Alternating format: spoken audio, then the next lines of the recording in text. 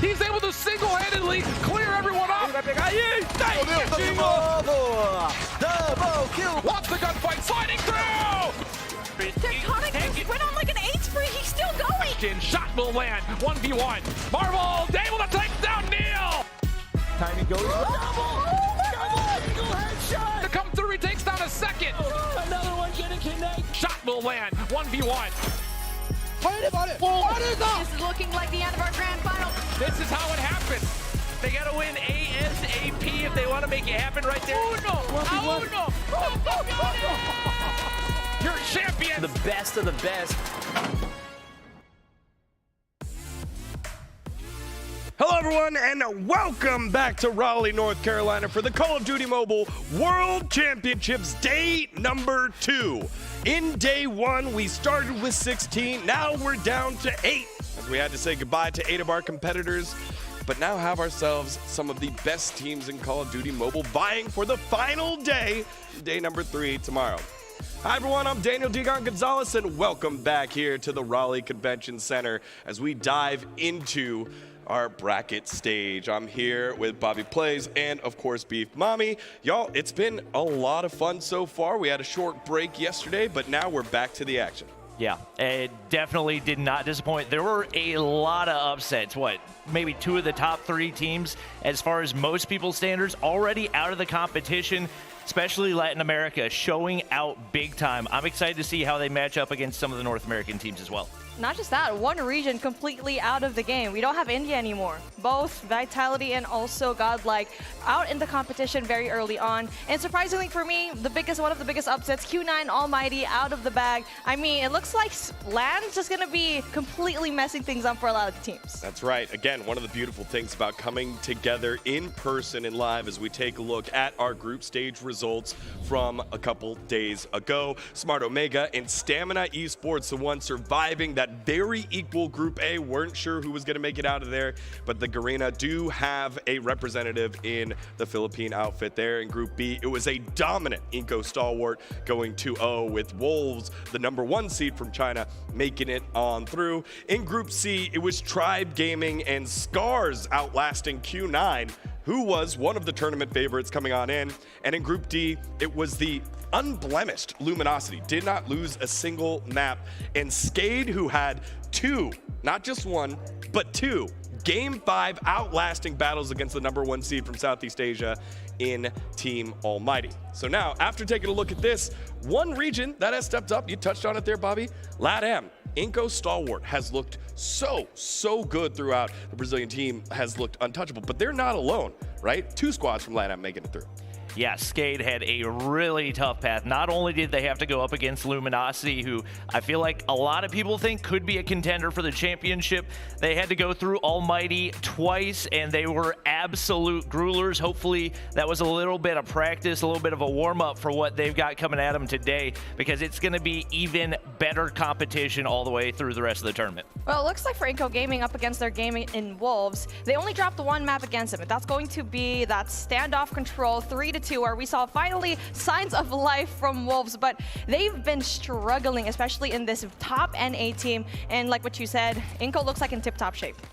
Yeah, again, Lucaszin has been so good so far for him, but all of them have been willing to step up in those moments. So excited to see how they do now in the bracket stage. And if we flip on the opposite side with Skade, they had 2 long, grueling series with Team Almighty. Obviously, didn't go through unscathed, did drop one of the maps, but it was fun to see this team full of passion. And that very last map, it was an S&D, went, I think, almost to, normally you finish at 6.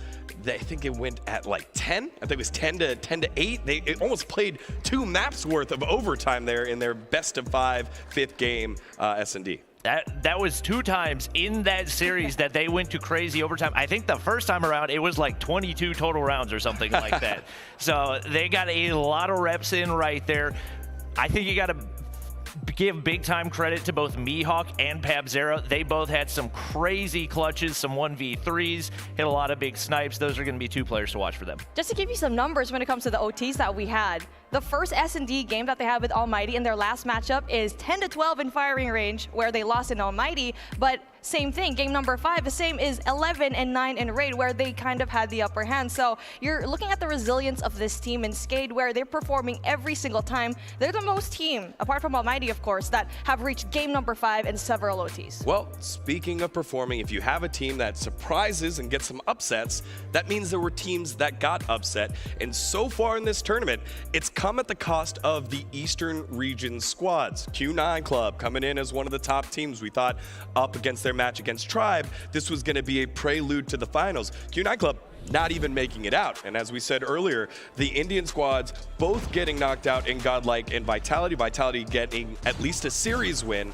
but not able to make it out of the group stage here. Yeah, it definitely felt like the removal of Dam from the lineup in those later matchups hurt Q9 in a really big way. Felt like he made some crazy clutch plays, was a really consistent player, and from everything I've heard from some of the teams that have talked to them, he's really the mental leader for the squad as well. So it feels like his removal from the lineup, once things started to go wrong up against Scars, they just didn't really know how to turn it around. You're absolutely right. Dam was the one that controlled spawns in control, and yes, we're going to see that later on. And speaking of, there you go, where Q9 seemed to be like they had such a solid hold when it comes to this control matchup in Hacienda, up 2-0, but unfortunately for them, just dropped it. Just unfortunately, a Tribe, you don't mess with them. They just do a lot of adjustments mid-game. Well, there is the shining light for the Eastern region teams, and it was the one that we weren't sure what to make of it yet, and it was the Japanese outfit in Scars, who have been doing it in a very unorthodox way. Generally, when you win, you get a dominant win, you have,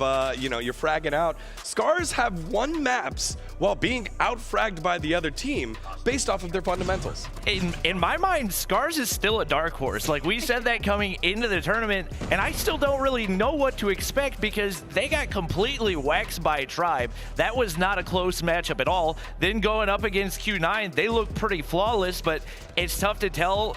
Was Q9 just exhausted from playing Tribe? Were they out of energy because of how grueling that series was? Not really sure what to expect out of them still going into day 2. A big question mark. I mean, we're already here at day number 2, and I thought we'd have a little bit more of answers in day number 1, but having that kind of opposite side of the spectrum, like you got Tribe, they got 0-3'd, and now for Q9, give them a 3-1 influence Kemet as well, a 3-0. And now I'm really excited to see how this team will actually perform up against Tribe yet again. Well, Fantagen and Rio have been standout players for this Scars roster that has now snuck into our tournament bracket here for the upper side, brought to you by Republic of Gamers. Take a look at our schedule. Smart, Omega, and Skade will be battling it up. Those are two very passionate regions. INCO Stalwart will be a massive test here for Scars. Then on the bottom side of the bracket, Tribe Gaming and Wolves do battle. And then closing it out with Luminosity and Stamina. Pick one.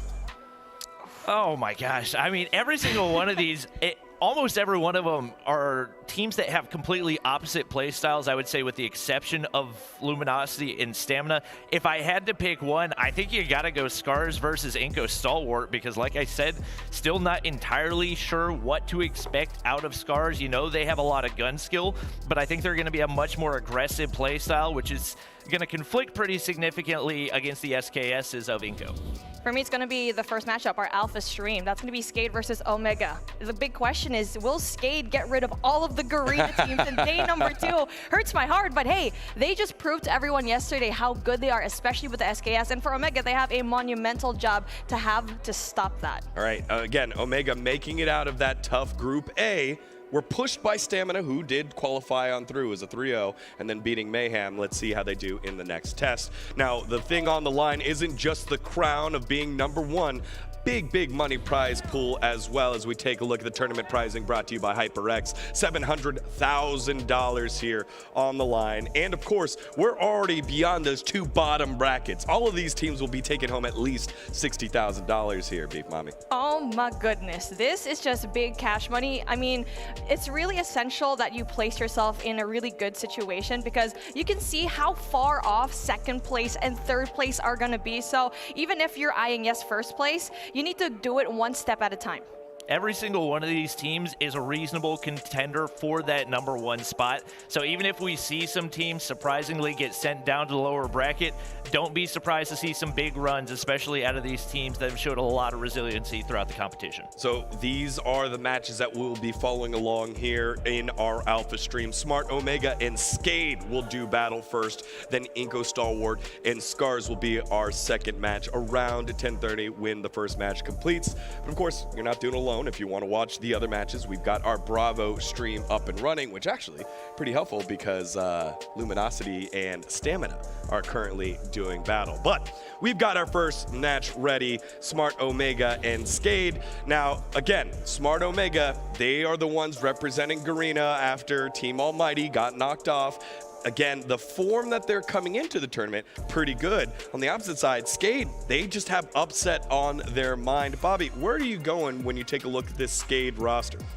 I mean, like I said earlier, you got to look at Pabzera and Mihawk. Mihawk, I mean, he is just a gritty player, always at the right place at the right time, and does a lot of the dirty work for the team. But across the board, they have been incredibly consistent. I think that's the biggest reason that they've been able to take down Almighty, is that consistency, that every single game, all 5 of these players bringing their best to the table.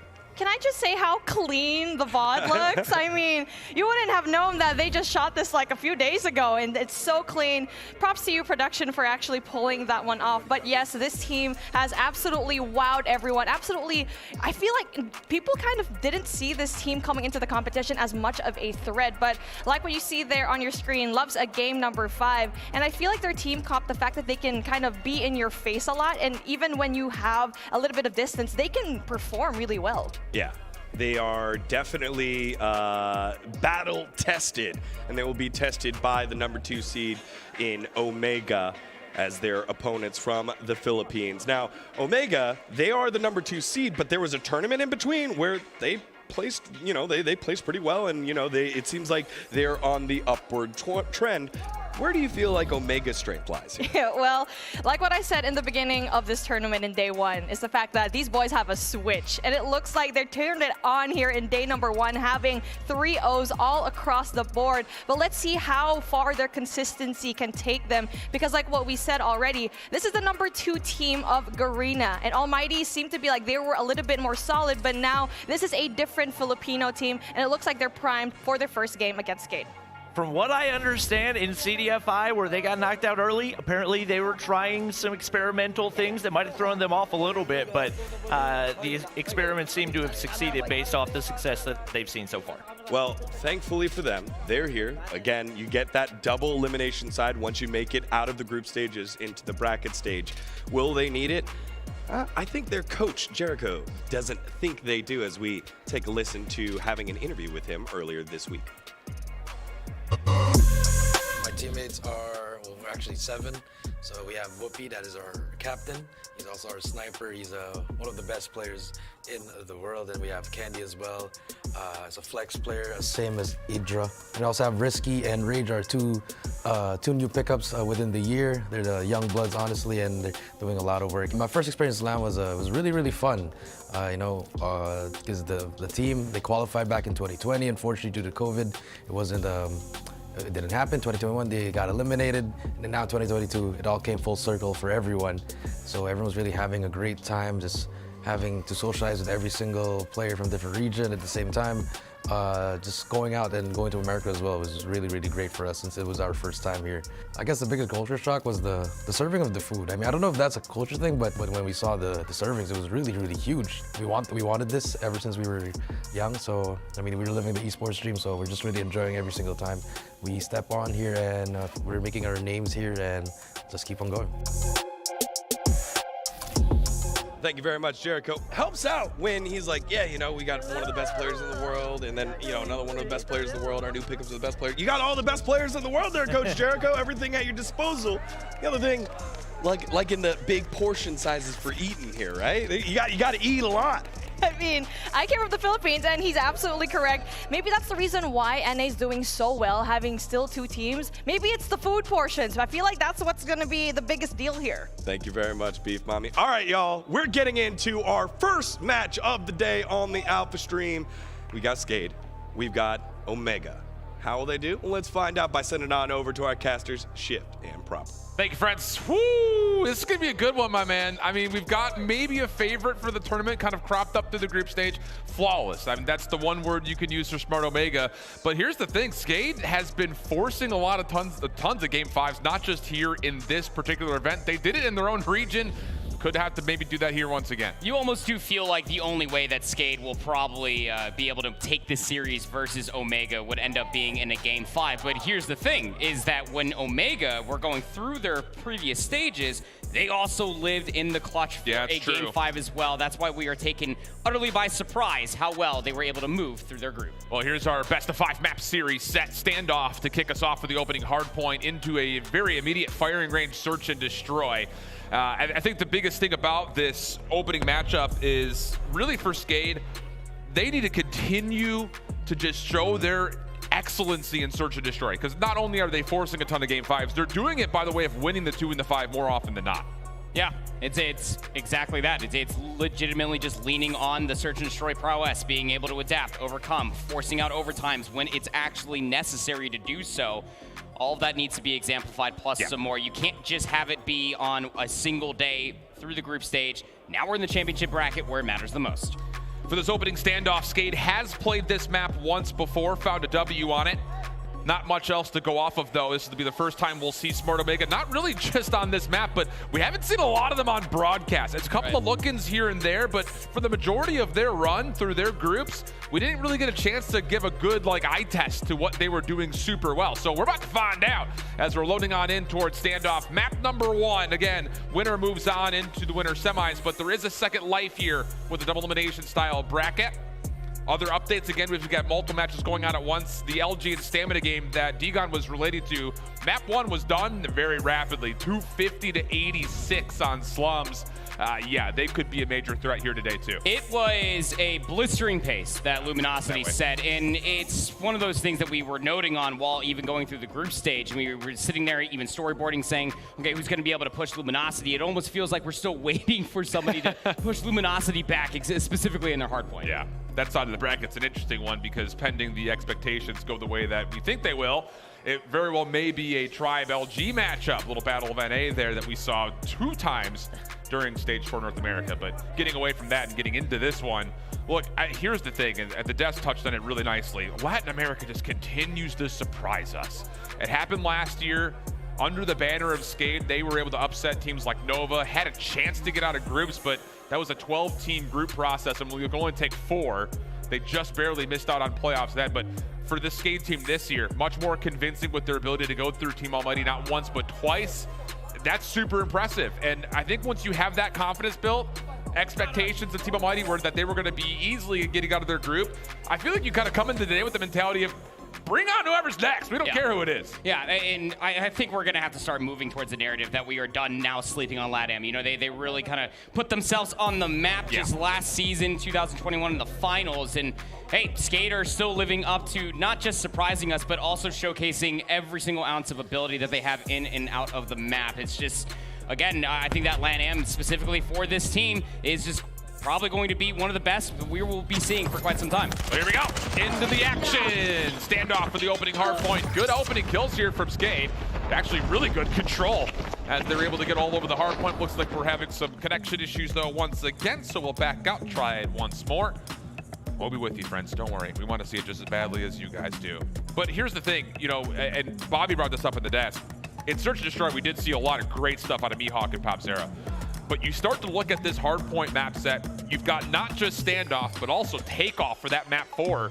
If we were to see some long-range action, I think you kind of look towards Skade to say that should be very comfortable for him. Yeah, they should be feeling right at home. I mean, we were talking about it just on the initial day, right, is that when it comes down to LATAM, if there's one weapon that they love more than anything, it is that SKS, and yeah, you can find value with it on those 2 hard points out. Well, while we're waiting for the Alpha stream to get all set up and good to go, the Stamina LG game is well underway on the Bravo channel. We'll jump in and take a look at it as they are now in towards their raid search and destroy. Again, the reaction from map number 1 was LG are looking pretty comfortable. 250-86 was the map 1 score on Slums as mentioned previously. So for the standoff search and destroy, Watching Envy trying to work through mid-map, and a really early flank here from Blur.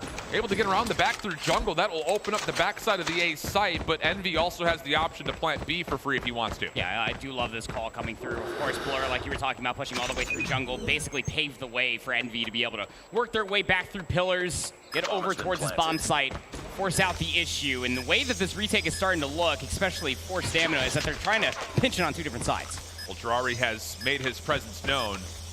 But Woopiiee way deep on this long route through driveway. This bomb is planted for the post plant towards Laundry, so LG are in a good position. But some doubt starting to creep in as they haven't heard much yet. Drari making the way through pillars. Nothing there. Good read from Envy. Gets a look at Woopiiee, but says, well, if this guy's going to be sniping, maybe I shouldn't be peeking. 12 seconds. It's a 1v1. And Woopiiee has predicted this incorrectly. Blur's coming through pillars. Should just be able to play out the clock, and the kill, I'm sure, will rapidly be there. And yeah, Blur's just saying, what's up, dude? How you doing? Later. Very well done. Very well executed, as you were talking about. Post plant set up inside Laundry. It's something that we saw all the way back in Black Ops 2. Might as well just make it all the way through here in COD Mobile. Very tough to be able to retake, but the pinch was probably going to be your best bet. Just a lack of information came through. Luminosity will get that one-round lead.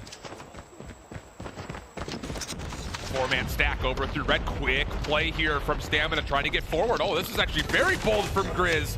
Not a lot of utility thrown that direction. It's just an easy pre-scope that comes through. Now you look at number 5. Solo Woopiiee, maybe a bit stuck out here, but they do end up finding a couple of eliminations. And I guess if you want to continue to watch that one, you can go back over to Bravo to see how the rest of that search and destroy goes. But to our main focus, Smart Omega Skate in-game, and as we jump on forward, it's Skate this time looking solid with the opening 7 seconds or so. P1, very scrappy indeed, but still what you're mostly going to be looking for are those ever so wanted for the P2 spawns. That's why you see Kendy just trying to at least work their way in the backside of Brown. Doesn't exactly work in their favor, but you have to be careful though. If you could take a look at how Smart Omega actually pushed up in the map, they flipped themselves out from the spawns. Yeah, looking pretty solid for now in terms of the time, but can you find those corrections? Limbs, interestingly enough, we've seen this happen a couple of different times where our Eastern teams have kind of preferred to pull out shotguns every now and again. But this time Skate says, okay, maybe we can learn something from that, as it looks like there's going to be another reset coming through. So we'll jump right back in towards LG and Skate. They're still in the middle of their search and destroy, and LG, as we jump in, have found their 3rd round. Yeah, it's something that we didn't actually get to talk about. We hopped into the search and destroy very quickly. Luminosity, albeit inside of their group number 2 NA, and they have the biggest differential both in the hardpoint and the search and destroy across all 16 teams. Yeah. Frag out. Good shout. Nades over the top, going to clear out the driveway push. But LG have gone the opposite direction. Great utility over the top. Really good look at that, actually. But it's Drari who, I believe, gets a stack-up double, little collide action as Band and Solo fall in the exact same breath. So now all of a sudden, LG's got stuck. You got Woopiiee hitting a long route. It is being watched by Blur, but at the moment, you're going to feel really trapped if you're Luminosity. Now, this is what you have to do, though, when you are trapped on the pool side. You have to watch the flank and, hey, throw a shoulder. You might be able to start marginalizing the life deficit that you're currently battling for. Blur gets some very unique timing here. Woopiiee, I believe, all the way up in top bedrooms. Watching this play happen, we'll find 2. And that means that Blur is left alive in 1v4. We'll find 1. But has a minute left to try to recover that bomb and work towards one of these sites. Yeah, lots of time, and I don't know about you, but I think we're both kind of in the same reaction where it's like, how have you not heard him and made that communication come through that there is someone nearby? Tough scenes overall, but as mentioned, Blur does have just underneath 60 seconds to work with. Not a lot of intel, though. I mean, the hit towards A was shut down before it could really even get off the ground. Able to get the full reload off of the kilo, though. Bomb should be collected here as well. Bomb acquired. But he's going to have to try to isolate if at all possible. And I guess to be fair, Stamina's giving him a chance at that. This is a full spread from the Stamina defense. Yeah. One in the kitchen, ring. And then one back behind the bomb site, and Blur slides into the basketball court, scuffs their knee, doesn't fully clear behind the bomb itself. And yeah, I mean, that's a big round coming through from Stamina, immediately shutting down, seeing all that utility come over top of the basketball court. Yep. They'll keep this within 1. And hey, there's something to be learned here, I think, if you're LG. If you're not able to connect with this utility, maybe save some of that and try to pressure in a different way. Nades over the top. Nice little bounce. Will land just in front of the bomb site, but once again, Stamina going to give up a little bit of space and take the fight towards mid. 2 for 1 goes the exchange. LG in the favor. Gwithilla also tagged. That'll be enough for Band to say, all right, let me go ahead and red dot chase it out. And he's actually pushing forward. The thing about this is no one knows that Marvel's still playing topside statue, but Washi's able to find him, and that'll lead to numbers and a plant for Luminosity. Yep, big clear right there. It's going to be one player that could have blown that up. It's going to be Marvel. Now Drari in the middle of the map. This post plant is a blunder and a half, so try as you might. Got to clear the rock first. Not going to be able to get there in time. Nice little bounce back after getting absolutely ripped asunder, trying to move their way towards basketball court in the previous round. We'll have ourselves a 4-2 split. Yep, swap the sides around, but LG, I'm sure, is going to be feeling pretty pleased about that attacking half. You got the bomb. Stamina, really, the onus is on them to have to put something together right here, right now. Similar nades over the top, but LG are pushing a little bit further forward. Marvel able to find first blood. Solo gets smoked out from cover, and as Drari comes on through, it's the Bison that will connect for the second elimination. Stamina now full control of A, and they're not done yet. They want to take this to the backside of Kitchen and be able to respond with 1 elimination, and inside of Cash goes Band. And he has kind of split this offense almost into 2 pieces, but as the defenders get together, they don't anticipate Grizz. Trade is there, but it's now a 1v3 situation. Yep, that's all the information you needed, right? 2vx situation. You saw both players. Envy was knocked down incredibly weak. The bomb is quite literally in your court with the time ticking all the way down. Envy's going to start working their way down Spiral Staircase. Has so much to clear, specifically with Drari being a Ziki. And Marvel deep with the scope. Oh, they nearly line up for him, though.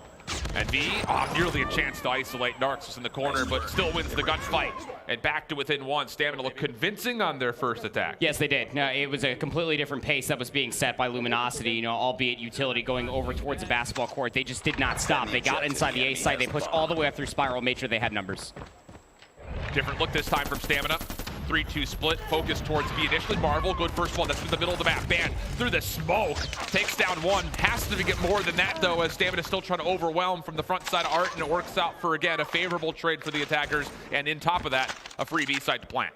Marvel, just these reads and understanding, hearing as much information as possible. Drari, that would have been a big kill to find for yourself, but Blur will start taking things back. 38 seconds remaining, and Solo's pushing up through rings. Gotta be able to clean up 2, and Washi completely wipes Naarkz off the face of the map itself. Just as aggressive as Stamina wanted to take that bomb site, Luminosity answered back in kind with a retake. Some speed, some vigor out of LG on the retake.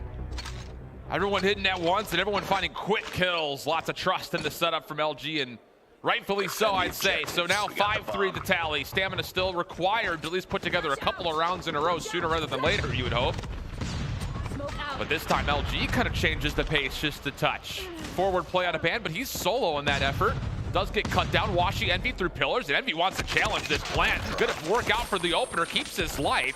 Finds a second in the mix, nearly gets a third. Drari finally puts an end to his spree, and even beyond that, takes down Washi. Quick interactions, though, and at the end, the trades favor LG's defense. 1v2, and the pinch is on. Solo will take down Naarkz, and yeah, Luminosity really starting to understand how Stamina are wanting to assault these offenses. You put players in key positions like Laundry, mid-map, over by the A-bomb itself. You see where the utility's being thrown, and you respond in kind by rotating and overwhelming them with numbers. And this defense as well, Luminosity thinking that's going to be a swap. They are all stacked for A. Ooh, Trophy actually does not successfully get down over here at mid. That seems pretty low-key in effort, but in effect, it kind of stops any hits towards A, at least initially.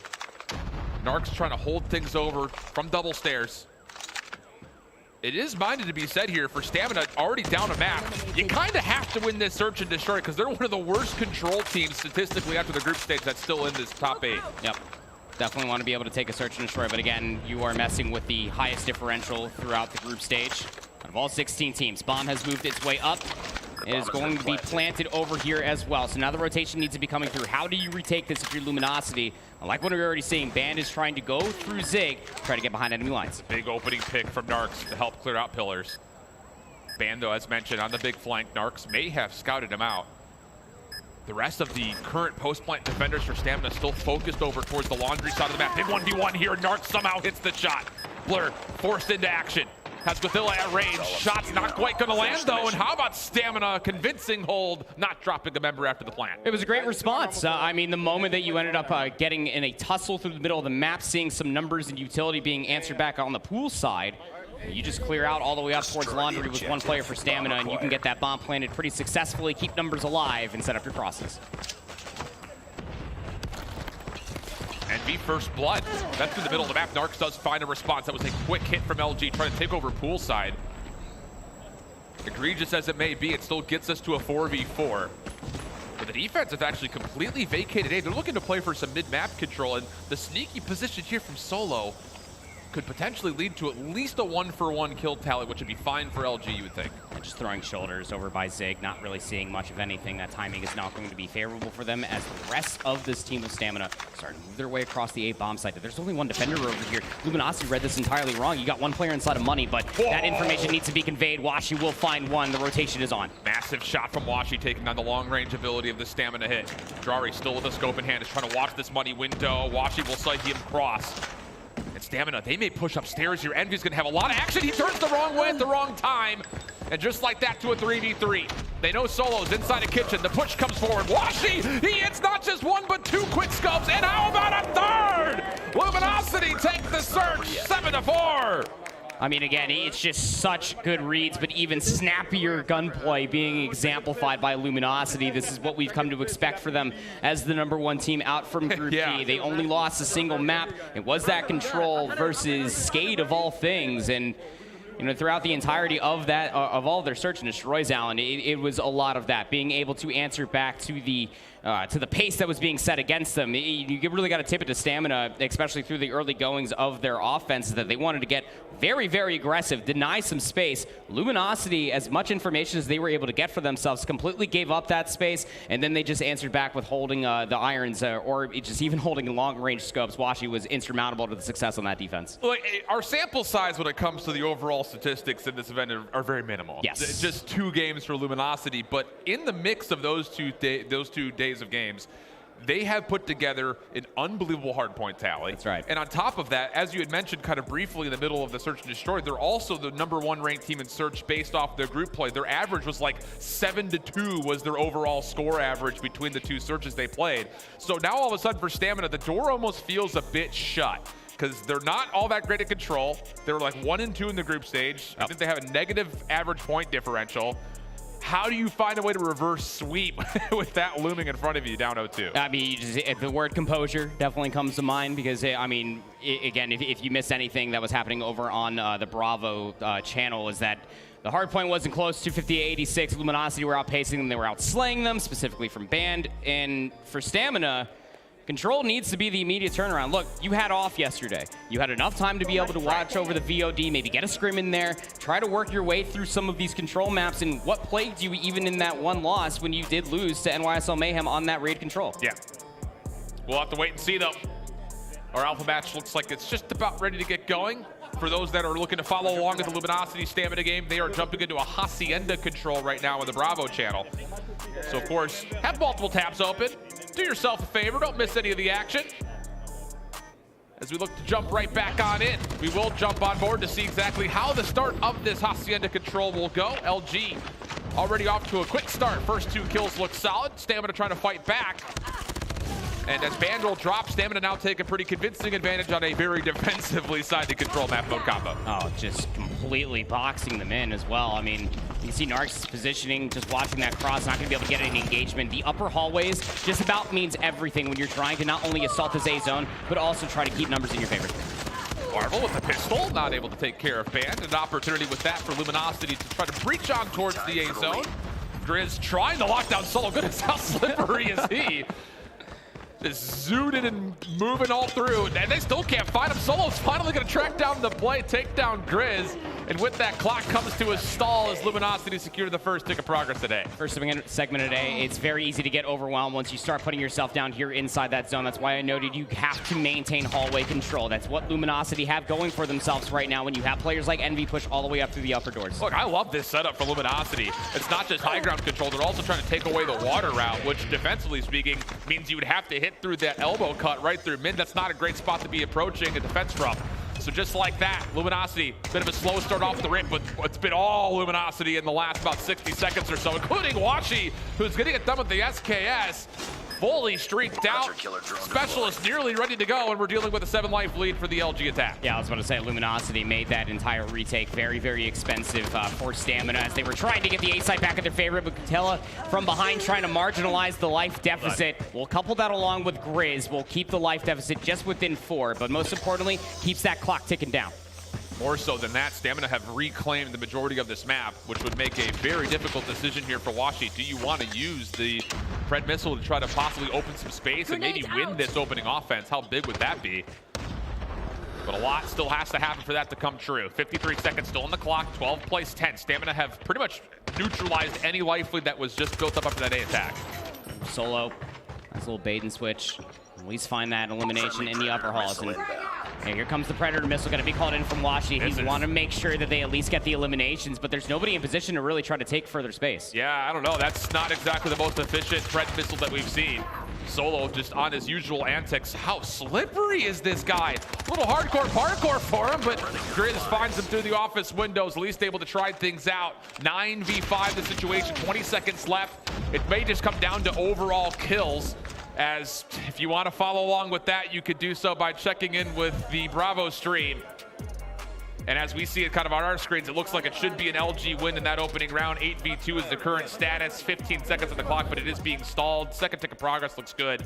So Luminosity expected to win this first offensive round on Hacienda Control, which is massive for the implications for them possibly 3-0 in that series. Yeah, hey, it's exactly just that. You know, Stamina have to dig deep. We were asking the questions, what are we supposed to do to see Stamina start to reverse sweep? Well, you just need to be more careful along with your lives. But going back over to our main focus here on the Alpha stream, Omega versus Skate is underway. And Skate, albeit having themselves a 30-point lead, Siege is on the screen and the setup alone. Omega trying to get themselves entrenched inside P2, but it's just not working out in their favor. It's got to be Woopiiee who has to hold on here. Not going to work out, so just about 20 seconds gone and collected from Smart Omega, but it's Skate still in convincing control. And we talked about it. I mean, Mihawk, he is a tough kill on the map at the moment. Kendy finally able to track him down, but Popzera, the other player that Bobby had highlighted, right there for the confirmed trade. Leozera, other side, through gas station, goes prone, slips underneath Smart Omega, and allowing an opportunity for Skate to read where this hit's coming from, and boy, have they. Yeah, and look at the zoning that's also coming through. You just have one more player in Kendy that you have to be worrying about coming out from the hotel, and,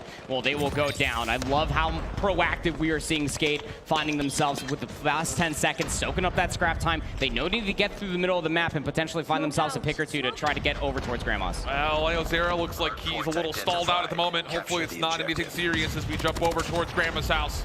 Omega currently in position to open up the hard point to their name, and they've done well to get a handful of eliminations. How about the double-double coming through? Kendy able to get the follow-up on it, and it looks like there will be a player disconnect, so we'll jump back over to Luminosity. Looking good on this defense. Haven't even let Stamina barely touch the zone by all inferences, just due to the fact that they haven't been able to find any significant progress anywhere, and we're already dealing with a 15v12. They kept lives with, at least within reason, but we're finally seeing that first segment of progression coming through over at A. You do have player zoning. Look at Marvel on the map. He's all the way to the bottom side of offices, but you still have to worry about the double archway. This is a nice place to be if you're Grizz. You have to be pretty careful, though, if you're to the side of LG. You don't want to get stacked up. Your life lead now gone. Second tick of progress is good, and not only that, it's double progress that's currently happening. Guadilla's going to try to zone things out. This is a second purifier, by the way. He used it at the end of the last round and has already re-earned it back, and as A is captured, extra 60 seconds on the clock, and we've got an 8v6 with only one tick of progress left for Stamina to try to collect. Oh, Grizz also calling in the Predator Missile, finds two along with it. Blur Woopiiee gonna have to come back to the respawn, at least you would think so, down to just the last 4 lives. I feel like at this point you probably want this to end in lives because you didn't get that last segment if you want to maintain defense going into that 5th and final round. But hey, Luminosity could dig deep and maybe make something happen, especially with Solo. Solo has to do more, though, on this flank, and as he shuts down, the only help for LG's defense comes from the front. Ban looking to contest that third tick of progress. It's about halfway there. Envy helping out. 3v5 the situation. Fence line still being pressured, but Band is right here to deal with it. Not just once, but twice. How about that from Band? And all of a sudden, we're down to a 2v2. 42 seconds on the clock. Stamina gonna take their time. But Band is repositioned up top to patio. He has put himself in the best possible spot to deal with this Stamina route, but everything goes quiet. Stamina not giving away a footstep to LG. Envy, timing, watches the flank, gets the information at least onto one. Still not sure, though, where exactly the other player of Guadilla has gone. But now LG playing from the backside of Bricks. Here comes the hit. 15 seconds on the clock. The 2v2 ensues. Guthilla gets the first. Marvel gets the second. And Stamina responds to the offensive round of their own. Yeah, it's really, really difficult when you're trying to break that down. What did Luminosity even do wrong? Well, not much at all. I mean, when you have no information, you have to essentially play back-to-back, play for the trades, and set up a cross whether or not the flank was going to be coming through. But you really got to shout out Stamina there in that 2v2, clutching things up, doubling up together, making sure that they get team shots galore to close out the round. LG's got a lot more to work with, though, on this offense in terms of both score streaks, and you would assume also operators that are going to be earned up. But look at the early play. Clock is already stalled out at A. Stamina looking to get some pressure in towards spawn. They're going to pull out a claw to really put the hurt onto LG from really just the backside of driveway.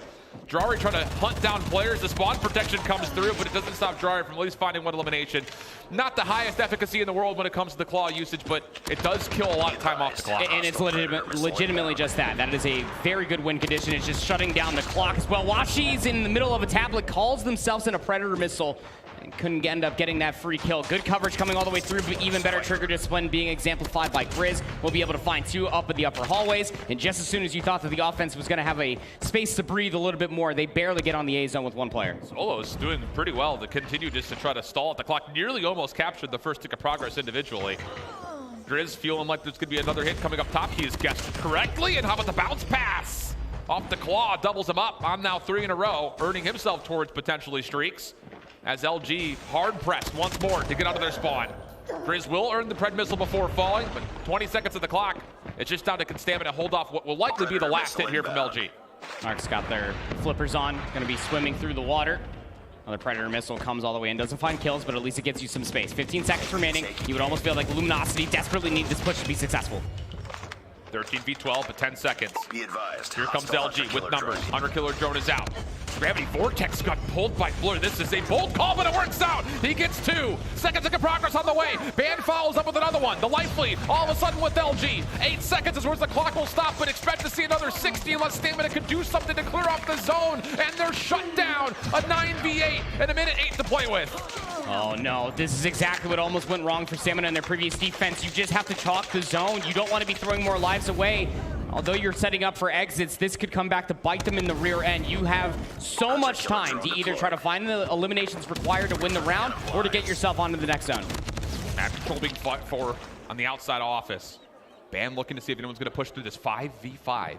42 seconds, and how rare would it be to see 3 straight offensive rounds come through?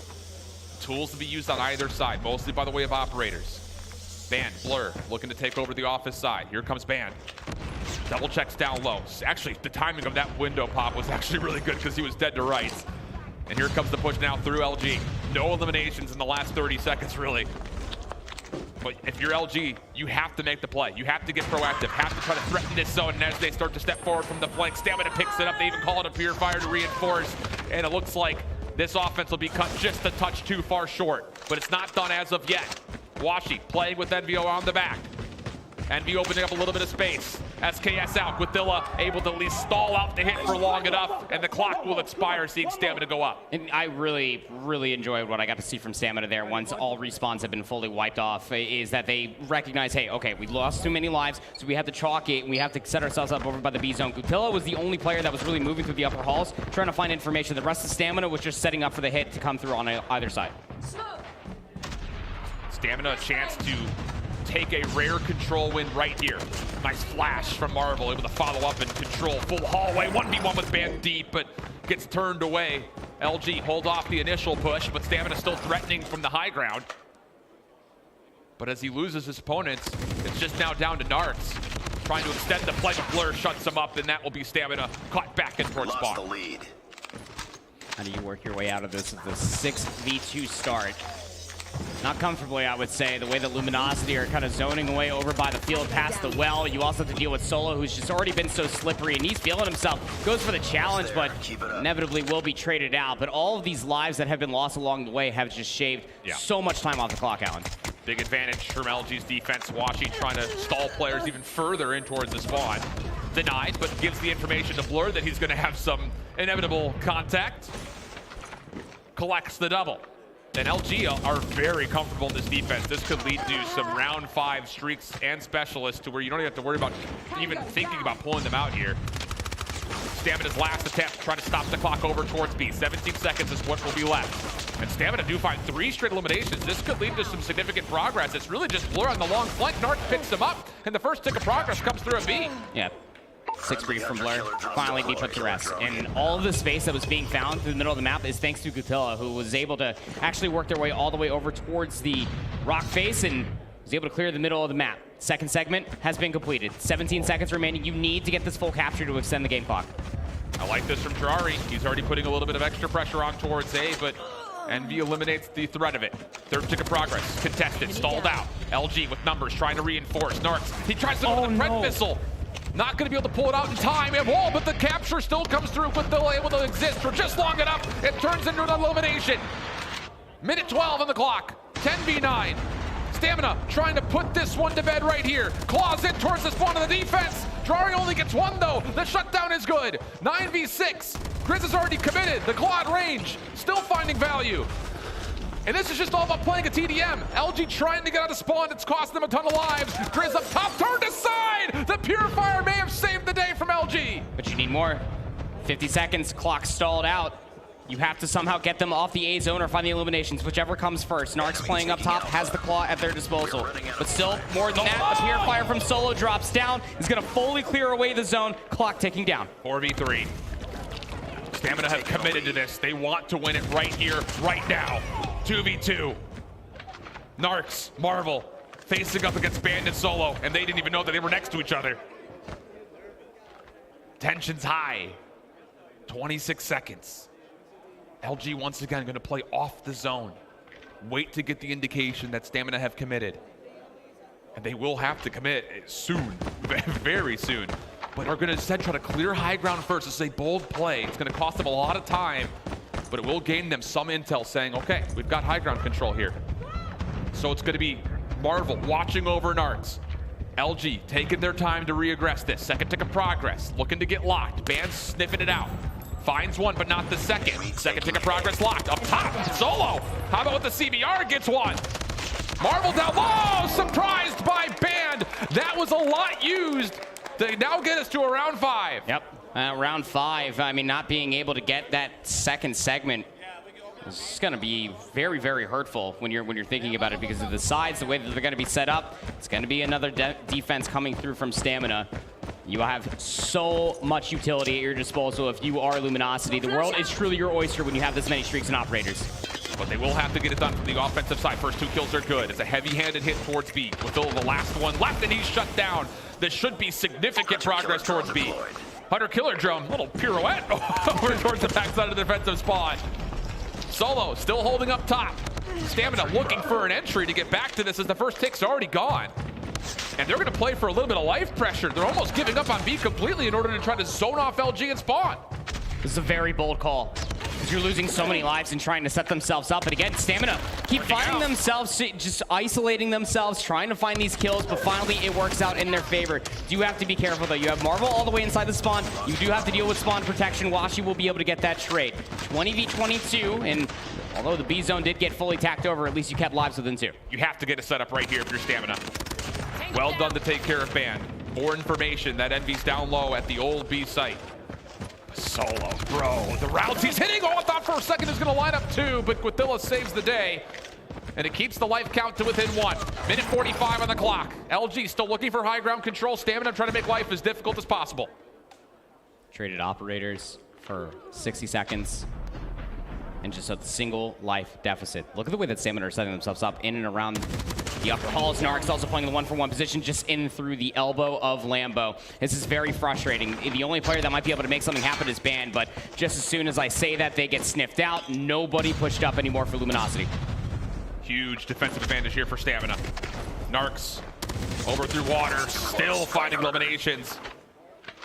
More on the way, too. Gets the reload off. Band caught looking the wrong way. Now Drari's on the flank. This is so pesty from Stamina. All over the offensive spot. 60 seconds on the clock. The life lead continues to increase for the defenders of Stamina. And LG, they look lost right now. They have no idea where anybody's at. Everyone's out playing their own game, and it's not working out for him. As now all of a sudden the operators come through, maybe to be the nail in the coffin here for map 3. You started this round with all the operators, all the streaks in the world, and just as soon as you got the B zone, now you have absolutely nothing to work out from the spawn. Just a single respawn remaining. Stamina just continuously applying the pressure, but finally left, at least left Luminosity spawn. But still, the world is your oyster. What you're thinking about, you can just set up across the rock face, wait for the engagements to come to you. Naarkz trying to contest, and how about it? Double from Naarkz. LG able to sneak on towards the A zone to stop the clock at 18 seconds, but it's a 9v2, and your hopes are dwindling if you're LG for a 3-0 here, and it looks good for Stamina. Still in this one, and what an unbelievable map for them to take. Coming into this, like we mentioned, their control game was one of their weakest, if not by far their weakest. So a bit of a luxury there to still away one of LG's best game modes and extend the series. Hey, but keep in mind that one map that Luminosity did end up losing was a control, albeit on slums. It was 1-3, but you know, we asked the questions, we set it up into the world. Does Stamina have what it takes to be able to have that turnover, to be able to win a control? And it seems to be absolutely. Stark differences, I would say, from what we got to see from them in that first day and now in the championship bracket, to be able to recognize how to play against all of the operators that came in specifically from that round number 5. And recognizing how many ended up getting popped and how to respawn in kind. You just chalk the zone, you let them use all the resources, then you just set up, find the trades required, and it works out quite wonderfully for them as Grizz drops 31 and 27 for the W. Yeah, Marvel right behind him at 31 and 28. Great games out of them. And more importantly, I mean, we saw it a number of times. We commented on it a couple of times. Solo was trying to hit these rogue routes. And even though the openings looked good for that for LG, Solo does finish 21 and 35. So I would say just good response, good awareness for Stamina to kind of deal with LG's biggest threat in those long routes. There's some of the highlights package. Grizz, again, we were sitting here saying, I mean, you could even see the clock, 14 seconds. That is a heat check of a chow, and a required one at that, to be able to put themselves in a situation. And I'm not gonna lie, Alan, 2v2s to be able to decide a round, I get weirded out when I only see one, but we had 2 coming all the way through. Yeah, and it really did feel like that Grizz versus Solo mentality. Solo was trying to be that slippery player, but Grizz was just doing it better. The eliminations were being found just so much cleaner from Grizz. Yeah, you know, and for Stamina, the 5th round was, I would say, by far their cleanest. And a lot of it was just a bit puzzling, I think, at times, because Stamina was trying to do this exact same strategy the entire way through in their defensive halves. Just get someone deep and let them just exist back there.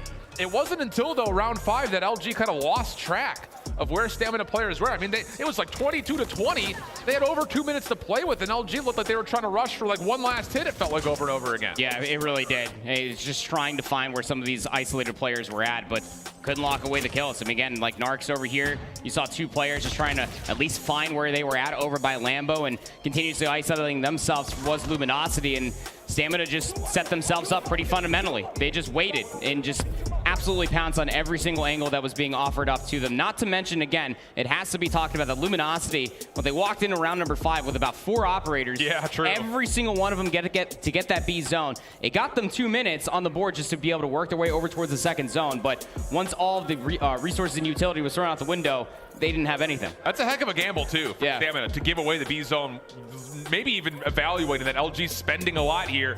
Let them have it. You know, let's not cost lives. Let's just take over that. I kind of like the idea of it. So Stamina showing us something there in map number 3. They have a long way to go, though, as map number 4 is about to be loading in. It's a standoff hard point. As we continue to hope and pray that Omega Skate gets resolved here soon, we'll jump on board to try to finish off this series. Again, Luminosity coming out of the group stage is, in fact, the #1 differential holder across all 16 teams, but take that with a grain of salt as they did only end up playing 2 games. That said, here on Standoff, this is where you need your long range to pop off when you're thinking about the rotations, specifically through the middle of the map. You kind of look towards a player like Blur, who I would say last year really kind of stunned a lot of North America with his Holger gameplay. He's the one swapping back and forth between SKS and Kilo. So can he bring the long-range pressure to help LG set up a lot of these hits and holds? Grizz trying to push forward to Delhi, denied. LG with numbers, trying to get on for some time here at the last 20 of P1. and Stamina will largely deny, but I'll say Band gives himself a chance here with the double nade coming through, and he will follow up off of that. 15 seconds to fight for. It looks like Stamina will largely concede it as they look to set up for P2. No, it's definitely the right idea. You're going to leave one player behind. That's going to be Marvel, just to be able to find some exits if they try to push through Hotel. And you're also looking at just tons of different alleyway control. But the way that Luminosity just moved their way through the last 5 seconds of that hard point actually forced Drari to spawn all the way out over by the bomb site. And that's going to be able to set themselves up for an uncoordinated pinch, but it's not working out as Solo pushes up, finds 2, and that means that Luminosity have broken successfully before the hard point pops. Spawns are all the way out for Stamina. LG asserting some dominance here at the warehouse. Blur trying to control over through stores, and that's going to work out pretty darn nicely. Envy also assisting from gas station. It is just sprees all over the place for LG players. 100 killer drones coming out just as a way to maybe scout out where the next hit's going to come from, and they've read it pretty darn well. Stamina in pieces now all of a sudden. At this point, you kind of feel like you have to challenge this last 30, and they're going to commit at least 2 members to try to finesse. Yeah, you're going to have to split it, because you also have to keep in mind for the rotation going over towards P3 inside Grandma's, you need this to turn into a money hill again. Luminosity were recognizing that all of Stamina, they chalked the last 15 seconds of P1 to set themselves up for P2 and capitalize on it. That pace was blistering. Now you have yourself what's going to be an 80-16 advantage headed into P3. Oh man, you've got Envy trying to block spawns, doing more than that. Big gunfight win on a Naarkz up top.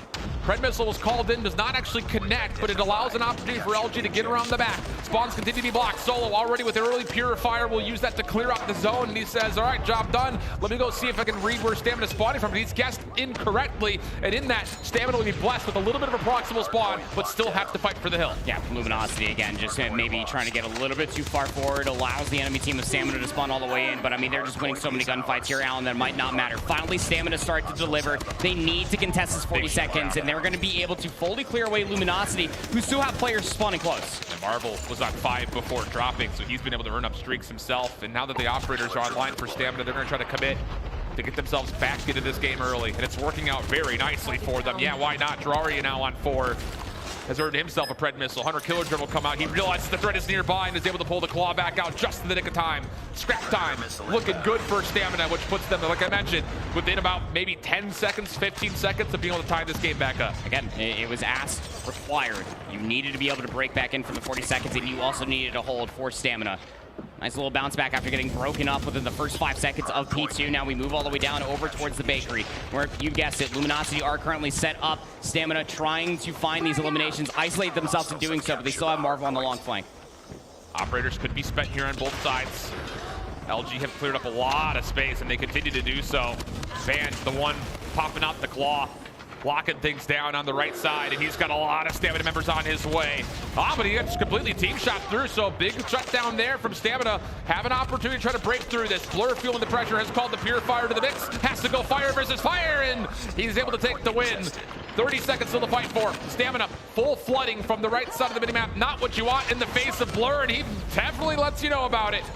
Big kills from LG as they regrow their lead. Yeah, Band able to recognize this. Hits a flank all the way through. L is going to be able to find themselves 3 in a row. Blur calling it the Predator missile, just adding insult to injury. The simple fact remains is that Stamina, they only really had one good hard point through the first rotation, Alan, and that was all the way over by Grandma. So now going in towards the second, Luminosity continuing on with their devious ways. What we got to see here on Bravo on the Slums hard point, they have themselves a hefty lead. Yeah, Stamina needs to find a grip right now. Not a lot of tools for them to use. They have to do this the old-fashioned way. Drari gets shut down. Envy sliding through at the Purifier, watching from the backside. But Naarkz clears the path. Band kind of has to respect the play, but as he does, he is burned just a touch, and the kill finally comes through. Stamina still trying to get numbers involved. Envy, the last LG player. He may be all they need, though. 2 kills for Envy. One more just above him. Gets the read. How about number 3? And no, gets the 4th through Telly. Another massive double from Envy, and streaks get called in. Oh, Predator missile again, just adding so much salt to the wound that Stamina just cannot comfortably get themselves inside of one of these hard points. Grizz, uncharacteristically 9 and 21, but on the opposite side, Envy's on a 6-3, 24 and 13, letting Stamina have it. Yeah, Naarkz was one of Stamina's best players in stage 4. He has struggled in this one as well, only on 6 eliminations, and the lead gets to above 100 points. And LG continue just to build up resources. It just feels like everyone at some point in time has earned nearly full streaks for this squad. So Stamina, it feels like this is gonna have to be it right here. the opportunity to come back would have to be established as we get over to the second hard point again. And inside the warehouse, Stamina are all here at the moment of time, but they don't have as many operators, they don't have as many different resources, as you still have so many tricks up your sleeve for your Luminosity. Operators, streaks galore. The gunfight's not being won convincingly, you still have Stamina in the hill. LG will get the gas station spawns. Naarkz caught on reload. Stamina left to just Quathilla, who's down to 1 HP. He's done well to get a couple of eliminations, but how long could he actually stand through that? Grizz keeps the play alive, but his team looking down, if not maybe also out at the moment. One last attempt for Stamina, trying to break through the last two LG players. And Envy's getting it done with the pistol. I mean, what can't this guy do right now? Are you kidding me? Looking for one more to break 30 first, and there it is, a triple kill for Envy as he gets to the 30 kill marker. Oh, and the rotation is all being held. Again, you're seeing just Luminosity just zone players away, and also the discretion being exemplified as well. I mean, Solo was pushed up so far forward, completely gives it up, and joins their team up front, and all you can do with your Stamina, just hope and pray that you're going to be able to work your way and be able to find some of these gunfights, so that way maybe you can touch the hard point. They have Marvel that's pushed all the way over by Q. A distraction no less as Stamina try to break from the front. They get to the rooftop. Solo has to try to help out through stairs, not going to work out. Washi, claw in hand. He can do a lot, just bouncing it off the walls. Drari with the shutdown. Keeps Stamina spawning close and able to reinforce the hill. But so much to do still. It's just, even though they're in the hard point moment, you can kind of feel the trend continue towards LG's favor in the kill feed. And that's occurring once again. Just Drari. Last one left as Blur zones off the reinforcements, or does he? And inside the hill, Drari's called up the claw. Contest comes out, he's able to find himself a double, and now help has arrived. Yeah, that's exactly what you needed. That operator came through, and you immediately popped it, and you also have streaks as well. Hunter Killer Drone called in by Drari, trying to find themselves further space. Will end up taking down one, but you really needed a Grizz to be able to get that second, so that way you could try to maybe win this rotation as it is currently happening. Stamina still spotting in at the old hill. Players in position to try to zone away Luminosity Gaming, but they're just playing the leader's advantage, aren't they here, Alan? Trying to set themselves up the hill. Can you block the spawns here if you're Stamina? They're trying to get around through P2, but the kills just are not coming in the fashion that they need to be. So Luminosity fully invested and bunkered up inside. Close to a not possibly already guaranteed 200 points. And the hit from Stamina, all coming from the same direction. Naarkz, Purifier on the way in though. He's done well. He's cleared out the majority. More in front of him. It's a triple overall. And Stamina will neutralize the hard point for now. Spawns, blocked, banned, trying to hang on with the claw, and he's successful in his efforts as the Pred Missile gets called in. Pred Missile's gonna get called in, gets so much information, finds themselves too, just with the Pred Missile alone. Back to the claw goes Ban, he's just letting them all have it. Hunter Killer Drone, why not? You are at 215 points. You can't win it here, Luminosity, but you might as well say that they are putting this one away. Yeah, they put down a lot of the hopes of Stamina's comeback by stalling out that break. It does come through for 12 seconds, but from here on out, Stamina have to be the victors of every single rotation on these hard points, transitioning from one to the other. And as you see in the kill feed, it's currently not happening. 3 kills for LG. Next hard point in front of Hotel about to open up. And Luminosity still have streaks to use, still have specialists to use. You look to the top left, it's all dark. Nothing that could be spent here for Stamina. They have to get this done just by the guns. Yeah, Stamina, the moment that they keep getting operators or any sort of streaks, they immediately pop it. Ban's gonna find two. They're set up inside the hill. 19 seconds are all they need. Here's the hit. Stamina shut down almost instantaneously. LG now starts to hit the triggers for everything they've got left. 240 to 168. You got to go if you're Stamina. Oh, the Hunter Killer Drone finds 3. Oh gosh, you hate to see it. Not the way Stamina wants to go down here in the upper bracket, but it will have to be a gauntlet of a lower bracket run for them as LG take the series 3-1. Yeah, you know, albeit putting up a higher score line than what happened on the Slums hardpoint. I mean, this is almost exactly 1-for-1 to what we got to see through the Bravo. Is that Luminosity, when they get an inch, they turn that into a mile. Wonderful resources utilized there from Luminosity. Well, we'll stay on standoff. We'll just change the teams around as we finally get a look at our alpha matchup. Smart Omega playing up against Skade. And Smart Omega have put together a very healthy start. 160 to 83, doubling up on the score of the Brazilians. And Skate currently looking at a lot of time left on the second hard point with not a lot of space to work with. You can see there on the scoreboard as well, Smart Omega need to put up a higher point here at 230, where Skate were somewhere near about the 170 mark. But as they are set up here on the back warehouse, you just see the team in blue, just Omega just letting them have it, trying to control everything on the back of this warehouse alley, pushing through the gas station. You got 20 seconds remaining, and Skate need to be careful with how many numbers they're trying to throw at this. Yeah. But it's one of those situations where we often go and say desperate times may call for desperate measures. Long route from Risky. Good shutdown. Pred missile forced in. Won't find too much, just a single elimination. It does allow Rage a chance to open up through the window. The double stack though from Skate will deal with it, and they've at least denied the early threat of losing this rotation. Predator missile, Hunter Killer drone. Can't really find much of anything, not right now. All hunkered inside of this hard point are Skate, and you need this at this moment of time. You see Skate again, 172 points are all they need, 230 within 19 for Smart Omega, a single break. Quick start, and Limbs has the right weapon. If he were to try to hold on, he's got the KRM. But all of a sudden, Skate's presence inside the spawns is being threatened. Smart Omega's actually going to block them out. Now it has to be down to Leozin, not going to be able to do too much with it, as Nades will kind of encapsulate the majority of this hard point, and Omega will get the break, and with that also the spawns. Can't win it here, but like we had mentioned just a moment ago, they're going to get pretty darn close, and they realize it. Gravity Vortex is going to be spent by Risky, just trying to lock in as much time as humanly possible. Leozin with a shutdown. Can he find Kendy as well? The prediction is decent, but it's going to be an even trade as Omega continue to pack on the points. Getting very close to being able to close this out. Remember, it's not too far away. Smart Omega don't have to put up 250 here, Alan, but Skate, they have to continuously throw lives at it. They're going to be able to win off of Mihawk finding themselves 3 Rage from behind, though, trying to find themselves an advantage to try to break this up early. Skate are in for the hard point for the time being, but they are being swarmed. Well done, Popzera. Claw gets a double. Solid read here from Skate on where this break attempt from Smart Omega is coming from. They just need to find the elimination zone. That's apparently harder said than done. Leozera committing the operator, able to get forward. Kendy trying to hit the flank, denied. And Smart Omega will have to wait just a touch. Look for reinforcements before they set up their next hit. Risky keeps the left door towards their nade. Skate, aware of it. Looking to try to pre-fire in. The nade's still coming through, but a Purifier will shut things down from the front door. Woopiiee, Idra trying to still force this out in for a break.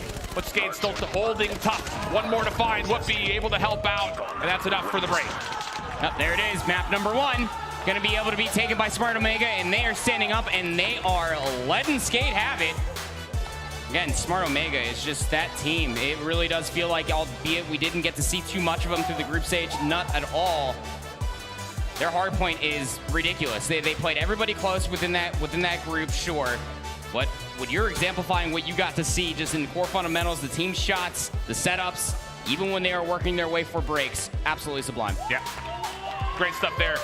And as you mentioned kind of at the start of that, with the restarts that we had seen, didn't need to fully get to 250, but a convincing full playthrough there, regardless of the precedent scores that were coming into it.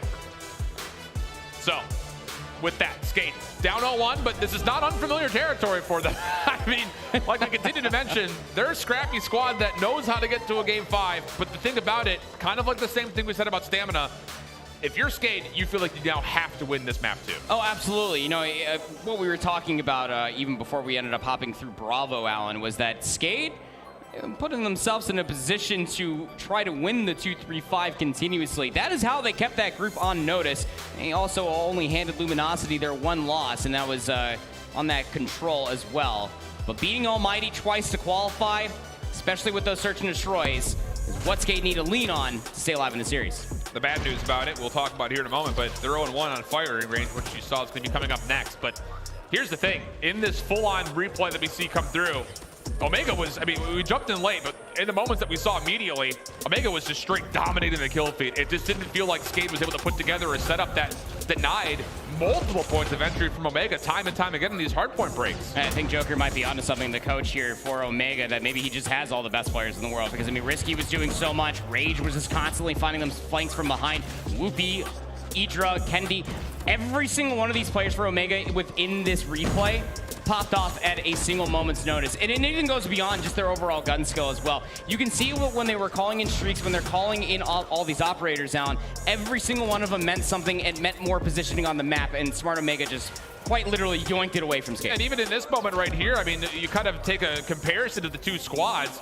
Very regularly, we were kind of continually saying that, yeah, Skate keeps full flooding from one direction, whereas Omega found a way to hit a second route, get a little bit of a pinch, get a little bit of a timing on a flank, and it worked out beautifully on those break attempts. So a 1-0 start, and Skate, who has had, I would say, the most electric energy on stage, maybe getting a rival of that moniker as Smart Omega stand up and let him know. You almost do feel like that it was a little planned. Maybe backstage. It was like, hey, those guys popped off after they beat Almighty to qualify for this championship bracket, but Smart Omega letting them know maybe they are just the better team on this very day. And that's the question that we kind of posed for ourselves when we were going over notes and talking in the green room before we ended up going live. Was it just a good day for Skate? They need to prove that here in this map too. Agreed. Have to have it. This Omega team is just a nasty respawn team, bro. Yes, they I are. mean, they have looked dominant. Now, again, we kind of question, how good was their group as a litmus test towards their overall potential on the weekend. But this Search and Destroy, I think, is going to give us a really good indication for both these two squads. For Smart Omega, you come out, you take the Search. That may be one of your biggest vulnerabilities, especially against a great Search team like Skade. Who knows? Your chances go up. But on the other side, the chances to 2-3-5 this series for Skade, I think, are tremendously high. And that has to be, I think, kind of our first pathway to victory if you're looking at this from the Brazilian side. Skate, as you were talking about, they played firing range once. They lost it 10-12 versus Almighty. That was the only Search and Destroy that they dropped to Almighty, but that was also in their qualification match. For Omega on the opposite side, they did play this one time. It was against Stamina, and they won 11-9. Not a whole lot of pushback when you're thinking about for Search and Destroy, or just as a whole. I mean, yes, the hardpoints were respectably close in between Stamina and NYSL Mayhem. It's just, again, you just have to prove that you are that 2-3-5 team, especially in this double elimination bracket for Skate. Well, hey, man, it's just been really fun to watch this Skate team through their group stage. Of course, underdogs in a lot of their matches. And even coming out of their region, we were kind of questioning lots of game fives. Would they have what it takes to really show up on stage? We had a chance to talk to the Skate coach to figure out exactly how the Brazilians prepped up for this World Championship Finals. My name is Vinicius, but people call me Palitão. I'm the coach for Skate. I have really good teammates. I think the best ones I could have. Mihawk is a really good hard worker guy, very talented. All of the guys are really talented. I love them. Pabzeira, I have been playing with him and Leozeira for 3 years. Leozin and Limbs, the two guys from Rio, I love them. They're awesome. The experience here in this event has been awesome and inspiring for my career, because I've been playing this game for 3 years. I've been a coach for 3 years, and I've been always like working so hard to get to these places. So it's incredible for me. So it's a lot of money on the line. Especially in Brazilian currency, it's 5 times the dollar. Probably I'll try to get a place to live besides my parents' house and invest in my career. I really want to be a coach. After we win this, I just want to keep progressing on my career as a coach. I really love doing this. I really think I'm special. The analysis that I have, the insights that I have, the way I can make the team play as a unit, because that's the thing we do on Skate. I think that's special. So after we win, I just want to keep doing it.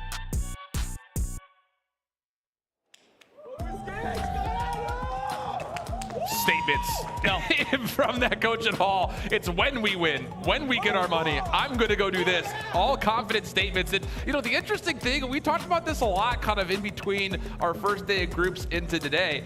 The general improvement of fundamental Call of Duty that's come through, how much do you credit that towards the coaching staffs that we've seen across not just Skate, but all of our teams that have showed up today? It needs to be talked about, obviously. Joker on the opposite side for Smart Omega, just always seeing them put in the work for the team's just fundamental work. It's just fantastic. But on the opposite side, you have to tip it to the coach, because, here in 5v5, COD Mobile, there's so much that can go wrong at any moment's notice. For them to be able to go back just to the overall basics, fundamental setups, when you're supposed to be throwing lives, when you're supposed to be calling in resources, you really got to throw it out to the coach for at least keeping the team together. And you talk about just the pathway, not just for Skate, but for Omega. We heard it from Jericho in particular in the interview. You've got this situation where Omega kind of comes up runner-up in their region of Garena. They get an exit early in the Fall Invitational where China shows up to kind of play on land against the guys. But I'll tell you, I think we're starting to get a learned and much more expertise squad of this Omega team, at least as of yet. Again, like you mentioned, they didn't drop a single map during groups. Yeah, and it wasn't exactly, you know, an easy group, albeit say what you will about NYSL Mayhem not being able to show up and make it to the double elimination bracket, and Stamina as well. This team of Smart Omega, they needed to show up and show out in a big way, and they delivered. Yeah, looking solid. And who knows? Maybe a chance here to continue to go 3-0 as Philippines represent strong here in the playoff stage. And everyone's going to let you know about it. Lots of regional pride here, lots of national pride here for the boys.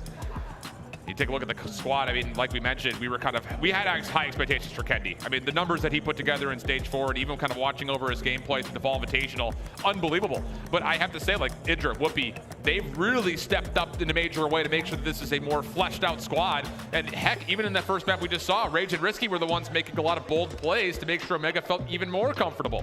Yeah, I mean, just going back all the way through their stage 4 and just even echoing what we ended up getting from our coach's interview for the Smart Omega team, it really does feel like, again, what we were seeing throughout the entirety of that map number 1 for Smart Omega, that any one of these players can be a superstar. They have fantastic stats across the board. They make fantastic decisions.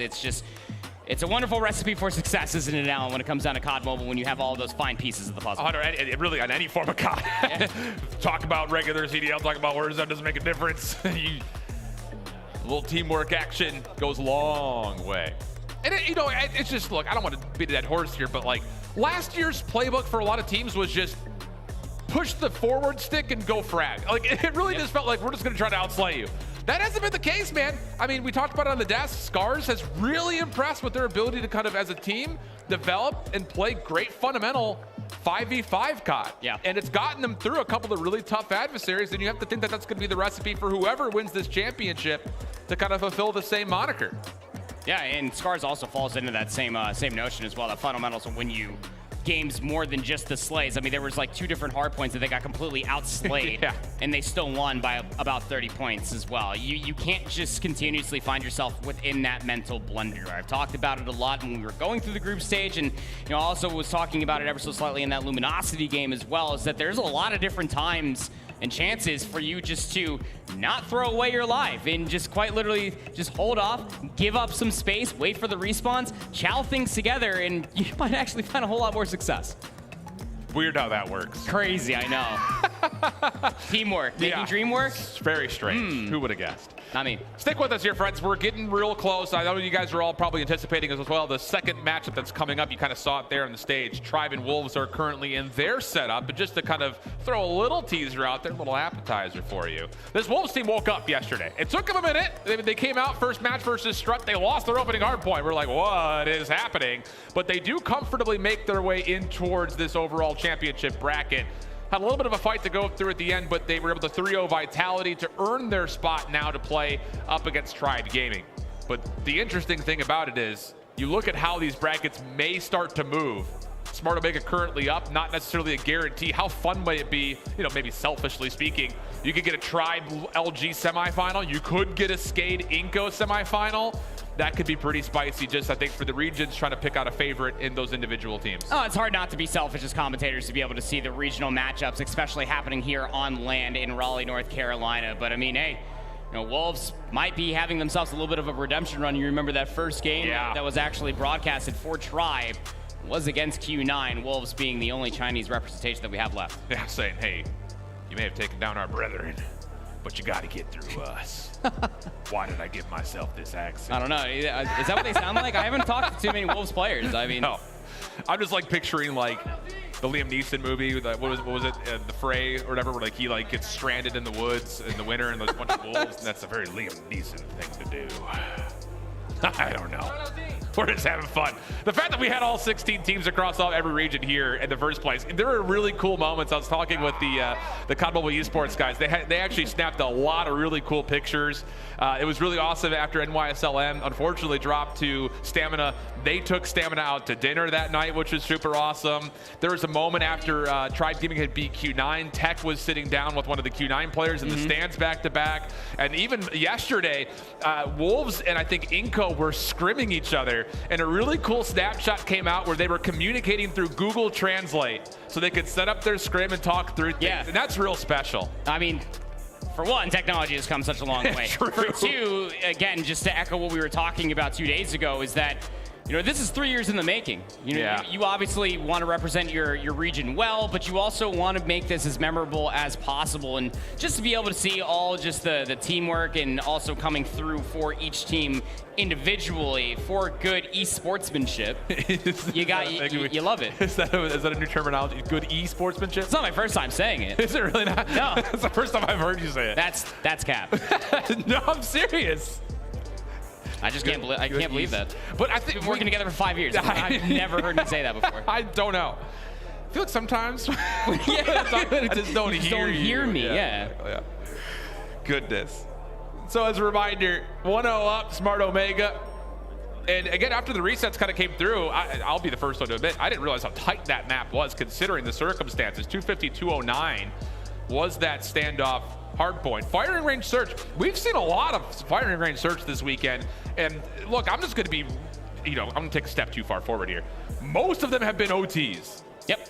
I think almost all of them have been OTs. I mean, again, it's for firing range specifically, it becomes a little bit more nuanced that you have to have that fifth player, right? Because, we're going to an old school map like firing range, you really need that one X player to be able to fish out these opportunities, find these angles of chance to be able to put themselves in a better position to find that first blood, plus an extra one as well. Taking 10 away defensively, offensively, not to mention here in COD Mobile, when you have the double sniper that could potentially come all the way through, not to mention an SKS. Yeah, oh, absolutely. And that guy you see on your screen there for a moment, Popzera, he was dominant with the scope on this map to assist the Skate squad in an extended overtime matchup against Team Almighty on that firing range. That was the map that allowed them to get to this point in the first place. And then Mihawk behind that, dude, this guy is so sneaky as far as how he can get into some great positions across the map. So we're very excited to see what they have to offer. Whereas on the other side, you kind of looked at Woopiiee to maybe be that X factor, even though Kendy statistically has been kind of the shining star for Omega. But Woopiiee has so much going for themselves. The dude is fragging, sniping, he's making good decisions, and he's the IGL. It just feels like it's a jack of all trades, and it's what really you do feel like is keeping just the overall vibes for Smart Omega in just such a wonderful place. Yeah, this is going to be a tight one, I think, just generally. Keep in mind that the Bravo stream will feature Wolves and Tribe Gaming. And by the look of it on stage, they very well may be ready to start up. So we'll see if we can catch any coverage of them as we're waiting on this map number 2. And don't sleep on this Skate team. I mean, look, we brought it up like, when we were doing all of our planning and notes, like, hey, could Skate possibly do it again? Maybe. But they've done more than just give us a maybe. Stay tuned to find out. Yes, sir.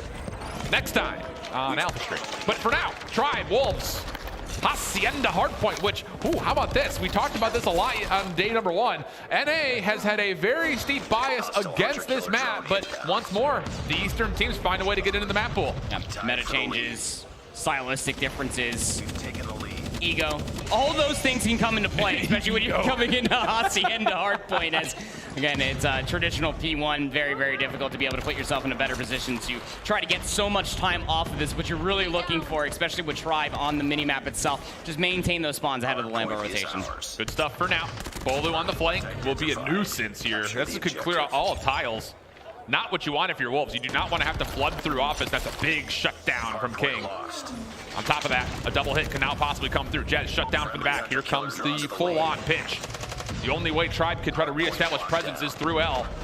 Nian trying to lock things from driveway, and as Wolves will break, they will simultaneously lose spawn. So a lot of back and forth here early in the Hacienda hardpoint. Yeah, and that was all off of just the previous engagements that kind of unfolded before P2 actually popped. You had so many players for Wolves push all the way through the middle of the map, almost through the lobby, and they actually forced all of Tribe to spawn so far out. So reinforcements were not there soon enough. Wolves keeping this contested, but Tribe hot off the presses from the respawn, trying to contest this back 20.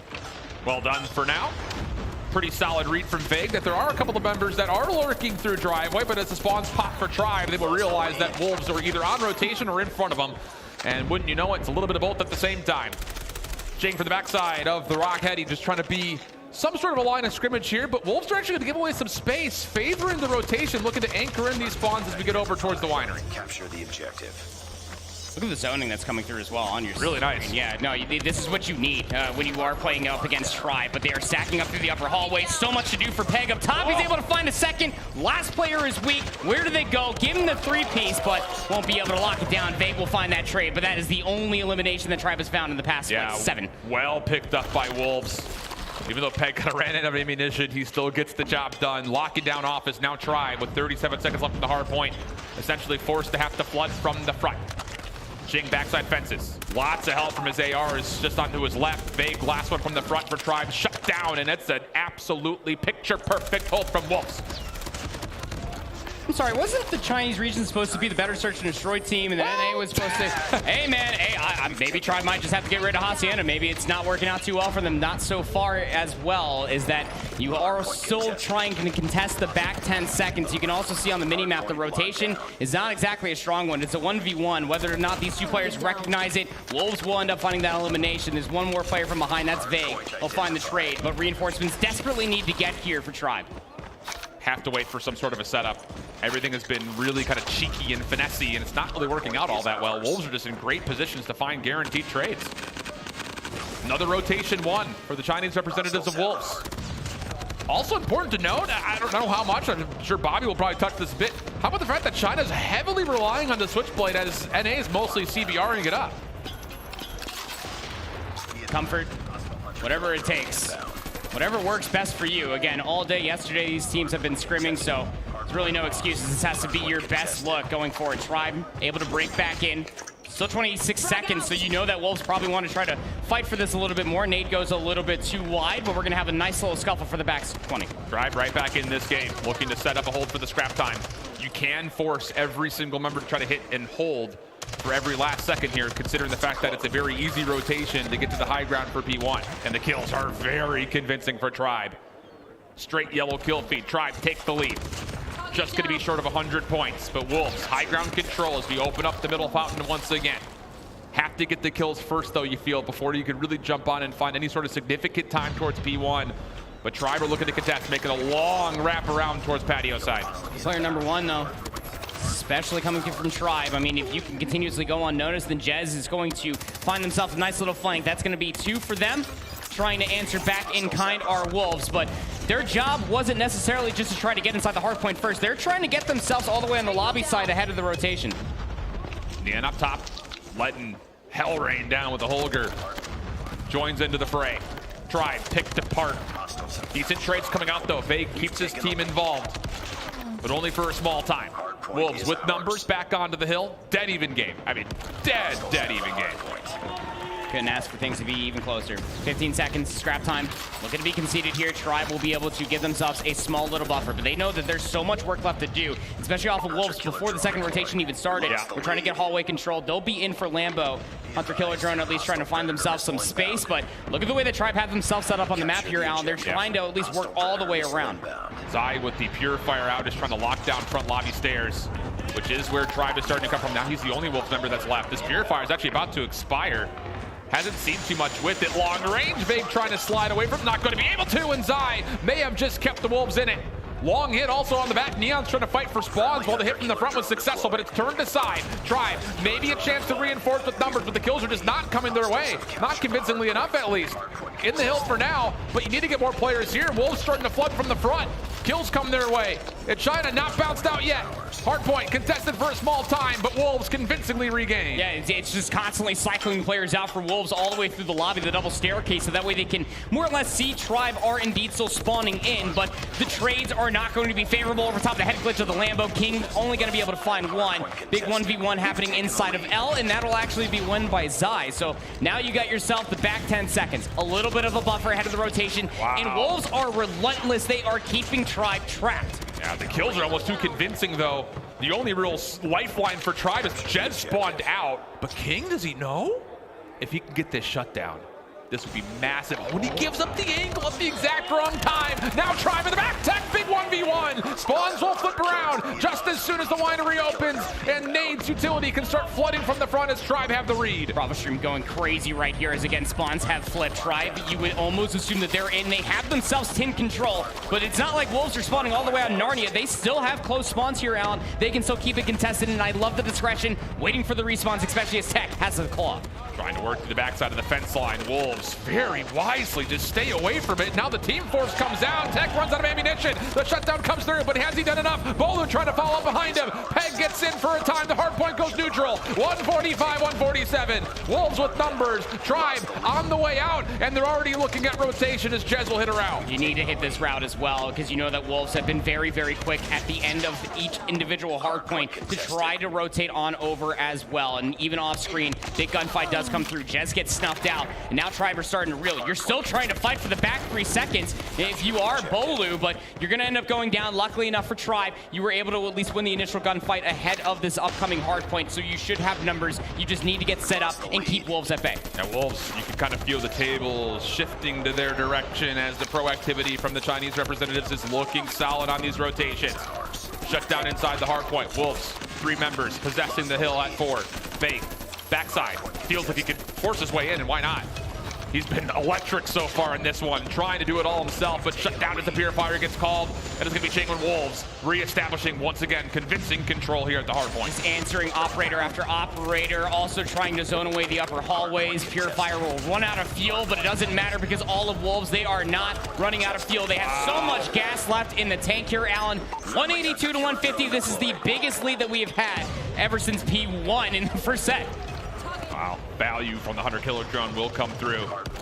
192 to 150. Tribe looking to break through, just stop the bleeding at the moment. Pistol out for Tech, that will work.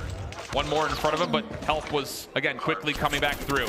Just 14 kills for Bolu, mind you, while on the opposite side, Nian's got 36. Almost every single member for Wolves are at 30 kills. This has been a very convincing back 60 seconds or so for Wolves as they continue to grow their lead. And both teams at least having handshakes when it comes down to holding down the objective time, but Nian 38 and 23, like you were talking about, you have so many operators left to use, and if you want to end up watching the end of that one, again, go to our Bravo stream because Wolves have a pretty convincing lead, 204 to 152, as they're going through another set of hard points.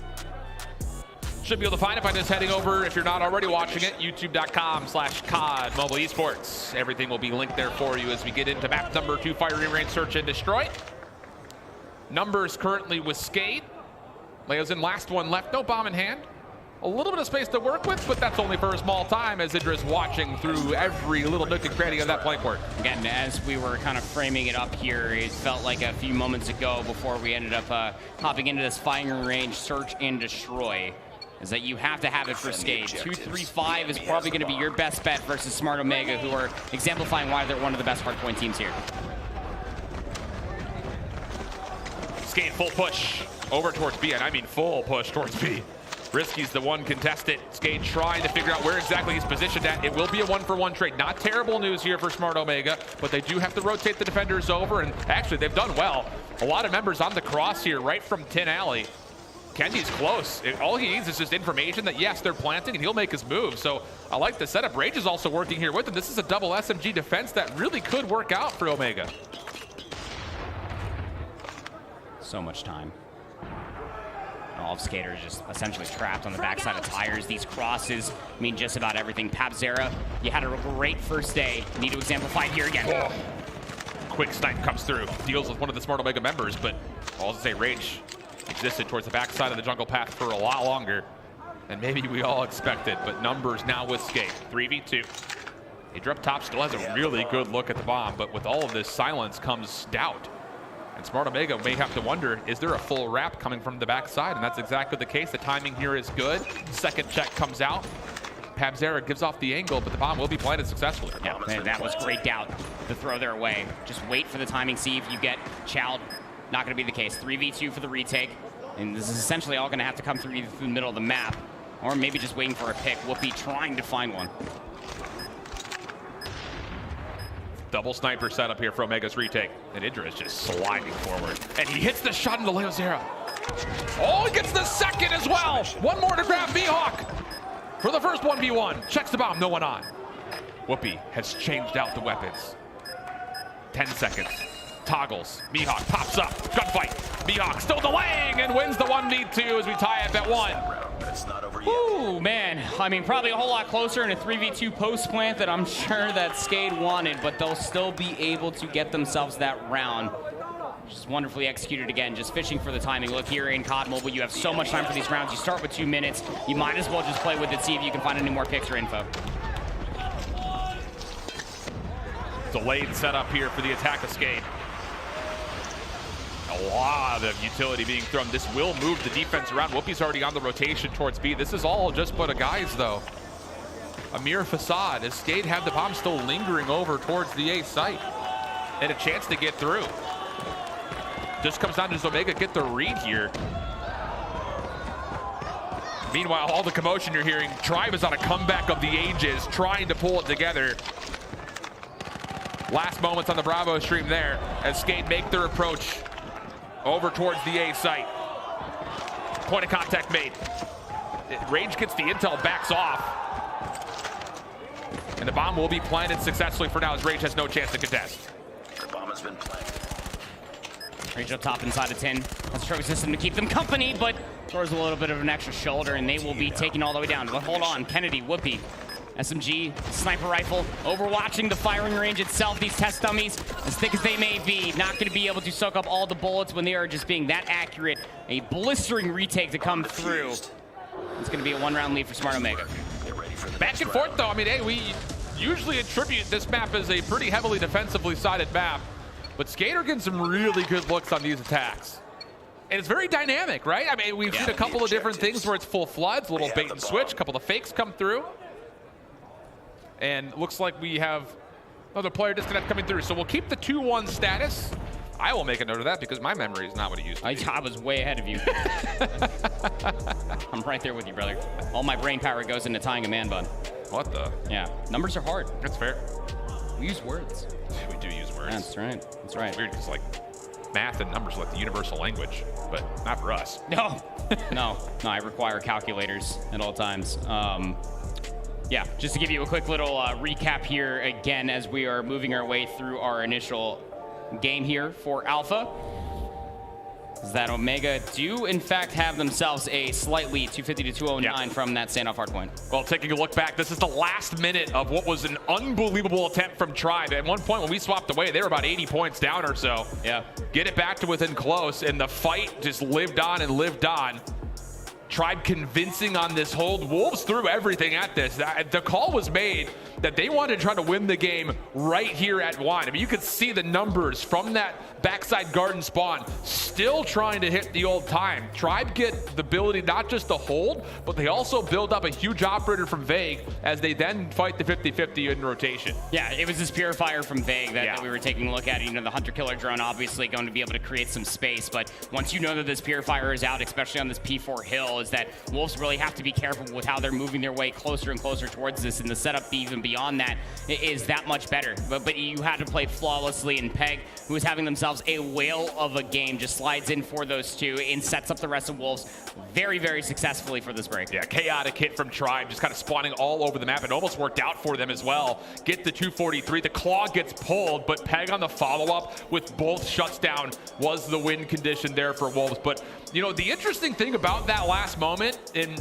you know, I'm not trying to come off as like super NA bias or anything, but one of the things we noticed about Q9 was some poor decision making that led to their demise a couple of times over, and there was nearly a moment right there with Wolves full committing to try to win the game on hold that they nearly gave away too much. Yeah, there's a term that we use a lot in Call of Duty, specifically both you and me, and that's called leader's advantage. Yeah. You don't always have to throw yourself in to just get those last 3 seconds when you can just play for exits of the old hill and set yourself up more comfortably at new. Yeah, and that's again something that you and I noted when we were watching Q9 versus Tribe, and as you were talking about, Wolves almost succumb to the same fate, but just by the skin of their teeth, they will end up closing out at least that first map, and a big one at that, to be able to take a hard point off of Tribe is no easy feat. But you even remember as well the one map that Tribe did lose, even against Q9, well, it was a Search and Destroy. Yeah, I would say Wolves' biggest weakness from the group stage, while we were anticipating their matchup with Tribe, did come down to the 1 and the 4, the hard points in that series.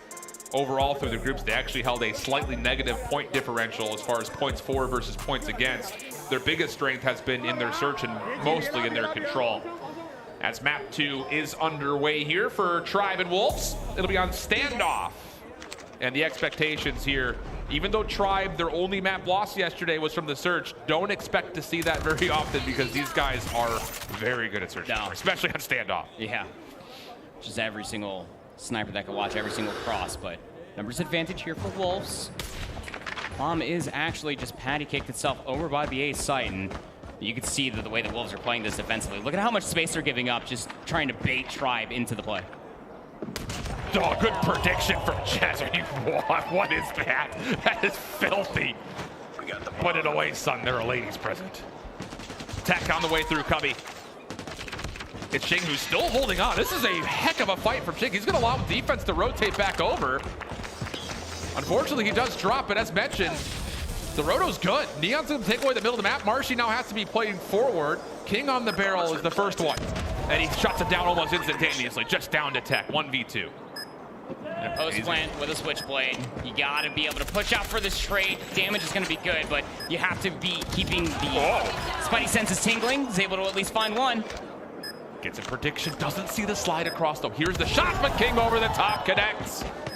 Shot good. Wolves take the first. Yeah, big round. I mean, it almost completely just fallen by the wayside, especially with Jazz. I mean, that prediction is just absolutely absurd. I had to pick up a dustpan because my jaw absolutely broke on the floor from that wall bank snipe shot to at least bring numbers closer to even for Tribe. But you got to respect it, knowing that they had to be able to fish out information, get themselves any sort of info. That needs to be exemplified and more in this upcoming offense. Wolves very patiently trying to stay away from nades, but they just kept coming in. And Bolu secures first blood with frag. Pegg trying to get out, not going to be able to. Actually, that's Xing, pardon me, who will drop away. King looking to try to find an exit with the scope, but this is a tough angle, and it's not going to be given, nor will it. Slide back over towards Tractor, keeps King in the mix, but largely Wolves have to wait for the retake, mostly off of this long route that's coming from Zai. And it's also being scouted out as well. You can see Bolu, number 2, is actually eating some damage, so that's the information. More help is on the way. Tectonic is coming out from Bakery to try to deal with this very long flank. And all of this time exhausted, waiting for the pinch to come all the way through. I mean, the other 2 players here for Wolves just have not moved, and you would almost feel like that's going to be the round unless you could find all 4 kills right now. There's the first. King, no, not able to get the extra quick scope out. And yeah, time is just going to be the biggest opponent here. Zai finally gets to the play, but it's about 10 seconds too late, unfortunately, for Wolves on this retake. So Tribe will tie us up at 1. Pretty convincing, and hey, early set nades again. Huge for this, really just both NA teams. We saw it from LG on Raid. We're seeing it here again from Tribe on standoff. Yeah, hey, you and I, we are big fans of when utility is used early and be able to find information and damage to be able to capitalize on. But yeah, Wolves need to be a little bit less hesitant with their time and try to commit towards a retake. These nades over top are going to be able to get a lot of damage, but Nian still able to find first blood on the Marshy. That trophy got down just in the nick of time. Allowed the pick to come out. Jez, any more nerdy angles from you? What? Little jump to see the ponytail of King and still collects through the fence line. Still 4v4 here. Just trying to find more, but Nian, again, middle of the map has been their game throughout the entirety of this. The A bomb site was actually completely given up by Wolves, and again, Pegg is just backing up even further. I don't think the Tribe are aware about how clear this is. Well, Tech, very aware of the flank, doubles down, no worries there, and all of a sudden this A site becomes a very open battleground. Okay, and wouldn't you know it, one of the nicest guys on Vegaz, the first one to break the body shots. Okay. Well, it was happening on map 1 too. I mean, Nian, sniper, 1v3, time ticking down. You can tell by the camera in my voice, I don't really think this is going to be doable. Not with the spread that Tribe have in this post plan. One inside of the box, one on the head glitch of the statue, and then the last one inside of Bakery. Bolu will be able to get that final elimination. And look, I mean, I don't know what Tribe fed Jez for breakfast this morning, but this dude is hitting the nastiest jumps, wall bang shots, all off of the utility that, as you were saying, that trophy system got down in a nick of time. Otherwise, those nades would have found 3 very quickly. And the thing about it is they're still finding tags with these nades, so keep throwing them. But this time, Marshy through the middle of the map, trying to capitalize on a stalled out Wolves defense. And works out for a very clean first blood. That said, Pegg, how has he gotten here? Bolu's gonna get caught. Good trigger discipline, also sees Jez. Should be a double, and it is. Well played from Pegg. That's the bomb down now for Tribe. Oh, sees it last second. Pegg ain't done yet. Gonna be able to find 3 in the round alone. And one player that needs to have an inkling of an idea how much map was cleared is in fact Nian all the way up in top Grandma's. That's where the last 2 players are located. Marshy, Tech on the flank. This is dangerous. I was saying Wolves, they have to make a decision of how they want to respond to this flank, and they choose to kind of vacate A and push forward. That is not going to work out at all. There's 2 choices to make. Either back off, let Tribe have it, or try to force the engagement. They chose the latter, and it doesn't work out in any form. They wanted to do it by themselves, and that's what I don't understand about it, because I mean, Pegg just conceded the space, is back over here towards P1. And Tectonic and Marshy, they're just gonna go ahead and get their money's worth here on standoff. Just gonna hit the flank all the way through the back alley, do it once again. They need to collect the bomb and move the way over towards A. Now, Pegg is making the right play. He's got a submachine gun, needs to put themselves in the best 1-for-1 position possible. Oh, and he's gonna be point of contact here. This would be a forced double. Tech, Marshy, both automatic weapons. Bomb still down just outside. Hey, oh, Pegg's been blessed again. Yeah, well done. 1v1 over the top. Marshy, though, still pulls it out. Pegg looking to reposition, gets caught on the slide, and Tribe sneak away a 3rd round. And that's a frustrating one when you're thinking about it for Wolves. Pegg hit the flank in the timing to get all the way inside of Bakery, walked away with 3. Yeah. And it just came down to, what, attacking Marshy flank that got all the way back to Grandma's. There was just no reason for Jing to throw away their life the way they did. How about this, though? Wolves defensively trying to get in towards the middle of the map by way of Hotel and also gas station on the backside. Not they don't find much of anything. Trades will be secured, but in the end, it's Tribe who come out on top 3v2 early on. Moving their way past the BS and D as well. There was nobody in a position. No, Nian wasn't even looking towards the middle of the map, so all of Tribe are going to be able to work their way past Cube. Nian, close sniper shot, not going to be able to hit, but the Deagle's good for 1. Bomb planted. Timer now becomes an issue for Nian. Through the middle of the map. Jez over the top. Reveals his position. Oh, the shot connects. And I believe he also saw Jez there in that same exact moment. Nade cooked up. Frag out. The perfect medium rare, but no one's home to collect. Nian now moving forward. Sees Jez. Backside of the offensive spawn. Goes prone. Tries to wiggle into an angle. Second sound cue comes out. Neon's confused. Wait, where are you here? And this is just all a play off the clock. Jez collecting heads. Just fantastic awareness from where that bomb was being planted for, wasn't it, Alan? That if you have Jez, who has a sniper rifle, you can actually afford to go all the way back towards that side of the map, so that way you can either snipe. Who knows how many wall bang spots this guy honestly has. Frag. Yeah, good point. I mean, I'm taking notes. Yeah. Last round of the offensive half. 4-1 up our Tribe. Wolves gonna sit back a little bit further here, but none of the nades towards A are gonna really land for too much. So substantial defense this time over towards A. And you would have to think it would be on Jez to break this down. And Tribe happy to kind of let that defense exist unprovoked for now. Kind of an incredible point that I'll bring up at the end of this round, but I mean, look at how much space Wolves have just completely given up. You have the majority of their players just waiting for the A push, and Tribe, I mean, specifically both Tech and Marshy, trying to go back to what gave them success a few rounds ago, trying to get control of the backside of Delhi. You just got to feel things out here if you're Wolves. You're going to have a lot of confusion on if there's going to be anything on towards B, but once more, if you want to catch the end of this one, you head on over towards the Bravo stream. As we're getting ready to jump right back in towards Alpha and Skate. 2-1 the count. I believe this is an accurate representation as well on the scoreboard right here. I don't think we've seen 3 rounds play since we've made the swap, so treat this as an accurate score count. Oh, Kendy just playing 1-for-1 position. Gonna be able to put themselves in a position maybe to get themselves yet another kill. Yeah, off screen, gonna be able to take down Mihawk. It has all fallen by the wayside for Skate. They thought that they had positional advantage, and they did not count for these lurking members. Lins, maybe a 1v1 here with Idra. Predicts it, but the scope still connects. And yes, can 100% confirm this is an accurate score count. So 3-1 the tally. Skate, we talked about it. Kind of feels like a must-win map for them if they want to try to extend this series, just because the control has been a little wishy-washy for them so far. Hey, but we did say that in the Luminosity game, and I'm not going to say we're going to get it twice, but still, Smart Omega definitely the better respawn team. Got to be able to have it here if you are Skate, especially with the SKS and sniper action. The middle of the map is seeing a lot of action, but Mihawk through the pistol wall bangs to find first blood. Pobs misses a chance. Rage also not seen on that little left to right cross from Leozin's perspective. Mihawk still lands, goodness. Pistol, sniper, what do you want to give this guy? He'll take it. Give him a knife, give him the prize fighters. There's so much doubt.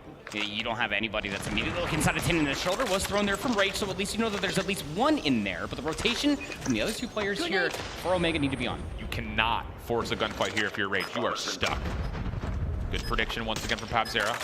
Maybe saw a piece of Idra, but not going to work out. Rage, Idra combined. 2 big eliminations. Rage now going forward as the tag comes through into Pobzera. Leo's in. Long range shots connect. And it's just down the 1. Bomb being defused. Mihawk has to go, has to get here. Can he find a way to get here in time? No, not going to happen. And Omega, huge advantage. This is all from the offensive side. Ooh, scary times. Just continuing on with that blistering pace that we actually got to see in that standoff hardpoint. It was just like, again, where Smart Omega have themselves a little bit of an inch. They make it an absolute mile run at a very fast pace. That retake happened so quickly after giving up Skate so much of the map.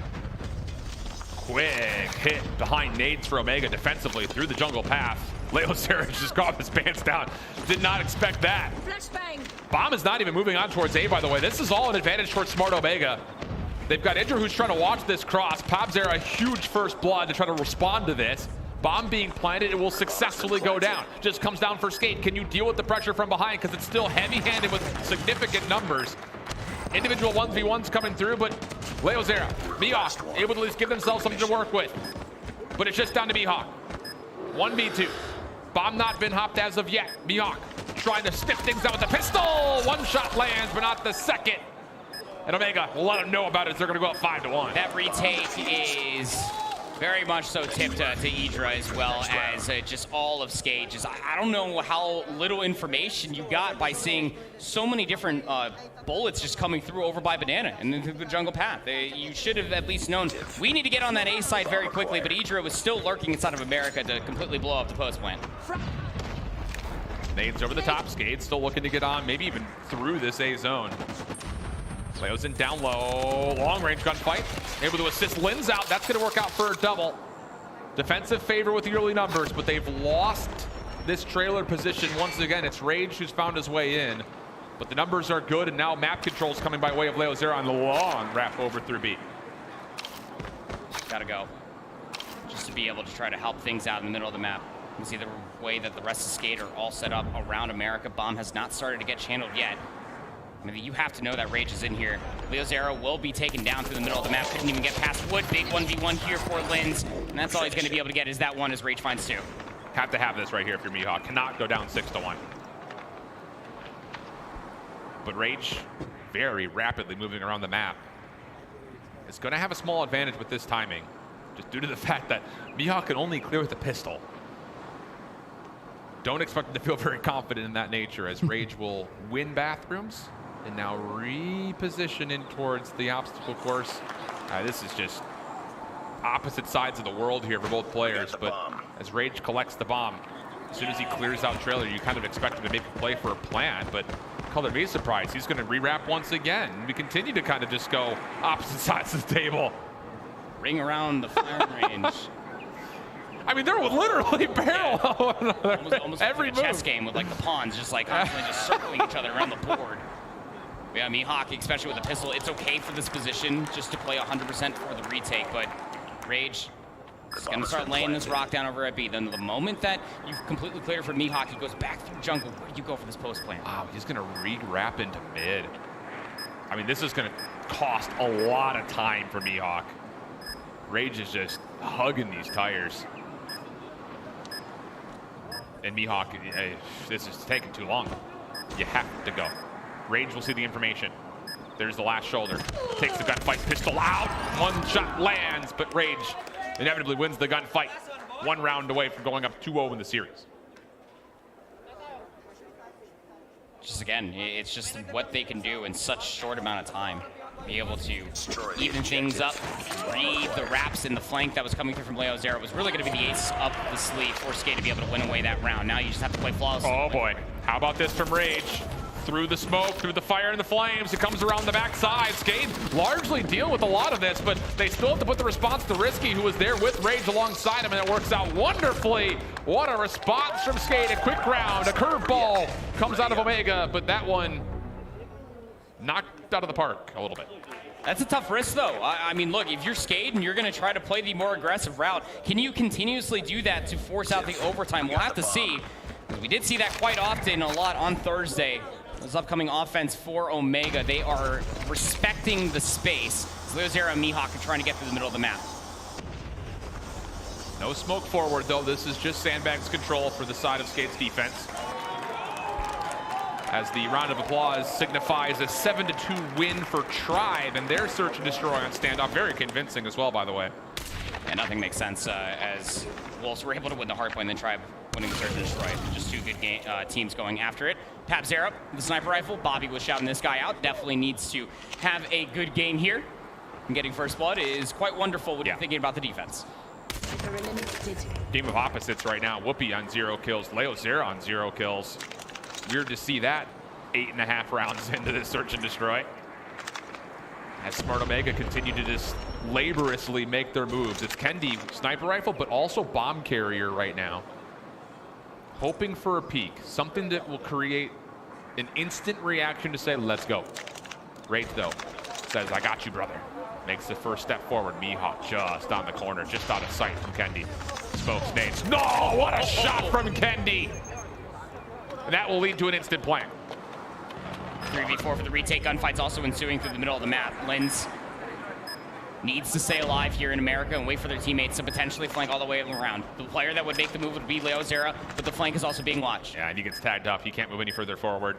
Limbs has seen Kendy on the bomb, but I believe that's mutual information. Doesn't make a difference. 2 kills come through for Skate. Now the retake on the way. 23 seconds. Next one up. It's risky, up close and personal. Shut down and denied, and in the same moment, Idra deep also falls. Skate, stay alive. All right, they are staying alive indeed here, Alan. As again, you threw literally everything plus the kitchen sink the round previous to that one and getting aggressive in the middle of the map, finding success with it. It forced Omega's hand to concede the space and play against that aggression should it happen again. But because they were exhausting so much time, you allowed Skate to fall back into their comfort zone to search and destroy and play that very long range effect for the picks. And I like this from Skate. Again, double stack over through sandbags. This defense was not tested in the previous round, so why not go again? Could provide a hard counter towards some of these pushes we've seen from Omega in towards trailer, or in particular, even to the front doors of 10. But Omega just trusting that Woopiiee will get online at some point in time. Lynn's patient, double stacked alongside Leozin over the B site. Defense looks very calm, very controlled. It just comes down to who makes first contact, because you're trusting that Pabzera will see enough before the defense is forced to make a move. You just have to trust your setup and just keep having players just rotate and lurk in different areas of the map. That's Leozera right now for Skate on the defense.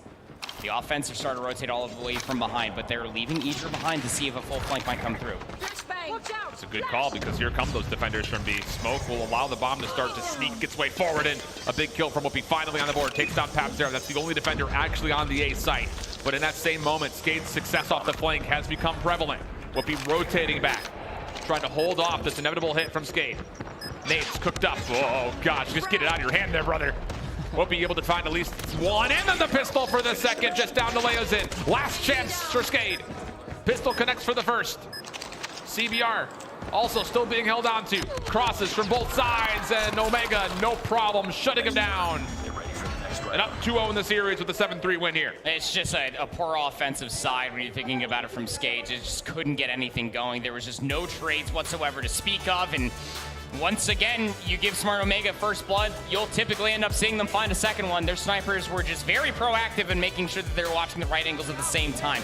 Even beyond that, their reads through the mid-round adjustments on where the rotation from Skate were coming from was at an all-time high. Yeah, great awareness, great control. And it kind of felt like they were the puppet masters in that one, forcing plays to kind of have to happen around the map. Great stuff. And Smart Omega, how about it? Still flawless in map count. I didn't even think about that. Yep. I'm the one that said that point, and I didn't even think about that. It's look, looking clean.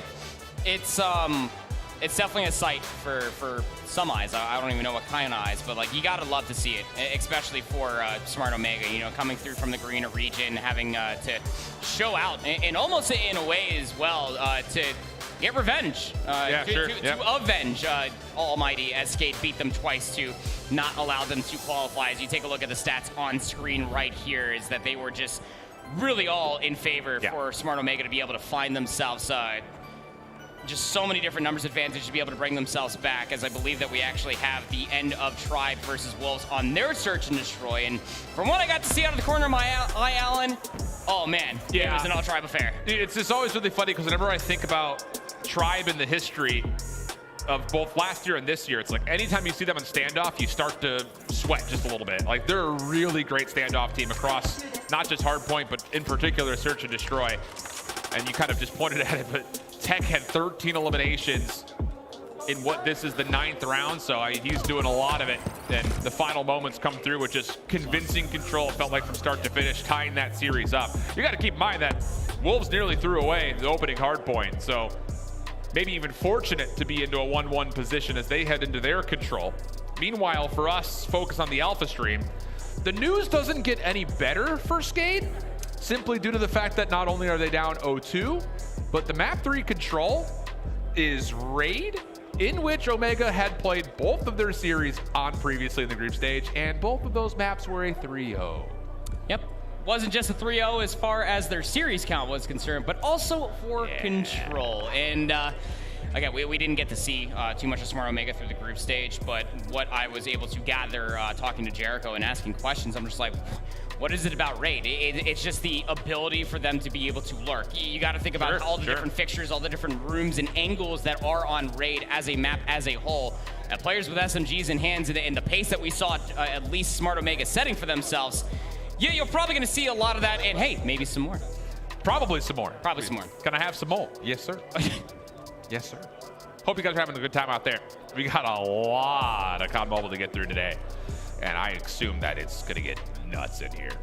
Again, this is a recap. LG taking down Stamina. This kind of started off our day. That was a 3-1 affair. For the most part, somewhat close. Hard points less so than the search and the control. And kind of a similar affair here. Smart Omega tested at times, but overall, I would say comfortable. It kind of feels like that's the one word at least comes to mind for me. Yeah, you know, there were certain moments out through the standoff hardpoint that you did end up having Skate really fight their way back, but you know, when you put the stats up next to the scoreline, it will showcase that it was anything but close. Just Smart Omega just were constantly just overwhelming every single aspect of the map on standoff. Firing range, search and destroy, as you just saw conclude, is that Smart Omega are absolutely feeling themselves. And now they get to go home here for the final or potential final map here of map 3 on Raid Control. So they get to go home to stay here. See what I did? Because like they're comfortable. I'm not choosing not to listen. That's fine. You don't have to listen to me. How about we take a second to listen more from Jericho? As again, we had a pretty extended sit down with him as he was talking through not only their journey and travel, but also their expectations leading into the event. Back in 2020, we actually, I wasn't even the coach. He was the coach. I was the coach for another team. So we were actually like nemesis. But he was such a great friend and a great mentor to the boys that he was really like a father figure, like a brother. Like when the Phillies, you would say he's like a kuya. So that's a brother in American English. And he was really that guiding light for them. And when he passed away, it was really hard for them, especially for them, and for me as well, because, you know, I've always liked competing with him, and that's why when 2022 came around, the Vice was already in the team, and I got in the team, and we all want to do this for him, because we have a picture frame of him. Every time we scrim, we'd have a photo of him near our boot camp, and before we left, and we told him that we'll bring it home for him. I think this would mean everything to us, and I think Kia would be really proud, because we wanna visit him, bringing the trophy and the rings to him, because I think that's the one thing he wanted to win for them, and unfortunately he won't be here, but we'll celebrate it with him. So did these approaches for these squads, regional pride first and foremost, East versus West, sure. National pride, Brazil on display, Philippines on display, United States on display. I'm sure the Tribe fans will love to hear that. Not that they don't know. But more importantly, again, it's just what this means for not just the players in particular, but those that are back home and those that weren't able to be there. And, you know, it really does go deeper than just a game. It really does. It's even beyond like personal for Smart Omega to really showcase all of their abilities, everything that they learned from previous coaching into this moment in time. So, you know, it's clearly got a fire underneath them to really showcase all of their talents and abilities, and hey, maybe why they might just have to be number 1, number 2 team. They are showcasing all of that plus some more, as this team is just looking crazy good right now, man. Also, just for what it's worth, this is completely a different topic, but I love the jersey design with the mottos like on the collar. The white jerseys have One Shot Omega on them. These ones have Comeback Kids on them. It's cool, super cool. Big props out. But I mean, we didn't really know. I think the biggest thing is, you know, for a lot of this event, it was kind of guesswork. You know, everyone, of course, whenever the Eastern regions were on, oh, East better than West, oh, India #1, you know, all those types of things. Obviously, on the North American side, tons of expectations for Tribe, who have been the most convincing team, I would say, in the last 2 to 3 years. And, well, speaking of the devil, they nice shall segue. appear. Nice. I want to say that I curated that, but that was not me who did that. Slums Control. Very, very head-scratching map from time to time. This is the one map where you see so many different teams in COD Mobile just overextend and throw so many lives away. Defense looking pretty darn good for Tribe so far. They've only lost 3 lives. And the thing about this map that we continue to talk about, the key position is right here at mid. You've got the ability of controlling not just the majority of the map, but the ability to kind of move and flex between the zones very rapidly. The Wolves doing a nice job fighting back. Bricks control now coming their way. Numbers on the way in. Smoke will help embellish this. Trophy to support. But Nian over the top, trying to pull off the scope gameplay. Not going to work out for much, and just as quickly as Wolves are able to control mid, Tribe say, no sir, that's ours. That's what you need right there, though. Pegg might be able to get the motors running here for Wolves. Finds themselves a 2-piece. And they're starting to zone away on the B zone. First segment already on its way. They have marginalized that life deficit to just 3. You need this zone to be fully tacked over to add an extra minute. There is no way in here towards the B site for Tribe. They're going to get a little bit of value off the Hunter Killer and the nade, so maybe a chance to regain mid, but the second tick locked in. Third is rapidly on the way. 1v1 over towards the opposite side of the map, and that will mean an extra 60 seconds are tallied, and Tribe will rotate to A with a dead even life count in front of us.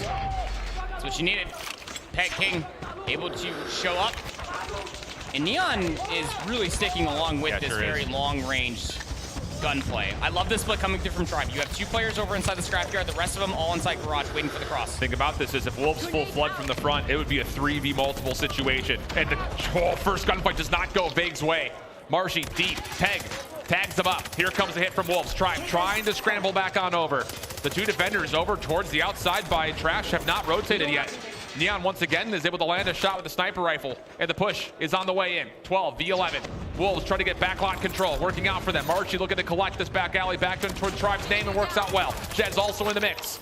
Then no one's been able to stop the clock yet, surprisingly for Wolves. They're trying to get the lives down, and they've done well so far, but Tribe fight back and they tie up the lead with just a 45-second tally remaining. So players lurking around though, player number 5 and Saze is very much so still keeping all of Tribe at bay. And now you also have reinforcements on their way as well. Pegg is close to the junkyard, is now getting bumped from that positioning so that way the rest of Wolves can keep the rest of Tribe trapped on that side of the map.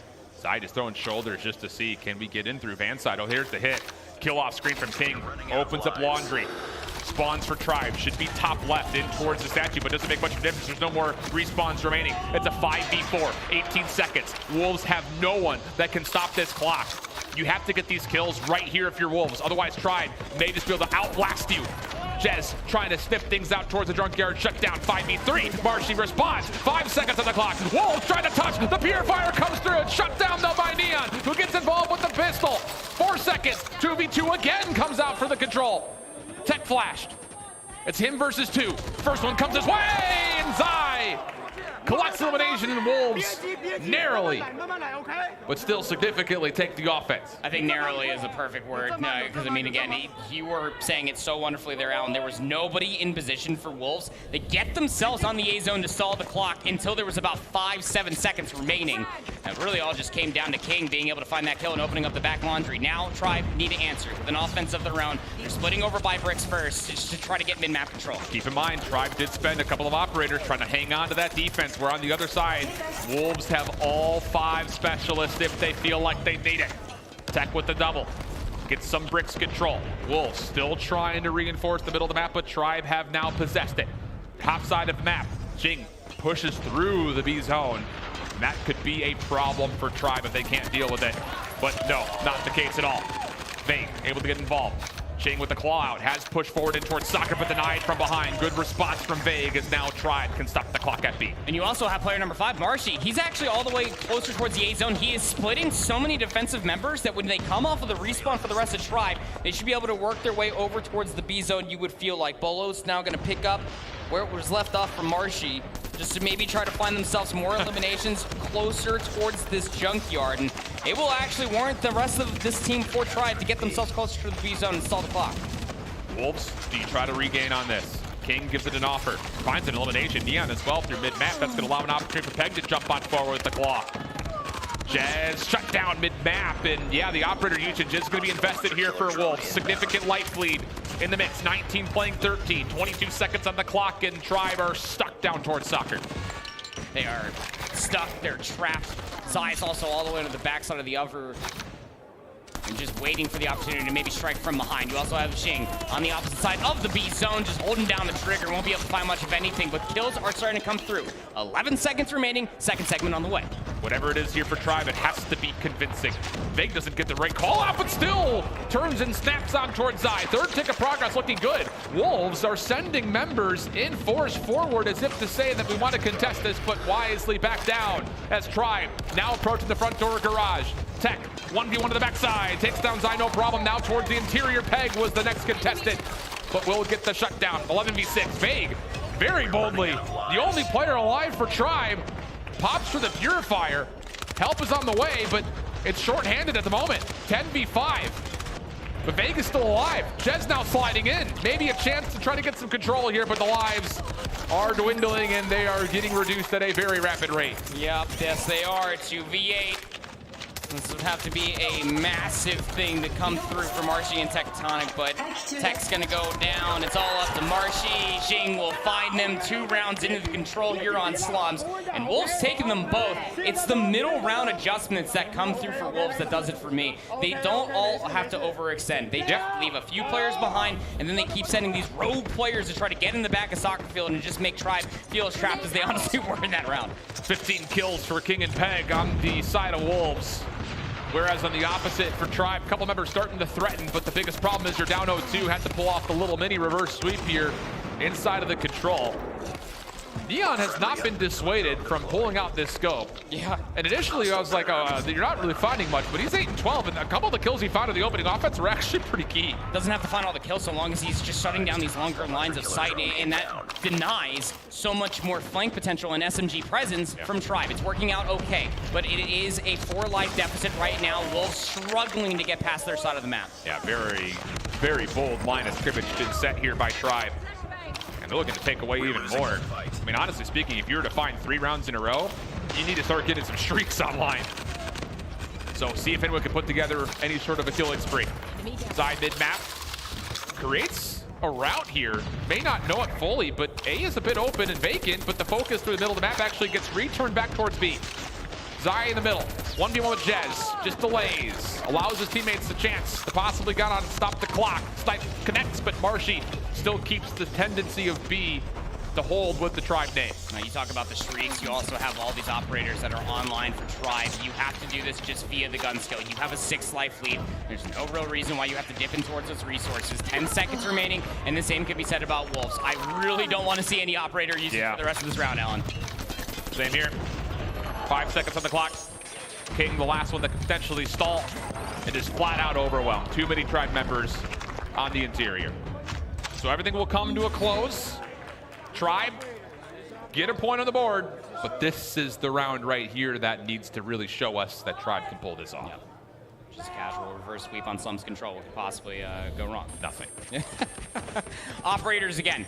You at least have 1 streak in the hand of Jez. You have 3 operators to play with. On the opposite side, same thing could be said. 1 streak, but 4 operators for Wolves. And we've seen Wolves pull operators out immediately off the defense and try to push them all in towards spawn. Jing is now currently trying to do that as he gets forward in towards Trent, but he gets shut down off screen.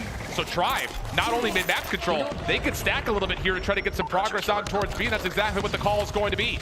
Can they possibly do this cleanly without the need of anything extra besides just numbers to hold on to the zone? First tick locked in. On Killer Drone going rogue over by the A zone. There's so much space being provided for Tribe just to continue to hold this stack, and you also have players lurking in the middle of the map. Veg is just waiting for players to cross. You also have player number 3 of Tech just watching over top outside of the garage, seeing invading anybody to try to get closer. The kills are good. 60 seconds out on the board. Tribe have only lost 3 lives in that initial attempt without using a single streak or a single operator. Now, the real question comes through. Can you do that again on arguably the more difficult site? Lots of wallbang shots actually connecting at the Nian, but Veg did not have the support. I think he anticipated, just kind of ran into the Hellfire and will drop. More spam from Tribe. And inch by inch, they fight their way through. Shing drops backside. King, the next one down. Only able to take down 1, and all of a sudden Tribe are in. Claw called out. Purifier as well for Veg. It's like his 17th one this map, it feels like. On 20 total eliminations. First tick in, second one on the way. Wolves trying to play off a long flank, trying to re-wrap around and overwhelm this play, but it's taking time. Bolu loses out on the claw, just down to Marshy, and he gets shut down. That is an expensive hit for Tribe that ultimately comes back towards Wolves' favor. Yeah, and Wolves can absolutely expend the operators that were first thrown out by Tribe. 1 minute and 24 seconds to either find 13 eliminations or that last segment over by A. All of Tribe are trying to zone their way back over to the middle of the map. Not a whole lot of big flanks being thrown out here, but at least some trades coming through in the very front side of the control. Marshy for 2. That could be the opening. Sees the claw, avoids it. Back towards Van. Doesn't actually see Pegg. So Wolves will hold the line for now, but the lives are very rapidly again fading away. 15v9. What the pistol kill is that? Nian at the longest range you can find on Slums. Still grabs it. Tons of time on the clock here. You have to stay calm if you're Tribe. Still very winnable. You just can't let this get picked apart 1 by 1, and that's exactly what's currently happening. I almost feel like that Tech might have to get in a position just to call this operator. You're down to 40 seconds. King Pegg, they're able to find 2 more. Nades are going to be good. It's going to keep Tribe in the middle of the map. You have to wait for your respawns if you're Tribe for this last hit. Zai feeling like he can win here. Claw out. Spamming over towards Bricks. Now back towards Cemetery. Sees 1 player cross, but largely everything goes mitigated. Wolves still collecting a couple of kills on the backside, and Tribe have just been in shambles. Pret missile's gonna come down, and that may just do it right here on map number 3. Bolu, what do you got for us? Has to be the next one in. Finds the first blood. Wolves taking their focus now back to the front. Last hit on the way. Zai falls. Tribe, a chance to possibly break their way in. They have to stop the clock at the 3v6. Pegg in the corner. He doesn't know who to shoot at, but it doesn't make much of a difference. Kills still coming in favor of Wolves. Last one to grab would be Veg. Needs to stay on and will not be able to survive. Wolves take the edge. Wolves letting them have it. Just such a fast and chaotic pace that was set there from Wolves. And again, it goes even beyond that too. It's just how fundamentally structured they look. when they were in that mid-round adjustment, just making sure that they're not just all throwing their lives forward, just trying to really put themselves in a spawn trap, because you know as well as I do, and it seems that Wolves are more than aware of it as well, that you throw way too many lives past that 50-yard line and you lose all of those players, that is an open opportunity to not only go down in lives, but also in segment progression. I mean, that really is a control that's determined by the round 1 outcome. It's tight. It really could have gone either way. But Wolves survived through the limited amounts of numbers that were still available to win that opening offense. And how about it? A key map 3 steal away. And, you know, the biggest question, just to kind of really zoom out here, not to pull start comparisons, but one of the questions we had about China was how well would they be able to handle control when they're playing up against a great team. Q9 faltered, not quite able to make the reads that they needed to. Not the same case here for Wolves. Pegg drops 27 for the dub.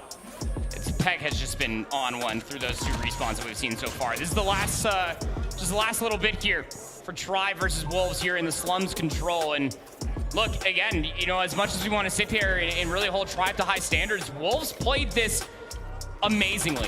You can also see right here for Zai, just making sure that nothing's coming through from the old B zone. All of these stray eliminations are so good. Tribe throwing numbers and shoulders just to maybe try to marginalize the life deficit, if not try to give themselves a little bit of extra room. But Wolves, when they found the eliminations, they didn't have to move. They just held the line and held the crosses, and it worked out wonderfully for them. And some of it was, I would say, again, maybe blemished by the fact that Tribe had so much time on the clock in this final round. And everyone just kind of, we're trying to make individual plays. Yeah. You know, you've got still a healthy amount of lives to play around with. Set something up, clear up a little bit of space strategically, but sure, a little bit caught ahead of themselves. And of course, that by the end, I mean, as soon as you start to feel like you can put the map away, the specialists make things that much more difficult. So 2-1, all of a sudden towards Wolves. And we haven't talked about this a lot, but like, Tribe had the target on their back. Spotlight has been centered solely on them, made more so and more kind of concentrated off the fact that Team Almighty doesn't even make it through the groups. So you start to all of a sudden say, yeah, okay, now this is Tribe's tournament to win. How about a team like Wolves to actually kind of throw that up in the air for contention? You think Tribe's got some fans in the building or what? Look at these guys, they travel well. Oh, is that what their jerseys say? Oh, of course. Yeah, shout out to the Tribe fans coming out and showing love for their team. Tech trying to piece it all back together, because you now need to get this next hard point to force out a map number 5. And yeah, I mean, you know what's also interesting, just all off the points that you were just talking about, Alan, is that the way that we kind of framed up this day number 2 here for the championship bracket is that the East as a whole, we're struggling. This is a good signs of hope for not only that entire hemisphere, but also just for Wolves China as a whole, taking down the big dog and taking the lead 2-1. Yeah, you know, the other thing about this Wolves team when we were kind of setting them up in the groups was, like, this is a squad that when we watched them play in stage 4, and even more so at the Fall Invitational, like, is this team that, like, plays at the level of their opponent? Yeah. You know, where are they going to set the bar for themselves? You know, stop trying to conform and contort yourself to match up against your opponent, to just play your game. I think we could convincingly say off of this series that they've done a really nice job in these respawns to make sure they're not doing weird stuff, and they're coming out with the confidence that they would need to possibly win this tournament. Yeah, you know, we could sit here and nitpick, especially with almost throwing away that map number 1 of Hacienda. But still, I mean, it's still the right signs for the hope for Wolves, the way that they're able to showcase their discipline and their fundamentals, specifically in the control, a game mode that can really just escape you, sand between your fingertips almost at certain points in time. But yeah, it's just very, very nice to be able to see Wolves again on the revenge tour, almost, ever since their regional finals versus Q9. You know, obviously when they went to the Invitational, did quite well for themselves, but even beyond that as well, big question marks about how well they were going to kind of stack up versus the international level, and this is very nice to see. Even more so as we look through the roster, I mean, this is now a Wolves team that still stays flawless in control. So again, just kind of re-hitting the point that that is a new mode in their competitive format. As of the Fall Invitational, they've really grabbed it and ran with it. And talking over the series at large, this Tribe team is going to look back at that Hacienda hardpoint and say maybe woulda, coulda, shoulda, because that was by far Wolves' biggest weakness from the group stage, was what they were able to do in the hard points in particular. So we heard from Vegaz yesterday. What was that? We haven't seen these before. That was the first time we saw that. That's nuts. But trying to finish my point, you know, we heard from Vegaz yesterday that, hey, even though they got through their matchups relatively cleanly, there were some blemishes that they wanted to pick up on and try to fix. But, you know, maybe not quite the same thing occurring here a couple of days later, as that man on your screen, Volu, at one point in time was also one of the most hyped up and most anticipated pro players in COD Mobile. We actually had a chance to also sit down with him and hear about his thoughts over the weekend.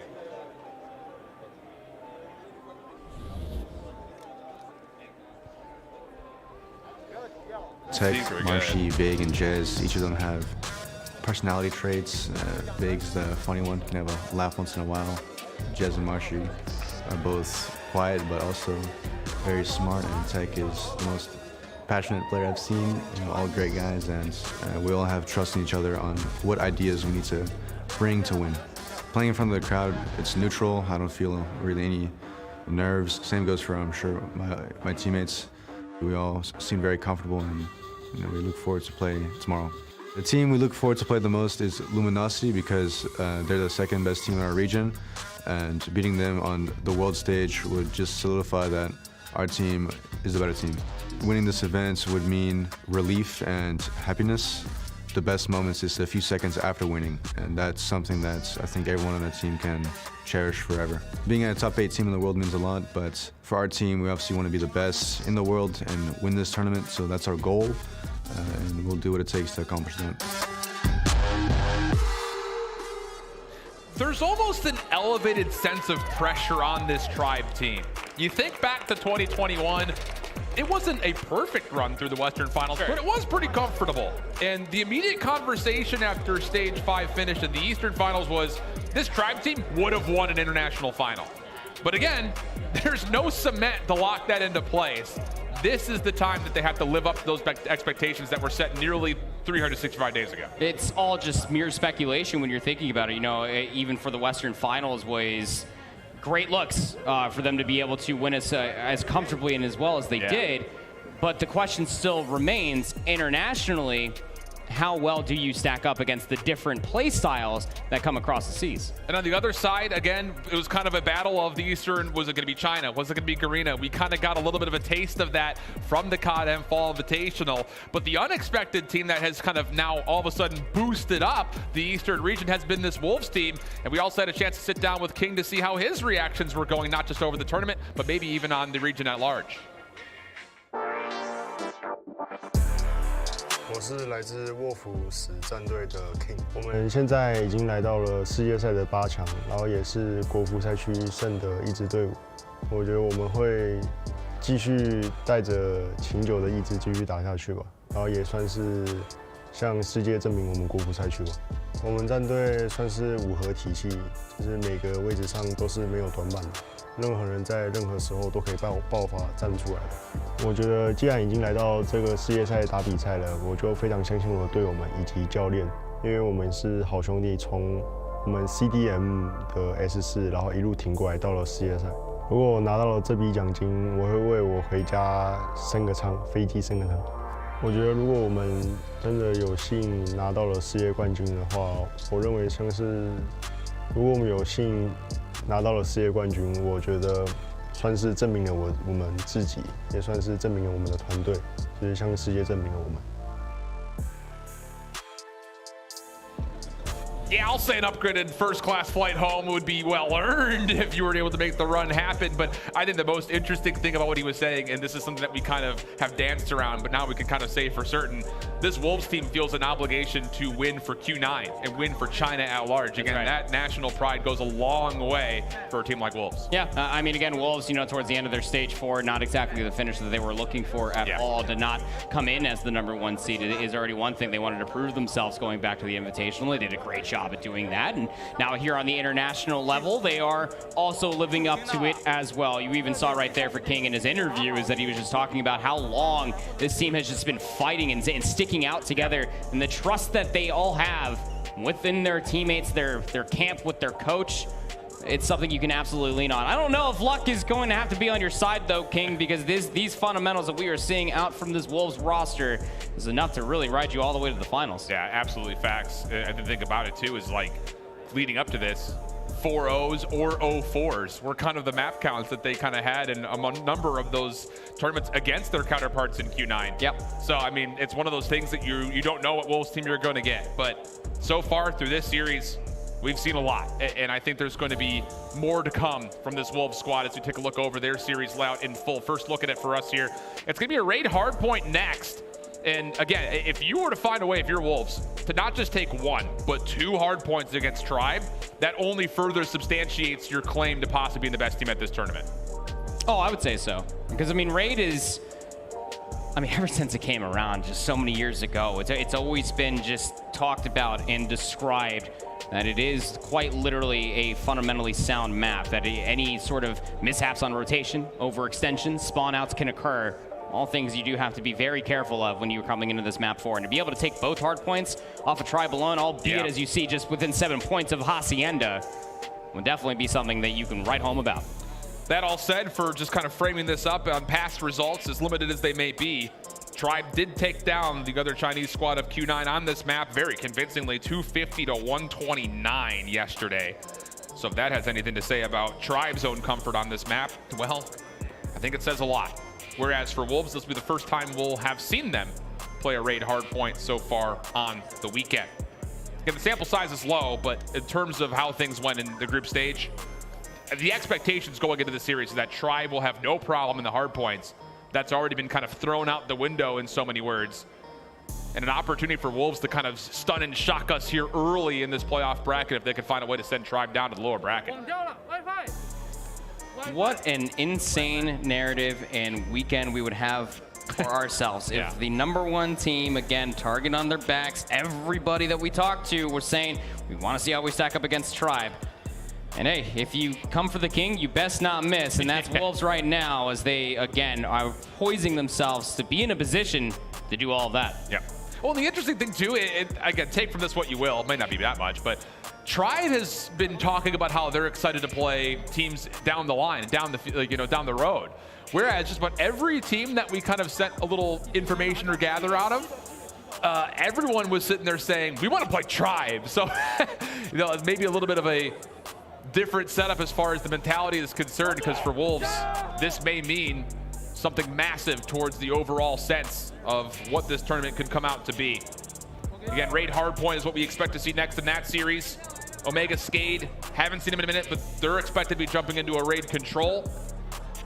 And with that in mind, hey, it's been one of those days where, again, who knows what our expectations have led up to. We've already been kind of surprised in so many ways in these first kind of 3 look-ins towards our opening matches that we've had until this point. Has anything kind of changed yet for you?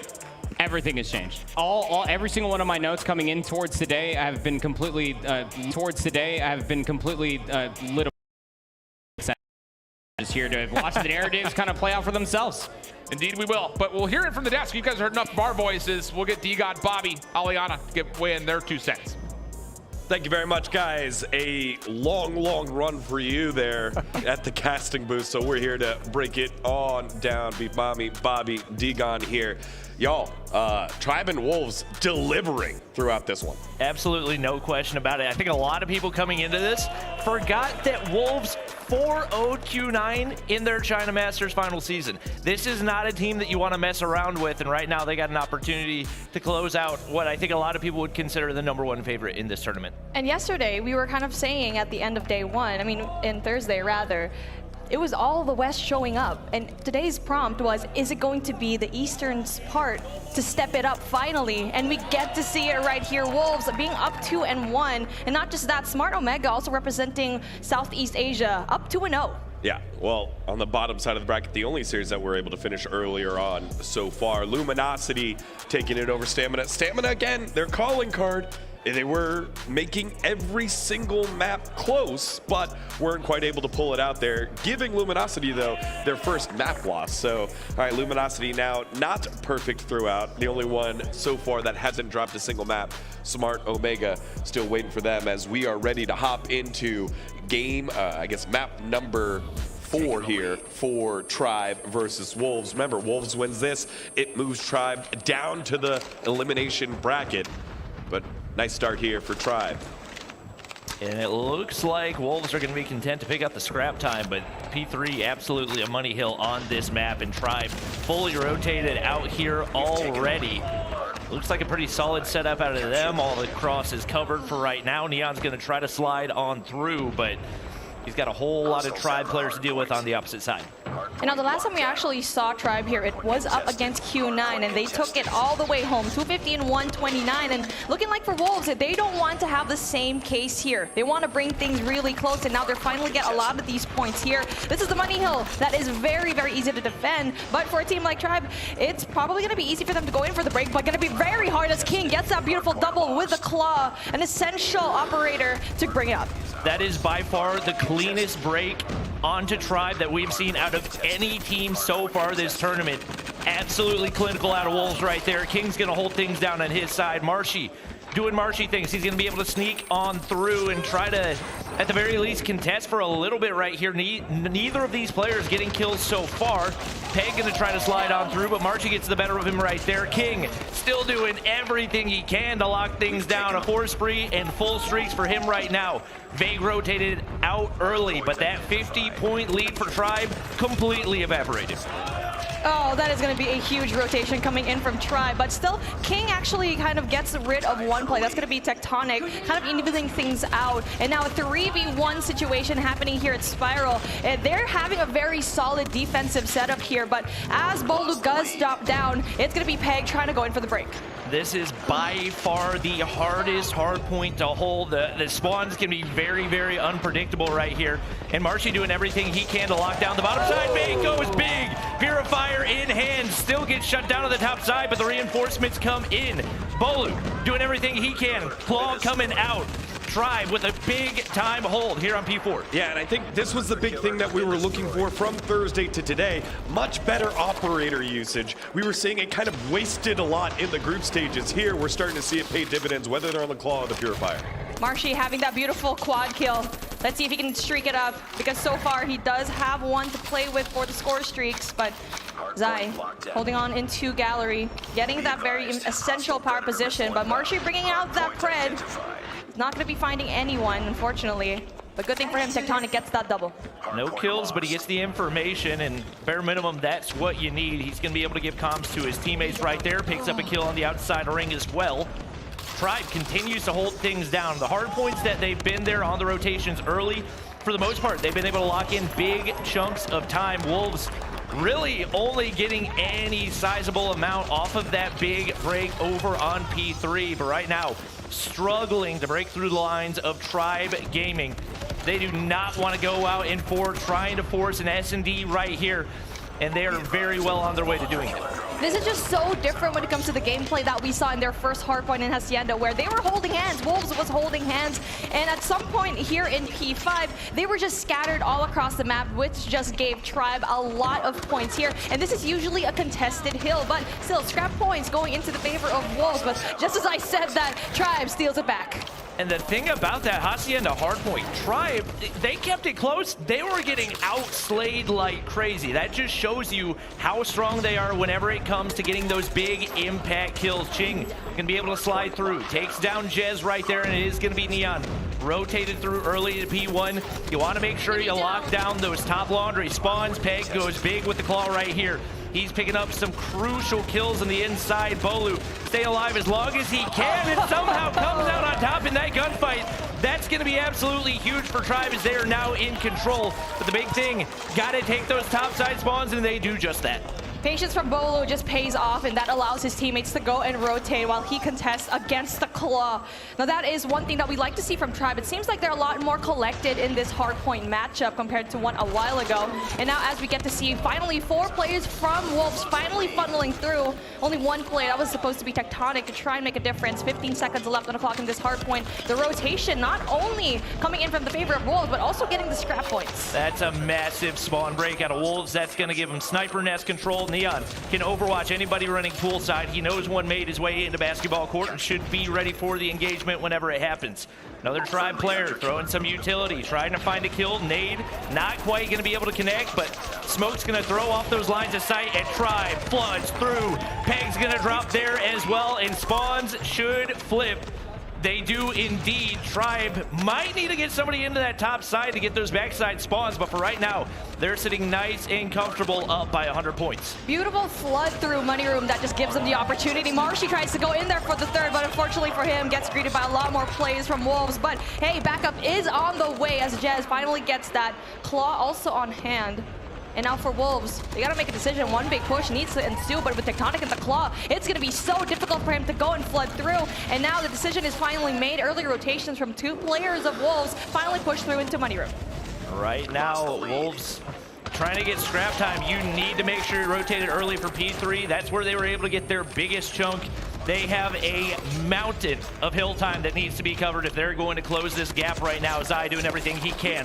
Shut down by Veg in the driveway right now, and those driveway spawns, what Tribe's trying to gain access to. Neon's going to get pushed out right here. See if they can get a little bit of map control to make life easier for those players on the inside of the hard point. Big opening kill. Ready for the push. Shorty comes out, but he's not ready for the slide. Tectonic finds a big one right there. That leaves Pegg all alone on the inside of the hard point. He's got 3 Tribe players to deal with right now, and it's not looking good for him. Nian should not have pushed that. I mean, being overly aggressive, not knowing that there was going to be one more player, the name Tectonic tried to go and push in, and that was an essential break coming in from Tribe, but still, one player from Wolves actually still contesting. Jez gets rid of him though. That's going to be a really big break coming in from Tribe, and yes, it took a little bit of time, but that is still essential. 24 seconds to their name, as Pegg is going to be the only person left in his team to go and contest it, and now this is looking like it's snowballing out of control in favor of Tribe. And Tribe perfectly happy to just get as much contest time as they can right here and see if they can hit this rotation on over to P4. Right now, nobody set up early. Obviously, you do want those topside spawns over by Laundry, and it's going to be Bolu with a crucial gunfight here on the top side. Pegg does not get audio on that one, wins the first gunfight. Bolu should be in position to get the kill, and he does. Look at all those Tribe players at the top of stairs right now. That overlook should give them access to the easy kills. You have Purifier on the inside of the hard point, and should be some big chunk time right here with only 20 more seconds needed. Woo, Vey with a really big 2-piece that he's going to be frying all the way up here. And now he has another shot. There you go. Gets one more. Big kills coming in from Vey. 29 already. Seems like he's going to be popping off. Only 9 more seconds needed. Can the players on the bottom side survive? One's gonna drop. Marshy's staying alive. He's got reinforcements on the backside, and Tribe Gaming gonna force a game number 5. We're going to S&D. S&D, game number 5, baby. The first one that we have for today. And now it seems like they're going on a streak here in Hardpoint Raid.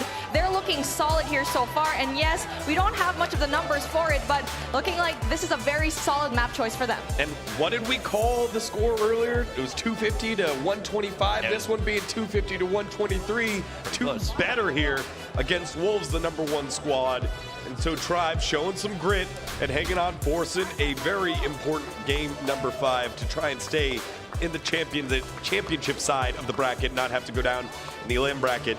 Map 5, firing range, search and destroy. We've talked about S&D and Chinese teams. However, standoff went convincingly in the way of Tribe earlier this series. Yeah, I'm not really sure what to expect out of this one. Obviously, Tribe carrying in the momentum. They know they can beat this team in search and destroy. Feels like it's a little bit up in the air just based off what we've known traditionally from these teams. I've got no expectations going into this one. This is just unexpected for me. Game number 5, we thought that Wolves probably couldn't have a chance, especially with their run in day number 1. But hey, everyone's expecting that. Doesn't matter at this point. Day number 2, it's a fresh start. It's a new page. And now for Tribe Gaming, it looks like they finally found their match when it comes to the East. Yeah, and important to be tested before you get to the big one here. Tribe, if they would have just walked all the way on through, then you kind of wonder what was going to happen to the finals. But here they are, game number 5 against Wolves. Winner moves on to the upper side of the bracket. Loser will drop down. But this isn't the only series that's going on. We still have Skade and Omega. They are on map number 3, and we're ready to go for that one. So let's send it back on over to Shift and Proper. Thank you, friends. My goodness. How about this? A map 5 affair, possible upset in the air for us, and then also potential to really establish Smart Omega with the control coming up. Biggest thing though, just to kind of, you know, piggyback off of their conversation with Tribe in this map 5 that's kind of on the way. The fact that it's firing range provides some shaky ground. Yes, it does. This series, raid control is what we're expecting to see grace us here in just a few moments. And this series, even though it's been tight at times, has, I would say, favored Smart Omega pretty much from start to finish. Oh, absolutely, it has. I mean, Smart Omega, just through control as a whole, through the times that they have played it in their 2 matches, 3-0'd both their competition on raid control. So you got to dig deep here if you're Skate just to stay alive in the series, and honestly through the upper bracket as well. Haven't given us a total consideration of that happening so far. Here we go there, friends. We jump back into the action. Raid control. Skate looking to try to extend the map, extend the series, find a way to possibly pull off another upset.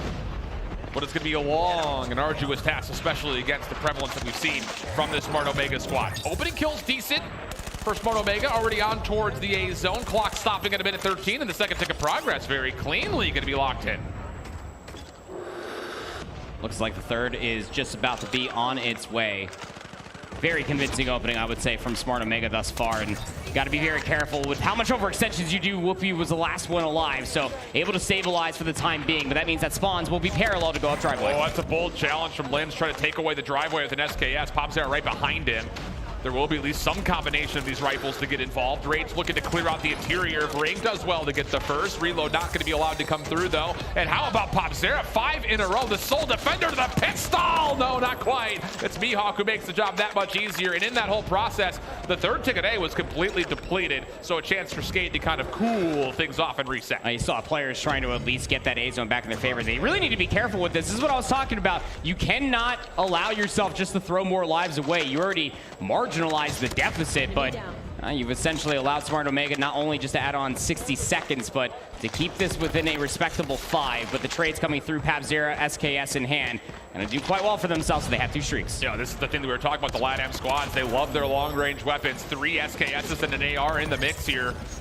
For 4 of the 5 members for Skate, it's just Mihawk with an SMG, and dude, Popzera and Leo are absolutely teeing off with this SKS. Maybe this is the recipe they need to start to bake up to get back into the series, and why not? How about this from Leo Zera? 7 total kills, gets 3 dead straight in a row, and it's a 14v5 as Skate look good for their defense. Yep. Got to really rely on your regional strength, and that's exactly what we wanted to see, is tons of SKS play coming through. Not even all the long range in the world, but hey, whatever it takes to be able to get these kills. 13v2. It seems that those 3 segments that Smart Omega were able to get off of that A zone are really all they're going to be able to find. Just rage, casual 1v13, and yeah, Skate going to be able to strike first here on defense. A couple of key moments in there. I think first and foremost is the fact that Skate do stop the first bit of progress to happen where the A zone was nearly locked in.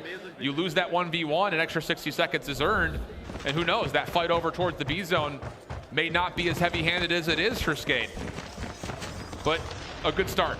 And now, in towards their offensive round. Quick hit from Mihawk right down the middle.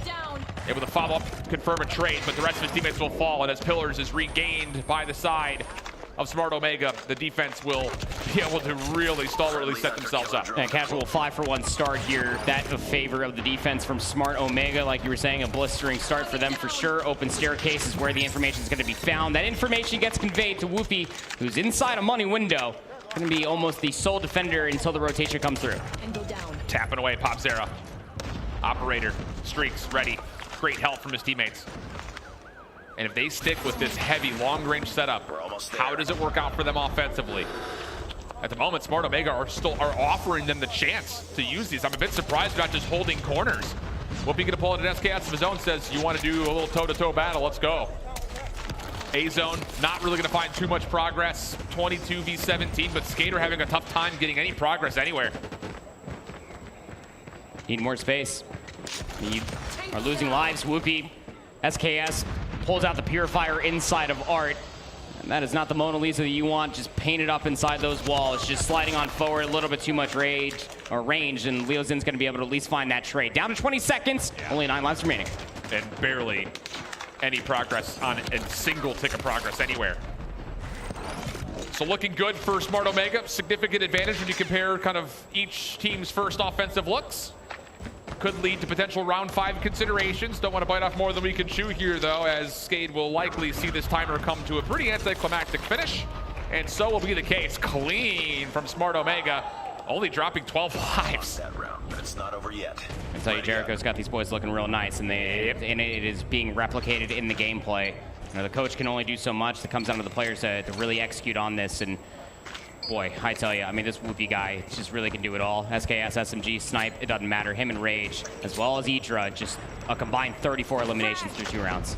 Fabzera, good first blood. Defense going to be tested here at B right off the rip as it's a heavy-handed hit from Omega. Woopiiee for a double on the backside through the alleyway. Leozera good for the counter.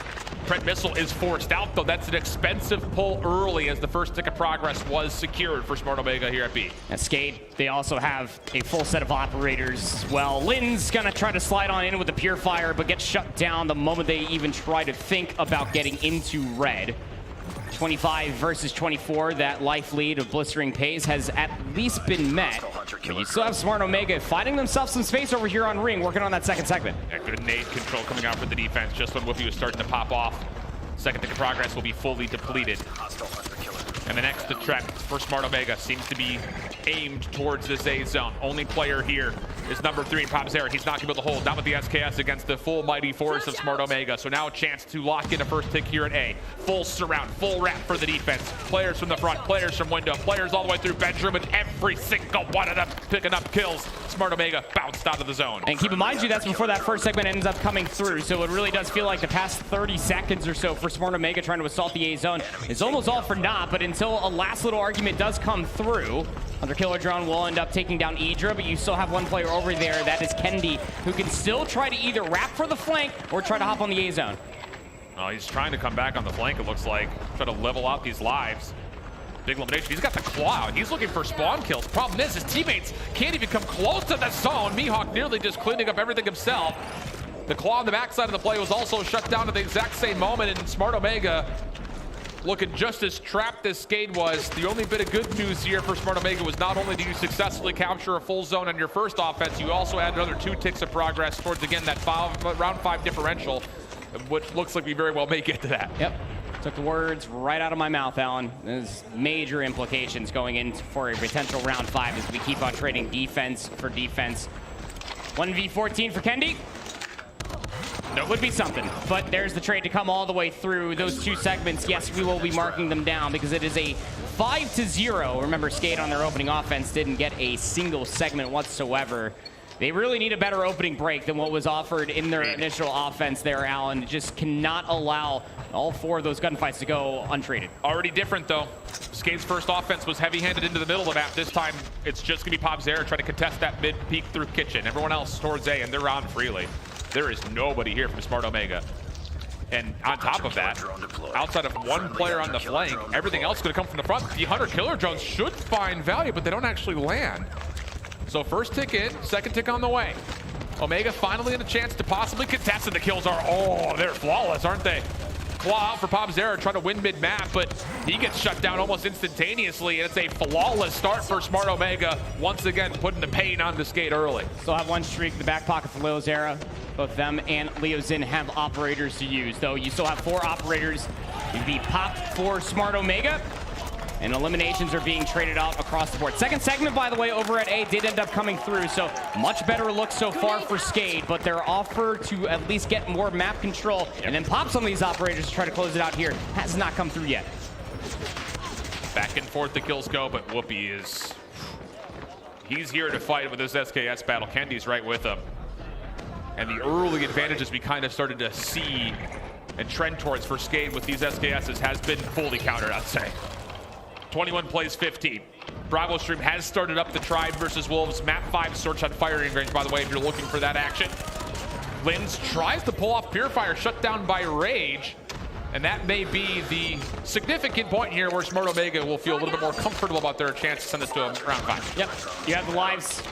Even if you give up this last segment over at A and they extend the clock, you could essentially still win this by eliminations, as you have over double the amount of Skade. A lot of A focus coming through over by Smart Omega. They really don't want this A zone to go by the wayside. Rage will find one, immediately traded out there by Popzera. Clock being stalled out here at 15 seconds at B. Kendy on this pinch should have some pretty free looks here. Although Linz does slide underneath. Popzera, next one up. Kills come through, largely in favor of Skate, but the problem is it's a day late and more than $1 short. 14 playing up against 4. A desperate attempt to try to lock in an extra 60 seconds, but the lives will likely tell the tale of this round number 4, and the progress is not significant enough, you would think, to dissuade the round 5 favor towards Smart Omega's defense. Yeah, really, your only bet here for Skate, if you really wanted a round 5 defense, was to go back in time and at least get maybe a segment off of your first offense, but Leozin, Mihawk trying to make a very solid argument for it. Now just down to Leozin will be traded out. Day late, $1 short, day late, 10 lives short, I'd like to say, Alan, and it's just, you know, it wasn't necessarily the opening break off so much as it was just the returning, the mid-round adjustments that were coming all the way through from Smart Omega, and living up to that first name, they are more than comfortable with giving up the space to make sure that they have the better opportunity to win a gunfight. Well, Skate's actually gonna get the defense here. Curious. But already on towards B. Early stoppage of the clock comes out here for Smart Omega. Kills are also following very rapidly. Popzera through pillars is the only defender that's left. Does take down one. Good read onto Risky, but can't lock the shots. Does give an opportunity for Skate to regain here, but the kills starting to still favor that of Smart Omega. They're at least able to get out of spawn, keep the lives even, and still have a chance to stop the clock while doing so here at B. Friendly Predator missile inbound. Woopiiee. Back to a devious sniper here on top ring. It was already a nasty head glitch, but now you have to deal with Woopiiee, who's just fighting through the smoke. Numbers are good here for Smart Omega. The B zone fully tacked on over. 5 operators at the ready for Omega. Idra, Mihawk down low. Big gunfight win for Mihawk. And also gets away with his life. 3 operators ready for Skate. Kills go back and forth, and if you're Smart Omega, you need to make a decision here, because this long route through Laundry gets you some map control, but you have to put some pressure either on the spawns with force or in towards the A zone with force, and currently neither are happening, and Skate is starting to find some significant advantages. Yes, they are. And just have SKS is watching the backside of jungle, but they kind of lost a little control going into kitchen as Kendy pulls out a wall. Nice shot coming through from Popzera to shut down that operator. Now it's 17v15, 1:30 left. You still have players through the middle of the map for Smart Omega trying to get behind enemy lines. Trophies are getting out though for the offense. Skate looking to push forward, zone off this offensive attempt. Claws in hand for Popzera, still smoke encompassing the front doors. Kills all favoring that Omega, and Popzera tries to shut down things over towards poolside. Forced out is the Pred missile, keeps the defense with a chance to hold. Fear Fire out, Rage clears out Tiki. 11v11, still plenty of time on the clock, and Rage very wisely hits the brakes waiting for help. Idra also popped out their Purifier. So that's both Purifiers exhausted there for Smart Omega, trying to get themselves a little bit further on towards the zone. But they're still going to be able to solve the clock here at 55 seconds. The nades are great. The SKS angles even better. Smart Omega reeling down 3 lives. Still plenty of time. Still hold for this. Woopiiee going to stop the clock. Just looking for someone to peek him with the scope. Skate executing on some very significant patience, waiting for the time to go. It's Limbs, first one forward. Mihawk with him. Gravity Vortex out for Risky. Works out for at least one shutdown. Also trying to control over through windows. Again, clock has stopped. 5v9 situation. Skate takes care of the flanker. It's just down to coordinating this in. Retaking. Oh, the double up though from Risky. Good help from Kendy in the mix as well. 3v5 situation. Second tick locked in. How does Skate get back into this? Once again, through window. Leo's in, shut down by Risky. Last hit has to come from the front. The Pred missile comes down, and they're going to be able to actually just get totally eliminated out. Thought for a second the tick of progress would have been close enough. But Skate comes through at the exact right time as the tablet was pulled and win by way of elimination. Really, really tough decision in that moment of time, right? You know, you get the Shriek, you get the Predator missile. You might as well try to call it in and at least keep all the reinforcements at bay. But the biggest issue, especially with raid control, when you are on that zone itself, you gotta at least have someone looking at the money window. It just becomes undoable when you lose all the lives along the way. It was that mid-round adjustment that came through from Skade where they kind of fell back to what we expected from LATAM, just keeping everybody at an SKS's reach. Man, okay. Maybe the formula has been found again here for Skate. Hard to say with any certainty because that was still a really tight map back and forth pretty much from start to finish. But tested, and they come out with a chance to extend and see this go to a take-off hard point. Oh, mama. And if you think the SKSs were good on raid, hold on to your britches there, friends, because it's going to be a nasty sight once we swap over to takeoff. Yeah, I mean, takeoff, again, you could probably fit about a raid and a half in there. So you're going to be expecting the SKS to really play into a massive feat, especially for Skade's Apher to maybe try to really work this reverse sweep. As you take a look at Nero just going 29, 24, 27 to 19 for Mihawk. You hear the pop off behind us, and that's because Wolves and Tribe, well, things are getting a little chaotic over here at the firing range. It was a 3-2 count. Marshy just held for I won't call it a full ninja, but he held in a 1v2 situation to clutch up a key round for Tribe. That's currently ongoing in the Bravo stream. Map 5 Apher with, again, the ability to steal the spotlight if you're Wolves. As we mentioned, though, takeoff coming up next year for map number 4, Hacienda, for map number 5, if we need it, which I'm not gonna lie, I just have a feeling. And if Skade get to that map 5, all bets are off. It's just really tough to gauge, again, because, you know, in our map 1 here of Smart Omega versus Skade, that 250 to 209 standoff was mostly met by Smart Omega's just continuous presence of overwhelming these breaks, making sure that they always had the rotation, winning the right gunfights at the right time to be able to get themselves for the initial time. And once they had that lead, it just felt like Skade were playing so far from behind. But standoff comparatively to takeoff kind of puts ourselves in a different limelight, because you really only have maybe like 1, if not 2 longer lines of sight that you could maybe try to exploit with the SKS on standoff. All of that completely gets flipped on its head when you come to take off with those rotations. Hopefully we can get this B stream up here, because it's a tight search at the moment. Bolo just clutched up a 1v1. So it's 3-3 is the current count. We'll be swapping the sides here. Thumbs up on screen for Mihawk. Confidence maybe regained in full. And this is a search that, you know, for the other side of things, just to kind of keep the conversation going. The Tribe went OT versus Q9 and lost like 6 rounds in a row. Yeah. Which is never fun. No, it was somewhere near like a 5-2 split. Yeah. On at least one side, and I mean, something snapped within Q9 right there where, hey, again, for this Chinese region, we almost expect for them to have really, really strong search and destroy. You can really counteract that versus Tribe, who rather play more aggressive rather than Wolves and Q9, who are more than okay with giving up the space and playing against those unforced errors. Into map 4 we go. If you want to see that tight map 5, again, Bravo stream. And here we are, the break off. Skade trying to fight for a 5th map of their own. You expect to see long range gunfights pretty much from start to finish.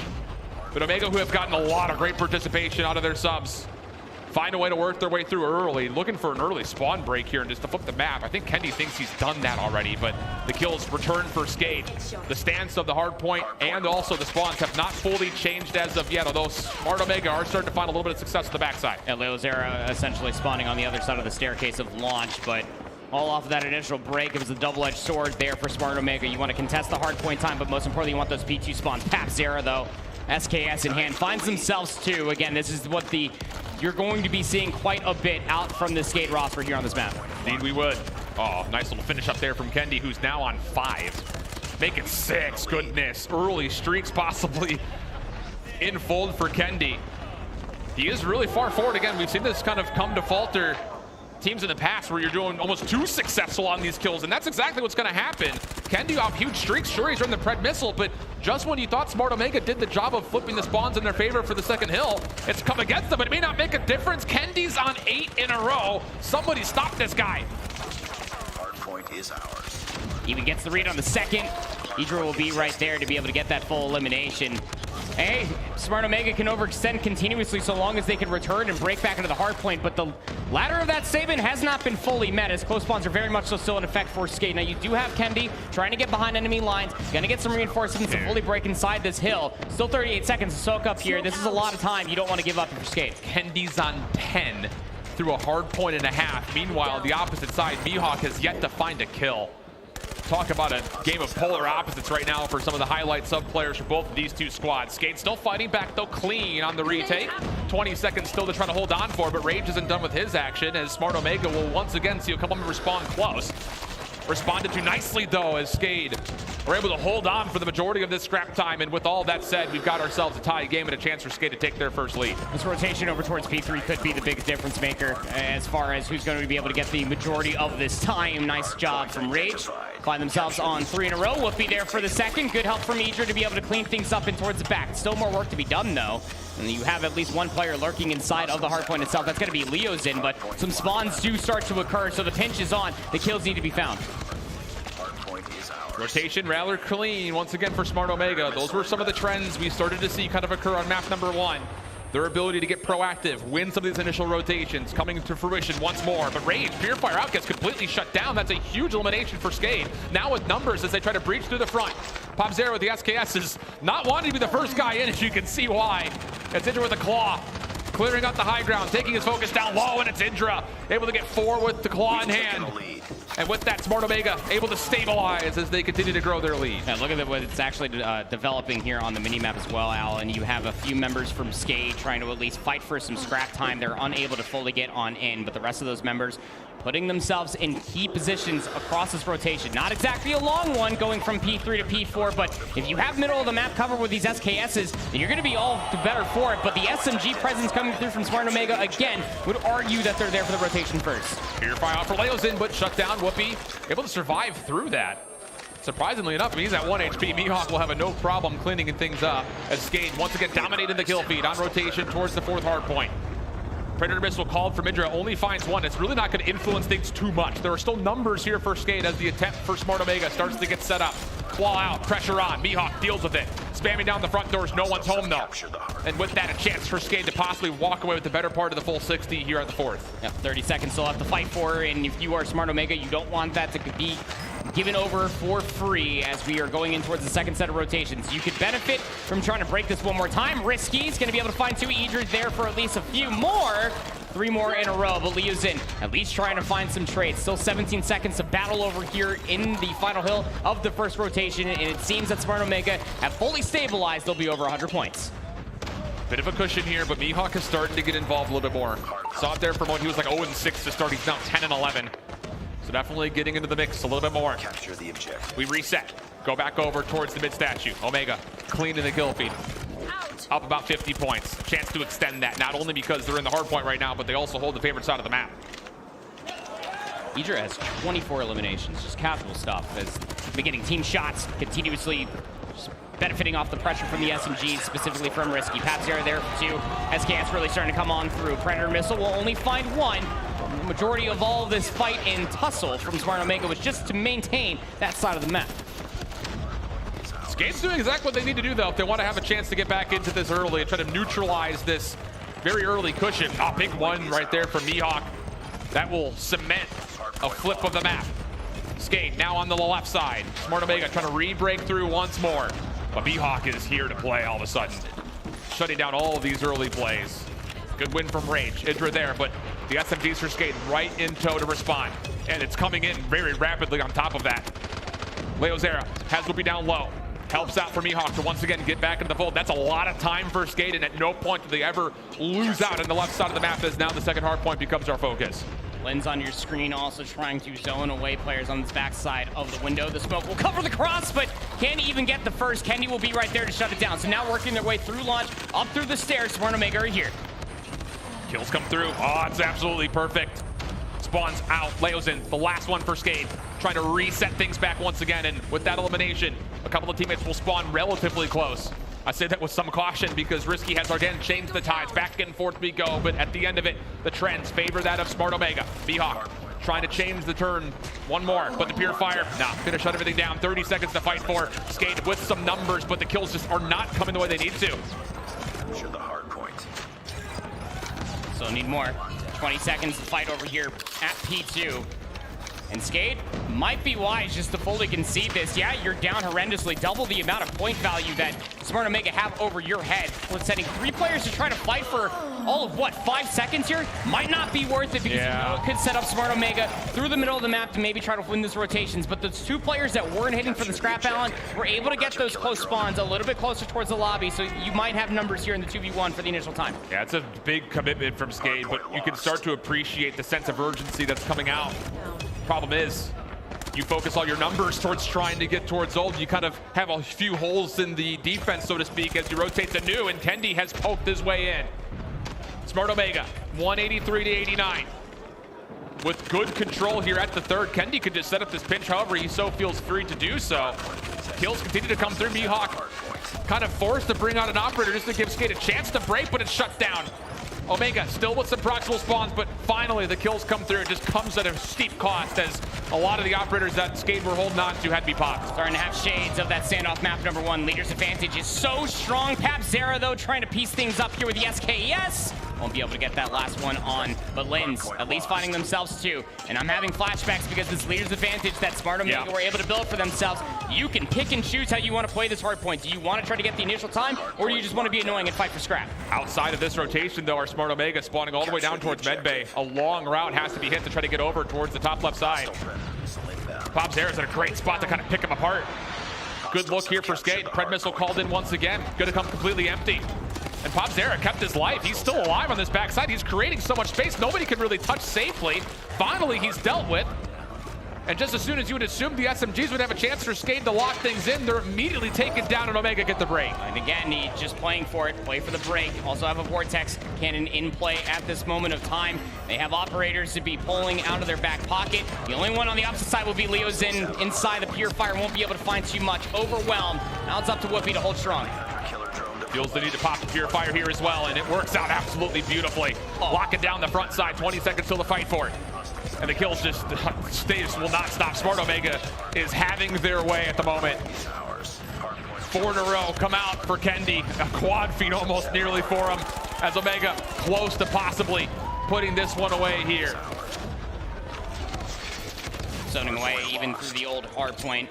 To say you have to play flawless is an understatement going forward for this Skate roster. You need some more presence, especially up front. Leozera having 31 kills, even with an SMG, just simply is not enough. Papzera trying to replicate that as well. But the middle of the map hasn't been your best friend so far, and it's tough to really say that. Yeah. Even when the initial time does start to pop you around, Smart Omega are just very, very quick to be able to get the trades required to break. Oh, claw pull out here from Idra. Not a lot of space to use this, you would think. Mihawk getting a read towards Scaffold, and Skate once again really good on this opening hard point. They have found most of their time between this and then the early rotation to 2. Contested still. Numbers for Omega. Not quite able to lock things in at this time around though, our Skate, and every second is a dangerous one here for Skate. Close spawn still very much so in effect. Again, leader's advantage. You don't have that choice if you are Skate. You have to find all these eliminations, you have to spawn them out, and it seems that Smart Omega actually will be able to get benefit from that. Yeah. 7 seconds still left here on P1, but Skate just have to hold strong. Get stairwells control, watch your flank, because Idra's hot on that flank. Wolves have secured a map 5 win, 7-5 versus Tribe. The first major flaw that we've seen in their run as Tribe will be in the lower bracket instantly. That's crazy. Yeah. How about Wolves? They lost a hardpoint map to Strut to start their tournament. But now, Smart Omega looking to possibly join their Eastern brethren in the second round of action. 244 to 154. Skate's operators not finding as much value as you would hope. Mihawk trying to keep things involved. Risky double, looks to put it away right here. But the map will extend just a touch longer as Rage will try to sniff things out, but ultimately is unsuccessful. You gotta be careful here. 27 seconds remaining. You might just benefit from playing from the rotation, but it seems that Smart Omega, the majority of them, actually all of them, are trying to get really close towards launch and try to find themselves a couple exits. They can absolutely still close it here, but the high ground still being maintained. Rage for 2. Here they come. 5 seconds are all they need. And there's the commitment. Double operators being pulled. Just bulldog your way in, bulldoze your way through. And Omega says go to sleep. With the pillow and all. Oh man, as early as a day as it was, that is just absolutely comedy. Skate, you know, we came into this really just projecting the idea that you had a great group stage specifically versus Garina's other team of Almighty, beating them in map 5s, but you had to get there versus Smart Omega, and you would have assumed that it had to have been both the search and destroys, and stealing maybe a respawn or hardpoint would be fine. But the way that it all developed for itself with the firing range search and destroy really kind of set Skate off kilter, and it just felt like they were constantly always playing from behind, because again, when Smart Omega had themselves an opportunity, they absolutely ran away with it, one of which was Idra. 42 and 27. Dude was everywhere, man. What? Yeah, he was everywhere. on the other side of it, I mean, hey, credit, Mihawk got back into the mix and ended up pulling nearly an even KD, but it just felt like the early trends kept building and building extra leads for Omega to work with. Not that they ended up needing it by the end of the map, but once more, you know, the other things that we look towards in these scoreboards are not just who has the overall total KDs. I really urge you all at home to take a look at that time that's shared across the hard point, across every single member for Smart Omega. On the opposite side, the same cannot be told. Popzera, yeah, he did well, 43 and 33 with the SKS, but Omega's presence on the hard point is just way higher. Yeah, it's just the biggest difference of who's finding more value off of the long range to open up the floodgates for those SMGs to get either behind enemy lines or just exist in the hard point. Can't just be one front, it has to be both. You take a look at the overall series, I mean, those hard points are really going to say a lot, probably more about the firing range, search and destroy, just how well Smart Omega were just kind of playing around with Skade's idea of just trying to utilize the SKS and keep them at range. Well, boy. Man, it's spicy already. Yeah, I was gonna say, this is, everything's kind of up in the air all of a sudden. I mean, LG comfortable against Stamina for the most part. Omega, same thing for Skade, but the big surprise and what I imagine the desk is gonna wanna really talk about is that Tribe and Wolves result. Wolves finding an edge in that map 5, tight one pretty much from start to finish, but that does it for us here in the casting desk. Back to Degon and the rest of our friends to break down the action in this first set of matches. Thank you very much, Shift, and proper, again, putting in a proper shift. That was a very, very, very long championship quarterfinals, and we're not done yet. 3 series down, 1 more series to go. Let's start on the series that we just saw with Smart Omega and Skade going back and forth. We thought maybe it was gonna be a 3-0. Skade pushed it to that extra game, but they got dominated there on hardpoint. Honestly, it all started out with the map picks and bans. If you know Smart Omega enough, and if you know Skade enough from their day 1 or even in their stage 4 run, Skade is so strong in slumps. Omega not so good in standoff hardpoint. And you already expected that probably that's going to be banned for Smart Omega, but they banned slumps anyway, and that's why they did such an amazing pick. Risky pick, yes, but it paid off at the very end, and that kind of gave us a little bit of a, you know, preview as to what will happen in this matchup. Yeah, I think there's absolutely no question Skade brought their A game, but Smart Omega just looked like the stronger team through and through. Like you said, standoff, not one of their better hardpoint maps, not one of their better modes in hardpoint in general. So the fact that they're able to take the win right there, I think the fact that they were even able to take it close, being on the offensive side to start whenever it came to the control, that was a very winnable one. It could have gone either way if they get that streak in time. They looked so solid in every single one of those games. Yeah, again, right? We were waiting for the missile to come on in and clear it out, but the kill came on in. Their take was coming on in. That was probably as close as you could get there on control over at Raid. But then on takeoff, it really felt like, okay, Kendy starts off 10 kills in the first bit. Oh, here comes Rage. He's now at 20. And then an Idra sighting popped off there. And then at the end, Kendy leads the whole server with a bunch of kills. So it was taking turns leading the way there for Smart Omega. It was just spawn control on their end. They knew this map so well. They played it so many times. And yeah, for sure, Skade also plays this map. All of these teams really play this map, but there just seems like Smart Omega just knows this map a little bit more. And they always had control. Not one moment does it feel like they actually lost control of that one. But taking a look at what we have here in our tournament bracket so far, Smart Omega leads 3-1 versus Skade, puts them up into the semi-finals. And they're just waiting here for our next matchup, INCO Stalwart versus Scars. That's going to be for later on, but this is the upset of the day. Tribe Gaming, 2-3 versus the Wolves. How did it get to this, Bobby?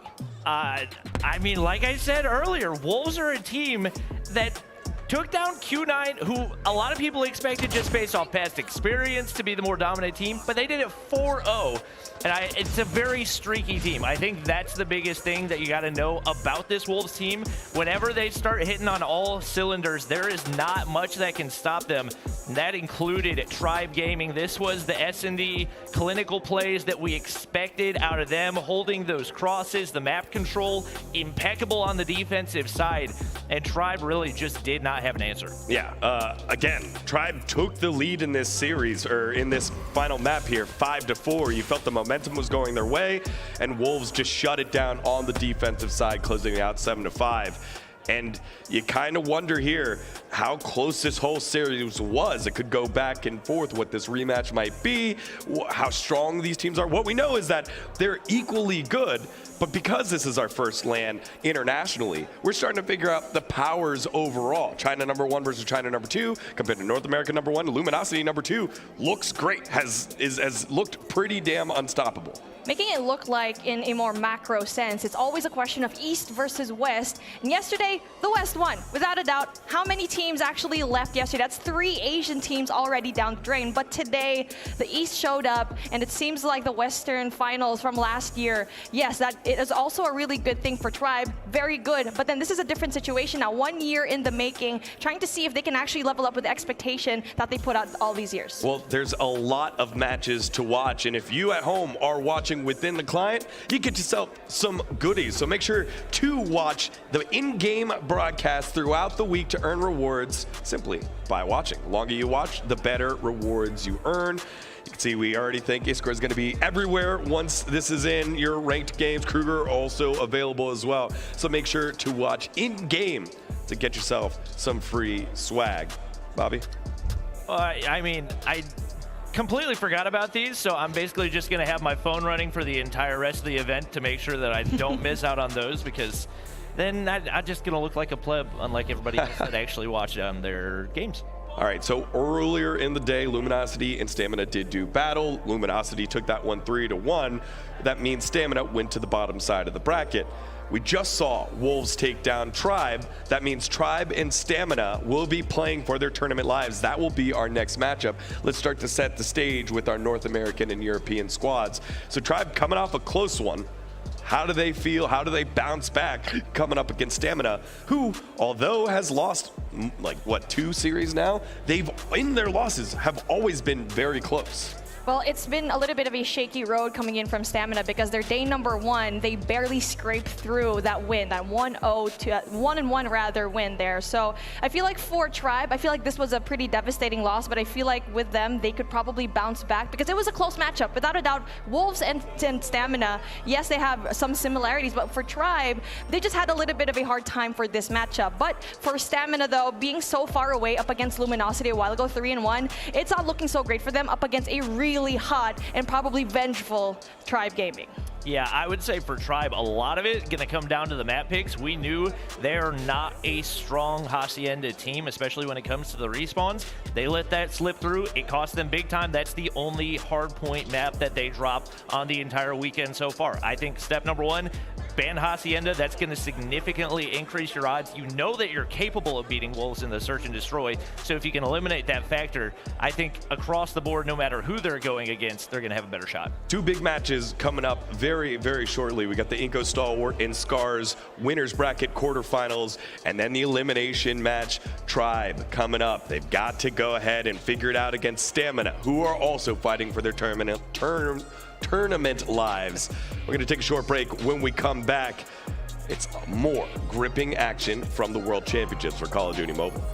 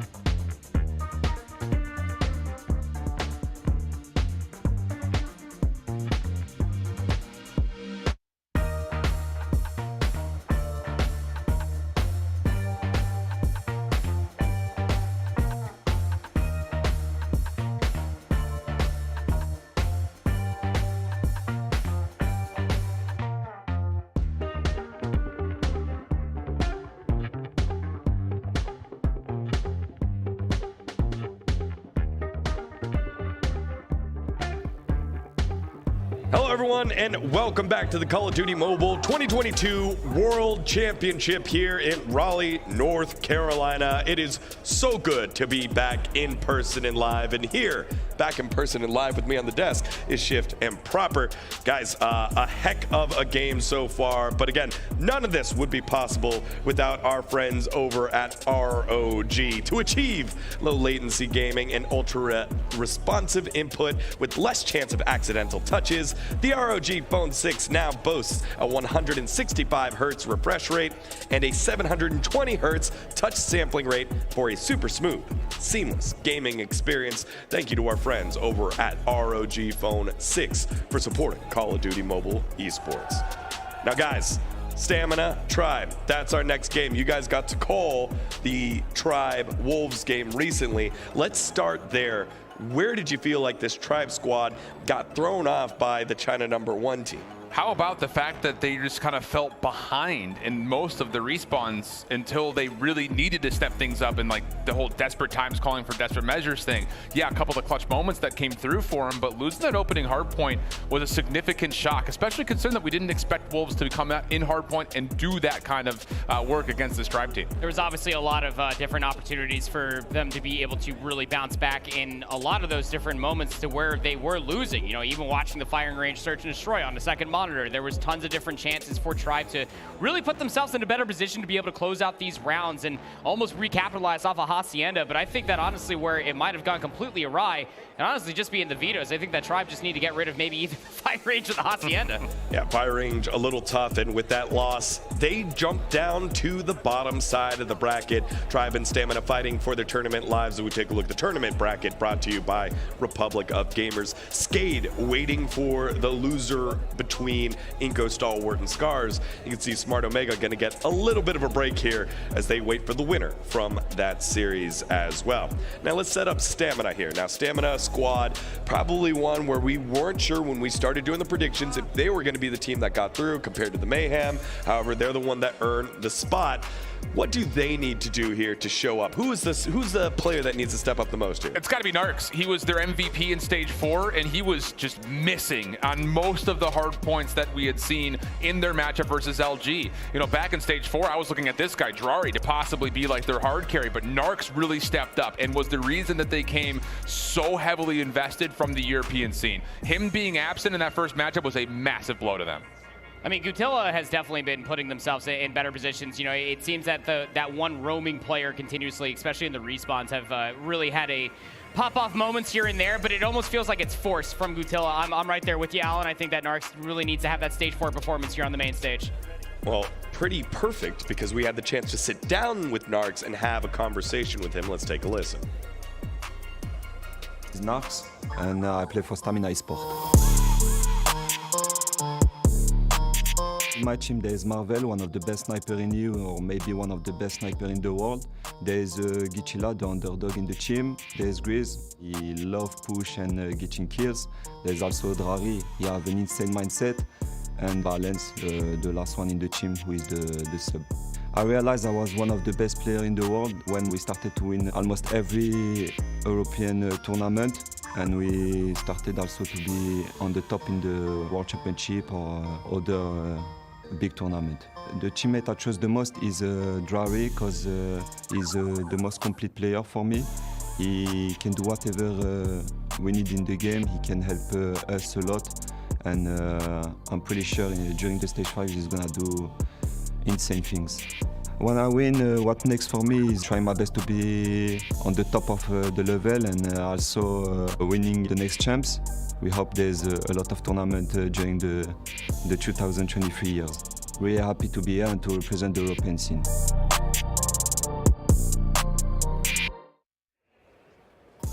Great thoughts there from Naarkz, but you said he's the one that needs to step up, and I vividly remember which map you noted on. It was Standoff, where I believe he was like 6 and 15, 6 and 16, something like that. Grizz was carrying the load, Marvel was carrying the load, but Naarkz, calling himself one of the best players in the world, has proven it in the past. but when you come up against better competition, you gotta level up. And now with your backs against the wall, going up against the #1 squad from North America, what better time to step up? I think the biggest thing about it is you could maybe give them a little bit of defense. Like, this Luminosity team is disgusting at hardpoint. They have a huge differential point advantage in their favor. But the thing about it is you're not getting off that easy, because Tribe is coming in as what was the second best overall hardpoint team. So you cannot have a performance like that if you're Naarkz. They have to show up in the 1 and the 4. That hardpoint is going to be the route towards success if they were to pull off an upset here. Yeah, I mean, 1.62 KD in stage 4. He comes over to the main stage, and it seems that it's almost an afterthought that somebody needs to pick up that slack. But again, it's Naarkz that almost has to lead this team to be able to get in that position. And it really does feel like that the hard points need to be better. I mean, 258-86 on a Slums hard point versus Luminosity, as nasty as they are, it's just unacceptable. Now, flip side here, we talked macro perspective for Tribe. A little behind until it was clutch time, and then they ran out of gas there on firing range S&D. Let's talk micro. Individually, who's the player that needs to step up right now, in your opinion? We saw great stuff from Jez. That was where I had my biggest question mark, simply due to the fact that he's so young, doesn't really have a lot of the competitive experience that the rest of his team do.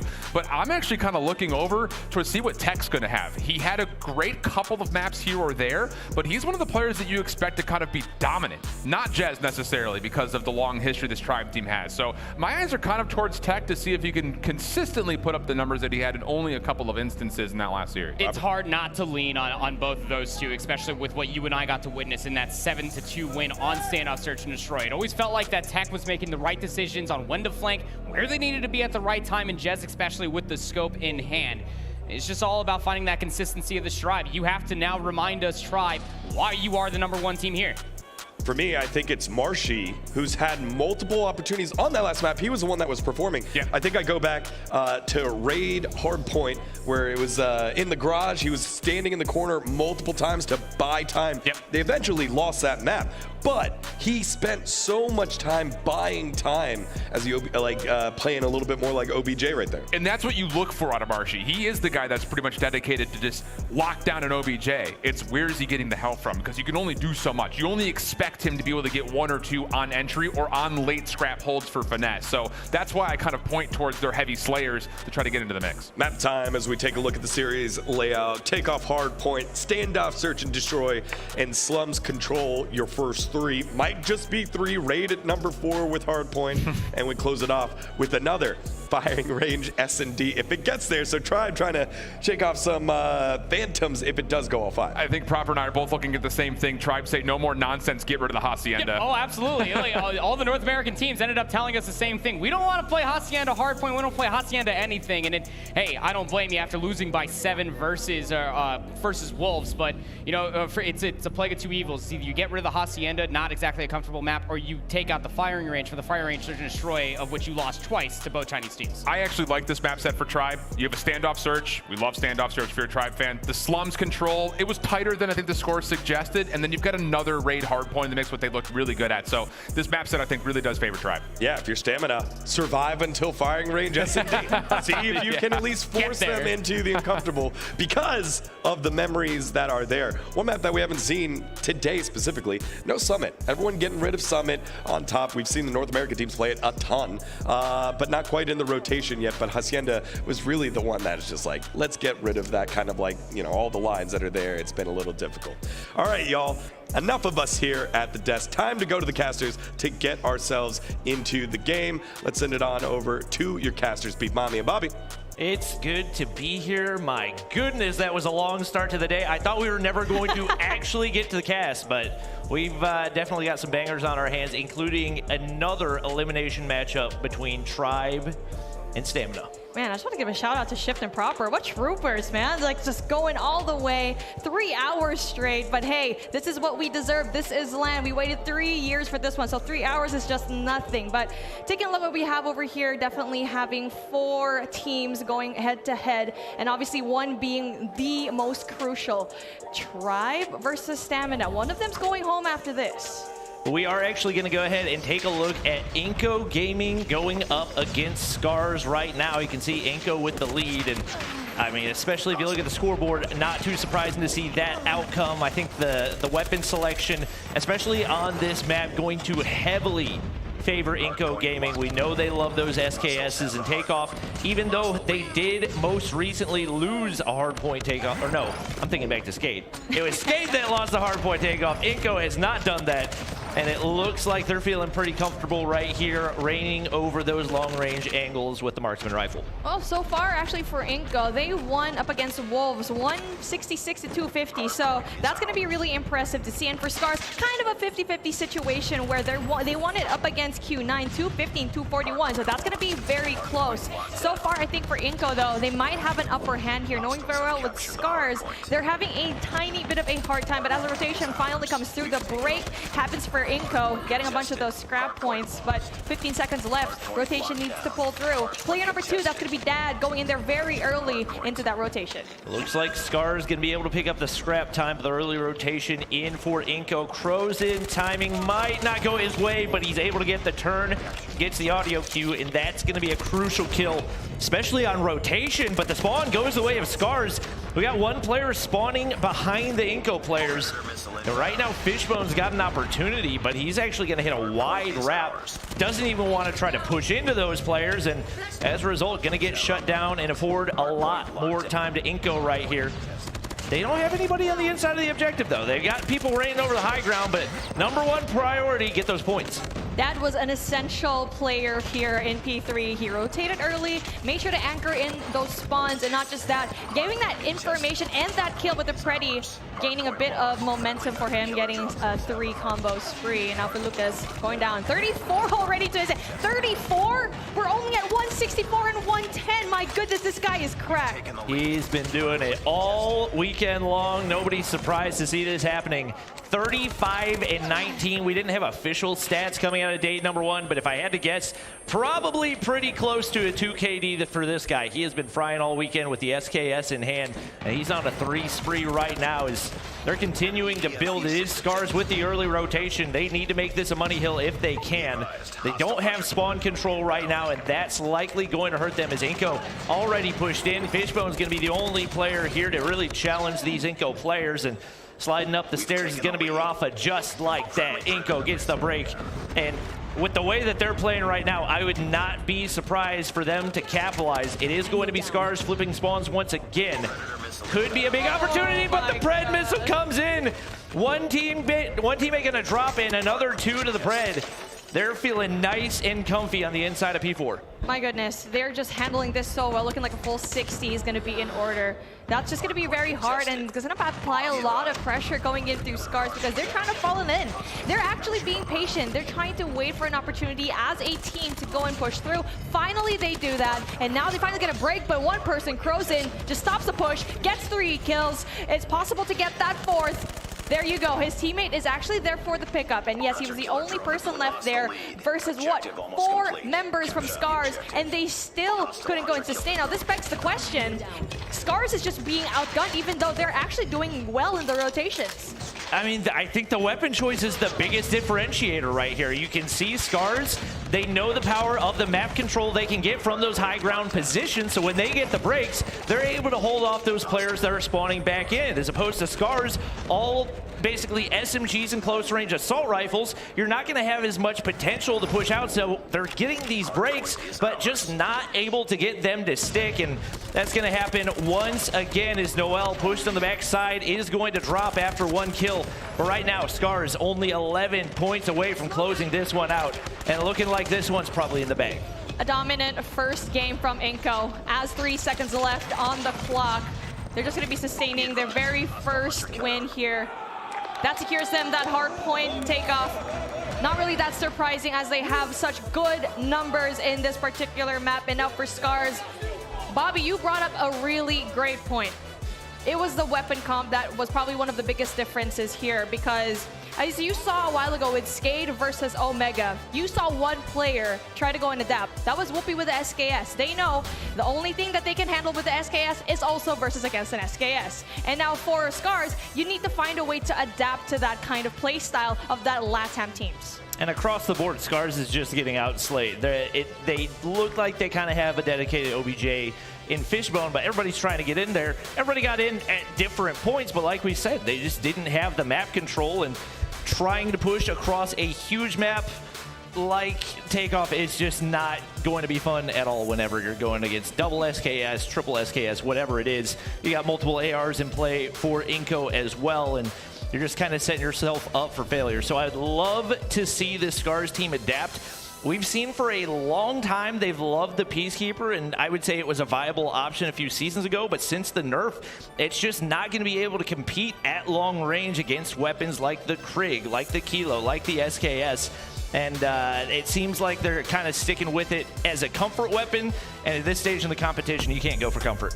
Absolutely. And now we're taking a look at the highlights that we have from that previous game, where it's an absolute domination coming in from INCO Stalwart.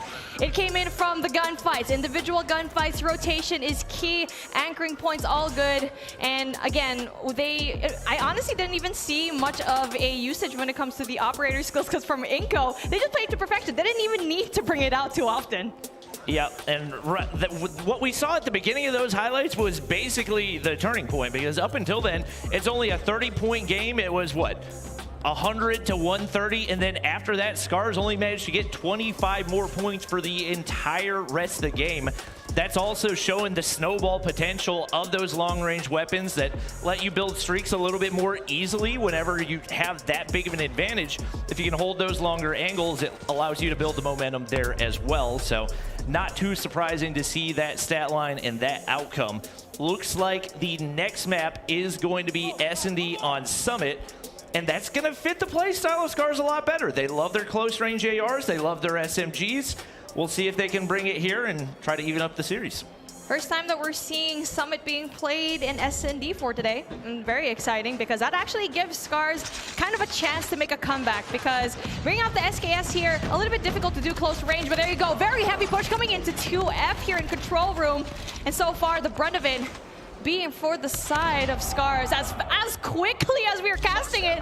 How long did that take? That was probably like 10 seconds, and now INCO, very amazing start, knowing very well how to aggress, and now round number 2 starts. I like the risky attempt off the first round. You try to catch him off guard, see if you can maybe force your way in the top side. It's not going to work. INCO, too fundamentally sound to let that happen, and now Scars taking a much more passive approach, which is not too surprising to see.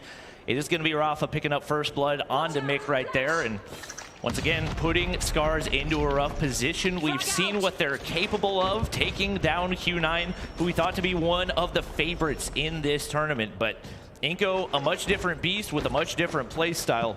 Scars going to need to continue to adapt if they're going to be able to survive. INCO Gaming has 100% win rate so far in S&D in day number 1. Scars, on the other hand, having 66. And also, the fact that they won in such convincing fashion for INCO is just really amazing to me as we slow things down. And for Scars, on the other hand, pretty up and down situation for them, as Scars finally opens up with their first kill. We're going to be even things out 4-4. Right now, both teams just kind of lurking around the map, trying to find some info. The bomb is down on the outside of Control Center. So if you're INCO, main objective right now is get that back in your control. Jrozin, quick scope gonna connect, but not for the kill. Hit marker gonna cost him right there, and now Scars finally in a position to capitalize. I don't anticipate he's gonna expect Rafa in that little corner. Oh my gosh.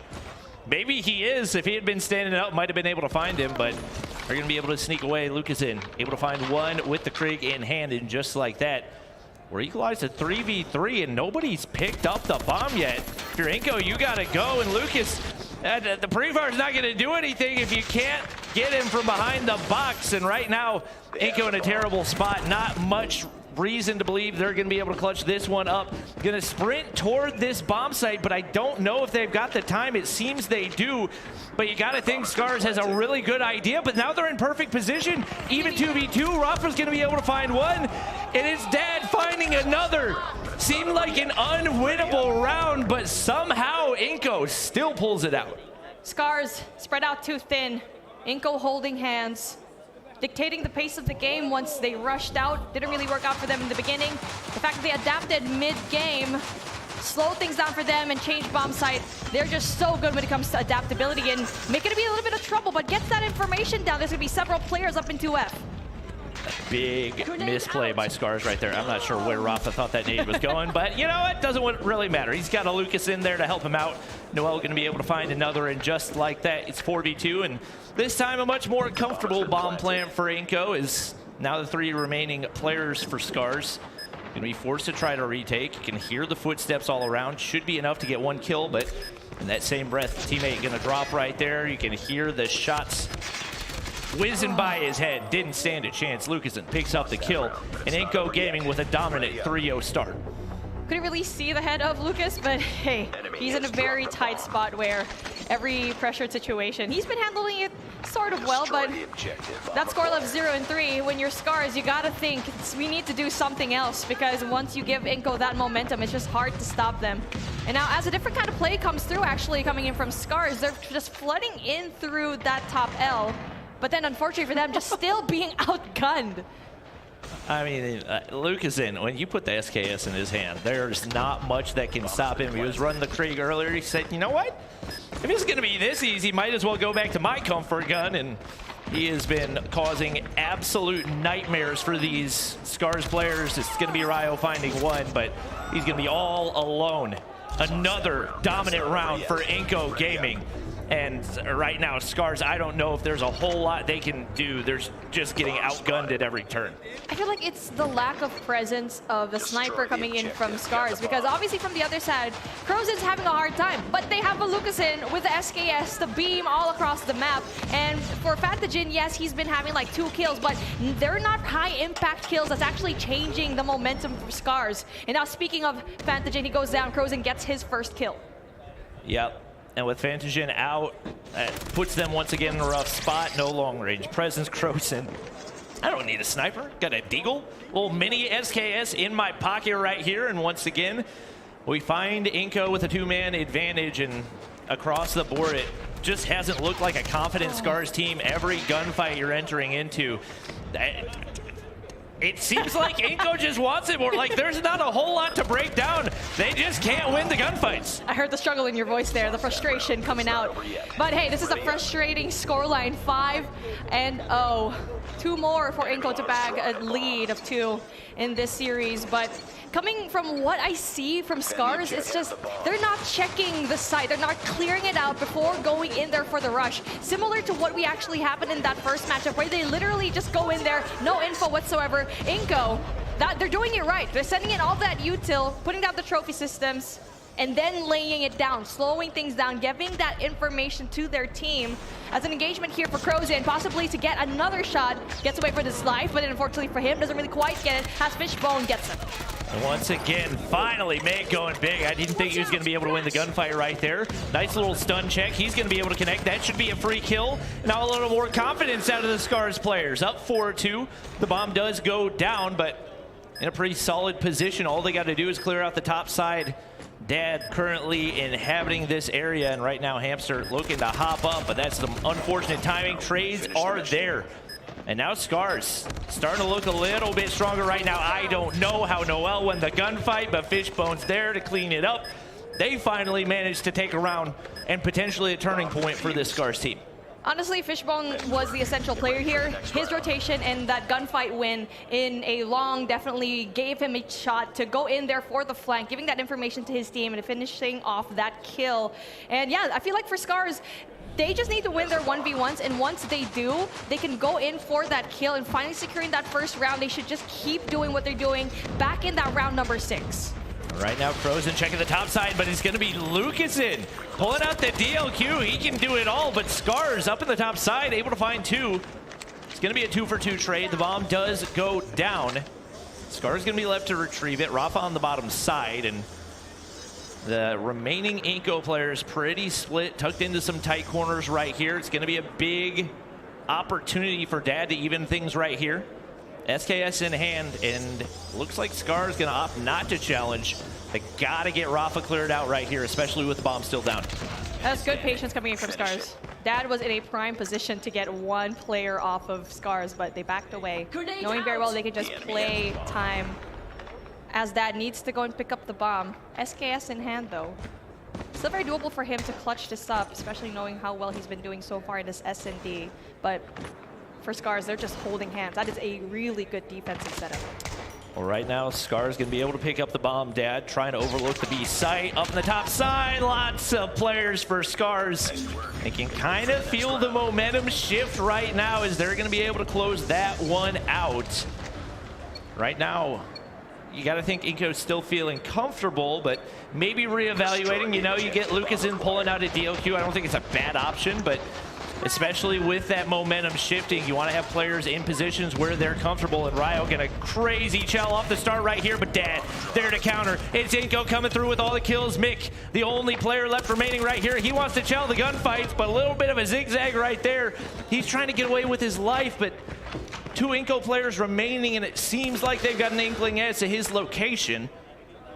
It is going to be Scars in need of the bomb pickup right here, but still a minute 20 to work with it. It seemed like a lot more time, but it's such a chaotic start to the round. It'll lead us to a reset. Mick might be able to pick up some information here. Trigger discipline from Mick is just so good. He did not give any kind of information, and now they don't know where he is. Now he has to go and retrieve the bomb really quietly. And I think for the members of INCO, they don't know where it is. Finally gets one, isolated. And now it's a 1v1 situation, and for INCO, they probably should have just held hands in that situation. As Dad gets these shots, almost takes down for Mick. 7 to his name. Still needs to go and pick up the bomb, but with 50 seconds left on the clock, that's a lot of time to play with. And he doesn't want to give away any information. He doesn't have to right now. Likely going to make this wrap to the top side of control center. Don't want to give up high ground control for too long if you don't have to. And right now, Dad says, I've got the advantage right here. Bomb's not down. You're the one that has to make the move. Go ahead and pick it up. He gets the information from the audio cue, and nearly Mick tries to find the turn, but Dad, huge kill right there, stops the momentum. And just like that, only one more round needed for INCO to close this out. Patience play coming in from Dad, and that's just how INCO Gaming plays this. Even though that, yes, they were at an advantage of 2-1, that just slowed things out. There's no need to go into Grizz, and was hefty pay for him. Oh, beautiful kill coming in from Hamster. Finally, a first blood coming in from Scars. So that's going to lead them up. And so far, they're just going to be staying put, being passive. Bomb holder is going to be Fishbone, and so far he's been fantastic at it. With the player down for INCO, Scars once again feeling a little bit confident to roam around. See if they can find another pick right here. Lucaszin opting to go back to the DLQ, and right now rocking triple snipers. That's not really something we've seen so far in this tournament. And the fact that it's happening on Summit makes it that much more surprising, but he's gonna see what he can do right here. Nice little spot for Dad, but it doesn't matter. Vantagen fires back. And just like that, 2 players now down for INCO. It's going to be INCO forced to move back to spawn right here. And now Scars, the aggressor, has an opportunity to pick the side of their choosing. Now for Scars, you need to make a play here. They're being a little bit too passive now. And yes, they already have those 2 picks. Then just go and aggress forward. You're just allowing INCO to possibly try to pick you off as well. And now 2 players coming in from INCO is actually going to be into A, and that gives them 1 shot. Speaking of Noel, gets Hamster. Possibility to get another one into control room for him. Rio, though, that's going to be good shots for him. Still, numbers advantage coming in for Scars. He's been a leader on this team for a while, but hasn't had a great performance so far. Beautiful gun shell by Noel right there, but it just wasn't meant to be. And my, oh my, it is almost the game going through for INCO, but we're going to take a look at the matchup. This is an elimination matchup right here, so we got to pay as close attention as we can. Tribe Gaming recently getting upset by Wolves, now find themselves in the lower bracket going up against Stamina.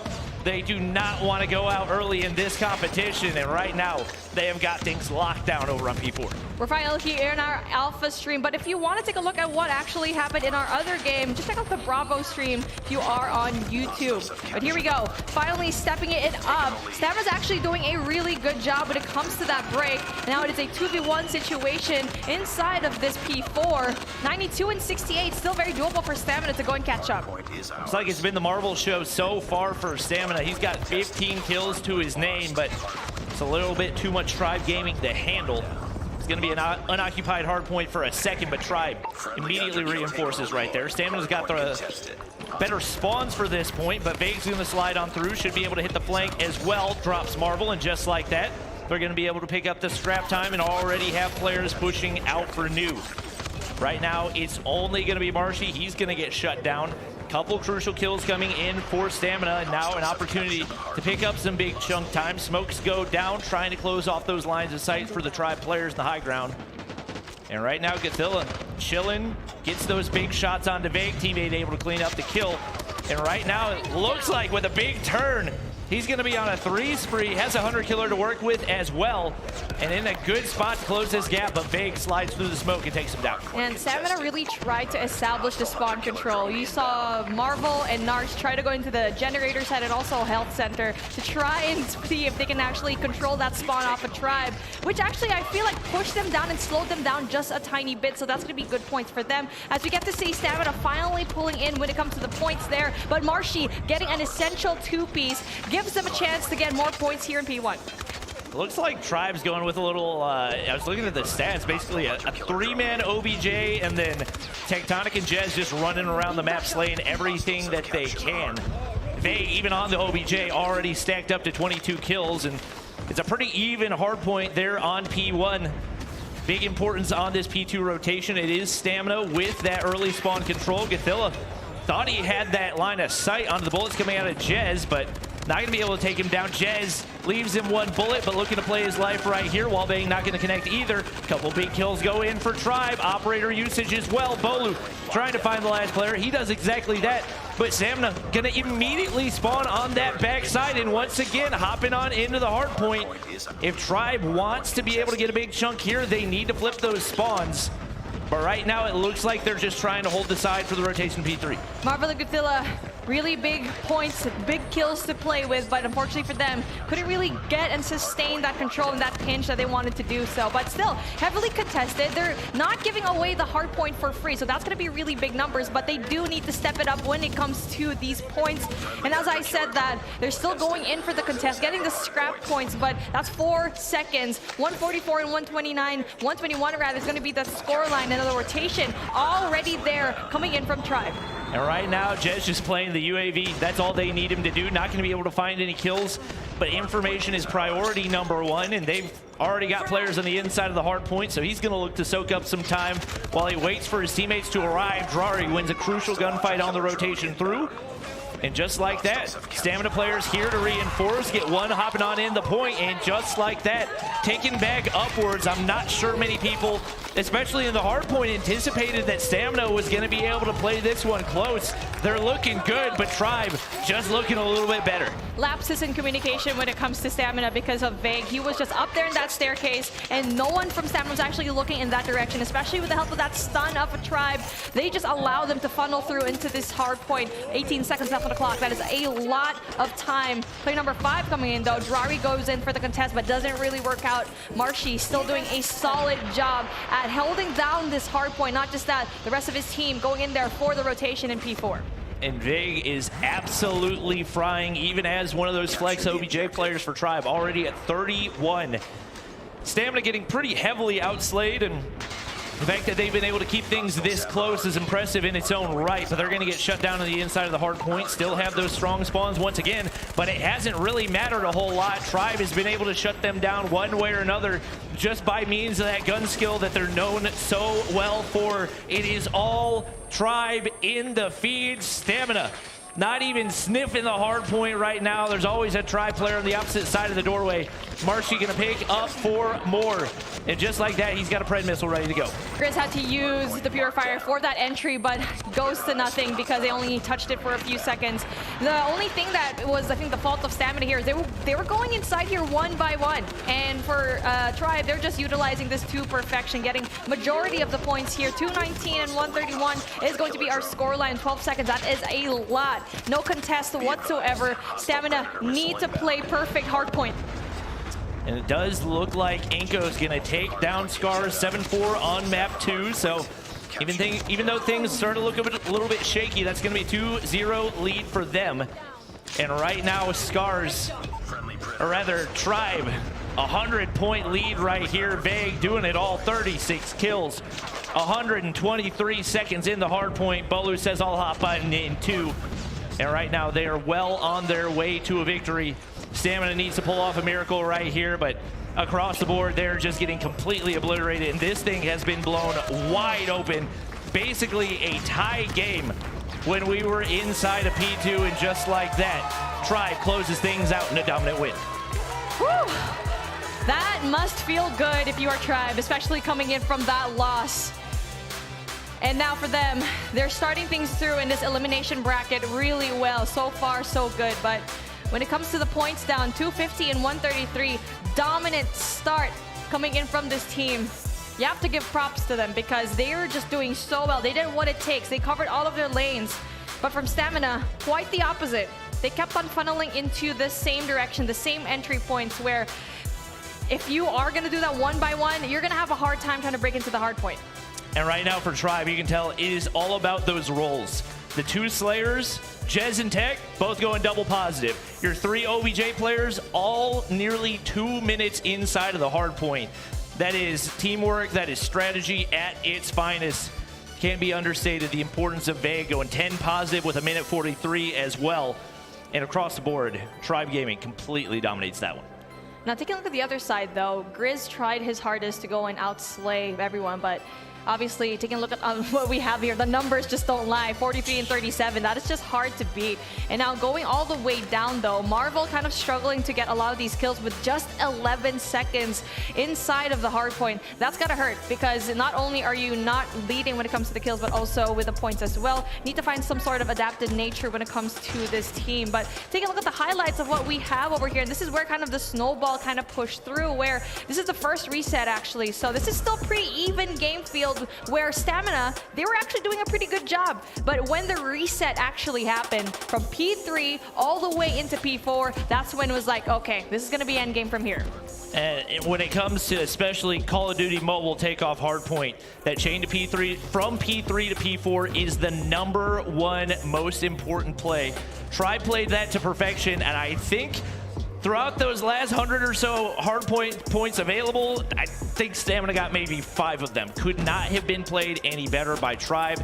They locked down the spawn trap from inside of the hardpoint and complete dominance out of them in the second half of that game. And, you know, just speaking of this Tribe team, they just had a massive boost of confidence with winning this in such a convincing fashion.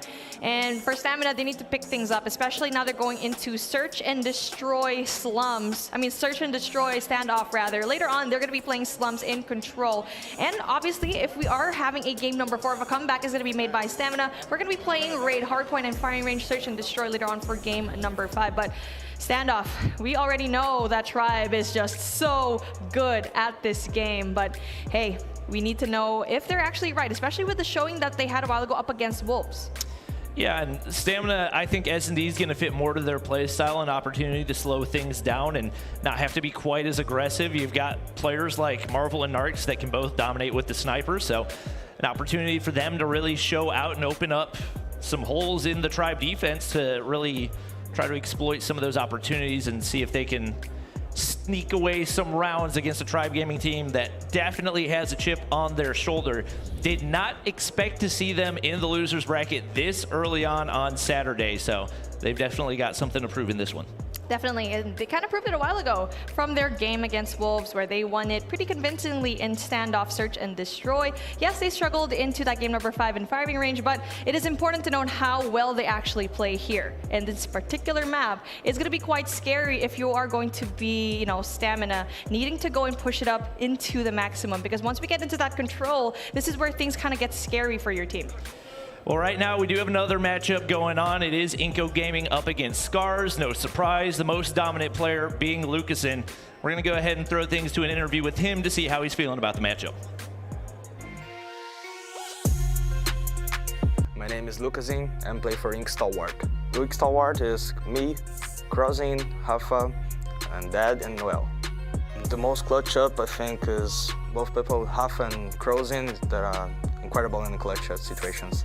You know, it's the first time I'm playing the LAN. In Brazil, we don't have 2 but LANs. It's a big moment to me, to my family, to my teammates. That's incredible. I'm looking forward to play with Tribe because they are the #1 team and my aspirations have so many good players. It's gonna be a huge moment.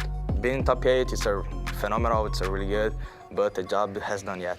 If me and my team win, it's gonna means a lot for me and my family, for all my time playing, all my time living and competitive. So it's gonna be insane for me.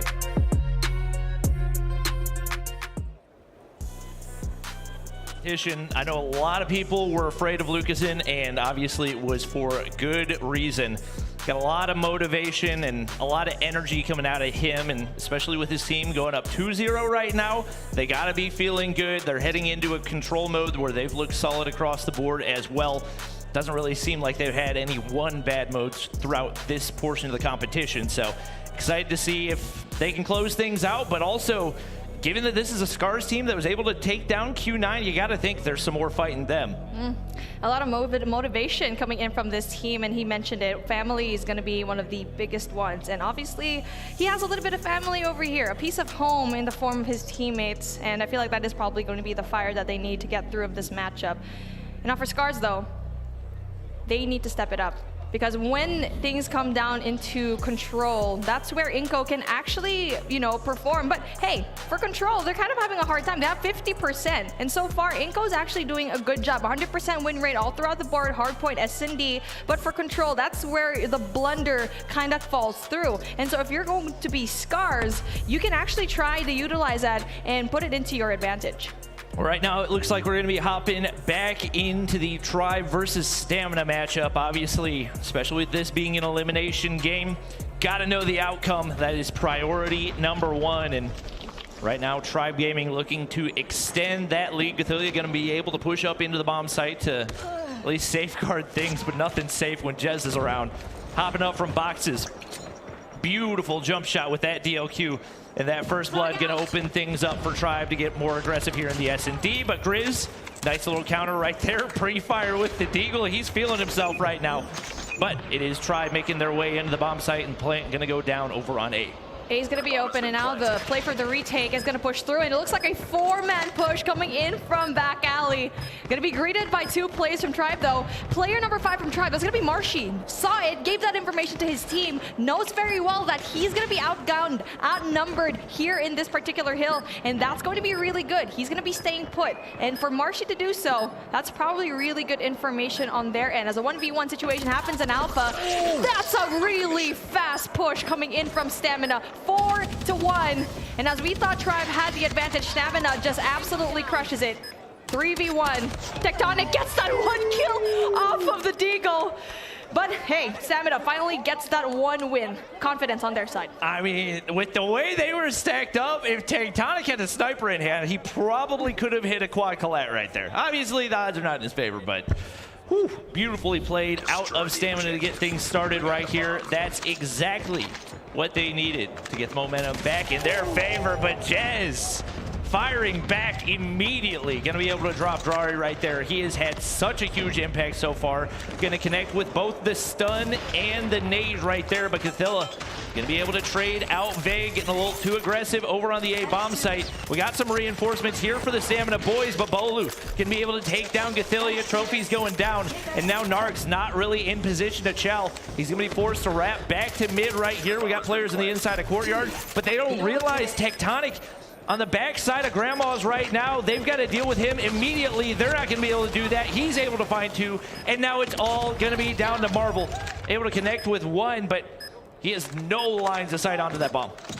2 players from Tribe going into Alpha, and 1 player sitting back, sitting pretty, just trying to have that cross down. But then for Marvel, he's in a perfect position to go up against Jez, but then Jez a little bit too quick when it comes to the scope.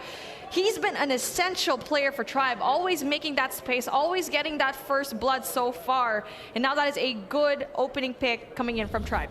Just a beautiful setup out of Tribe right there. You get 1 player pushed back.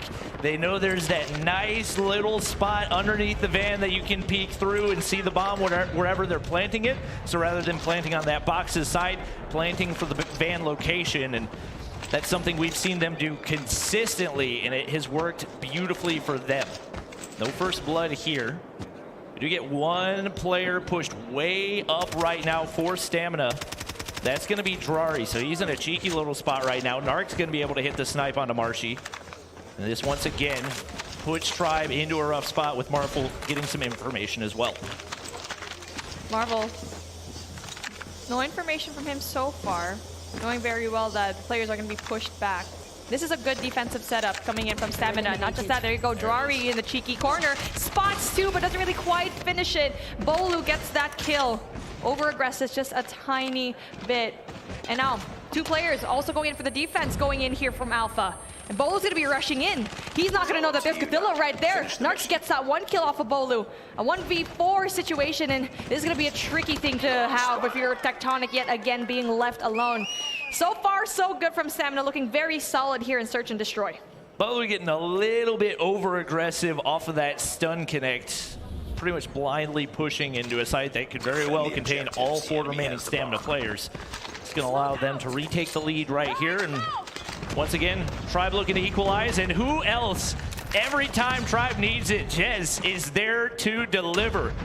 Just like that, Stamina player down, and it's Grizz who's had the biggest impact for them so far. Right now, Chiezze 4 to his name, Tech with 5, but the rest of Tribe combined for 1. They got to get those other 3 players going if they want to be able to take down Stamina here in the S&D. Stamina going in for a default setup. 2 over here inside B side of the map and A. But now they're getting that information down that it's probably going to be an A push. Now the members of Stamina, the 2 members, need to go and push out. This is good timing for them. That's going to be really big kills coming from player number 5. That's Drari. That's Godzilla getting them 1 by 1. And as we're seeing a 2v2 situation finally happen through, Tectonic gives a really big kill off of Marvel. Now a 2v1. Marvel did such a good job of playing his life right there, but they just couldn't get the reinforcements into the bomb site in time. Tectonic, COD timing actually going to go his way. That's going to give them the information. They know they can plant. Naarkz, that's probably not the spot that you want to chow, and now it continues to be the Chiezze and Tech show combining for 12 of the team's 13 kills. They're doing it all themselves. Naarkz, you just can't chow the bomb heady with Tech right there. I know it's an uncomfortable spot, but with no utility to work with, there's not a whole lot of options for him right now. Tries to make his way up. What a beam onto Tectonic, but Chiezze watches the cross, shuts him down, and Tribe takes the round.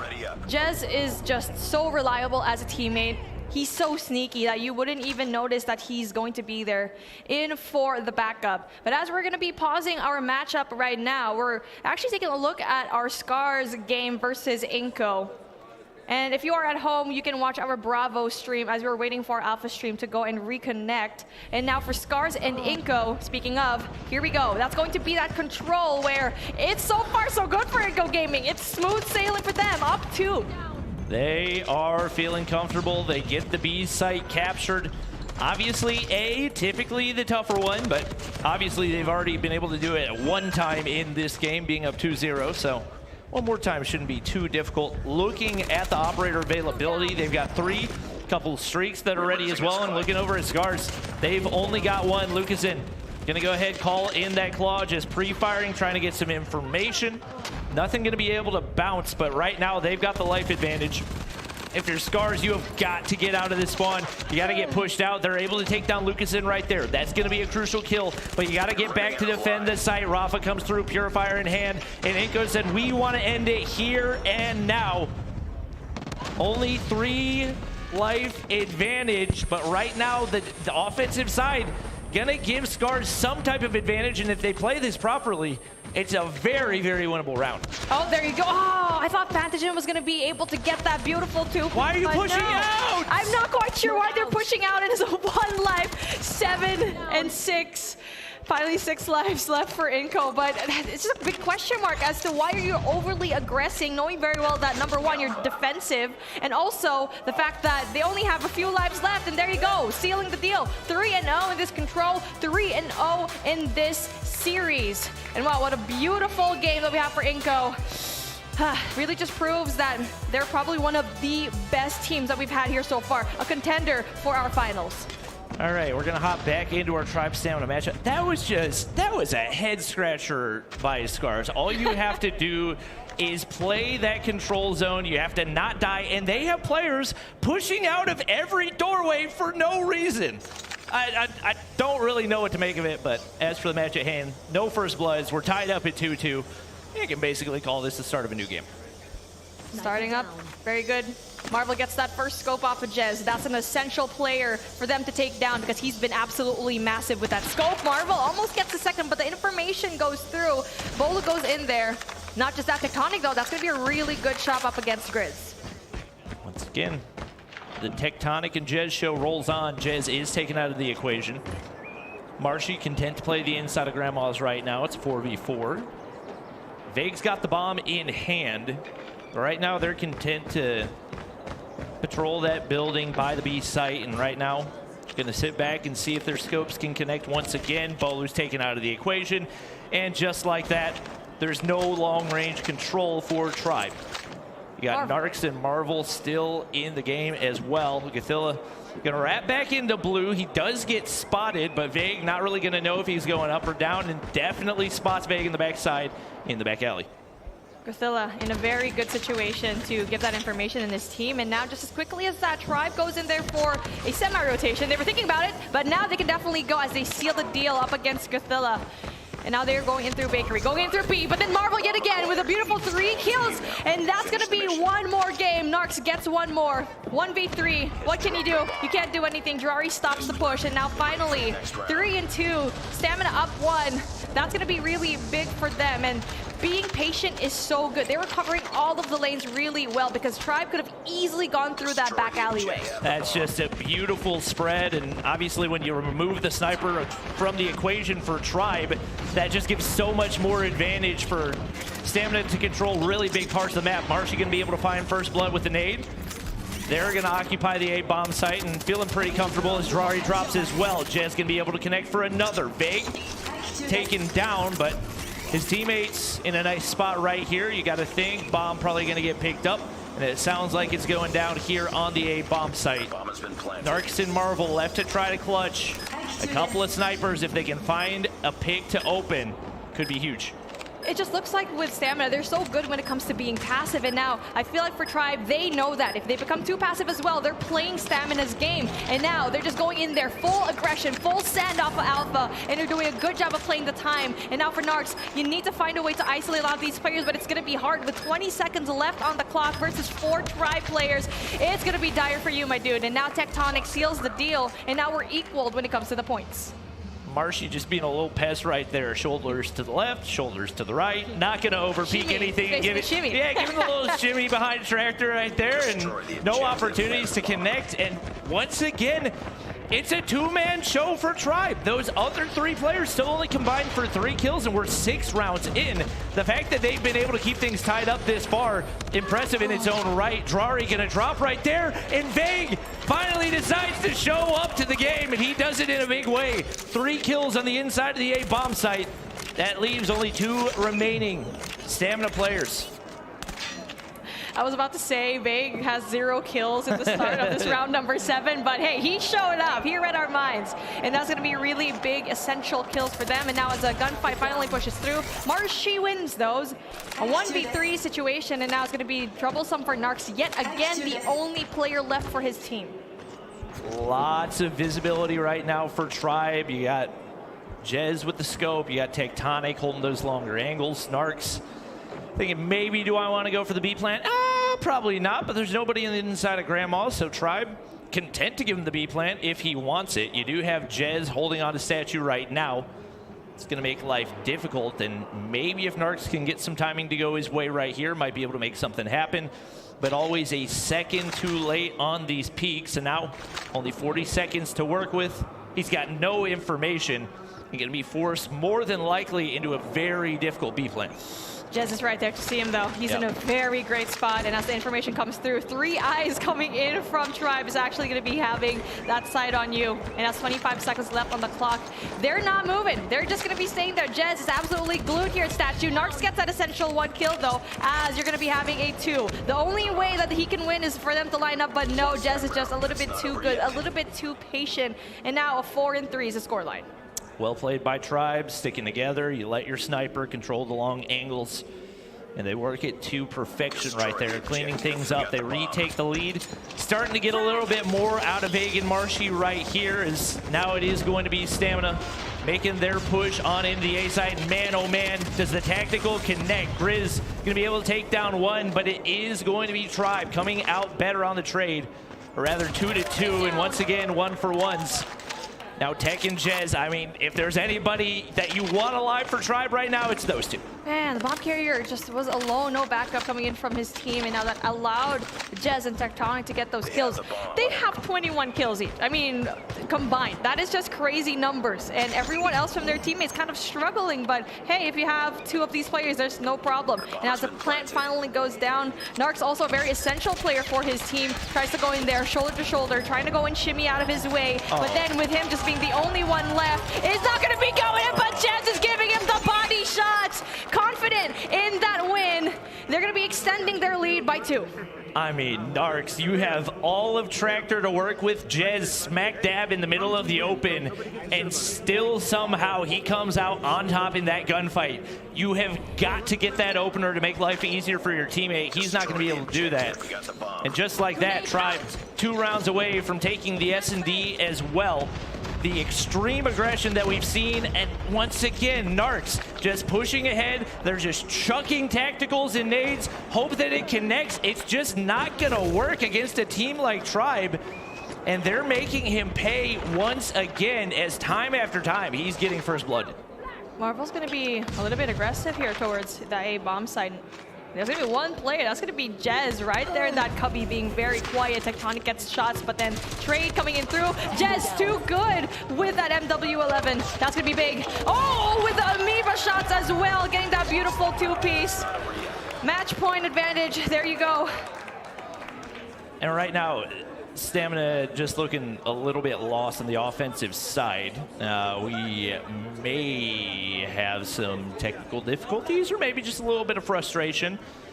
Difficult to tell at this point, but right now, that Stamina's got to take a different approach. The blindly throw all your tacticals and your nades and hope that some of it sticks, just not going to work against Tribe.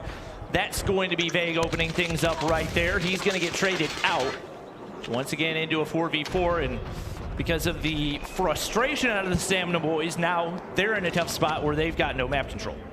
Grizz, though, that's going to be really good kills for him. He does spot 2 players coming from Tribe going off of gas. Speaking of him, he's got to be able to get Marshy. And now for Bolu, good trades. And now, still though, Tribe has the advantage, but it's a good thing for Stamina. They're just getting that information first. And now, so far, A bomb site's going to be absolutely cleared. There's going to be that 1 player off of Granny's, 1 player off of that backside push, and also 1 into spawn. I'm not quite sure if they can actually push through the backside, because you're going to be greeted by those 2 players, and they're going to be greeted by 1 right here. Naarkz gets 1. That is going to be good info for them, but they need to find the other 2 players still hiding in spawn. I like the double chow onto Bolu right there. That puts them in a good spot. You still got Jez back in spawn. It seems like he may have gotten some information off that. I don't think that he did. But the Tribe players once again content to let the bomb go down and see if they can work a retake. It is going to be Jez spotted out. Clean angle out of Naarkz, and all of a sudden they're in position to keep this alive. Tectonic, I believe, trying to sound right now. I thought he'd hear a player in mid-street. And they're going to go ahead and look to wrap on into a bomb site. I don't think Tectonic heard them. Yeah, or maybe he's making the push right now because he did. He's going to spot out 1, but doesn't get the kill on either. 1 HP. Could allow Godzilla to get the plant down if he does it in time, but he's completely exposed. Oh Naarkz my God. there for the trade. Big closeout. Keeps Stamina hopes alive. Good job, Stamina. keeping your numbers to your advantage, but well played by Tectonic. He was so close to actually stopping that bomb plant, and for a while, I wasn't sure if they had enough time to plant the bomb, but that is going to be clutch for them. 4 and 6. It's still going to be very close for Tribe to go and win this, but for Stamina, definitely still doable to go in there for the comeback. Fast push coming in from Tribe to go in there for that defense. A very heavy defense coming in from Alpha, but it's actually going to be possibly a B push coming in from Stamina. You're right now. Stamina going to be forced back right here. Naarkz looking for those jump shots. It's Marvel connecting. And with him taking Chiezze out once again, sniper removed from the equation. Tribe player might be able to pick it up. It's Bolu. Not too surprising. He's traditionally been one of the primary snipers for Tribe, but in a smaller map like Standoff, typically not as much presence. Githilla completely exposed, and finally Vegaz gonna peek the corner. Grizz over-aggressive once again. Not playing those angles well at all, and he gets shut down. And just like that, Naarkz is left alone. It just feels like time after time that the aggression making Stamina pay because they're making these hasty decisions, and Tribe's there on the opposite side to punish them every time. Look at Marshy. I was kind of expecting him to actually get it, but there you go. 7 and 4 is going to be the scoreline here for our S&D, and Tribe is going to be up 2-0. And now for Stamina. This is do or die for you in this control matchup in slums. This is going to be do or die. I mean, right now, if you're Stamina, you got to adapt. You can't play into the play style that Tribe wants you to play. And ooh, I just said play a lot of times. I know, me too. I just said do or die a lot of times. I feel anxious, you know? We're going to be saying goodbye to another team and possibly another EU team if we don't see Stamina step it up. Another region possibly in the works of exiting this competition.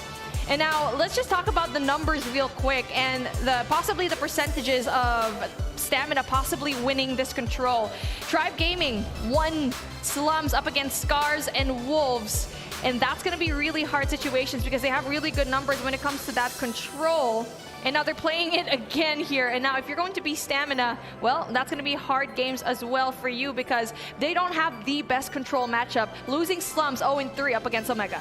Well, looking at the scoreboard, obviously for a big portion of that, it was the Tech and Jez show, and that was basically just keeping it even. It really felt like once Big, Bolu, Marshy started to get going, started to build a little bit of momentum, there was not really anything that Stamina could do to stop them.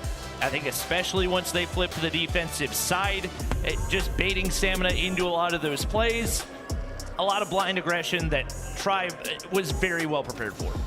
And for a time, Stamina was actually so good when it comes to playing that passive gameplay. They were dictating the pace of the game, early rounds, and essentially just securing those and leveling out the playing field. But for Tribe, I mean, we mentioned it time and time again, this is a team that adjusts very well, knowing that, okay, they can definitely lose some of the rounds here, but the good thing is that every time they lose, it's not a complete loss because they just do micro adjustments in their games after that, and that's the reason why they had such a convincing win after that 6th round. And it definitely felt like that moment where we saw the little bit of body shooting out of Chiezze. That felt like the turning point, a 2v2 that was incredibly clutchable for Stamina. They were in good position and just couldn't close out the gunfights. Tribe makes them pay, and after that, they pretty much cleaned the table. Cleaning the table. Let's see if they're going to be making a sweep here. Might possibly give Stamina a 3-0, but obviously our last European team is not going to allow that to happen. But it's a tall task to fulfill because Control, not really their best matchup, and knowing very well it's going to be in slums where, you know, Tribe is going to be definitely good at. We'll see that in a little bit as we're going to be tossing into break.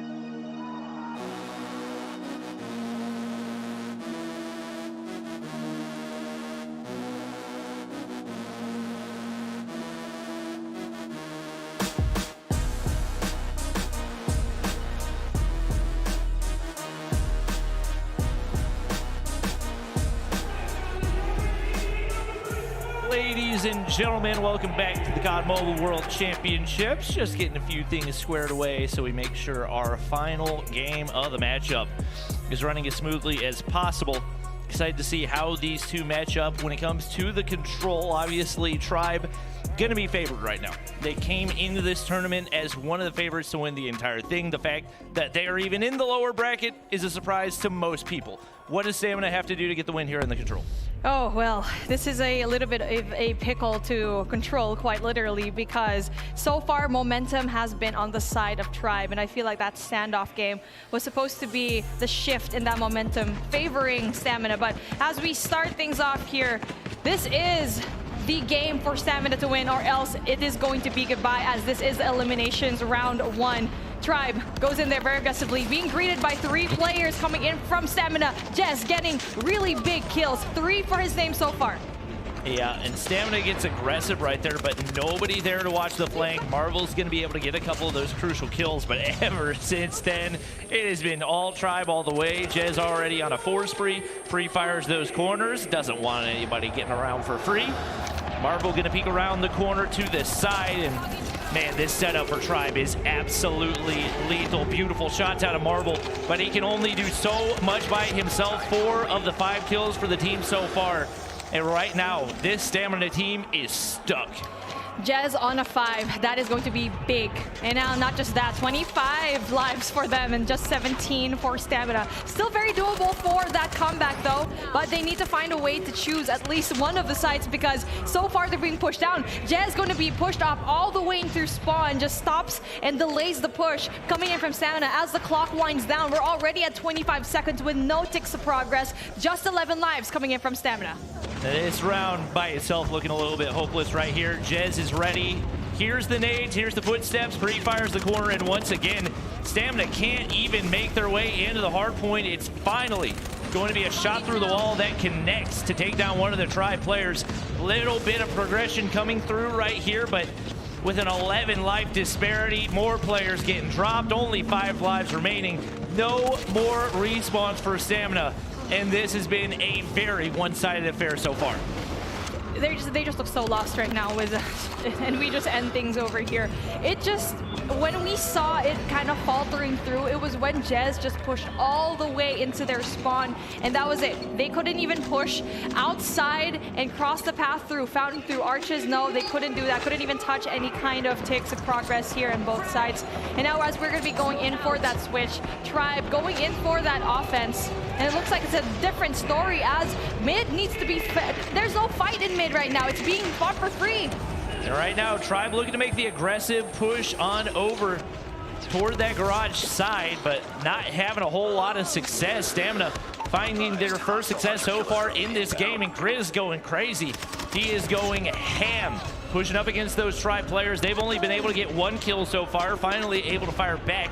But obviously with Marvel playing the way that he's been with the sniper in hand, able to dominate a little bit more easily on the defensive side. And right now, Tribe trying to break their way on into the B zone, but Drari's got something to say about that one. Pre-fires the corner, a beautiful 2-piece out of him, and just like that, Stamina, an opportunity to take control of this one, as they're looking nice and comfortable here in round 2. That was a really good first half of the game when it comes to Stamina's gameplay. They pushed kind of far going into pillars. That's going to be really big kills for them as they lead when it comes to that kill count. 22 seconds after the clock, and Tribe looks like they're also having a difficult time when it comes to the offense. Couldn't really go and push past through multiple players of Stamina, just poison position so overly extended, but it worked out to their favor. But now we're finally picking up the pace coming in from Tribe, clearing out mid. Only have to worry about 1, that's Grizz, but he does go down. But hey, big kills coming in from Marvel when it comes to that sniper. Clears out that Bravo push, and now that's going to be really big for Jez if he wins this gunfight. A huge wall bang out of him. That's going to clear the Tribe players off. They've only got 9 seconds to take control right here, but Tech beams through that tiny little bit of window right there to remove the sniper from the equation. Naarkz still trying to keep things clear, and now Tribe out of lives right here. It would take a miracle for them to close this one out. Now down to 4 players. I know they're a really solid team, but seems like this round might not be the one. Only 6 seconds to work with as well. If you're Stamina, all you got to do is clear those points, but they're giving away lives. Tribe Only 2 players still winning the majority of these gunfights. They've got players on the B zone right now. They're going to be able to extend things by a minute right here. And this one isn't quite over yet. Grizz, though, is going to find Jez, but then Jez just got to stay put, man. Valiant effort, though, for him, knowing very well that, okay, that information is there. And now, for Stamina, you just have to stay put. You don't want the same situation to happen a while ago in that Scar scene, but then that nade almost gets one. But also no information. 42 seconds, 2 more ticks of progress, 5 lives to 2. Still very doable for Tribe to go and win this, but obviously the advantage is to Stamina. They are in a really great position, though, to win all of their gunfights. All Stamina has to do is not move. They're holding their crosses. They've got 5 players. It's a 5v2. All you have to do is not die. Tribe needs to push into that zone, and somehow they still lose somebody in that process. Marvel's going to drop. Now down to a 2v4. Grizz finally able to get a kill. Make it 2 right there. He's able to close out the round, but a lot closer than it should have been. Well played, Stamina. That was a really good call, just holding your positions. But like what you said, yes, too close for comfort, because knowing very well those 2 players from Tribe can definitely clutch those.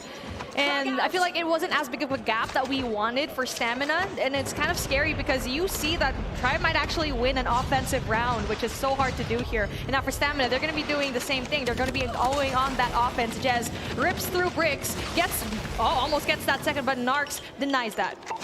Tribe's been looking pretty comfortable on the defensive side. Hunter Killer flipping through the air right now. Seems like a great time to hop into a listen-in with Tribe Gaming. Oh my gosh, I can't. Enemy down. He's in Greaves. Graves. Graves. Grizz is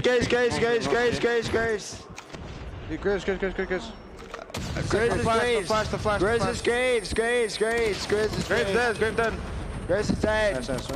P1, one shot. On top of statue. On bricks. 22-19. There you go. Watching Graves.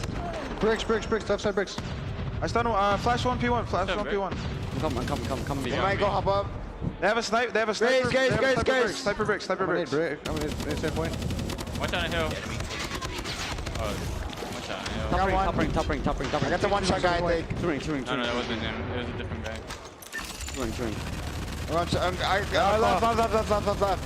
They have one P1. They just have a Marvel sitting P1. Flash. We don't have to feed into this. Play. I'm coming back. Nice play. We got another pick. Play. Come. I'm watching. There's one near the jump on. One near mid. I got another one. Close fire. Up. Dead. On court. Well, I'm gonna try to make it. Wait, no, there's one here. One close. He's one shot. Nice. I got him. Someone have Graves? Yeah, I'm looking. It does looking. I got that. Big side. Nice. No shot, Marshall. I'm backing up. In blue, one shot. Nobody blue. Push up. Clean communication out of Tribe. Great decision making out of them as well. You can hear. We don't need to worry about B. They got to get both objectives if they want to capture it. We got the life advantage. We know we're going to have it even more whenever we're on the defensive side. They go ahead, they back things up. Now they get things up to a 9 life advantage.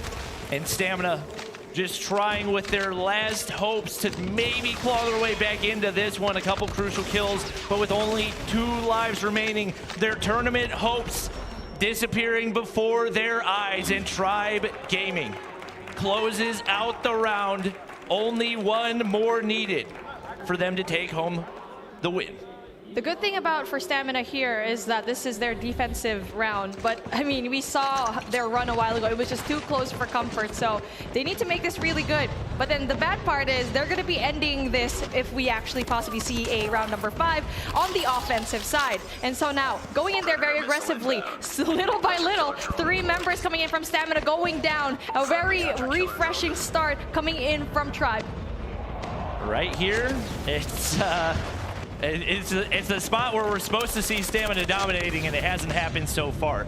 You see some of those operators come out, the pacing of that going to be absolutely crucial. Marvel's the only one that has that available. Tectonic, on the flip side, has his if he wants it. You see, here on the defensive side, Stamina doing their best. And well, I don't know how that was contested right there, but Veg is going to get sniffed out right there, and just like that, things relatively equalized right here. Tribe looking for an opportunity, looking for an opening. No information for them. You still got Naarkz in the backside that you got to deal with. He's just spraying and praying with that Holger. Gets some information, gets reinforcements through that side doorway as well. And Stamina doing a good job at defending so far. They're doing an amazing job, and they do have a bunch of things that they could probably go and defend, but with a life lead, that's going to be really good for them as Tribe is struggling, especially with 17 seconds left on the clock, and Grizz in such a cheeky spot. It's definitely a hard thing to go and contest, but with Gothilla getting that double as well, and with Naarkz having that 5, that is the best case scenario that you can have in this Stamina team. And there you go, 2 seconds. There is no way that Tribe can go in here, and Stamina did such a good job at applying that pressure, being aggressive so far, and now this is a matchup that we deserve. One upset, one little push, a different kind of play from Stamina on the offensive side could actually change the tides and make the difference between sending Tribe home or going home themselves, being the last hope for Europe. Well, I like the play out of Tribe right there. They know they've got 4 operators ready to go. They've got not much hope at all, and they don't want to feed streaks and operators. So you know what?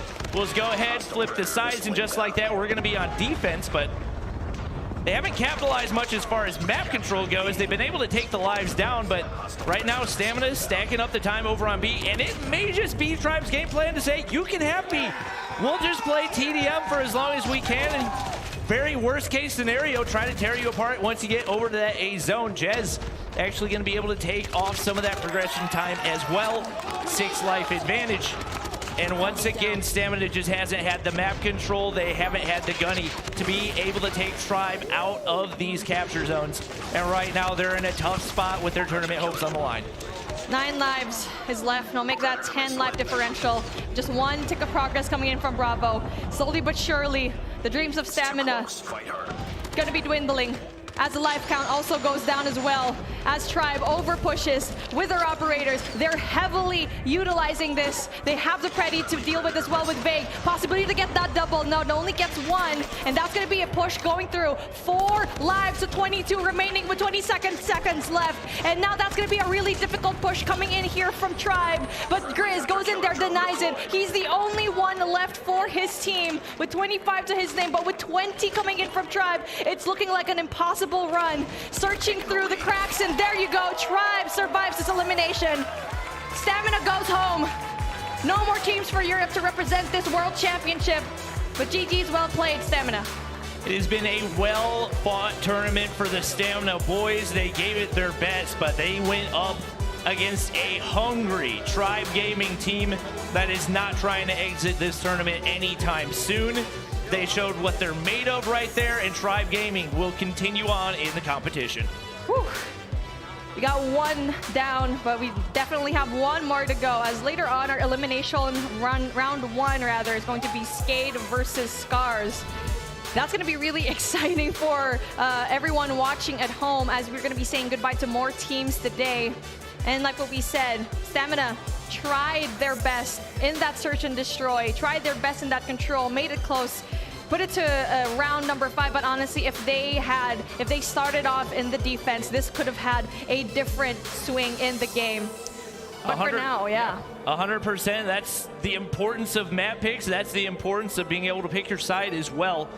And Tribe knew what they needed to do right there. I think as a team, they probably feel confident enough on pretty much any map if they're on the defensive side to be able to get the win. So they executed to perfection right there, knew they didn't need to rush things there in round 4, and they're able to take home the win to advance on in the competition. Stamina once again eliminated. That is Europe completely out of the competition. And that's 1 less Western team. We talked about how many Western teams we had coming into this day, but the Eastern teams looking like they're fighting back as well. Whew, what a heated match that we saw over there. But obviously for Tribe, they were very disappointed that they lost against Wolves. They definitely didn't want that to happen. Obviously with Tribe, we had such high hopes for them, even in the beginning of this tournament, in the beginning of this competition. But they do live, especially knowing that they have probably 9 lives up in their back pocket, and now they're possibly currently going up into the quarterfinals right now, and they're just waiting into what is going to happen between Skate and Scars. But that is a conversation that I want to throw to the three lovely people on the desk. Take it away. Thank you very much, guys. Great cast there as Tribe dominantly go through 3-0 against Stamina. A shift improper here along with Digon. And, you know, I was wondering, hey, what's our key moment here? What are we pulling for the highlights? And really, it was just Tribe being Tribe here, and Stamina not really making it close until that control at the end. Yeah, put a blindfold on and throw a dart. I think any moment in that series you could pick as a quote-unquote key moment, because recovery was 100% there. In particular, I think I'm most excited to see that Tribe got back to their core when it came down to the hard point in particular. The respawn looked much tidier, playing off of trades so much more efficiently. That's the Tribe we come to know. Yeah, I mean, look, it's the Tribe that we've come to know. It's the Tribe that we need to see through the rest of the lower bracket run. Losing out the matchup that they did to Wolves, you essentially, as a Tribe fan, have to watch them go through everybody as cleanly as what we just saw happen to Stamina. Yeah, again, multiple times here for Stamina. You're seeing signs of life, why they're here in the World Championship, why they deserve to be here, why they are one of the best teams in Europe and one of the best teams in the world. It's just the consistency now, and they weren't able to put it together through a whole round. And the other thing that we talked about at the beginning of this series, what were we going to get from Naarkz? At the moment, he's got 5 kills. I mean, that's just not good enough. Like, we needed to see a much better Naarkz. That was what Stamina really needed to use as their ability to get back into the series. And for the most part, he was pretty empty. I mean, 5 kills through like 3 rounds of control. Not good. You even go through like the takeoff hardpoint map #1, and it's kind of like the same exact thing. You know, Tribe come out of the gates like a bat out of hell, and it's just a whole pace differential that Stamina just could not keep up with. Yeah, and on the flip side, the young kid Chiezze showing up, dropping at least 30 there. And we get to see one of our first attack wins on Control. The defensive side on Control has been so dominant. Yeah, and Chiezze is really establishing himself as like a possible favorite for tournament MVP, pending that we get Tribe all the way to the grand final. Still a long way to go there, but the thing is, the kid's nasty, man, and he's stepped up when Tribes needed him the most. I needed you to make sure you caveated that. It's a long journey before we get there as we take a look at our tournament bracket here. Got the champ side on the top, the Elim side on the bottom. Tribe Gaming moving on the bottom side. The top side still waiting for Smart Omega, INCO Stalwart, and Wolves and Luminosity, which will be our next match. Skade and Scars going up right now with Skade up 1 map to 0. Again, our tournament bracket brought to you by Republic of Gamers. We will be going to that bracket side, the Wolves versus Luminosity matchup, in just a short bit. Don't go anywhere. You're watching the Call of Duty Mobile 2022 World Championships.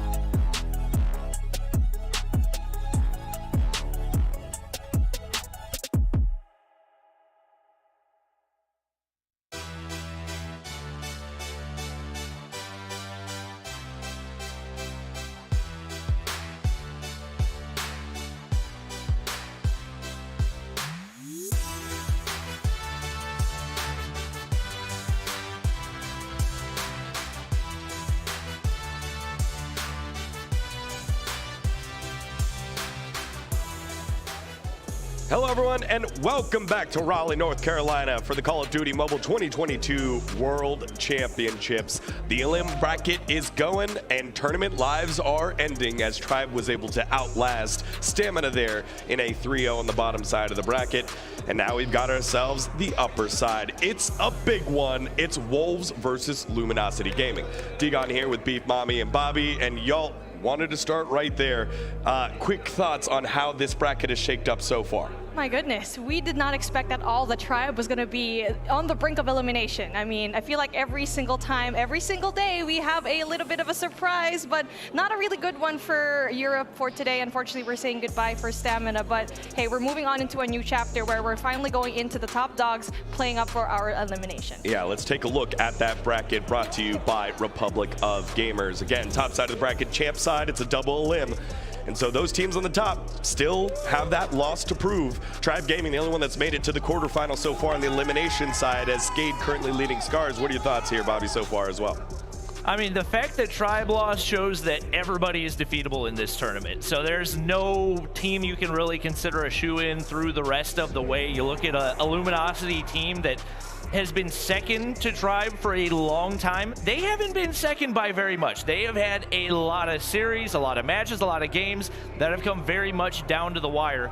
They've just had a difficult time closing out. That hasn't been the case for them so far this weekend, but they're going up against a Wolves team that's got a lot of momentum right now. Well, speaking of being second to none, got to speak about our friends ROG Phone 6. The upgraded Game Cool 6 cooling system makes it so easy for you to play. It is the technology that cools the CPU not only from the internal structure design, but also from the external gadget, the new Aero Active Cooler 6, which incorporates an AI-powered active cooling system. Thank you to our friends over at ROG Phone 6 for making it possible to have our World Championship.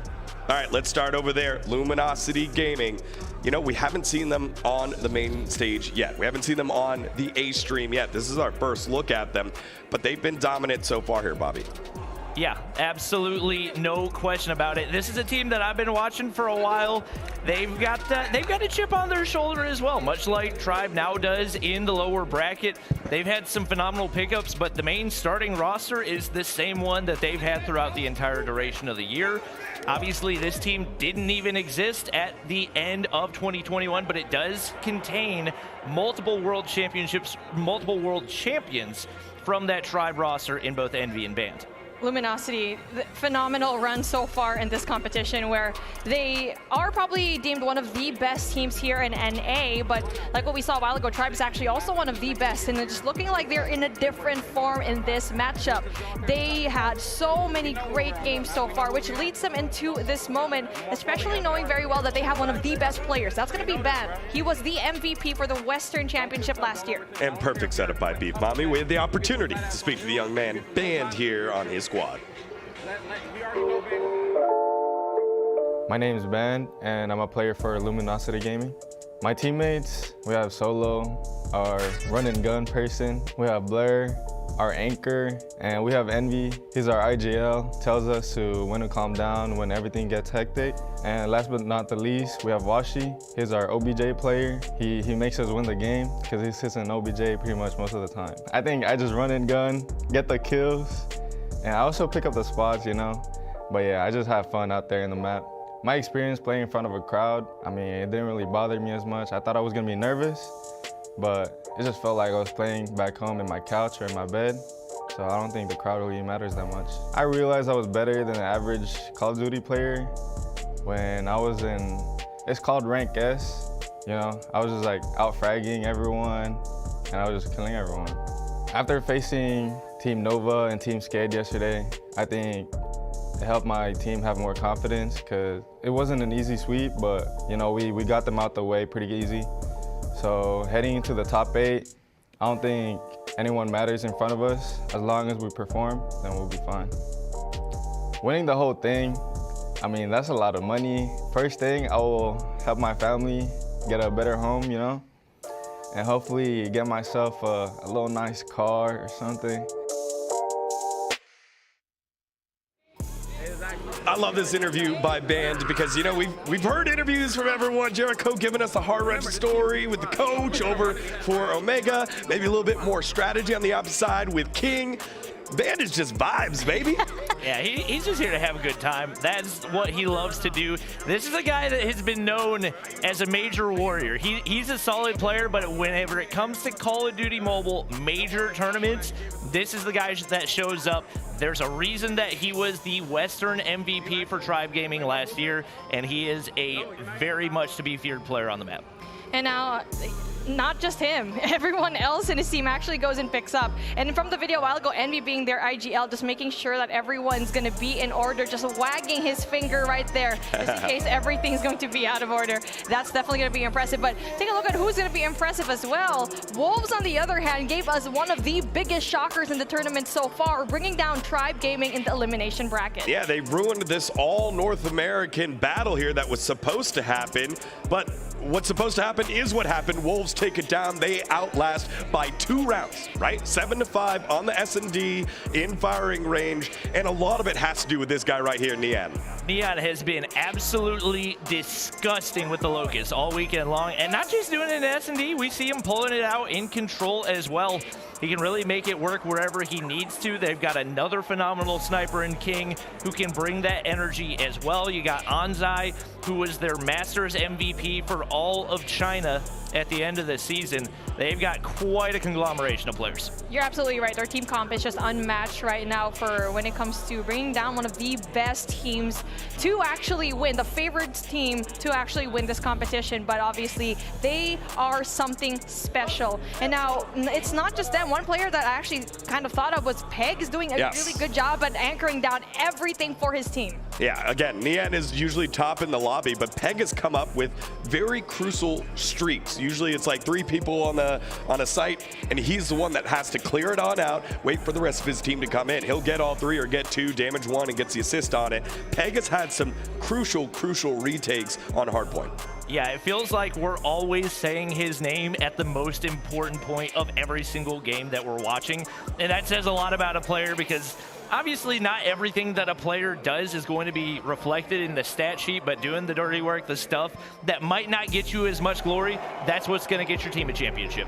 It really is the high impact kills, right? And just trying to go in there, Pegg was probably one of those people to really just deliver. And yes, not having the best stat line, but getting that essential kills, it's more than just the KD. Sometimes it just doesn't matter. The objectives really matter. The high quality kills matter to change the tides of the game here. Well, we had the opportunity to sit down with Wolves' king. Let's take a listen. 我是来自沃夫斯战队的 King， 我们现在已经来到了世界赛的8强，然后也是国服赛区胜的一支队伍。我觉得我们会继续带着秦9的意志继续打下去吧，然后也算是向世界证明我们国服赛区吧。我们战队算是5合体系，就是每个位置上都是没有短板的。 任何人在任何时候都可以爆发站出来的。我觉得既然已经来到这个世界赛打比赛了，我就非常相信我的队友们以及教练，因为我们是好兄弟，从我们 CDM 的 S4， 然后一路挺过来到了世界赛。如果我拿到了这笔奖金，我会为我回家升个舱，飞机升个舱。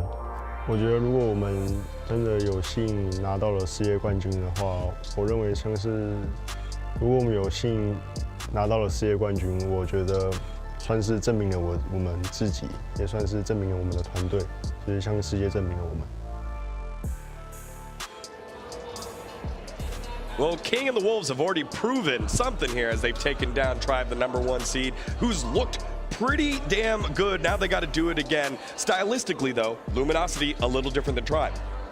It's just so different when it comes to their play styles, and it just looks like that Wolves is actually adapting very well here in day number 2. So I'm really excited to see how they're going to be playing up against another NA team that they might actually bring out into the elimination bracket. But hey, it's still too early to tell. Last point, Bobby. Yeah, adaptability has been the name of the game for the Chinese teams, really ever since they finished their master season. That new rule set, taking a little bit of time for them to get used to, but you can see the more and more that they practice against top-tier competition, the better they look. They're scaling, just like our casting pairs shift improper. Guys, how you feel about it? Hopefully we're not scaling in any sort of reptilian way, but hey, the adaptations that we're seeing on Wolves, I'm glad that Des brought that up as their final point, because yes, LG Tribe, a little different in nature, but I still have to go with the belief that Wolves need to show the same kind of presence that they did versus Tribe, particularly in the hard point. Yeah, the word adaptability is gonna, I'm probably gonna hear that later on when I climb into bed. Thank you for that, Bobby, is just because it's what you need to do,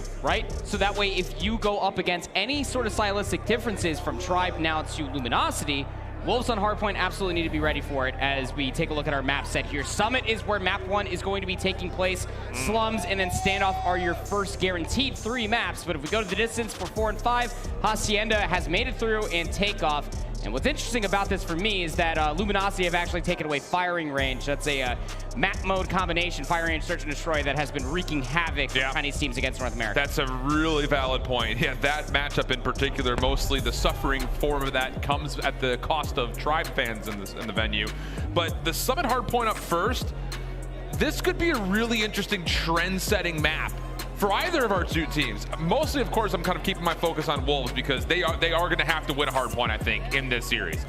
I was going to say the good news is Hacienda has made it back in, but Luminosity is not like Tribe in the form of they don't mind playing Hacienda. So we'll see. I would say for this one, though, Wolves need to have to come out with a good start.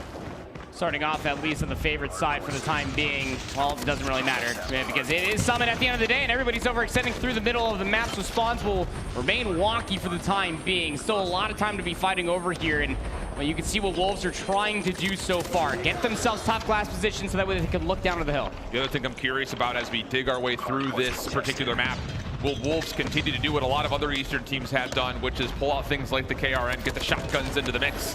Zai from the Greats, able to find a couple that will open up the hard point for a contest. And yeah, the R9 is out for Pegg, so not the KRM, but it still works out just as efficiently. A triple for Pegg, but Wolves still empty from being able to fully contest. Every single time that I see the R9 shotgun, I get just immediate flashbacks of Warzone with the fire breath shots. That thing hits like a great train. But take a look at what's manifesting over on the left side of the map. Player number 2 in blue is Blur, trying to work their way all the way around the back, get behind enemy lines. P2 is about to pop on over and spawns a flip. Yeah, great numbers, great zone of control here for Wolves. Comes the backside of 3 straight eliminations. Trophies now able to get into the hard point freely.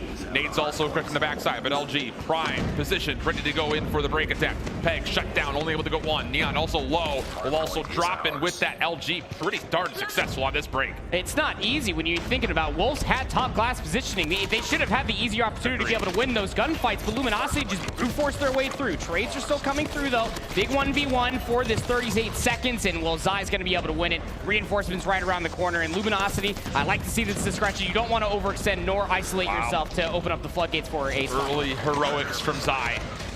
Quadra kill plus a 5 streak earns him the Pred missile. Though it does come up a little bit empty, it finds Solo, which will actually assist towards Wolves getting the rotation to New. And Pegg can actually just sit and finesse with the R9. Oh my goodness, he's making this thing look nasty.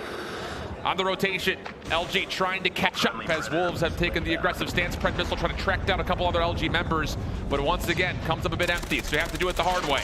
King, good for it on the forklift. Finessing off the reload! King for the double, and LG still in a chance to contest, but they'll miss out on the spawns for now. It's fine to not have the spawns immediately. This is a very realistic hard point just to hold from the front, but the extension is in. The spawn flip has ensued. Luminosity are going to find themselves into this hard point, just looking at the Wolves, just slowly working their way through this very narrow choke point. R9 would be, you would feel hard-pressed to get in, so how about this, the claw? Bouncing off the walls, go all the bolts coming through. Wolves, a chance possibly to get in, contest, try to neutralize some of this time coming through for LG. Band to the corner, not able to get much of anything. King, great assistance, the bolt comes out, but no! Envy shuts things down as Nian was trying to push forward. Pegg right behind him, but it's LG able to hold.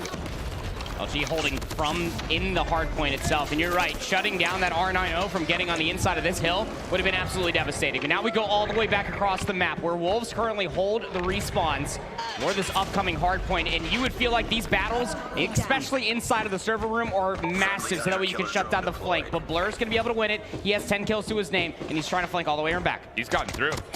First kill comes out, second was right in front of him, but shut down as Wolves will anchor up the spawns and start to set a little bit of a forward play in and around our final hard point. Early clock coming out, Wolves finding the benefit of the majority of kills. Blur, some space to work with, but immediately shut down. LG just not finding any footwork to get a setup here.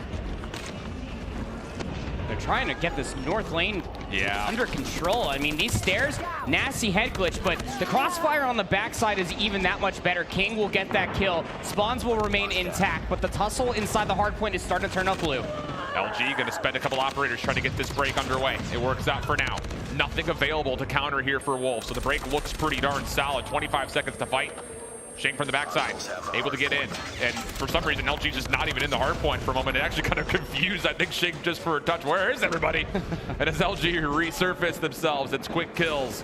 And with that, an opportunity to, again, keep growing their lead as they soak up all the scrap. Yeah, towards the end of this first set of rotations, I mean, to say that it's a comfortable lead is an understatement, considering that it's about a whole hard point difference in between these two teams going in towards the second set. You even look at just some of the resources that are available and the way the Luminosity were kind of picking and choosing the way that they wanted to use said resources throughout the first set. They have 2 streaks, they have 2 operators as well. Definitely in the driver's seat, I would say so. Have to stabilize here if you're Wolves. This could get out of hand very quickly. And you can kind of see just by looking down at the minimap, it's just individual plays all over the place. Set something up, get a double hit going. Maybe this is the best chance. Jake from the high ground, shut down. Walshy, how about that? Band right behind him. This is working out really well for LG. Continuing just to pack a punch in towards this Wolves squad. And with that, we go 140 to 60. Double-edged sword here for Wolves. You cannot allow all this time to go over to Luminosity here on P1, but you also want to maintain the spawns on the left side of the map. Yeah. But first and foremost, you have to get Luminosity off this time. These stray trades are just simply not going to be good enough. Zai trying to line up a couple. Took a while, but he is able to finish off one elimination. Blur looking to fight through this scrap time as he makes his way over towards Catwalk. Good for 2, but nothing more. Wolves trying to stop the breathing. Breathing. They may be stopping breathing right now. Stop the bleeding. Cauterize the wound. Luminosity, though, off the high ground. Band down low, no problems there. Wolves still with numbers, more to deal with, and it's all coming from the second floor. Opportunity to jump on in as a collective, and oh boy, will they. 3 straight kills come through. Pred missile called in for LG, but is there going to be follow-up? Solo off the Purifier, able to take down 1, and he has single-handedly just walked on in to neutralize the time. Still have that top class control, though, when you're looking at it for the Wolves. But you need to turn this power position into generating some time. Here comes Ban, though. Insurmountable to the success that we saw with Luminosity versus Stamina just earlier ago. And this is almost the same ties of what we saw in the first set of hardpoints. Wolves get themselves a really good position up top class. They're able to get in for the initial time. Luminosity just come through and win the gunfights. It's important scrap time here, though, for Wolves. King finds some pretty solid value out of the claw. Blur already on rotation to New. He's actually taken down, so Wolves may actually flip the tide of what's happening on the minimap, but naturally I say that while she picks up a clean kill over through Gens. And that will once again put LG in the driver's seat as we head on over towards Elif. Yeah, Envy all the way in towards the back. That is going to be the anchor for this initial setup as well. Wolves coming in towards this. They actually have 2 operators, and it looks like Pegg's going to go ahead and pull out the claw, see if they can get some wallbang shots so that way they can get themselves in. Chance, good read, but no, only the first. Purifier out. Blur uses that to kind of clear out the front door. Play off the flanks, though. Zai from inside the gondola itself gets 1, but really nothing that you can do to follow up after that, and has Washing takes down a claw. Another double comes in, and the lead once again starts to grow and grow up to nearly a 100-point gap here for LG. Claw being expended here for Washi, and has 2 streaks to use. Ban also has at least 1 streak to be used as well. 194 to 103. Wolves have broken on in out of desperation. They need to stabilize here for the scrap time and then also win the rotation over towards New. But the close spawns for Luminosity might just be too much to handle. Yeah, you have to spawn trap here a bit if you're Wolves. Don't let anyone through the lines. Number 3 in the yellow side, he's already heading back for new spawns. But on the exit, LG flawless, a triple kill for Band. And with that, the lead will stay right around the 100-point gap. And numbers persist for LG on rotation. Can they find a way to clean things up and maybe just put this first map away quickly? Wolves, 1 more spawn in. Have to deal with this hit from Luminosity to try to extend the map a little longer. You see number 5 on the map was Nian actually spawned out, so got gifted a little bit of a pinch, but he's only going to be able to find 1. Solo turns around for the trade, also pulls out the Purifier. It's going to get gross inside here, but a nice little shallow around the corner. Going to be able to find it. Pegg now on 5. Well done. Have to try to bump this hard point, though. Don't just sit and bunker down. Not with the streaks and potential that this LG team has shown so far in these close quarter battles. Clean kills, though, from Wolves. LG, the last sizable hit at the moment is coming from the front. Snowpath largely locked down. A Band gets in with the claw for a triple. 1 more on the outside, shut down. Can Wolves continue to fight for this scrap? 20 seconds to battle for. They need every last bit of it as well. Blur from the outside also put to rest, and with that, Wolves look good for the scrap time. We'll be able to soak up the scrap time. That's going to put them just within 50 comparatively to maybe like the 60 or 90 you saw just a few moments ago.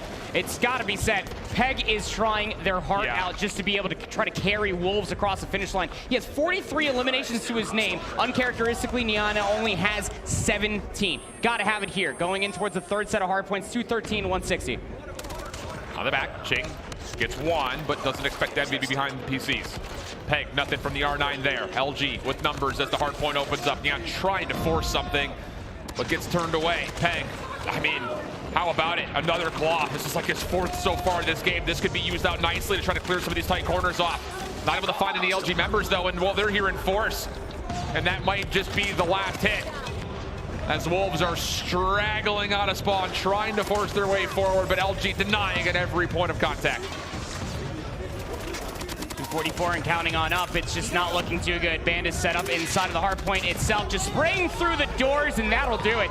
250 to 160 in favor of Luminosity. And, you know, I mean, as good as they really did play that, I do have to point out that Wolves, the majority of them, everybody outside of Pegg, looked very uncomfortable throughout the entirety of the map. That's really puzzling because you would think that the guy that's pulling out the flex weapon in the R9 would have maybe the hardest time, just due to the fact that you kind of need a little bit of help to get the shotgun into the special areas where it really shines, but not really the case. Also, small update as the Bravo stream has just completed their lower round game. Skade will take a 3-0 over Scars. 250, 154 standoff hardpoint, a convincing 7-3 takeoff search, and they clean it up with a 3-1 slum, sending Scars home. Banned for 40 kills, 32 deaths, a minute of OBJ time, 36 to 27 for Envy. It is a well-oiled machine coming through from Luminosity Gaming. Again, the one that sticks out the most is just Pegg on the outside, 46 to 34. Like you were saying, he was getting closer to about 5 claws, and he was further away from it. But I mean, when you take a look at Jing and Nian, 20, 32, 18, 35 in the respawns, the way that we poised it here for this Wolves roster versus Luminosity Gaming, you have to steal a respawn. Hardpoint and Search and Destroy has been Luminosity's two game modes throughout the entirety of the week so far. And I think just to kind of rebuttal that point and help you out there when it comes to really establishing this for Wolves in their win condition in this series, it's okay that you lose map 1. Sure. But now we get to convincingly say, you have to win map 4. It would be tough, I think, to 2-3-5 this Luminosity team. Because, yeah, their control hasn't been spectacular, and Wolves has. But this LG team is looking really clean in Search and Destroy. So you kind of, in my opinion, have to take that Hacienda hardpoint now. Oh, absolutely. I mean, when you go back through it, again, Luminosity, even through the group stage, say what you will about those that they faced, they do have the biggest differential both in hardpoint and Search and Destroy, and that was made quite prevalent when they were facing off against Stamina in that Winner's Corner final. That said, as far as Search and Destroy is concerned, at least not on standoff because that's Tribe's backyard, they have been looking just a little bit better. You really need to dig deep and really find some semblance of strategy, especially when it comes down to Search and Destroy on slumps. Yeah, and look, we can really hit that point, like, find some strategy on slums Search and Destroy, because let's be honest, it feels like more often than not, the round is decided in the first 30 seconds, because both teams are trying to get control of the middle of the map. You find that control, you're likely going to win the round. It's just the way that it goes. It's so difficult to come through those tight little choke points, especially considering where the bombs are positioned on this map mode combo. So yeah, I think it really comes down to things like, are Wolves going to try to default to using Nian and try to out-snipe LG, stop them from getting in that way? Or on the opposite side, can they even survive through the LG utility? Because their ability to toss nades into the key positions has been exquisite so far this weekend, talking LG. So those are, I think, the two big factors here. Will LG's utility win this one out, or can Wolves find value out of Nian? Well, we'll have to see. Remember, Bobby, you, me, everybody just agrees that Nian in the next Search and Destroy plus control needs to find value with the sniper, but it's Woopiiee that strikes first. Man, I don't know about that play. Aggressive. King was by himself. You had the information that Woopiiee was nearby. You don't expect him to miss twice. Nian responds with the pick of his own. We go 4v4, but as we mentioned, look at the middle of the map. It's all blue arrows all over it. Brick's control is just about everything. The way it's set up, especially in the middle of the map, need to be able to find these trades. Pegg goes 1 for 1. Envy is able to find 2 before they get traded out by Nian. So you have at least a 1v2 here. Numbers advantage, that in favor of Wolves. He gives his teammate a chance, I'll say that much. Woopiiee stuck with a scope at the moment. Still playing just outside the A site. Bomb collected. Pegg immediately goes for the plant. Nian is not here to guard him on the exit as of yet. And Wooppiee's going to take the long route through Cemetery. Ooh, this timing could be everything. Woopiiee corner, quick snipe, oh bother. 1v1. Scope v scope. Advantage to Nian though off this positioning. Woopiiee very aware of this. Does he get the look? Oh, he puts the scope up just as Nian comes through.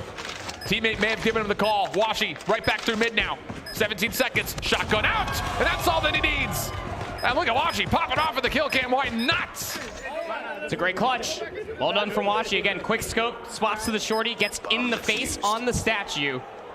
And is able to win that first round just when it was starting to look super bleak. I mean, look, Woopiiee was able to get that first blood, but even beyond that, middle of the map tussle started favoring Wolves. But in that 1v2 situation, just to isolate yourself, not even being in a tradable situation from your teammate, something that Wolves need to clean up. Mad dash once again. Wolves going to allow LG to get in initially. Pegg just runs forward. Oh my! And then the support from Nian over the top works out fantastically. Now to the quick plant.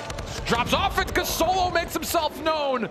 And a big double for LG as they deny the plant. Just comes down to can they clean up the kills beyond this.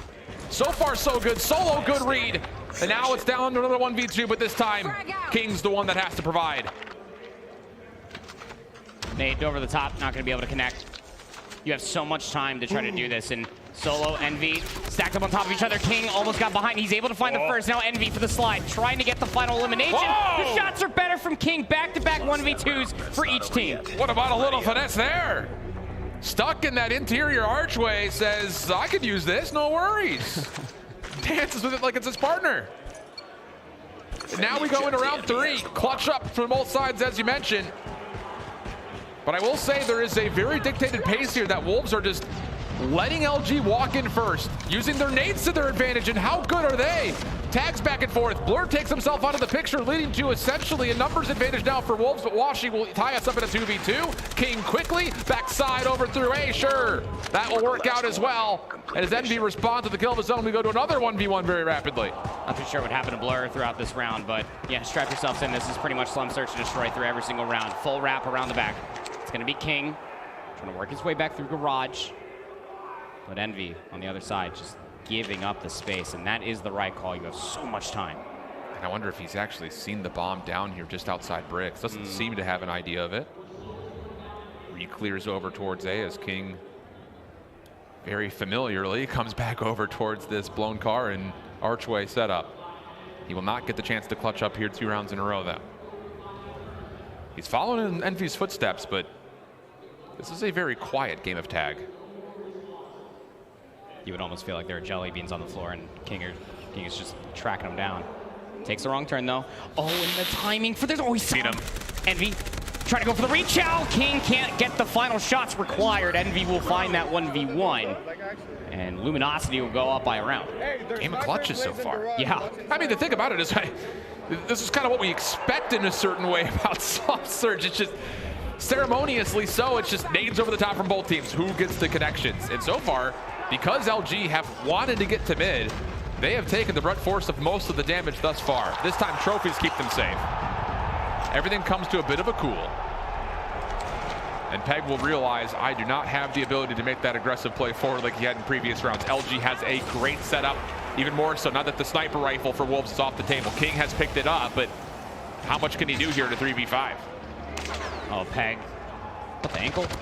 Will end up getting the shots, and actually Band slides right into the spray from Pegg, so that's 2, but is it going to be enough to set up King for a 1v3? Bomb down, Blur watching avidly, scope up. Blur's seen him. What? Excuse me? I beg your pardon, sir.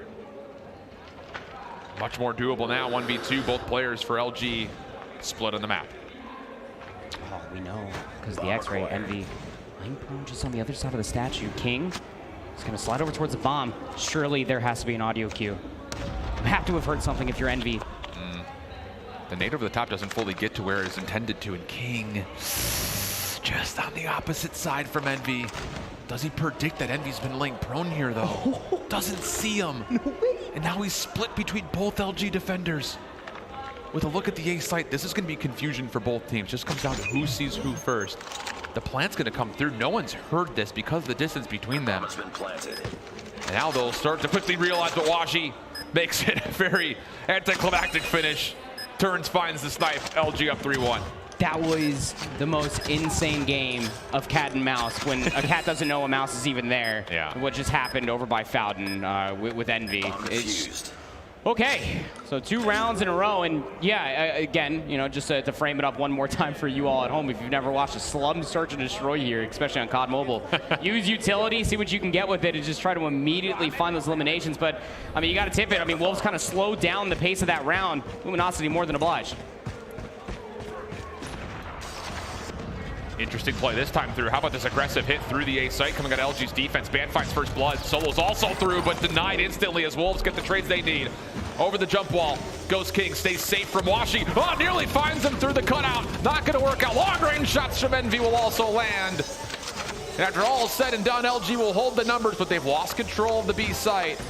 And Pegg is going to take away further space. Great prediction from Envy. Well done indeed. That's the bomb carrier down. And it's just down now to Nian. 1v3 with no chance of collecting the bomb. No, absolutely not. You see both Blur and Envy, they were more than aware. Envy probably more of just emptying a little bit more of that magazine at the end of that final elimination, but... His finger got stuck. Of course, my bad. And Neon slowly moving past the BS&D site. Envy just Playing with his food. There's the challenge. Nian jumping over the spray, but Envy will end up finding his 11th kill in the search and destroy. Well, you're just out here having a riot and a half. And yeah, the aggressive push just doesn't work out. The team shots and overall collapse on the information that has been gained is that much better for Luminosity. Yeah, and you know, the interesting thing about it is I felt like Wolves had a really good idea as far as what LG was trying to do early on the defense. Lots of great opening nades coming out of them, finding damage, sometimes allowing kills to come through rapidly. But realistically speaking, there's like a second layer to this defense for LG that's really followed up nicely. Yeah, and that, again, that back line that then is more than accessible to move on forward towards the statue over by bricks is just insurmountable to the success. You know, counter sniping from Woopiiee, just making sure that they're in the right place at the right time, more or less just moving every single round, just trying to maybe find that 1v1 versus Nian. It doesn't really matter. What does is the core fundamental of Luminosity search and destroy, and why they have looked so dominant. It's all of that. It's layers. It's an ogre, it's an onion, it's layers, man. Love a good Shuck reference on broadcast. Thank you. Underrated movie. Is it? It's a great movie. Pretty highly rated. Yeah, I was about to say, I think it's very highly rated. Last round of the half, though, for LG's defense. Whoa, how about this for a little bit of a different look? Solo aggressive in towards Cemetery. Zai there to follow up, but they're still probably sitting here wondering, where did Solo go? Pegg is able to finally capitalize on the eliminations, but once more, these opening exchanges are fine for LG. Now a 2v2. 2v1. Finish it. Where do you go from here if you're Zai? Yeah. It's going to have to clear all the way through the Cemetery. Yeah. The thing about it is, like, Wooppiee's been in this position towards A every round. Yep. So if the communication is good, Zai should know that. You know that's not an option. And this is not a fun peek here. Especially if Wooppie comes right back over to check. Yeah. Yep. I mean, the moment that Wooppie recognized 2v1, you can hold that. You can hold blue, and you can just check over towards the scrapyard and just throw a quick jump chow through the middle of the map, and hey, you might be able to find some information off of it. Destroy the objective. 13 eliminations for Envy, casual stuff. Yeah. 8 for Wooppie. Nades over the top as we swap sides for the 5-1. Solo's already in towards blue. He's got help too. Finds one to the middle map, gets a second. That's just egregious. How is he allowed to do this? King follows up with a trade, but it's not enough. Once more after the opening first blood battle, it's all LG. Nian, last player left. Bomb acquired. Does take out the first, as this would be a technical 1v3. Bomb going down is going to make things that much more difficult for Nian, who has a sniper. And you know who's alive on the opposite side here now, and it's Wooppie. He's going to be watching that very long peek. Would have to just flat out win the sniper battle. I wish I had deeper analysis for you, but that's literally it. Hit your shots. Just be better. We'll find Wooppie trusting the quick scope. Sees him. No, how about it? Okay. Win condition 1 met. Now it's down to finding where Band has gone. That's a nade over the top. That, I'm not sure where that came from, but 10 seconds. This is a very greedy wrap. Band's going to realize no one home. Pistol out, not going to make a difference. Band takes the win, and LG on map point. Yeah, you almost feel like that if one of those nades, either the tack or the frag, was able to come over the top and maybe find Band, you're probably looking at something entirely different. But shout out to Band throwing out just good old search and destroy prowess. You play the clock, you check it, all safety as you have the opportunity to go up 2-0 in the series here. And every time we swap to these LG cameras, you think they're feeling good? It's just smiles all over, and when you're finding opening exchanges like this, why not? Envy, though, stuck in Cemeteries. I will capitalize with a double. Keeps things within realm of possibility for Wolves, but even still in these first 30 seconds, it's LG on top of the trades. But King sliding forward will tie us up at 2. When Wooppie's alive on the map, you got to feel some sort of pressure for both King and Nian. Bomb going down here, and it's going to be quickly checked over by King, but the time he's not going to be favorable to find an exit. He has to poke through this position at blue. Solo in the corner. King gets the first. Solo will reveal his position. Tries to swap it back. Bomb's been toggled. Solo feels like he has to check this. And he has not seen anyone on. This plant is for him. It is set up for blue. Nian trying to come quickly, and he gets the pistol, keeping Wolves alive. Head's just barely above water here for Wolves, but a required one at that. Again, it's pointed over at A, and you're able to either recognize that whether Wolves did or not, that where the bomb was planted for was for that doorway peek inside of blue, like what we were talking about. It's just, you have to overwhelm it. You got through the raid boss of Woopiiee with the power scope, but you know, hey, we got the bomb. Job's not done yet. You're still down by 4. Look at the layering of the nades coming through. Wolves, I believe, do get flashed by that outside statue. Doesn't make much of a difference. Those eyes able to capitalize on Solo, trying to get greedy over through that cutout. Nian also providing a second elimination. For the first time this search and destroy, Wolves have a number advantage from minute 1. Can't count these two out, though. Bomb kind of just jostling for position. Oh, the timing. Wooppiee's going to get a free kill. 2v4, and so much time left on the clock. That's a bad man right there. Ban backside van. The bomb carrier in this 2v, technically 5. Up close, King playing an off angle. Does Ban check this? If he does, he may just get one for free. He's thinking about it. There's the look. He's seen him, but just picks the wrong set of positions there. Goes prone. Wooppiee, what do you got for us? First shot, misses just a bit wide. Second, nope, not there. This kid's cracked, dude. Yeah, it really is. Twisted. It's just like, I didn't want to count him out. Like, I know that it was a 1v4 there at the very end, but like, dude's been hitting some zany shots. Regardless, destroy the objective. 1 round at a time here for Wolves. They are slowly starting to deal with all the lethality that is the mid-map coming out of LG. Wolves heavy stack this time over towards bricks. Saze and Pegg together looking for team shots. Works out. Great look at that little preset for Wolves defense. So another early numbers advantage, and full map control goes the way of the defenders. Bricks control B zone.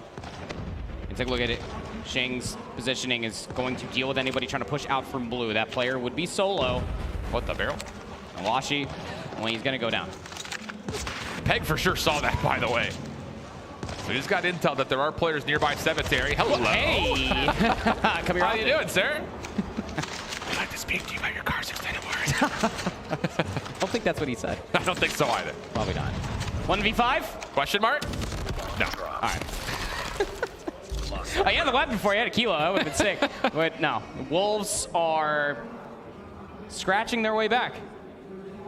Slowly yet surely, they are really starting to piece together this defense again, just dodging the lethalities of all the throwables in the middle of the map and just dealing with these longer lines of sight that LG like to play. And the thing is, they're not just avoiding these nades, they're still getting forward. I mean, this play right here that you see at the bottom of your minimap, Wolves are taking over A, and they're going to get all the way around through Cemetery, and LG have no idea that this is happening. It would take a hero shot from Wooppiee. He's the only one watching the backside.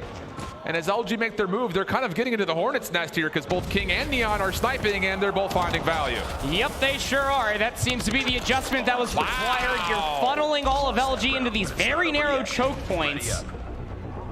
4 rounds in a row for Wolves. Just a very slight adaptation, and we have to put an asterisk on it too, because seeing double sniper on a map like Slums it's welcome. Yeah. But it's not always seen. Yeah, it's not very common for sure. I think NYSL was trying to pull that same set play off. Nian again, first blood. Pegg has gotten into bricks, and this Wolves defense has come to play, brother. Even got Zai, who's pushed really far forward. He just got a really good look at Cemetery. No one's home. So again, Wolves, now it's just about trust. Can you believe that your setup is flawless? Because now that you got another kill through mid, there's no reason to move. Just play 1-for-1 corners and win the round, send us to OT. Yep. Don't chow this man. As I found a kill in 2 rounds, but still, he's feeling himself. Well, then again, all of LG are. This is about to be a very isolated and solo play for Wooppie. Would feel like so much to clear through blue, but might just double on back to go join their teammates while always checking their back. Players are getting frisky here.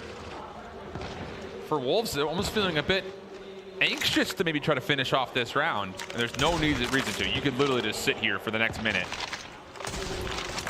It's all on the onus of LG. How do you break back through this? A couple of nades are still available by the look of it.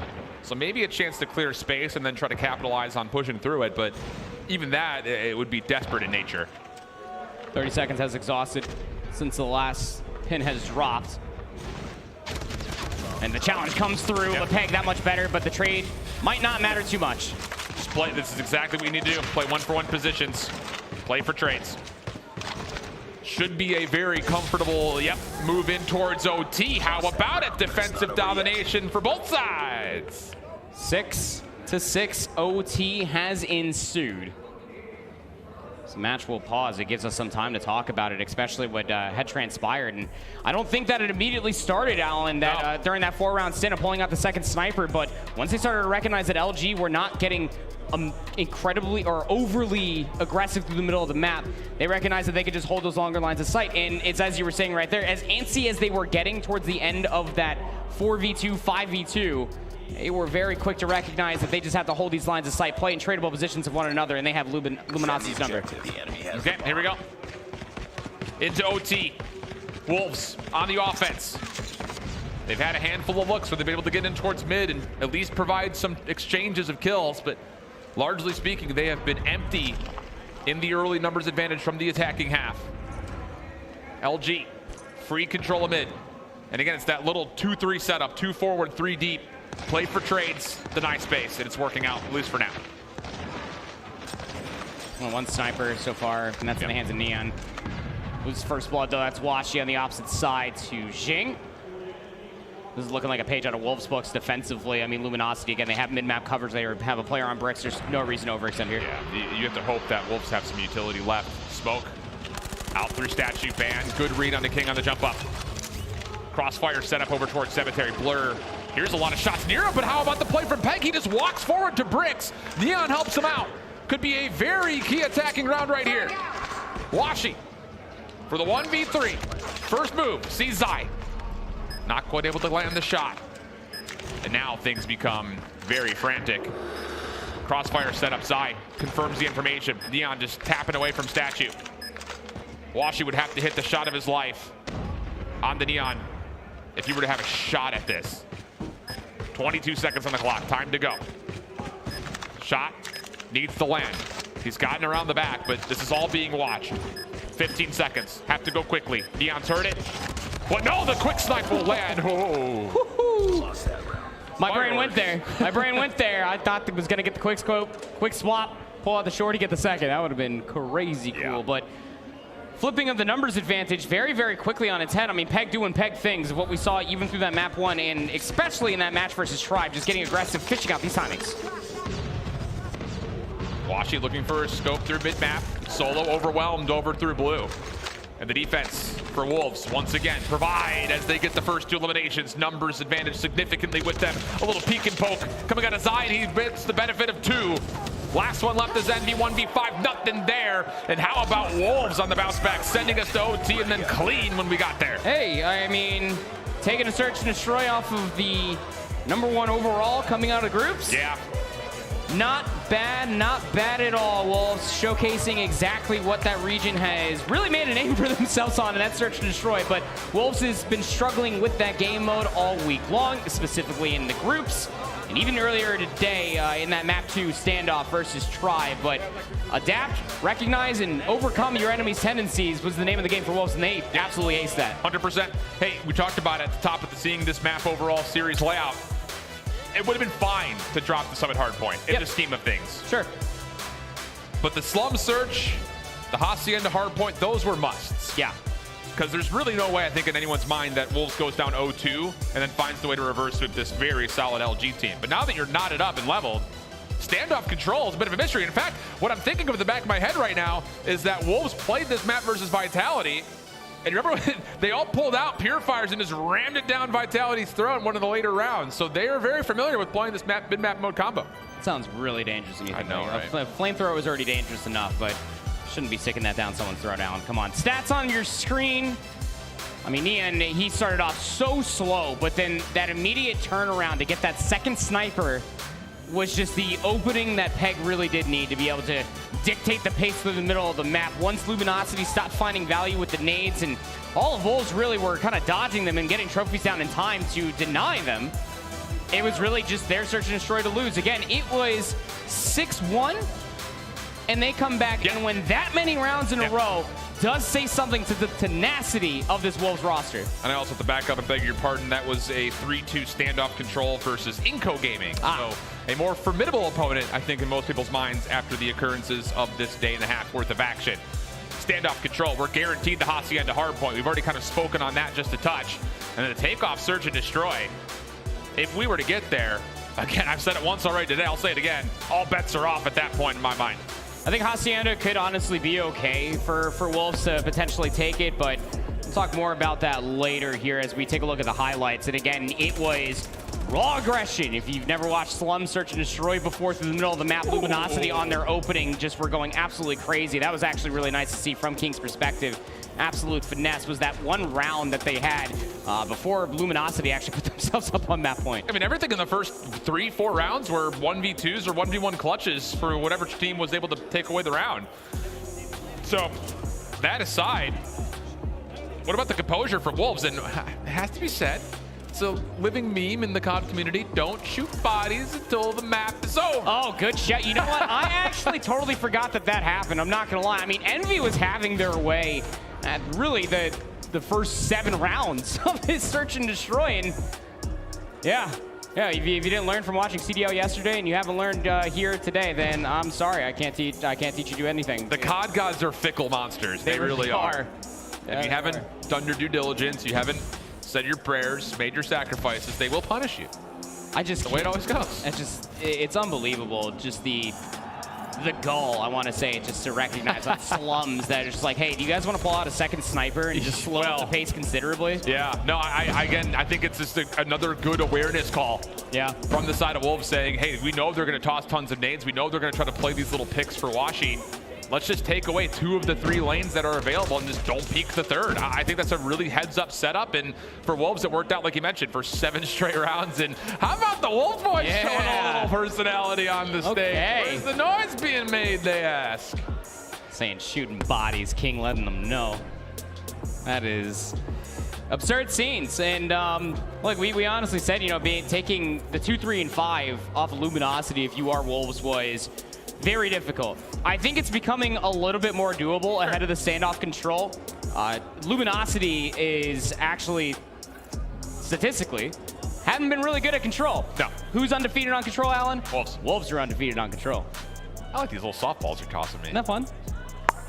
Knock them on the park. This is a beautiful form. Thank you. Gotta keep the elbow with up, the pen, though. That's the whole thing. Wow. It's a lot of accuracy. Raw finger strength. We hold shit for a reason out here. Lots of pinky strength. But with that, we've got multiple games still going on. If you've been tuning in and kind of keeping a second tab open on the Bravo stream, you'll know. We've got ourselves Smart Omega, INCO Gaming. This is an upper bracket matchup, and the winner of this would go on to face the winner of the other. Champ semifinals all over the place. Take off for the hard point. INCO, you expect to see Lucaszin do more Lucaszin things, and well, he's already provided 6 kills in the first hard point. Just casual. Definitely seen worse. Oh, Kendy, Rage, right there to meet the pace. I mean, Kendy is 7-2 for crying out loud. Yeah. 29v20 though here on P2 for takeoff. It's actually being minorly contested. Look at the setup that INCO actually have for themselves. Player number 4 is Lucaszin, and he was actually holding them at bay off the spawn for such a long time. You kind of saw it there from Jrozin's perspective. He's starting to already rotate, thinking, oh, they're going to be coming from the south part of the map. I don't think they realized the effective spawn trap that they just put on towards Smart Omega. Great stuff coming out of INCO. The lead there is the scrap time, likely also a near guarantee at this point.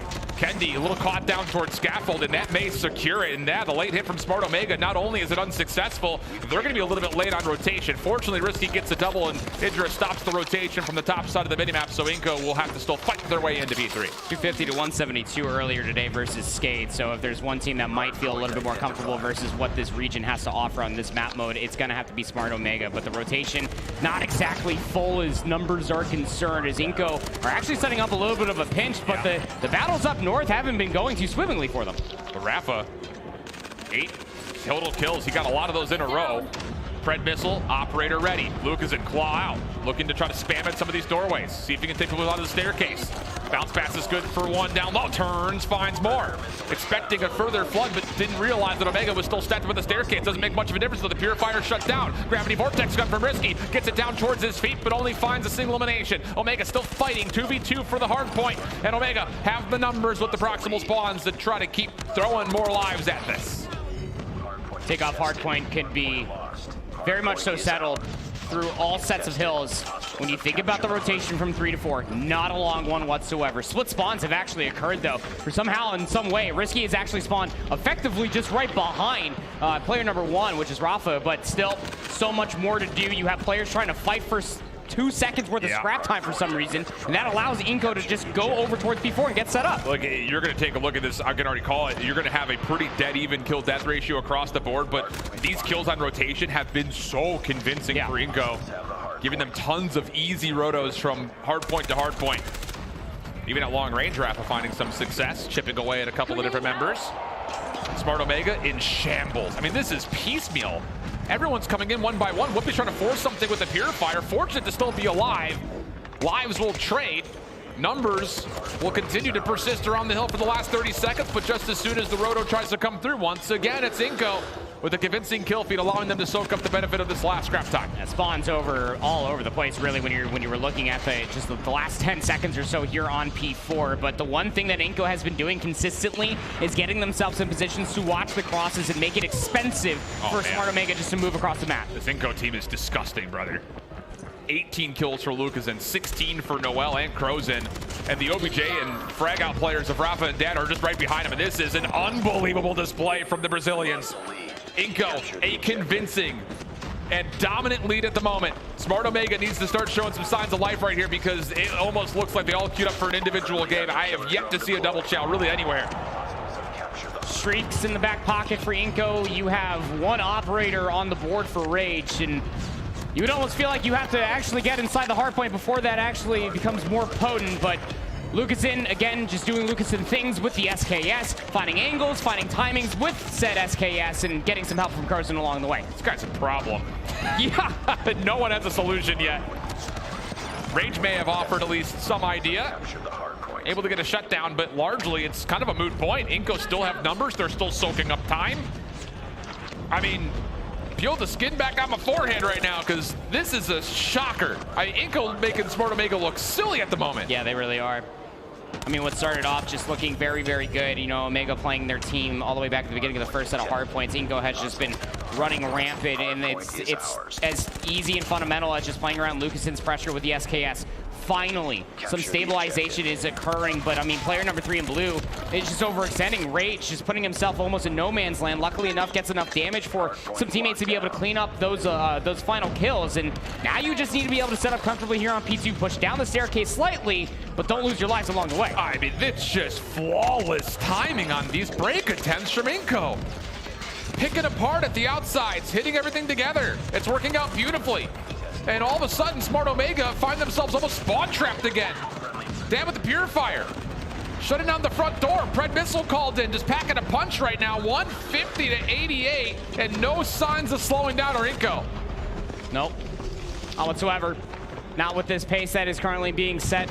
And remember that this is on Bravo if you want to continue to watch this ever so blistering pace that the Brazilians of INCO Gaming are currently putting onto what is currently Garena's only in the elimination or in the championship bracket. Holy man, that INCO team is hitting a little different today. Yeah, they are. Wow.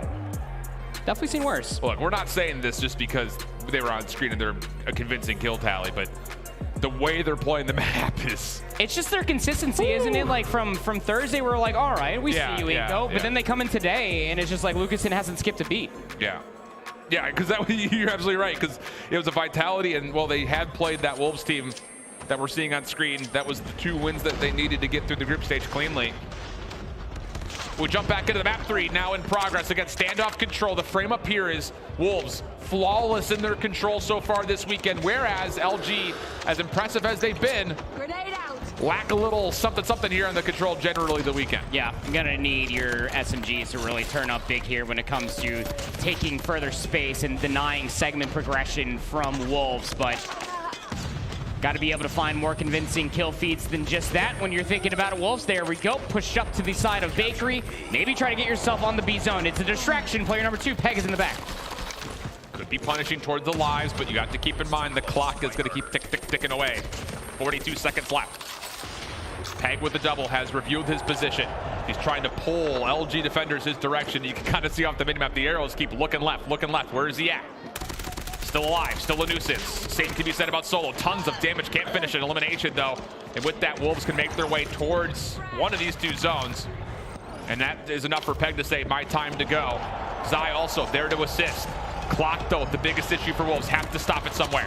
Pegg finally striking, coming out and starting to spawn camp a handful of individuals. Takes two just to take them out. But as you were saying, I mean, you have to somehow get yourself towards one of these zones. If you are Wolves, you had so much good positioning, but the overwhelming pressure of just getting back to the hotel in the favor for Luminosity is that much better. Clock will be exhausted. Well, actually, somebody just desperately hops on the A zone, but doesn't matter. They're at the very end, a single segment for their opening offense. Yeah, I like the idea from Wolves in the first place. You know, you get a couple of players forward, even on towards the B zone for that first tick of progress. You kind of use that as a chance to say, okay, if the focus for LG is retaking B, let me make a long hit around the back. Problem was, there was really no follow-up towards either of the zones afterwards. So a cheeky idea, but just not enough clock to really make the live punishment come into play. And Jing's still alive in Delhi, by the way. Yes, Ban will check that ticket. Will be taken down from that flank. You also have at least one player that's going to be Envy, trying to work behind the gas station, trying to split up the pressure that is Wolves. A lot of isolated individuals actually coming through from Luminosity in that previous attempt, and that allows the Wolves to feast. LG have to kind of rely on Envy from the back here. Wolves have no idea he's in this position, so if he can cleanly take down these last two Wolves players here over towards where the A bomb site is, maybe there's a chance to just run on in towards B. Clean from Envy, gets the double. One more behind him, but Nian denied with a pistol. That kill may seem insignificant, but trust me, that is a massive one. It slows LG down from getting onto B for free.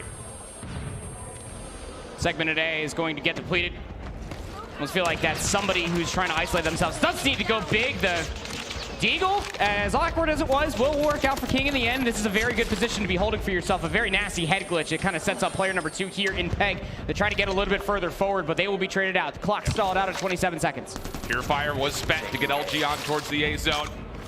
15 playing 15. First tick locked, second on the way.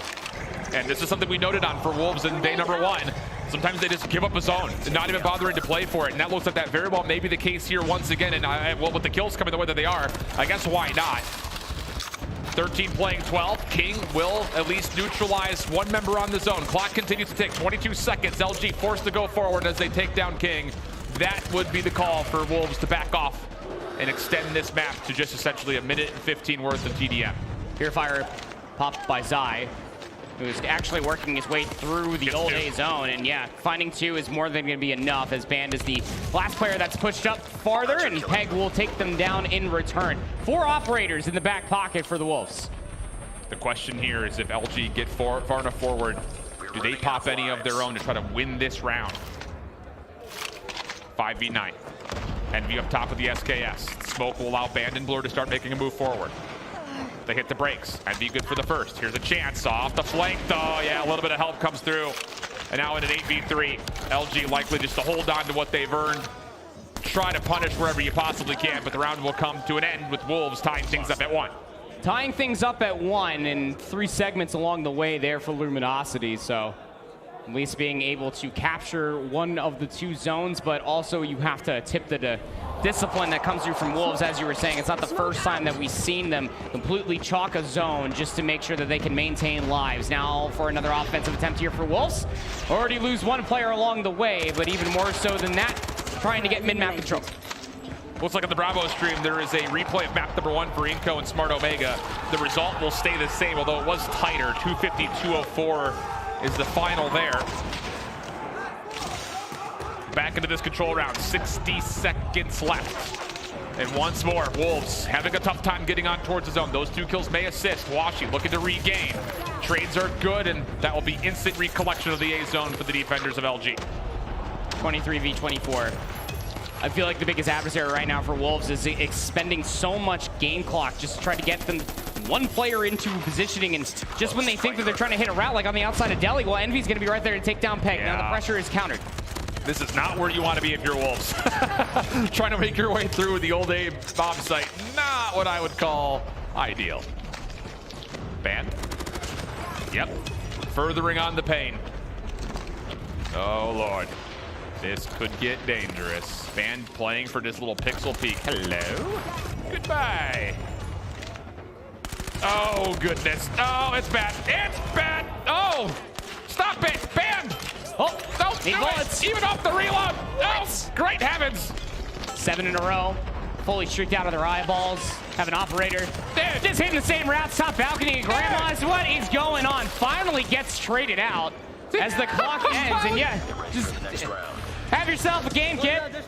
Player cam. He's just sitting here like smiling. Hey, you guys gonna trade me? No? All right. Any traders? All right. Any merchants at all? Grenade out. Stupid. Smoke out. Band streaked out like you mentioned. Operator ready to go. 21 kills. Still not leading the lobby though. Pegg's at 22. This guy is literally doing it all. As we get into round number 4. Early Pred missile being called here. LG's going to use this as a chance to likely force a commitment towards A through Hotel. It seems to be the case. Spanned off the reload will be traded away. And it looks like we may have had a DC. So we'll see. Ooh, 2-1 tally though, and well, I'll say, Band has just absolutely put everyone on notice. Well, you know what's interesting about that, Alan, is that when we were actually casting over the Luminosity stamina game, that was actually something that was quite prevalent in all of the respawns, was that like, I feel like the Band was just like the unsung hero, just continuously just dropping big time numbers, but just wasn't making the flashiest of plays, right? Sure. That said, when you have a guy like Band's caliber just consistently making those type of plays, I don't want to face these guys. Like, it's absolutely terrifying. And I believe we actually have a full-on clip here from Band's little stint of what just transpired. I mean, he just laid waste to the entirety of Grandma's house. Dude, this is just next level from Band from start to finish. And the thing about it is, as good as this is individually from Band, look how his team has freed him up. And everyone's so focused over towards Delhi, making sure they don't get pushed to Grandma's. Band has essentially just gone rogue on this side of the map by himself. I mean, you see the Wolves are looking for him, but because LG keep firing down shots through mid, it's allowed Band just to put on some style points. That one was crazy. And then a little how do you do from behind here. Off the reload too, goodness. It was even more crazy that Jing even wanted to reach out that in the first place. He was about a bullet, half a bullet even. And then just coming back over, dropping down from Grandma's peak like that is just absurd for a 9 spree. I mean, Band just damn near looking untouchable as he was going through the entirety of that control, trying to do what Pegg was doing, but better. It's kind of the shades of what we were talking about slightly from that Summit hardpoint, is that Pegg can only do so much to carry his team across the finish line. Well, while we're trying to figure out the control over on that side of things, we'll jump into the Hacienda Search and Destroy in progress. INCO, after taking the takeoff hard point, the big question is, can they deal with Omega's very prevalent Search and Destroy? So far, the offensive half not going all that great. Law losing the first round, and this one's not looking great. Flank attempt denied, so Kendy will not be able to blow this play up from the backside of it. And Rage may try to bring a second offer to this same exact idea. Lucaszin's still watching this. And if he can find a kill here, maybe there's a chance to get Noel out of dodge. Problem is, the full surround is on the way. And now it's just down to how special of a player is Lucaszin individually. With the SKS, no less. Yeah. Low 1v4 action, this would make everybody hate this weapon even more. Put it that way.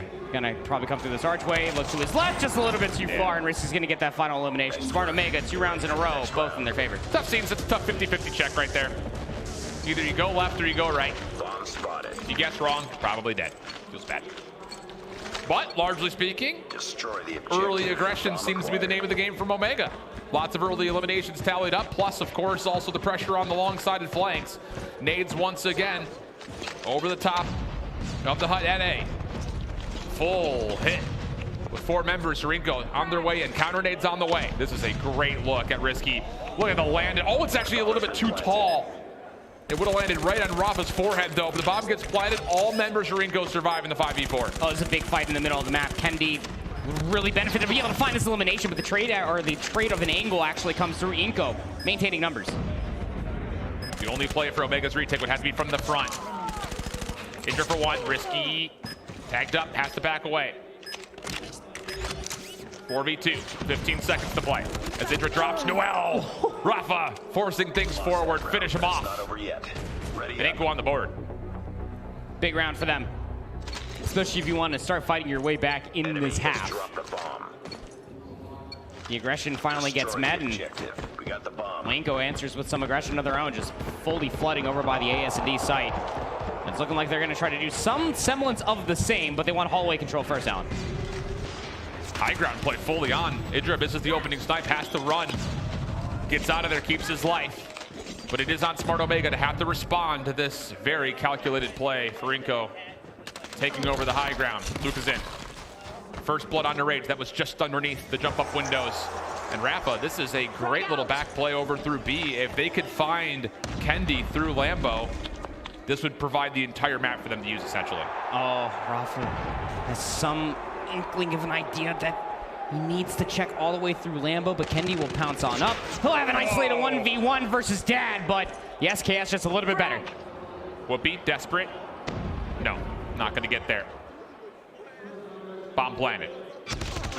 No chance to get even a sniff at what's going on over that direction. Two very clean rounds for INCO, and both of them very different. Yeah, very, very different indeed. You know, we saw a full flood, especially over by the fence line for A, and then immediate high ground was the look at for INCO in that previous offensive attempt, and it works out wonderfully for them. Answers back with 2 rounds of their own. We're going back to our old devious ways for INCO. It seems to be all A so far.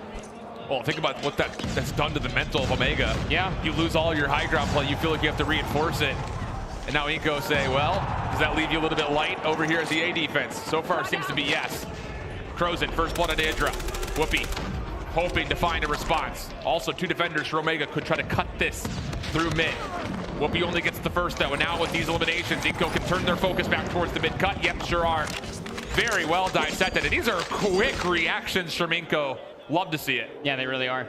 Just communication at an all-time high, wherever these players are located at. Big flank play coming through here from Rage.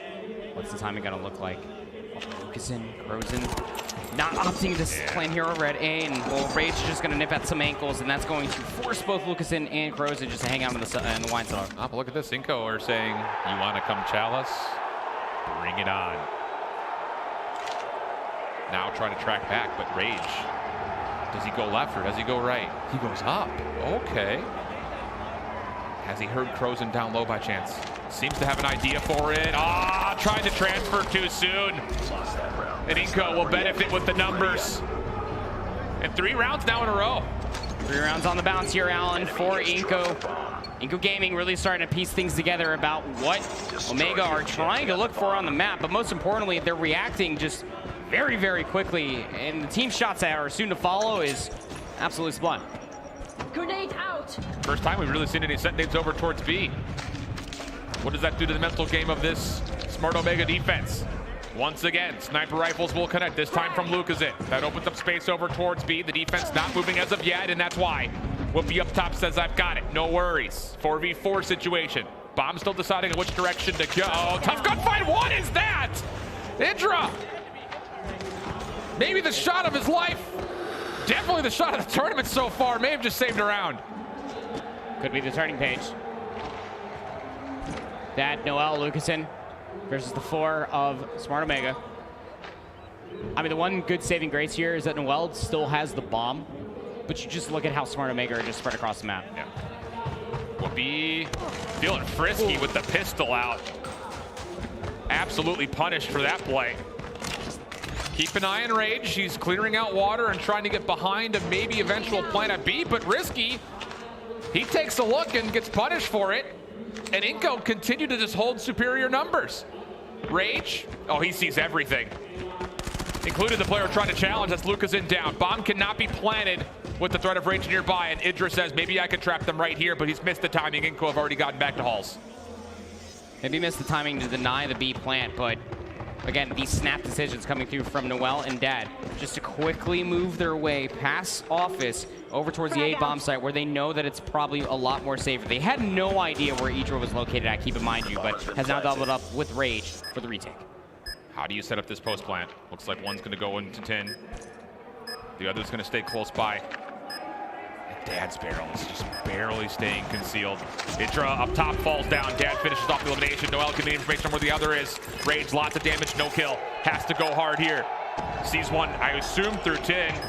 Down goes Dad for the prone shot. Doesn't matter. Noel will finish it off. And it's a 4-2 half with 4 straight rounds out of the INCO Stalwart squad. And 4 straight rounds. And again, like that is within its own self is emphatic, I would say. I'm starting to feel like that LATAM might just be the kryptonite. Yeah. For everybody? For everybody. It's just the way that like they're maneuvering, their communication is visibly popping off. The offense is on here for Smart Omega, stacking over towards B. Heavy nade play, but those are all really deep. INCO through mid, looking to set up a bit of crossfire. Omega have survived through it and are trying to get the bomb forward as well. Quick adjustment, Idra's gonna watch the flank. Bomb still not committing yet. And INCO have a pretty good wrap on this. Nade doesn't quite get there, though. That would have been a helpful one. Lucaszin still able to collect one elimination, but Noel's nade could have maybe turned the tides convincingly. This is still doable for Smart Omega's offense. Even down in numbers, you have to be cognizant of where some of these players are located at. Dad with the SKS. Just an absolute annoying head glitch, but can't see anybody underneath that staircase. It buys time. Idra Rage able to combine for 2. Status stays the same, though. 3v3 teams in the same positions they were. Risky, I'll say. Tried to force a gunfight for some timing. Not going to work out, but Jrozin may have just given the advantage that INCO needs to put this to 5. Rage saw an elbow, but won't get a second chance. Very wise from INCO just to play their current angles as Jrozin just continues to bob for apples outside the water. Did it not look like he was bobbing for apples? A little up now, a little up down. Snorkel. It actually did. I think that's why I actually just hey, make me lose full over here. That's You're welcome. Make that a COD game. Destroy the objective. Somehow. COD for apples? Codding for an apple. 5 rounds in a row. Yeah, man. INCO have to seem an understanding. It's a big battle in the upper halls of which Noel and Dad let him have it. Dude, I love the call. You're up 5-2. You hit him with the "we're just better" strat. Run down mid. Oh, dude. These guys are playing at a different level right now. No exits. Everything feels contested. I'm sure Omega's in here like, is this a 5v7? Because it just feels like INCO's everywhere at all at once. It's the long range, it's gonna be the short range. It's every single range you have to be worried about. Kendy, Idra, 2v5. And that bomb, while being carried by Kendy, is all the way back in the driveway to Lambo. And that is just not really good when you're thinking about how much Idra does have to clear by themselves. But the way that INCO have played, knowing they have numbers advantage, just hold the line. You don't have to really give up anything. You do still have Idra forward. If he catches some timing, maybe there's a chance to collect 2. Shots come out. Kendy caught and eliminated. The last one left is Idra. And how many flawless or near flawless rounds of INCO have? I feel like out of the last 5 they won in a row, maybe 3 or 4 have been like 4v1, 5v1 finishes. Yep. It's clean. It's just really good discipline. Idra up top. It's actually keeping behind 2. The respray onto both.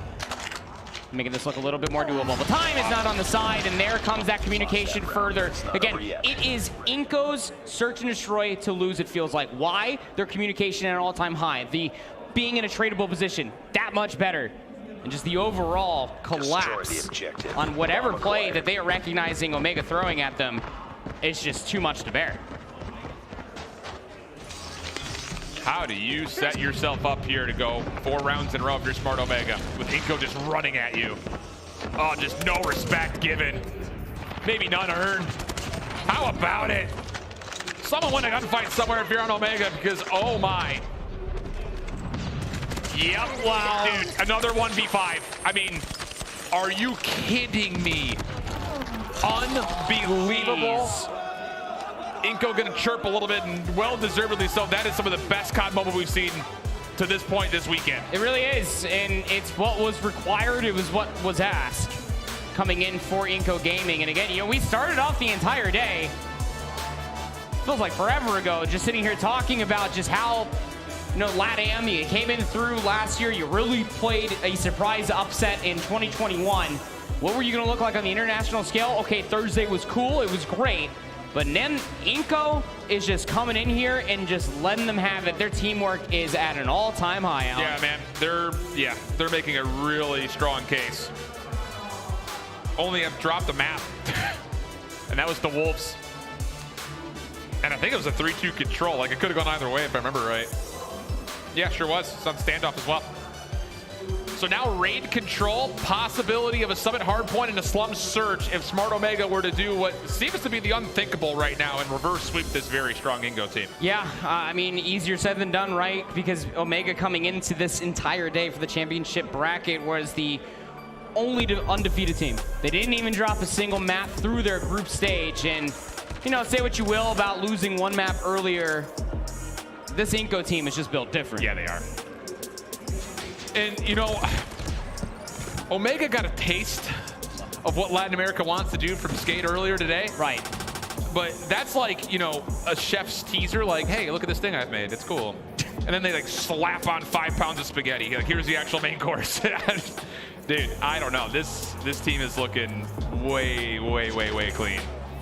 And there's something to be said, like, I mean it, like, I really hope all of you take this away. Like, the fact that it's always 1v4s, 1v5s, like, that just says that the setup, the playbook, is being executed to its fullest potential. That's terrifying, I think, for anybody, let alone Smart Omega in this matchup.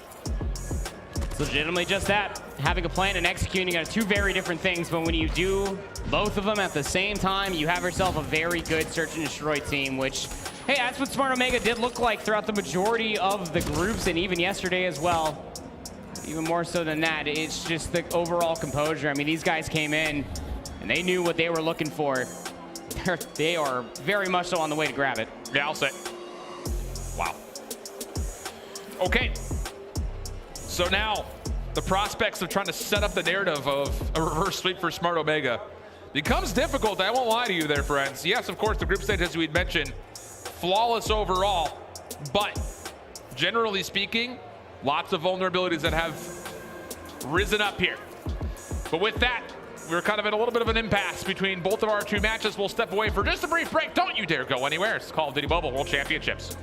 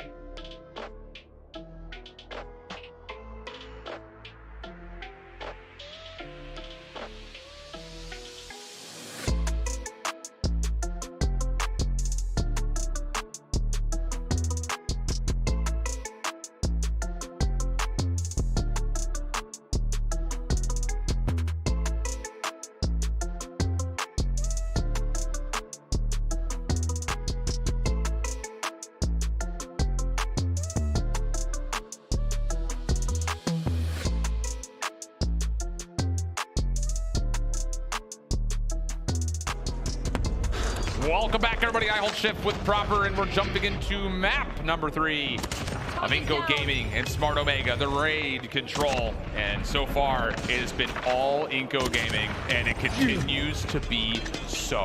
Are you actually kidding me? These guys are styling on Smart Omega.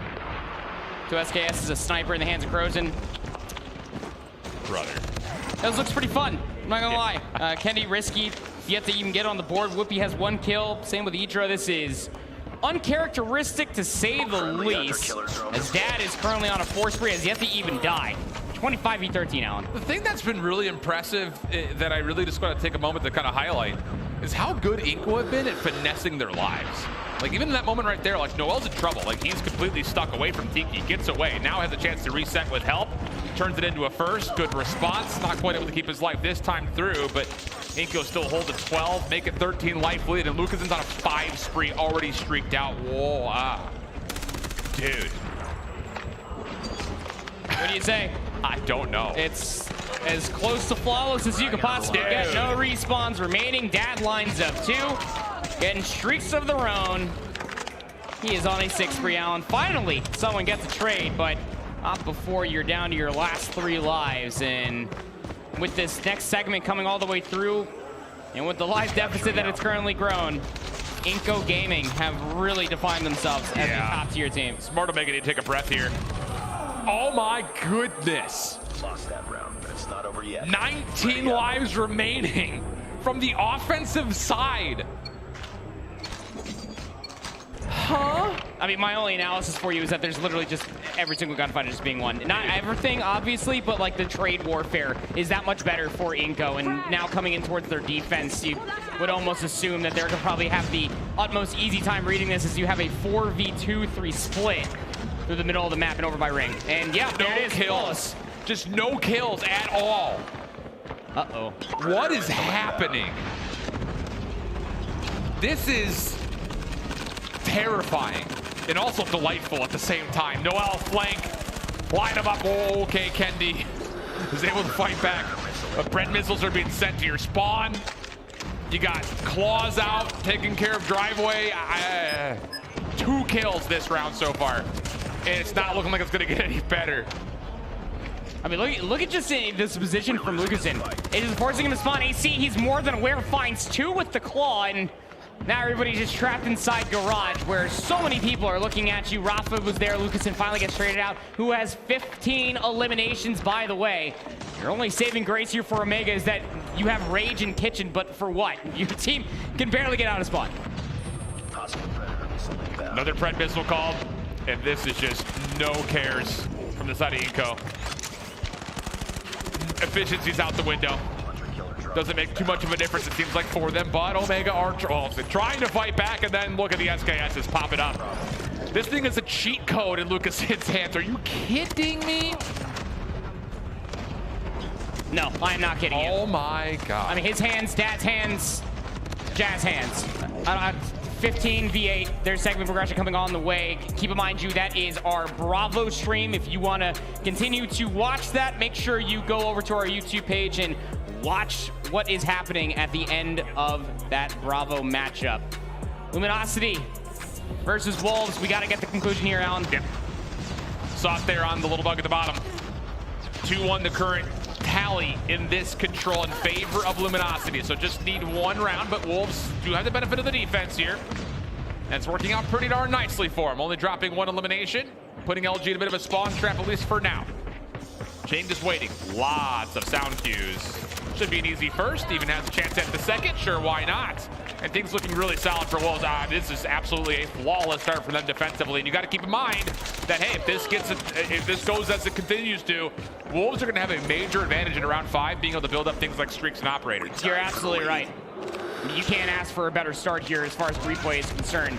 Be able to get your foot forward as far as the resource warfare is concerned, and you heard a little pop-off right there. That is simply because INCO won that round. It got close, actually, like 9-7, but regardless, Wolves getting themselves a lot of good map positioning, just making it very difficult and yet expensive for Luminosity to even leave spawn. Couple of response kills, though. Give them a chance to stop the clock, make a little bit of progress here at A. Just comes down to, can you actually finish that off? Blur a little bit trapped on towards the defensive tank. Will drop away. Stack is good. Second tick of progress now on the way. Wolves setting up for attempt to retake. But it's all taking a little bit of time. King shut down. Okay, hold on a second. That's the second tick of progress lock. Pegg's on a flank, but he's the only one that could possibly contest this. And it comes down to, does he even want to go in the first place? A little bit of a broken camera there. No chance, no how. Tied lives. Minute added to the clock. I remember that 3-10 start. Luminosity were reeling from behind. Now they added 60 seconds added on towards the board. They're 1 life behind. Shrieks being called in by Van. Had to get rid of number 3 in blue. That's Zai in the offensive spawn. Packs a little bit of a hurt, but LG deal with it and now continue on their way forward. Long range shots. Swashy turned aside as Nian. Well done with the scope, and I think Solo realizes, whoa, don't want to necessarily make a jump peek right there. Still have to find a way to cross though to LG. And Nian is still finding a way to connect. Solo trying to get in. Forces his way forward, but he's by himself. No chance to get through with that hit. And as Washi is able to take down 2. Oh my! Washi for the triple. And now LG, some space to work with. Uh-oh, Washi's gonna be able to pull out a claw now. He's just wallbanging in these spots. You have to somehow get through this. Good luck, have fun, because Washi is just meeting you at the door. Go upstairs if you may. That second segment is well on its way. First stick through, second one locked. The play coming out of Wolves, trying to get around the flank. It's working out. Last player left alive is Solo. Off the reload, Neon, Purifier! And the Pred missile takes it to a 3v1. Live's good for LG, but 27 seconds on the clock. Can Pegg, who's been one of the hard carries for Wolves, find a way to be a hero?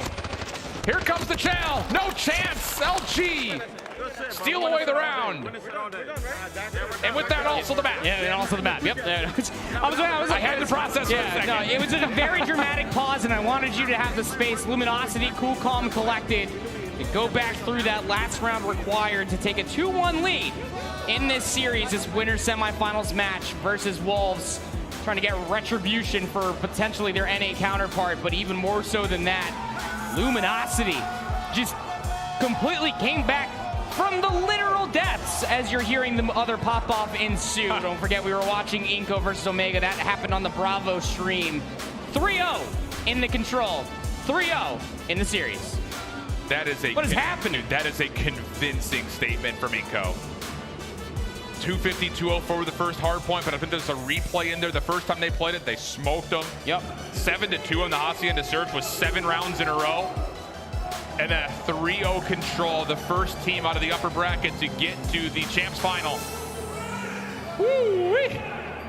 Did not have that on my bingo card. And what is it? Lucaszin with 26-9. What? Good grief. Okay. Wow. I got some highlights here for you. This is the 1 round, or the control rather.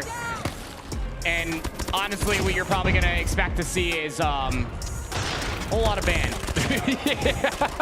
Yeah, the ban 9 kill, that may make it in full with no cuts, and I think we're going to see that right here.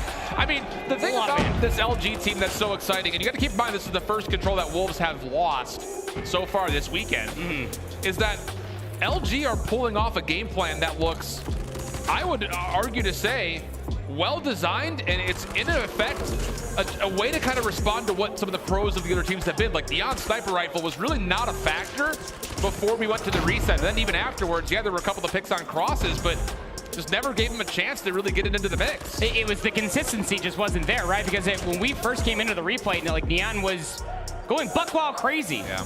And then it immediately got flipped on its head.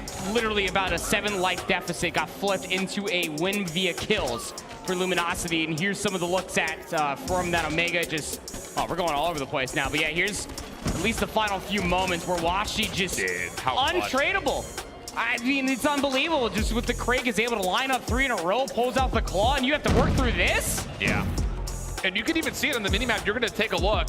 Shing's going to get out and try to re-wrap back because there's no way you can get to the front side. But Washi getting all 3 is the win condition, because if he even gets 2, not enough. Like, he had to essentially get the triple. There's the full flank play to get him off the zone, but it just doesn't make a difference. It ends up being a 3v1, and how about it? Those 3 kills could just be attributed straight up to Washi. That's the 2-1 lead as far as the series is concerned. Could have honestly been a 3-0 had Wolves not go on a tangent, I'll say that much, of winning 7 rounds in a row. Yeah. But Yeah, setting ourselves up for a Hacienda hardpoint. And I know that our entire narrative for North America has really been centered around just their lack of love for Hacienda as a map mode combination. We were talking slightly about this at the beginning of this series, Alan, that Hacienda is actually quite comfortable. They don't mind it, Luminosity. It kind of plays to their style. I think so too. Yeah, I agree with that. But we set it up at the very top of this broadcast in this slot. If you're going to make your way through this matchup of your Wolves, this was the one that you essentially had to win. Further established by the loss on the Summit hardpoint. Little pep talk coming through for Wolves as they look to lock in and load in. Map 4. Not necessarily a do or die situation, but I will say if Luminosity can find a way to convincingly take this map 4, we are going to be in for one doozy of a winner's final. Got yourself at least that one-up mushroom for the lower bracket if it all goes completely awry here, but oh man, I'm not gonna, you never want to be down there in the lower bracket. Who am I kidding? I don't care who it is. I mean, you got so many good teams down there right now. Smart Omega is gonna be setting up the face against Tribe Gaming. It's just short contested waters, brother. Shane first blood all the way through the hallways, and what a stack this is from LG. 2 for 1 goes the exchange. Further than that, Nian not able to do anything from up top in the windows. And LG's break off, that is reminiscent of BO4 days, my man. This is so good from LG. Solo nearly does it all himself to finish off the final kills. Wolves a chance to recover, but are still going to be hard-pressed to get down to this fountain. Back here on Hacienda for 5v5, baby. Gotta love to see it. Luminosity understanding we gotta get hallways control first. We gotta be able to get over towards the lobby, so okay, at least the first was coming all the way through, but Wolves answer back in kind. They still hold those P2 spawns, and they're starting to generate some time here on one. Yeah, that was all thanks to King. 6 in a row. Streak's already being built up for him. 16-12 the status. Hardpoint goes back neutral once more, and Wolves, they're still holding on to the left side of the map as we get ready for the second hardpoint down in the bottom left towards Lambo. Solo, finish your food, please. How could you have any pudding if you don't finish your meat? Able to get one right there, and now a chance to try to flip the spawns back around, hitting from the backside, but once more, Wolves spawning close can deal with it. You only have essentially 1-2 players maybe close enough for Luminosity to deal with this flank potential that's starting to develop itself. That's going to be Nian, and from behind actually gets King to spawn in with him as well. So you have a traditional, as it may seem like there for P2, to battle over this Lambo Hill, but I don't think people are going to expect that Solo ended up spawning up where they did. Yeah. Reinforcements are here. Status still stays though with Wolves on towards the spawn. It just comes down to getting the gunfights inside the hardpoint. It's not coming through really all that well, but Zai double, nearly more to line up. Falls just a touch short of being able to go for 4. It's actually Envy with the quad, and that's going to lock things down. 42-23, and scrap time looking solid for LG as Wolves are looking to try to rotate. Solo is also amidst the rotation as well, so you're going to have an off-screen 1v1 for this for both the scrap time and also for the rotation as well. The spawns are going buck wild crazy, as I want to say that, what was it, Nian ended up seeing that 2 people spawn right in front of him, so that immediate information gets conveyed for both the players that are on the rotation. You have a lot of presence coming through from Wolves over on the offense side of the map, all focus off across the fence line for LG. Zai on the pinch, everything else coming from the front. Predator missile called in, it will hit, and it will hit hard. But now Zai on the way forward. Flashed up was Washi, no problem for the double there, but following up, still a question. Wolves looking to reinforce. They do have the spawns for now. Banned from the high ground though. Once again, cutting down patio, and it works out absolutely beautifully in combination with the claw. LG for the break. They still hold the numbers. Just have to finish off the final Wolves members. Little turn and burn from Band. Now on 5 in a row. 9 total for the young man. 70-36. This lead continues to grow. This is what we ended up seeing specifically in that Summit hardpoint for Luminosity versus Wolves, is that when they get in, it is so hard to get them out. You need something to fully break all the way through. Even these straight trades, actually not going to be good enough for Wolves, because Luminosity are still always knocking on the door. They always make sure that there's 1, if not 2 people trying to finesse for scrap time just to be annoying against Wolves. This current status of how LG are playing the map, you can continue this and win the map over. 40-20 trades, you're happy with that, I think, considering absolutely how these games have been tight-wise on Hacienda pretty much from start to finish. Long range battle. Washi comes out on top. Offense is clean. Spawns left to right for both of these two squads. Pegg looking to break a little bit of a setup, but no, LG aware of it. Deny. Nian, next one forward. Nothing there either. Completely empty on these break attempts. Have been Wolves in pretty much every single hard point. This has been a great start for LG. And again, it's that leader's advantage that you're talking about. You can absolutely benefit from all this ban for 3 in a row, because of course he did. It's just absolutely absurd. He's not done yet as well. I mean, he pulls out the claw, Hunter Killer Drone. Why not send it through? Has more in front of him, but King will finally find the trade. Even Envy's gonna call in a Pred missile just to take down one more player. It's just insurmountable pressure here on P4. Yeah, lots of operators ready to go for Wolves, and you're going to need to use those soon to try to get this game back towards neutral. Pegg nearly gets all 3. Just enough help from his teammates to make sure the scrap time once again is collected, but it feels like a mere footnote in a story that has been largely written by LG dominance. Envy's up to 19 kills, banned 18. It just sounds so casual, and it's not like that the entirety of Wolves are not finding eliminations. It's where they're finding eliminations. Once you're inside the hill, fighting those rotational battles is so much more important coming in towards the second set. You're within striking distance, keep in mind, you're only down by 40 points, but you gotta be able to find the eliminations around the hill to start really generating more time. Yeah, the status has to change. You need to be the team to win these rotations, not the one responding to them. Hard point time. Largely neutral as you'd expect, but clean from Wolves on the follow-up gunfights that allow him to get on in, and once again, Nero in the gap. Envy shut down on rotation towards 2. Still plenty of time to fight for here, and Wolves are not giving up any second of it. Up to 90 points, just down 25. And the status of the map and the spawns is starting to also move a bit here, while Wolves have not given up a second really at all. Pegg for another double.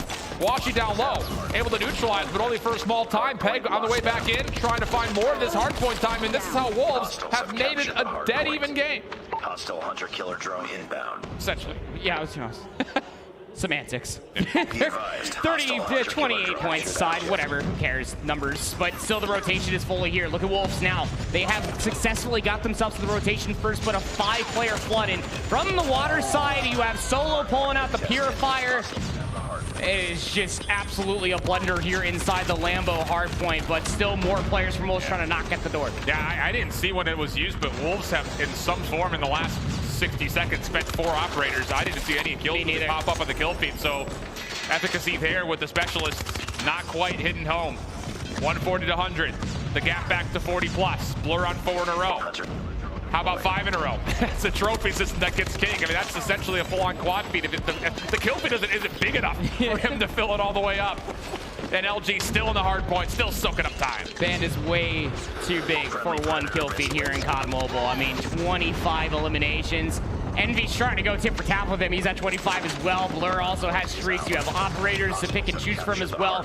Wolves have absolutely nothing. And just where they brought the lead within 20, it has gone back to a full hard point. Yeah, their comeback potential and the ability for them to turn the tide of the game came off of the operators that they had from P4 going to P1. And without those being there, and now the status starting to lean once more towards the resources of Luminosity, it feels like this game is about to get way out of hand way quick. Band's on another 5 spree. He's up to 29 now. It almost feels like every single time when they don't get the rotation immediately, Band's right there to answer before. Dude, Band's like leaning back at his chair too. He's just 5 in. Put it in recliner mode. Yeah. Are you kidding me? He's got a pellet with him, why not? Sit back, relax, smile. Pegg drops. It just feels familiar, doesn't it? Like the opening hardpoint, Wolves just kind of losing their footing, just running in one by one, hoping just to be gifted space. But it's not looking all that great for him. Not a single second has been lost on this hardpoint for LG. And that just may be the final dagger right here for Wolves. I mean, pick or choose one, right? Washy's calling in a Predator. Really? Blur, just... he's gonna run out of fuel eventually. You might as well use it for some fun. Why not? I suppose. But yeah, now Envy on a 5 spree. Blur letting them have it. 25 seconds are all that you need for Luminosity to punch their ticket past semifinals. And still winning gunfights on rotation or LG. 224-101. And Wolves finally got another operator to work with. It's Pegg's. But red missiles are earned. Still plenty of streaks. Still plenty of operators. It's just... the news doesn't get any better here for Wolves as Pegg will pull out the claw. Able to take down one. Blur just zoning everything off from the high ground. Hardpoint contested all the meanwhile. Oh, and how about that from Blur? Snapping back forward, not done, but eventually turned aside. Fine, Envy's on the backside. That claw will be good for a triple, and that will likely mean the game. The return ratio on that one operator, not exactly what you want to see. Zai trying to make a last-minute argument for a hunter-killer drone, can only do so much because Ban is very much so still alive, finding eliminations, 11 seconds required. May just do it right here, right now. Pred missile called through. Wolves forced to use anything they get as soon as they earn it. This would be comeback of the ages. 241, 113. Contest through. Kills back and forth. NB over the top of the railing. Sliding, finessing, trying to track down Pegg, but caught off from behind, and Wolves will see another hard point. But at what cost? Everything. King's Eye got operators. You have to find the most value with these operators than you have in your entire life. You only have 5 seconds here to give. Wall out, Ban says, let's just do it right here, right now. Why don't we? 120, 140, or 246. Wolves still hanging around. Not a lot of high ground control here. Everything desperately has to be funneled in towards the hard point itself. Blur down low. Takes the first, no problem. Nian there for the trade. Washy. A little bit of assistance from NV up top, and that may be the winning play. Yeah, sure seems that way. 250, 134. LG will see INCO Stalwart in the winners finals. Stand up, give him a nice little wave, a friendly gesture. He's just having the time of his life, and it's just, this is what we, again, have come to expect from Luminosity, specifically in the respawns, is that when they get rolling, it just feels like that they're at a 90-degree steep incline, just snowballing their way to victory, just operator usage, streak usage, overall gun skill, teamwork, other COD words they are just so good at. Buzzword. Cliche. Here's the thing, man. As much fun as we can have with it, I don't think any of us would have came in today and said, yeah, the winners semis were going to be the biggest blowouts of the day. INCO, a fast, quick, swift 3-0 versus Omega. Luminosity, yeah, they lose in overtime on the slum search. But outside of that, everything else was as clean as you'd like. Yeah, well, absolutely. And it's just even more perplexing when you're thinking about it from stage 4, from Luminosity's perspective, right? Because they watched that match. They had to have been watching that match when Wolves beat Tribe. And then Luminosity just show up and do that. Yeah. 40 and 24 for Envy, 40 and 32 for Ban. The heck? Yeah, 2 minutes hard points on too. Get a trade. Yeah, Mr. Do It All. A man who wears many hats. I don't think he's wearing any hats. No, he's not wearing a hat. Yeah, no, he made me turn. But he could wear many hats. Yeah, he could. Yeah. He could. Wow. Convincing on both sides of the stage. Luminosity, INCO move forward. Omega, Wolves fall to the lower bracket. One more life to play with. The problem about it is that lower bracket's looking kind of nasty. I mean, I'm already looking over what potentially is going to, or not potentially, what's going to be happening on the Bravo stream. Tribe Gaming on the warpath to either try to face Wolves, if not just make it back to the grand finals. That's the #1 seed heading into this tournament, and they find themselves in a lower round match versus, I'm sure, a very upset Smart Omega, losing the way they did against INCO. So before we kind of get all the wrapped up thoughts here, I just want to throw something out there. Okay. Is the SKS going to win this tournament? Because right now it kind of feels like it. Right now, it is currently doing the best in the tournament. Now we have one more part of that hypothesis, and that's going to be versus Luminosity Gaming. If Luminosity can't shut down the SKS, yeah, I think we're going to get a LATAM champ, baby. All right, little teaser for you. Back over to our desk, though, to break all down the action and set us up for the lower round matches that we have coming up. Thank you very much, Shift and Proper. Another good shift put in as we now have our winners bracket finals set up. It was a dominant performance by Luminosity. They looked really damn good, but so did INCO Stalwart. So let's start with this series first. Luminosity 3-1. You kind of wonder what happened on that S&D when it was 6-1. You're like, all right, you're on the cusp. Maybe they stepped off the pedal. And it showed Wolves can get those rounds and can battle back. Wolves were in every single one of these games. Yeah, no question about it. I think it was very much an offense versus defense type of thing whenever it comes to the slum search and destroy. Both teams very heavily favoring one side, but heading into the Hacienda Hardpoint, we kind of figured this is a map that a lot of the North American teams like to ban. Surely Luminosity is not going to feel very comfortable, but we were very wrong about that one. It's just something about Wolves just throws the momentum of a lot of the teams that they go through, but then unfortunately for them, they couldn't really sustain it into the other maps, but they showed us how impressive impressive they could actually be in this Hacienda matchup. But hey, this is where kind of things pulled things up, where Luminosity got 241 here in 113, and it's going to be a different story heading on over to our Search and Destroy later on. Well, again, a pretty crushing performance here on Hacienda. The big question, will North America be able to adjust to it? Answer here, yes. Again, wondering where the SKSs were ringing. We know that INCO Stalwart not afraid of using snipers as well. These lines work out really well for that. But without that, Luminosity looking really good on the back of one guy who was really popping off. We heard him talk earlier in the interview. He's a vibes guy. When he's vibing, he rolls pretty well. Band for Luminosity was just constantly putting the pressure on and getting kill streaks that really no one was prepared for. Yeah, that was almost confusing to a certain degree because it seemed like there was zero communication out of Wolves. He was going anywhere that he wanted to, pretty much uncontested, and frying the entire team. Shift and Proper made a great point. His teammates doing a great job of protecting that objective, baiting them in, and that really freed him up to slay out.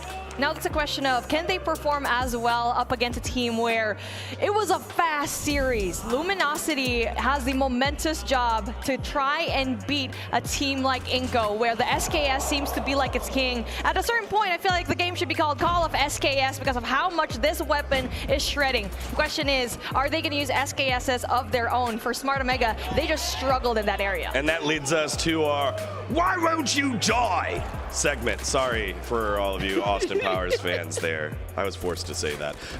9 streak here. He did absolutely everything he wanted to do and more and got away with it. 9 kills in a row, and that really put the dagger on this map here. And the Wolves players, they just won't turn around. He's just running. He doesn't stop moving at all. He is non-stop running forward all the way through their spawn, and they just seemed to have no clue what was really happening. So I don't know if it was a lapse of communication or maybe they were hoping that he would just go away, but it definitely did not happen. He did not. Smashing. I had to pull. I was waiting this entire time for that Austin Powers reference, but this is... I can't believe we're at this point because we're going to get more upsets later on, and this is like a surefire way because we're going into the elimination quarterfinals where Tribe versus Omega. We already saw it. It's going to be preempted later on into our matchup where you get to see it. Take a look at the bracket down there. Tribe Gaming versus Smart Omega. NA #1 versus Garena #2. Yeah, I think this one... This may be the most anticipated matchup of the entire tournament because I feel like for the longest time in COD Mobile Esports, the debate has been NA or Garena. A lot of people have felt like those are the 2 top regions, and now we're going to get a definitive answer. I gotta say, looking at the way that Smart Omega just got completely dismantled by INCO, you got to think they got to feel a little bit shaken, but maybe a little chip on their shoulder as well. Yeah, absolutely. Pretty surprising that Smart Omega just couldn't keep up with the gun skill. It really felt like they were constantly getting outgunned, which meant they were getting out-positioned, out-spawned.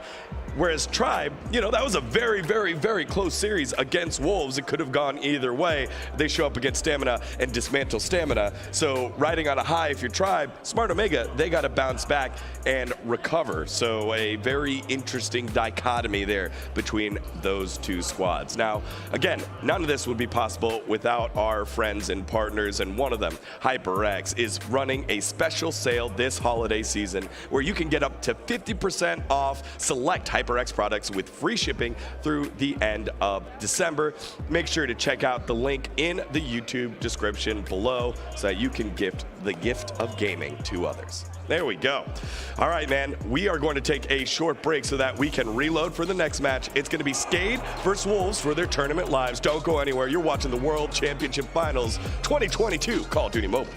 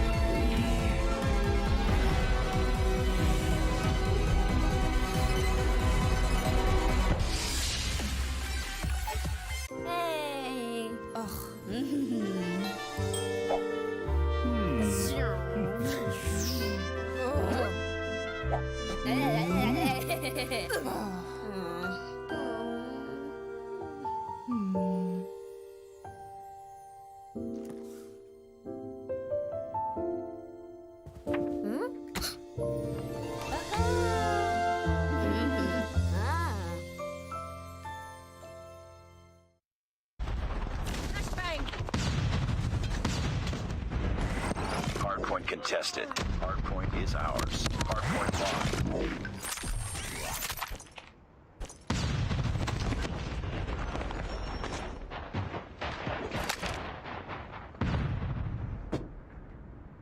Hunter-killer drone inbound. Friendly hunter-killer drone deployed. Destroy enemy's hunter-killer. Smoke! Hunter-killer has been destroyed. Capture the objective.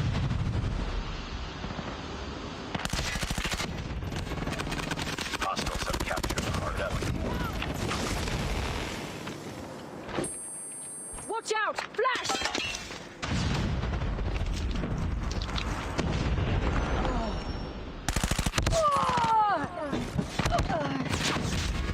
We've taken the lead. Hunter-killer drone deployed.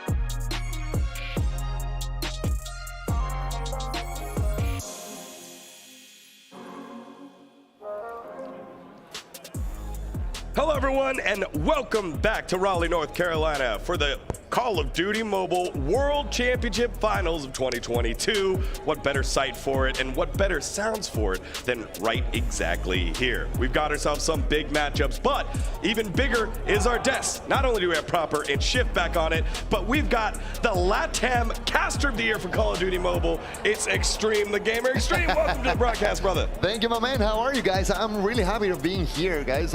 So I already been on camera with you, Halted, but it's my first time with you guys, and actually this wasn't planned. So I don't know what I'm doing here. No, That's why you're here. So I saw it, I was like, oh, it looks cool there. And then I'm Walked here. up and just gave you a microphone. I think I can get this was a good idea after that. You know what else is cool? The merch sale that we have going on here for Call of Duty Mobile. Now, this is the first World Championship merchandise, and it's available now for purchase on shop.callofduty.com. Use promo code CODMOBILE20 to receive 20% off. The sale ends on the 18th of December at 3:30 a.m. Eastern. Don't miss out on some of the coolest swag here. Which one would you take? I think the second one, man. Right there. It's more like my style, yeah. You know, like graffiti style. It's so cool, man. Not so much purple? You're not a purple fan? Purple fan? I'm telling you, the hoodies with the purple on it, sign me up. All right, he's a loyal that's your color for sure. All right, let's recap where we're at by taking a look at the bracket presented by ROG, Republic of Gamers. Here we go. On the top side, INCO Stalwart and Luminosity will do battle for at the lowest second place in their spot at the grand finals. On the bottom side of the map, we're already underway in the elimination bracket with Skade and Wolves and Tribe and Smart Omega. Tribe already up 1-0, and this has been one of the big stories here. What do you make of the bracket so far? Man, nobody can believe it actually that Tribe Gaming is right there, you know what I mean? Everybody thought the final would be like Luminosity against Tribe Gaming, but even on the winner finals, you know, on the winner bracket, not right like the loser winner coming up to the great finals, and maybe Luminosity can be on the great finals, but it's something weird happening right now. I don't know. Nobody expected this. Very exciting. Very exciting throughout, guys. Yeah, I think the biggest surprise, and you actually warned us back during stage 4, is like, watch out for Lucaszin in this SKS. Yeah. No, he said it back in the casting desk. That may win the entire tournament, just the weapon by itself. It's a monster, bro. Yeah, He's a monster. Everybody were like, is he actually playing like that with an SKS? Yes, he is. And he's here live in front of everybody, killing everybody. He's a monster, bro. It's like one thing online, watching it through stage 4, getting the warning, and then shutting up all the haters. Like once you get to land, and then the SKS is still doing that kind of dirty work, it's absurd. Well, if you want to shut up the haters and play like Lucaszin, get your hands on the ROG Phone 6. It's equipped with the Qualcomm Snapdragon 8 Plus Gen 1 CPU that boosts performance and speed to take your mobile gaming experience to a new level. Its unrivaled performance puts it in a class of its own. Thanks to our friends over at ROG Phone 6 for supporting Call of Duty Mobile Esports. All right. Business done. Let's get into it. Our next matchup, Wolves versus Skade, and we'll start with Skade here because again, we got a friend here that might know a thing or two about Skade. Now, Skade has looked pretty good. What do you think makes Skade so damn difficult to play against? Well, I don't know how to explain this, but Brazil has his own way of practicing esports since a long time ago. So I think their own special way of doing it, it's, you know, having them results, these kind of results. Right now, Skade, I know, it's like not like INCO Gaming at this moment, but they're playing really good because the strategy they're trying to do with sometimes using 2 SKS on the same map. I know it's weird, but it's working now.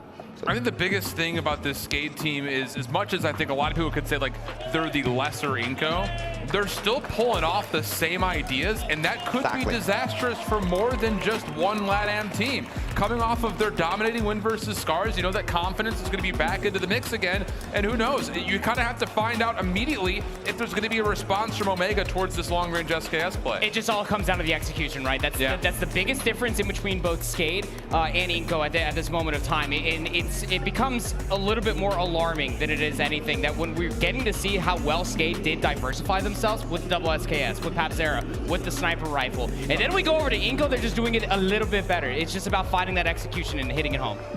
I think it's just a little bit because, you know, well, Papsera is an old school player. He's been playing since 2020, the first championship, so he's been there since the beginning. So he has a lot of experience, a lot of momentum. He's prepared to be here on stage. So right now, Brazil, it's a powerful, actually, a rival against Tribe Gaming and Luminosity. So Skate is the second team that you actually guys need to be looking at on Limbs. Oh my God, all these guys are crazy. Yeah, Papsera has had multiple pop-off moments here. Even in their loss, he was still fragging out. Yeah. And it's very difficult to play against that one where even his worst games are some people's best games, and it's what do you do? What do you do against something like that? And they really shut up Scars. And the thing is, it's not just what do you do against that. You're still trying to like mentally reset yourself after your convincing loss that you just had versus LG. So like, are they able to cool themselves down, refocus, go back to what was working yesterday? Because this Wolves team looks a little bit shambolic at the moment. Tons of over-aggressive individual challenges.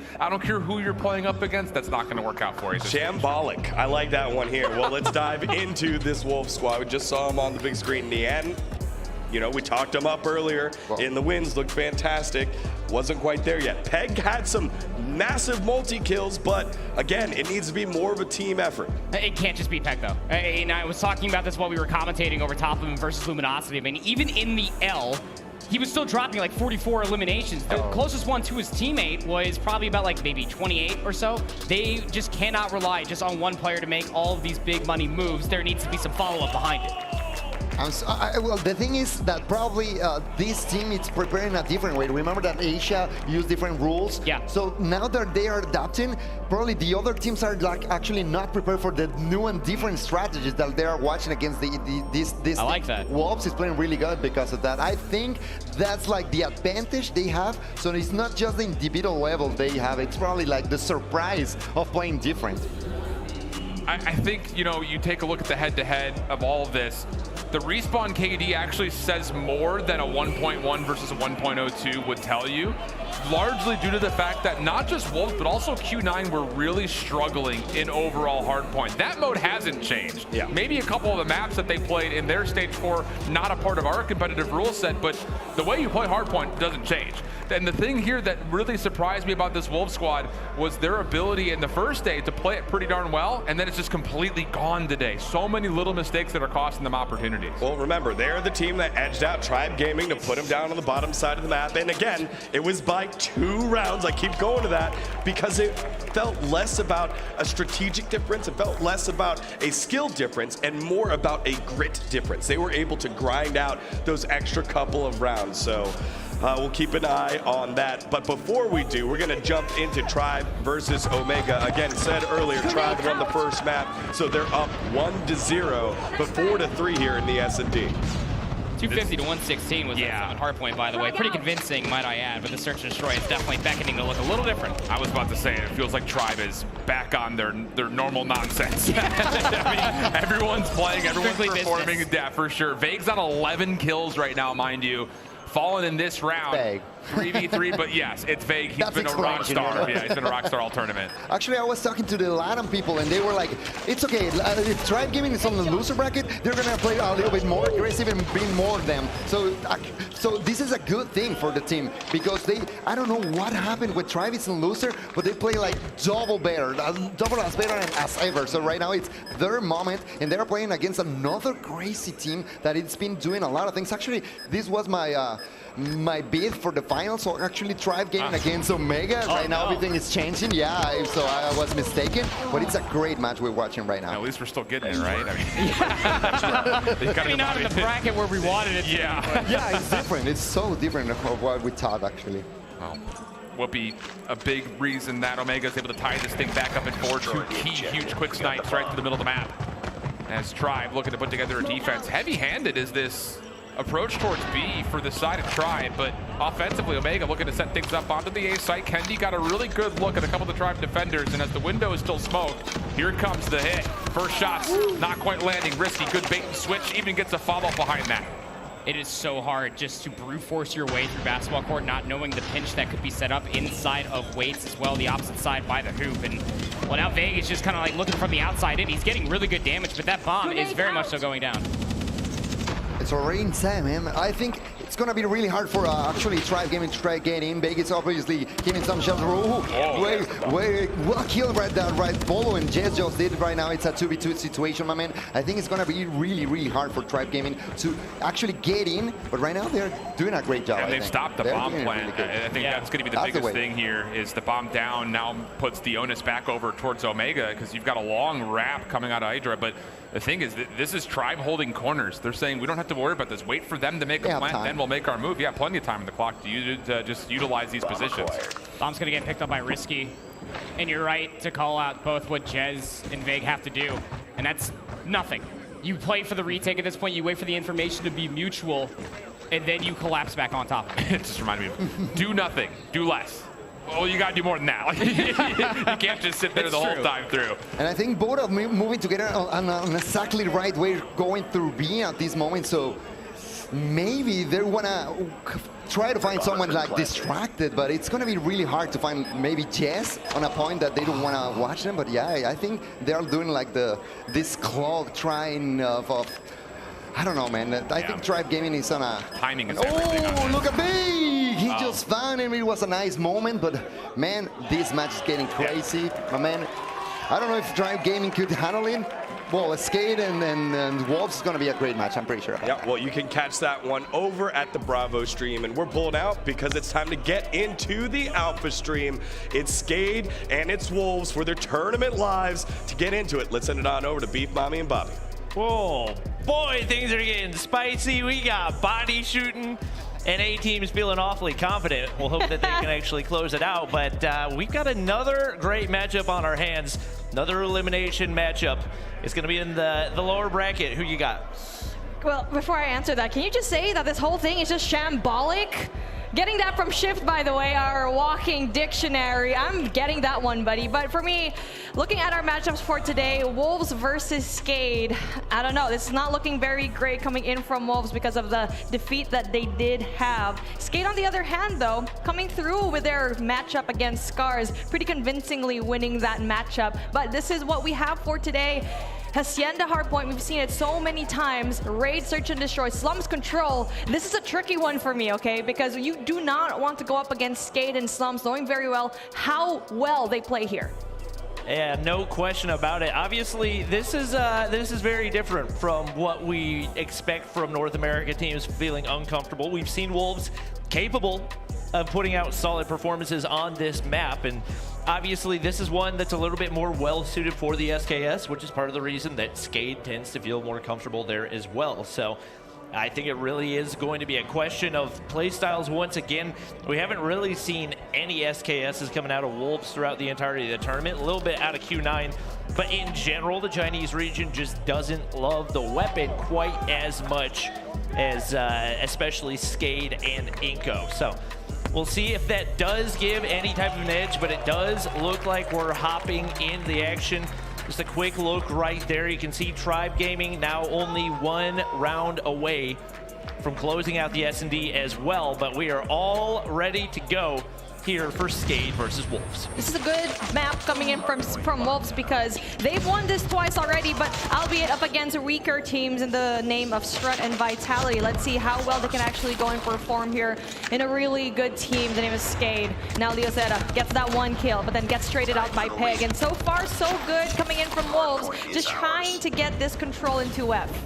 Yeah, right now, even up 8-8. And nobody really trying to stack on that time. Pabzera from the high ground actually rocking with the Holger as well, so it's basically long-range weapons across the board. Actually, not across the board. We only got one SKS in play for Skate. He's only got 2 kills on the board so far, and pretty even, but kills-wise, Wolves doing very, very well. Does look like they're trying to lock down those spawns for P2. Quite a few switchblades in this. This is not a map where I'd expect that, but given how tightly packed in some of these hard points can be, not the most surprising thing that we've seen today. King on an 8 spree right now, my gosh. And they line up, but there's a trophy. Oh my gosh, what a save right there. Could have been triple, could have been a quad if he gets the timing right. Does have a Hunter Killer to work with, and that's going to cut off one on the rotation right there. All coming through driveway. Leozin doing everything he can on that side.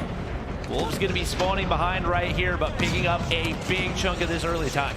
So far, driveway being dominated right now by Skate. That's going to be the preferred spawn to have.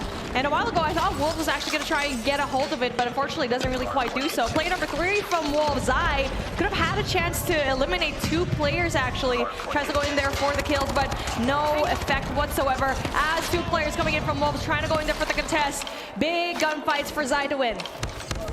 Coming into this one, obviously Wolves, they've had their win over Tribe Gaming, but based on the trajectory that we're seeing right now, it looks like we might have a rematch, but that's assuming they can get the win. They got a tall task against a team like Skate that has shown more grit than arguably any team in this tournament. We saw them 2 of our biggest, longest matchups up against Almighty, able to come out on top. So you know this is a team that's got a lot of endurance, and right now, they gotta try to pull this one back in. You got Mihawk doing his best to lock in some time. A little bit of a slow start out of him. Only 4 kills so far across the board. I mean, the kill disparity is absolutely massive. So the fact that this is only a 34-point lead is honestly great for Skate. Solid hold coming in from Wolves. So that rotation, they definitely won, and not just that, the control when it comes to those spawns are absolutely key. And 30 seconds left on the clock, though. No one's going to be contesting it from the side of Wolves so far. This is Skate's time to shine and try to get a lot of these points that they lost in that previous hard point.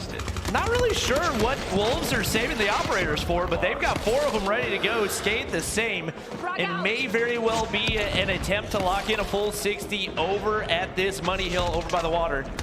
P4 definitely going to be a crucial one in the SKS. No, the Krig coming out. No! This is a CBR absolutely obliterating right there. And I mean, regardless, Wolves looking very, very solid off the start right here. Leozin rotated out early and trying to get some of this area cleared out for his teammates. He got 2 on the inside of the hard point, and you can see the Wolves players grouping up right now. Well, does look like we may have some connection issues. Right now, Tribe and Omega looking pretty close as well.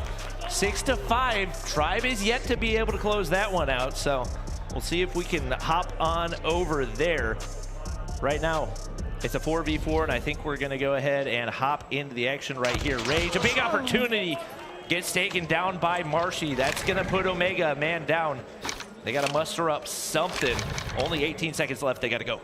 Crossfire. That's not going to be good for Kendy. No util whatsoever to play with. Bomb down. 1v3 situation. S&D. Idra gets 1. He has to worry about 2 players, but no time for the plant, and that is it for Omega here in this S&D. Tribe takes it home with S&D here. Not just that, hard point as well. This is not the type of situation that you want to put yourself into if you're going to beat Omega. It seems like their hopes and I feel like their momentum was just stopped in that game of INCO, because after that S&D, this just looks like a team that has been overwhelmed up until this point. They had no breaks. Yeah, no question about it. It's been a long day for them, and obviously you look at the scoreboard, you expect Woopiiee to be up at the top. That's where he is, but just could not outdo the performance that we saw out of Veg. 16 kills. They were pointing it out over at the desk what type of performance he was having, leading his team in a big way. That's now a 2-0 lead, and especially with S&D being the top mode for Smart Omega, they're in a rough spot. This is a very tough spot to be in if you're Omega, especially going into that control game that is a big question mark for, well, basically both of these teams. And definitely what Omega needs to do is just, that S&D was supposed to be that breath of fresh air. That's where you kind of stop, think a little bit, and now they need to do the same here in control, because if you lose that map, you're out of this competition already. Garena's hopes of making it into the grand finals rest in the control game versus Tribe. Yeah, and that's just 2 really tough back-to-back opponents in INCO and Tribe. But that's the stage of the competition that we're in. Like, there are no easy teams remaining. Every single matchup that you're going into is going to be an absolute grueler. You got to be on your A game. It seems like Omega losing some steam right now. I do hope to see them bounce back in the control and at least give us a good series. A lot of that probably going to depend heavily on which side Omega is getting heading into that. For the most part, Tribe, as the higher seed, has been able to get the majority of the sides that they want for control. But obviously, Matt Pitt going to play a big role there as well. Now let's see what is actually the type of situation where are you going to bring out the SKS if you were Omega? Because if you're having already a hard time in that hard point, if you're having a hard time in that S&D, maybe it's about that time to actually bring out the legendary weapon of choice here in this tournament. But again, it really just depends on what kind of side that you're going to be on. Obviously, defense is definitely going to be heavily favored here because you are going to start in defense and also end in defense if game number 5 is going to pursue. Yeah, the thing about the SKS, it's not necessarily one of those weapons you can just pick up and fry either, and I think that's been one of the difficult things for a lot of the Eastern teams. It's not a weapon that we've seen very commonly used, whether that's Japan, whether that's Garena. Usually not in China as well. I think we've only seen one Chinese player actually pull it out, and I think that's part of the reason why they've had a little bit of a tougher time adapting.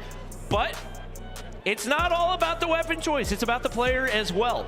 Does look like they're actually hopping back into the action in the Tribe versus Omega matchup, so it's a big opportunity for Omega, but a little bit of a slow start. We do see Woopiiee pulling out the SKS though. Oh, speaking of the gun itself, it's going to be really impressive for Omega if they utilize this very well here in this map. But Omega likes firing range. A lot of the players from Garena actually enjoy playing this matchup in every kind of game mode. And this is definitely hard because Bravo is very difficult to go and capture. And now with Omega being the offense first, this is definitely the worst case scenario that they can be in just because of how hard it is to be offensive, especially with that Bravo flag being hard to capture.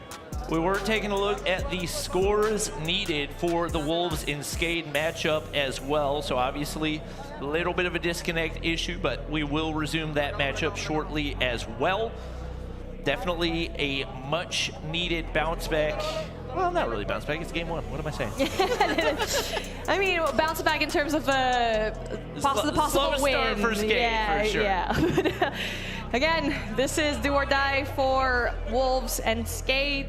Tribe versus Omega, because two teams are going to be saying goodbye. Wolves needs 170, Skade needs 208 to win this matchup. It's still going to be a pretty long game, to be honest. Yeah, based on the way the P1 and P2 went, I think those two are especially well suited to the way that Wolves tend to play. Does look like we're loading back into the lobby. Obviously, streaks reset, operators reset. This is an opportunity for Skade to have a fresh slate in this one, obviously excluding the score because you don't get that. I mean, sometimes it's kind of like a good and bad thing. If you're leading before the reset, when you had all of those streaks down, it's a little bit more advantageous actually for Skade when it comes to this reset. But hey, let's see if we can finally find the footing when it comes to Skade. Idra gets 2. There you go. Beautiful. SKS being used so well here. Yep, big value off it right there. It looks like Nian actually going to pull it out as well. So Pabzera around in the corner, going to be able to find 2 before getting taken down. And Wolves said, you know what? 2 can play this game. Not sure how comfortable Nian will be feeling, but definitely as a sniper primary, those are the players that we tend to see pull it out most often. And off the start, Wolves getting a big feed right there, but it is Skade getting the majority of that hard point time. Looks like Wolves' primary objective right here, getting that top side control and setting up for the rotation of P2. Oh, very good response coming in from Wolves. King getting those essential 3 kills to clear out 2F. That's going to be really big for them. But speaking of King, he's going to be having 5 in a row already to set things up. And not just that, that's going to be a really far, far spawn. And they just have to traverse all the way in through Garage and through Lambo. That's going to be a very difficult situation to be in. We need to see player number 2, Pegg, try to capture that driveway spawn. There's a very big gunfight that did not go the way of Wolves in the back side of the map, and that forced them out. Gave a big advantage to Skade right here, allows them to set up early. And like you said, leaves Wolves spawning all the way across the map. So now forced to regain right here. The utility sending its way through the doorway, and Wolves don't really have a counter for it. One player gonna slide through. Lin sees him through the smoke, able to take him down right there. And now a much different start than what we saw last time around for this Skade team. Impressive comms coming in from Skade, and speaking of, let's have a little bit of a listen in when it comes to their comms.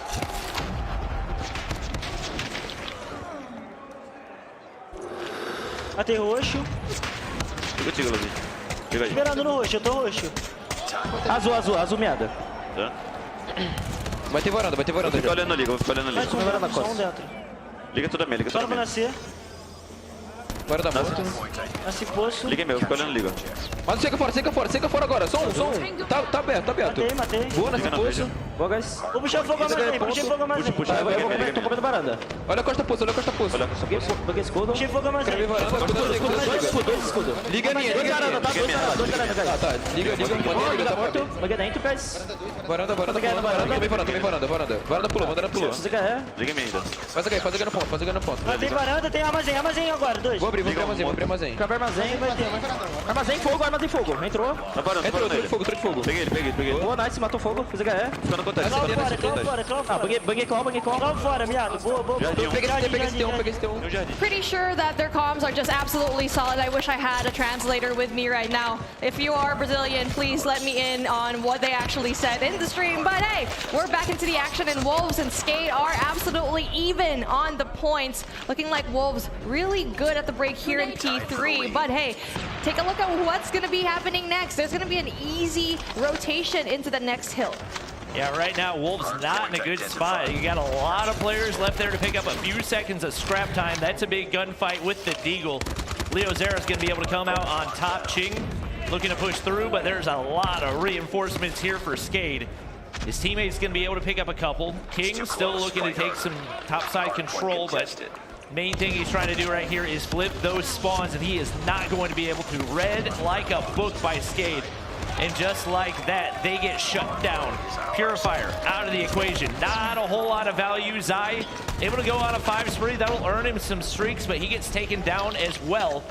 Wolves playing this closely, and that's all they really need to do with the strong start that they had last time around.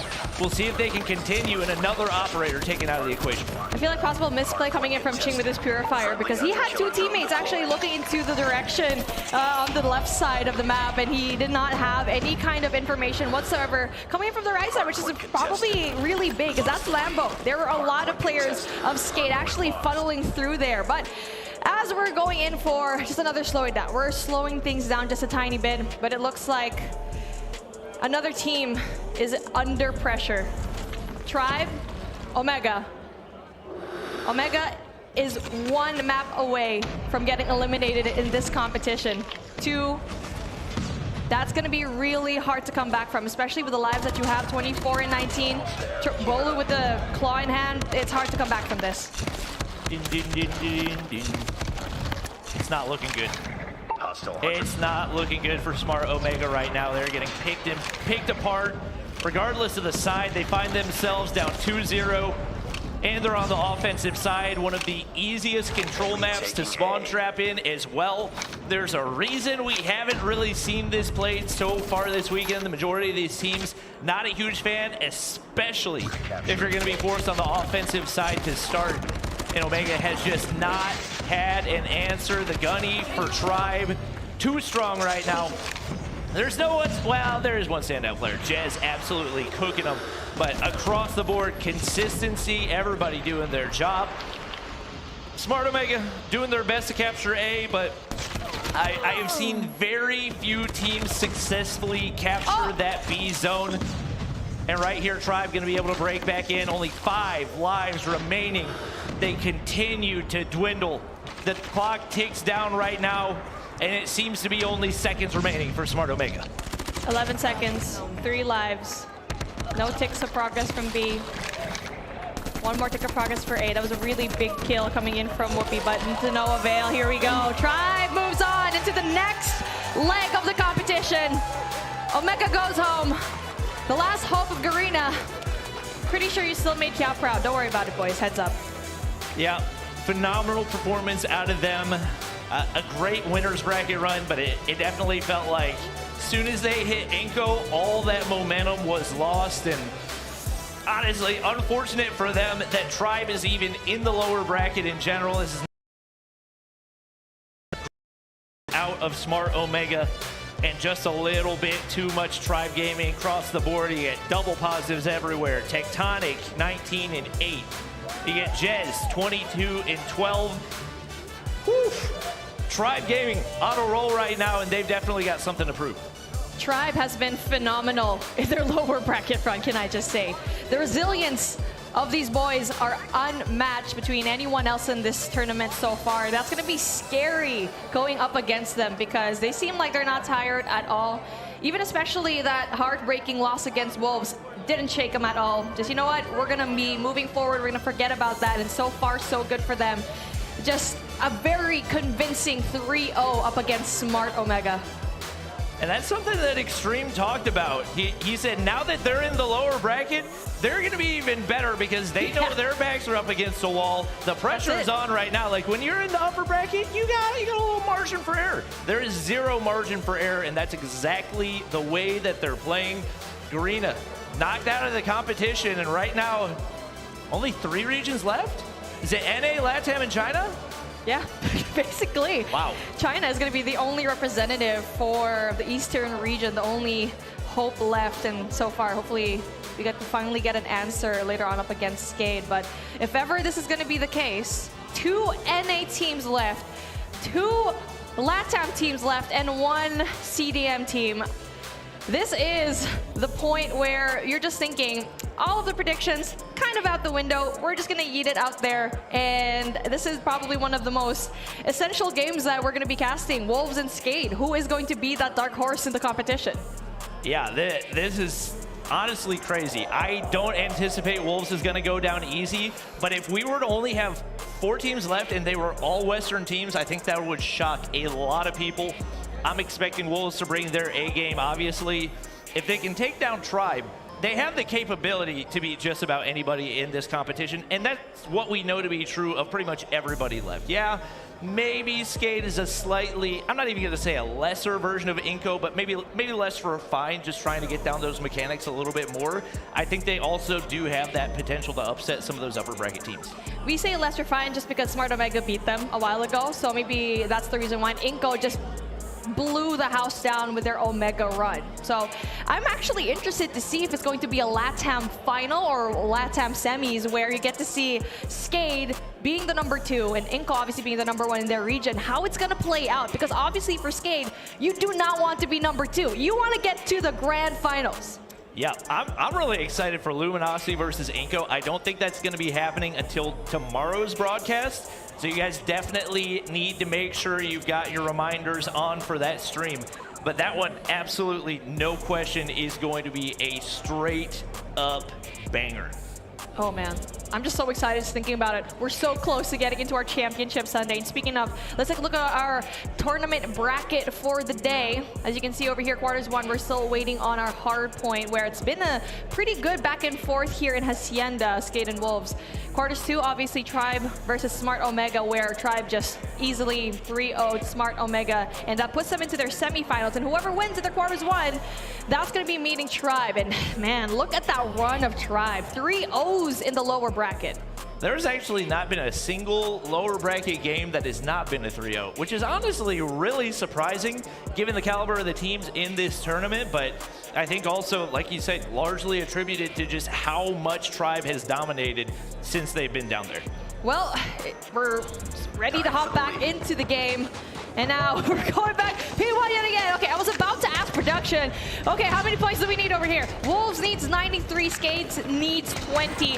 Not too far off when it comes to the points. Not a convincing lead coming in from the Wolves.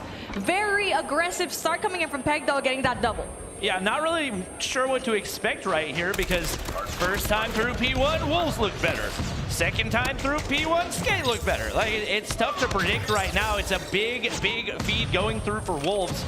And you would think that that would earn them some time, but Leozin just in a nice, cheeky spot in the backside right there.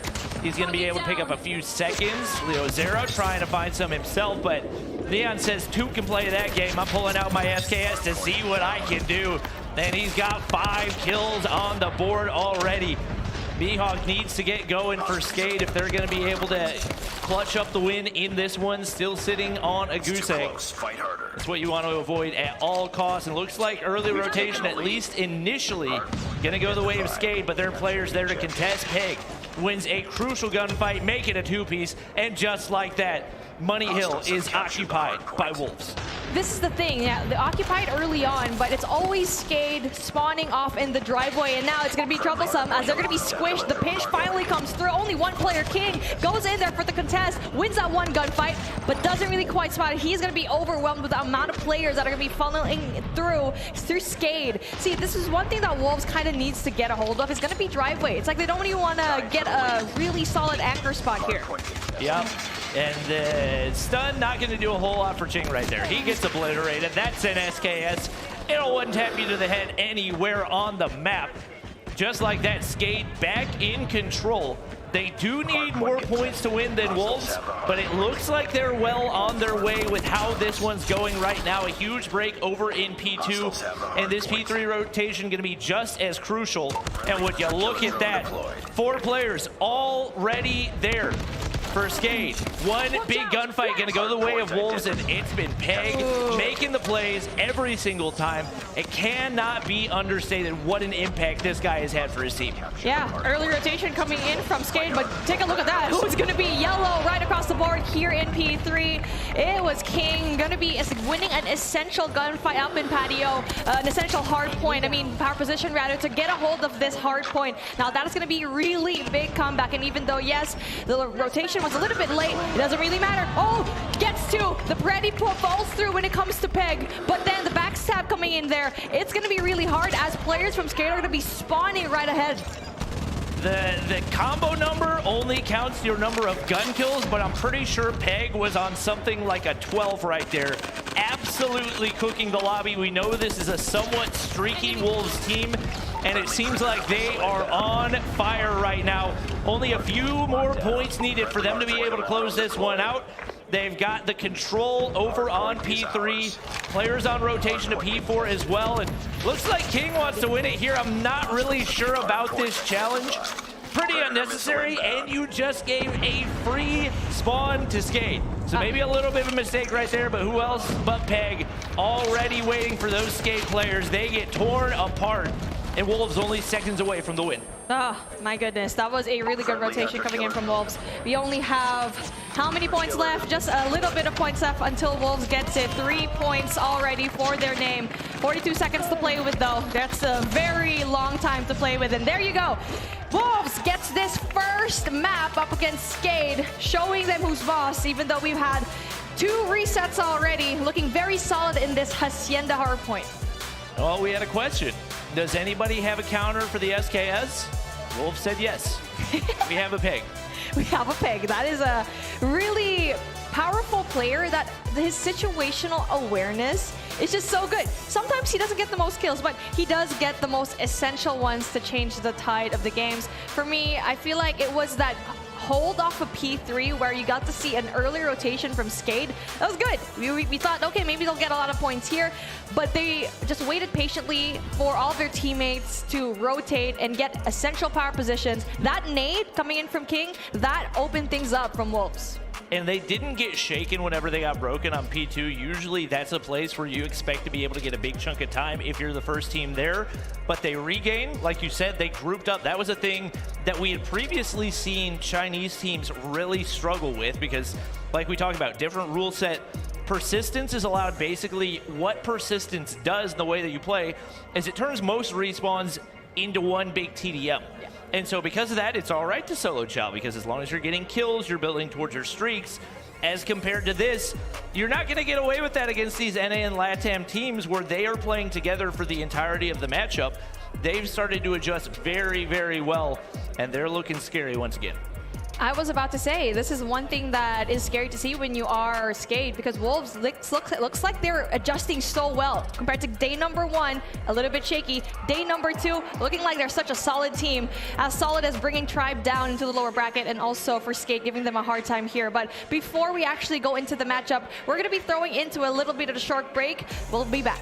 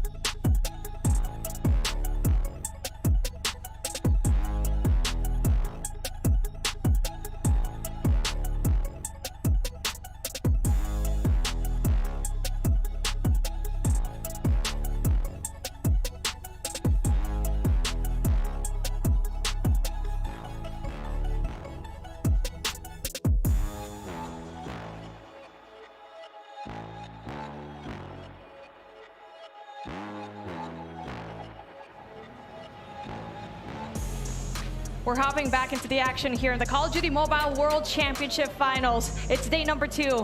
We're looking at Skade and Wolves, where we got to see Wolves get the upper hand. 250-200 was that scoreline in Hacienda Hardpoint. Wolves are looking good. Skade looking a little bit shaky. What do you think was the formula to that success? I think the formula is that Wolves is really good at COD Mobile. I think that's the primary formula. I think their adaptability has played a big role. I think the flexibility to be able to use different guns. I think that, to a certain degree, could be the downfall of Skade and potentially INCO. I don't anticipate as much for INCO, but heavy dependence on that one weapon. It can be countered by map picks, by side picks, different things like that. There's strategies to counter the SKS. Nobody's figured out how to do it really well, but I feel like Wolves did a really good job of playing away from that play style and forcing Skade to play in the close range, and that's where they're really able to dominate, especially with their love for the Krig. Basically, a Flex AR SMG can really shine. I think they did an amazing job of that map 1. I was about to mention that one of the primary things that they utilized in the Hacienda map is the fact that they were just going in there for those close range engagements. Probably one of the reasons why they kind of stayed away from Drive Wave is because, I mean, you could literally get beamed by an SKS all the way through Garage. So again, really big readjustment, knowing and how smartly they can actually play up against this gun, and looking really solid for that setup into our map number 2 in S&D Raid Search and Destroy. That's gonna be really big. I mean, confidence boost for sure for Wolves, but for Skade, you've already seen your brothers INCO absolutely destroy Omega in this matchup. Wolves need to find a way to not do the same thing that Omega did. Yeah, no question about it. I think that Wolves, I mean, we know that they're a really strong team. They're a strong search and destroy team. Coming into this, we thought that search and destroy was the best mode of the Chinese teams, and it probably still is, but maybe not as big of a gap as we expected between their S&D gameplay and their Respawn gameplay. So heading into this one, obviously still gonna give the edge to Wolves, but I think this is a Skade team that, like we talked about, has a lot of resilience. They went all the way down to the wire pretty much every single game that they played against Almighty, and they had some grueling search and destroys that went, what, like 22 rounds? So if we get late into the search and destroy, definitely keep an eye on some of the players like Pab0, like Mihawk, to make some big plays. This is where Skade actually eliminated Almighty from the competition. 11-9 was the score line. Not just that, went 7-3 in the same map up against Almighty too. So you already know, Skade does not play in Raid Search and Destroy, so they definitely have an upper hand. But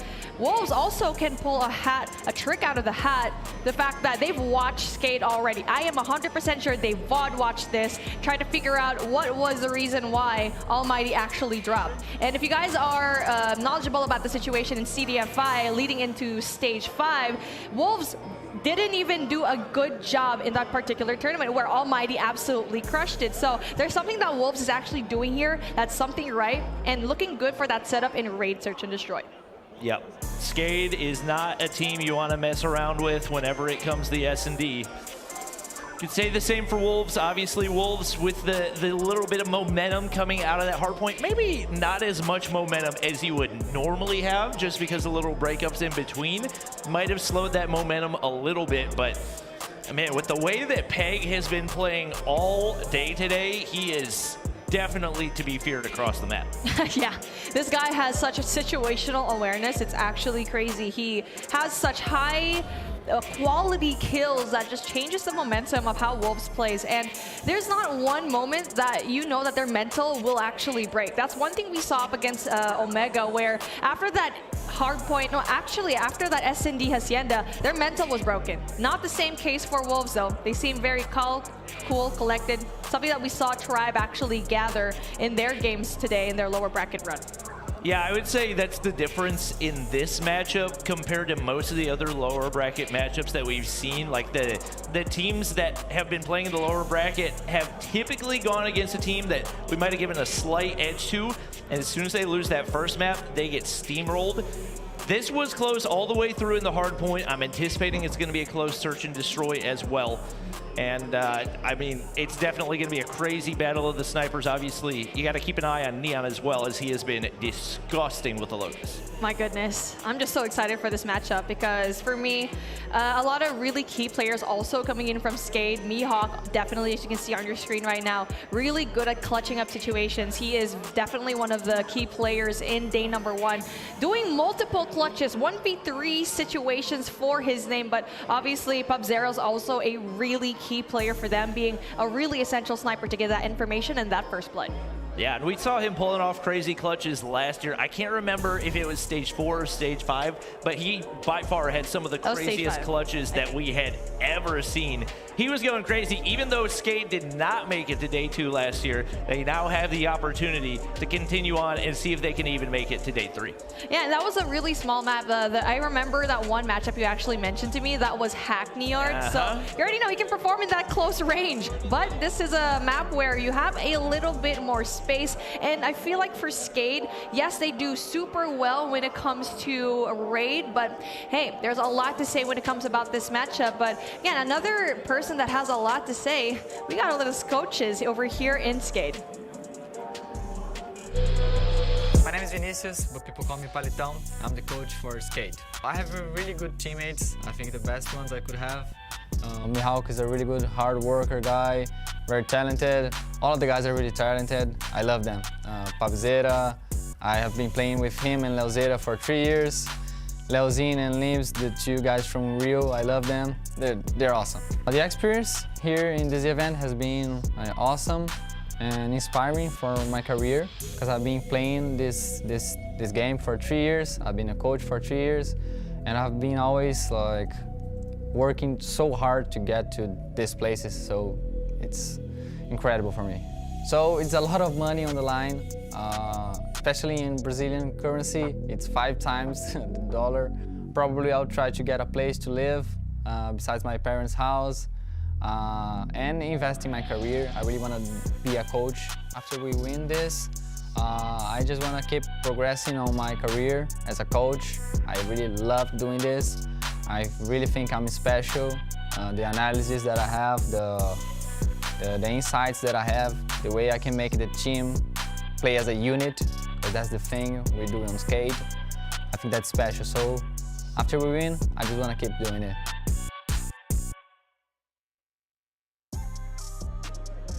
Well, he has definitely been a big leader for his squad so far. I think a lot of times people don't understand how much of an impact a good coach can have for a team.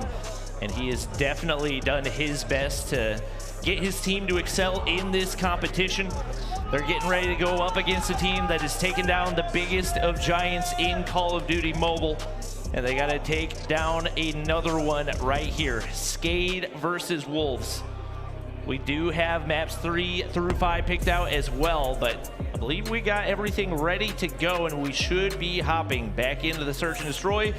Don't have to keep track of any extra points. It's 0-0 to get things started. Yeah, we're even in the scoreboard right now. But then taking a look at that, Nian King getting 2. PubZero goes in for the reply. But as the bomb is going to be going down here in staircase, that's going to be difficult. Mihawk in a difficult situation. Gets down. Pegg gets 1. Gets 2. Gets turned on. PubZero gets turned on. That's going to be really big kills. 4v1 situation and a very quick dub coming in from Wolves. That's a big deal. I feel like that mid presence is just so huge for them getting that win. Yeah, Pegg has just been so difficult to kill. Obviously, Nian opening up things in a big way with that sniper in hand as well, and just the sniper presence over on this pool side is so crucial, and King's gonna pull it out as well. He's gonna be able to take down Mihawk early, and oh my gosh. It just feels like very, very uncoordinated, disconcerted pushes that we're seeing out of Skade so far. Got to perform better as a team. Tactical usage has to be better as well. They find themselves in a bad spot. Big kill for Leozera and PubZero. But right now, they've still got a lot of work to do. Well, play number 2, though, coming in from Pegg. Speaking of, gets that kill from the backside. Bomb going to be going down. PubZero all alone. Needs to go and retrieve the bomb, but someone right behind him having that look over. That's going to be Nian. Let's see though. If it can be someone that can clutch us up, we were hyping him up a while ago before this game. It could be him. Spots him, but Nian a little bit too fast with his scope. 2-0. That's gonna be really good stuff coming in from Wolves. And you actually brought up a really good point, Bobby. It's like they're going in there without gaining any kind of information. Yeah, that usually if you're going to go with an aggressive push, you'll see smokes, you'll see stuns, whatever it is. But also split pushing on the offensive side on Raid, typically not super recommended, especially as aggressive as they are. And once again, they have no counter. Getting picked apart, Mihawk finally going to be able to find one, but Nian is there. Mihawk, again, doing everything that he can. LeoZera going to be able to find one with the SKS in hand. Now he is all alone, gets eyes on one player, hoping for a headshot. He will get exactly that. And now down into a 1v1, Anzai coming down the stairs toward that pool side. The bomb's down, and I think LeoZera may have spotted him. Oh no, we may have a disconnection. Well, as he's going to be looking towards the horizon, Zai does not know anything, and still having a lovely tour here in Raid, Bobby's house. You have a nice looking house here, Bobby. I feel like we need to have a tour soon. Please make a vlog about it. But as we wait for our one player to reconnect, hey, hi, what's up, beautiful? We're back here again in this beautiful stage. And so far, well... Oh, he's back in. Speaking of, we just got confirmation that we're going back into game. LeoZera going in there, picking up the bomb. SKS in hand, and they're just going to be on top of each other right now, playing Ring Around the Rosie. Pretty sure LeoZera heard that. Yeah, you would think he hears that slide, Apparently but not. no information right there. Zai going to be able to clutch up. Obviously, entering that situation, pretty much neither player with any type of information, and unfortunate timing for LeoZera. Right now, Skade in a rough spot, down 3-0. We saw Wolves take the hard point as well. We know this is a team to be feared, and right now, a big regain needed for Skade. They're sticking together. They're playing this one a lot more passive. I like this approach, especially given how much they've struggled trying to take those aggressive approaches. Oh, speaking of aggressive, Zai goes in there, takes advantage of that situation where Skade just can't catch a break here. They finally slow things down, but I feel like for Wolves, they kind of read that really well, knowing that they're going to slow it down, but Mihawk goes in for a really good reply, snipes out Nian, an essential sniper that has been doing so well, and now Pegg gets one as well. Gets caught with his deagle out, another one gonna drop. Skade struggling for some type of momentum, some type of traction. Mihawk not gonna be able to connect onto Pegg right there. That would have been crucial to make the situation a little bit more manageable, but left and right, Pegg making the reads at every point that he can. He's got 6 kills now on the board, and it's all down to Mihawk. Pegg, possibility for a 4K in this particular round. There you go, he seals the deal. Almost getting an ace in this round, in this stage of the competition. Skade looking like they're a little bit lost in this raid. S&D, man, it's just, they tried to slow things down, but with Wolves, they brought back the pace. I mean, Wolves have completely put them on their heels. They've tried every aggressive push. They tried a passive approach. Neither of those worked. And right now, they're just scrambling, and they'll say, well, we'll go back to the aggressive, and it still doesn't work as Wolves King able to find the first blood, and who else but Pegg tearing them apart. LeoZera able to find one, but it's all down to Mihawk right here, as it's been so many times before. Pegg taking him down once again. Ready for the next round. And man, at this point, it feels like all that Skade can hope for is that move on over to the defensive side.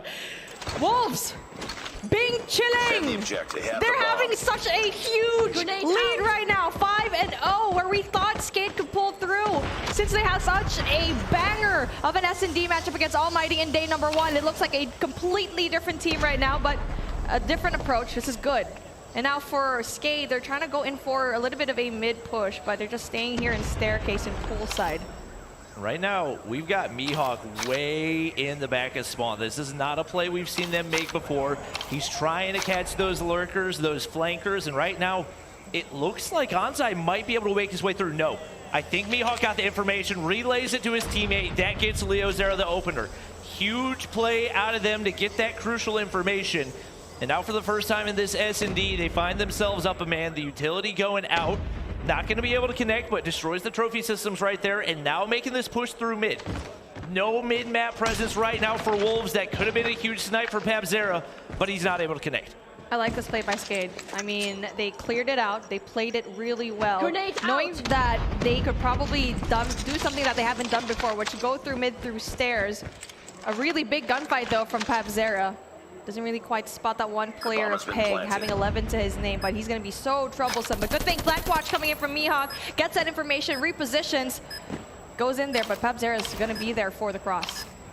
And right now, Pegg trying to sniff one out. Doesn't want to chow the sniper immediately. He's going to go ahead and back up. Leozin's able to drop Ching right here.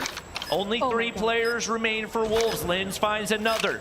Just like that, Pegg slides through the doorway. He has no idea PabZera's there. And now it's all down to Nian. A tiny glimmer of hope for Skade right here. A much needed round as they finally get on the board. They finally found a tiny bit of hope there. And now as they're probably going to find a way to possibly be better when it comes to being the defensive. Hopefully we get to see it, but as we're pushing things through, slowing down just a tiny bit. They're going to be splitting down default. 2-1-2 split for the defensive Skade. And now as one player is going to be leaving the game, multiple players from Wolves. Well, it just gives us a little bit of time to talk about what happened in that last matchup from Skade. It really just, it was pretty impressive, to be honest. The fact that they went through mid instead, because a while ago, they went through mid actually coming from spawn, but it looks like it was a better deal to come from poolside was the biggest difference. It's just to be a little bit more careful, getting that information before pushing.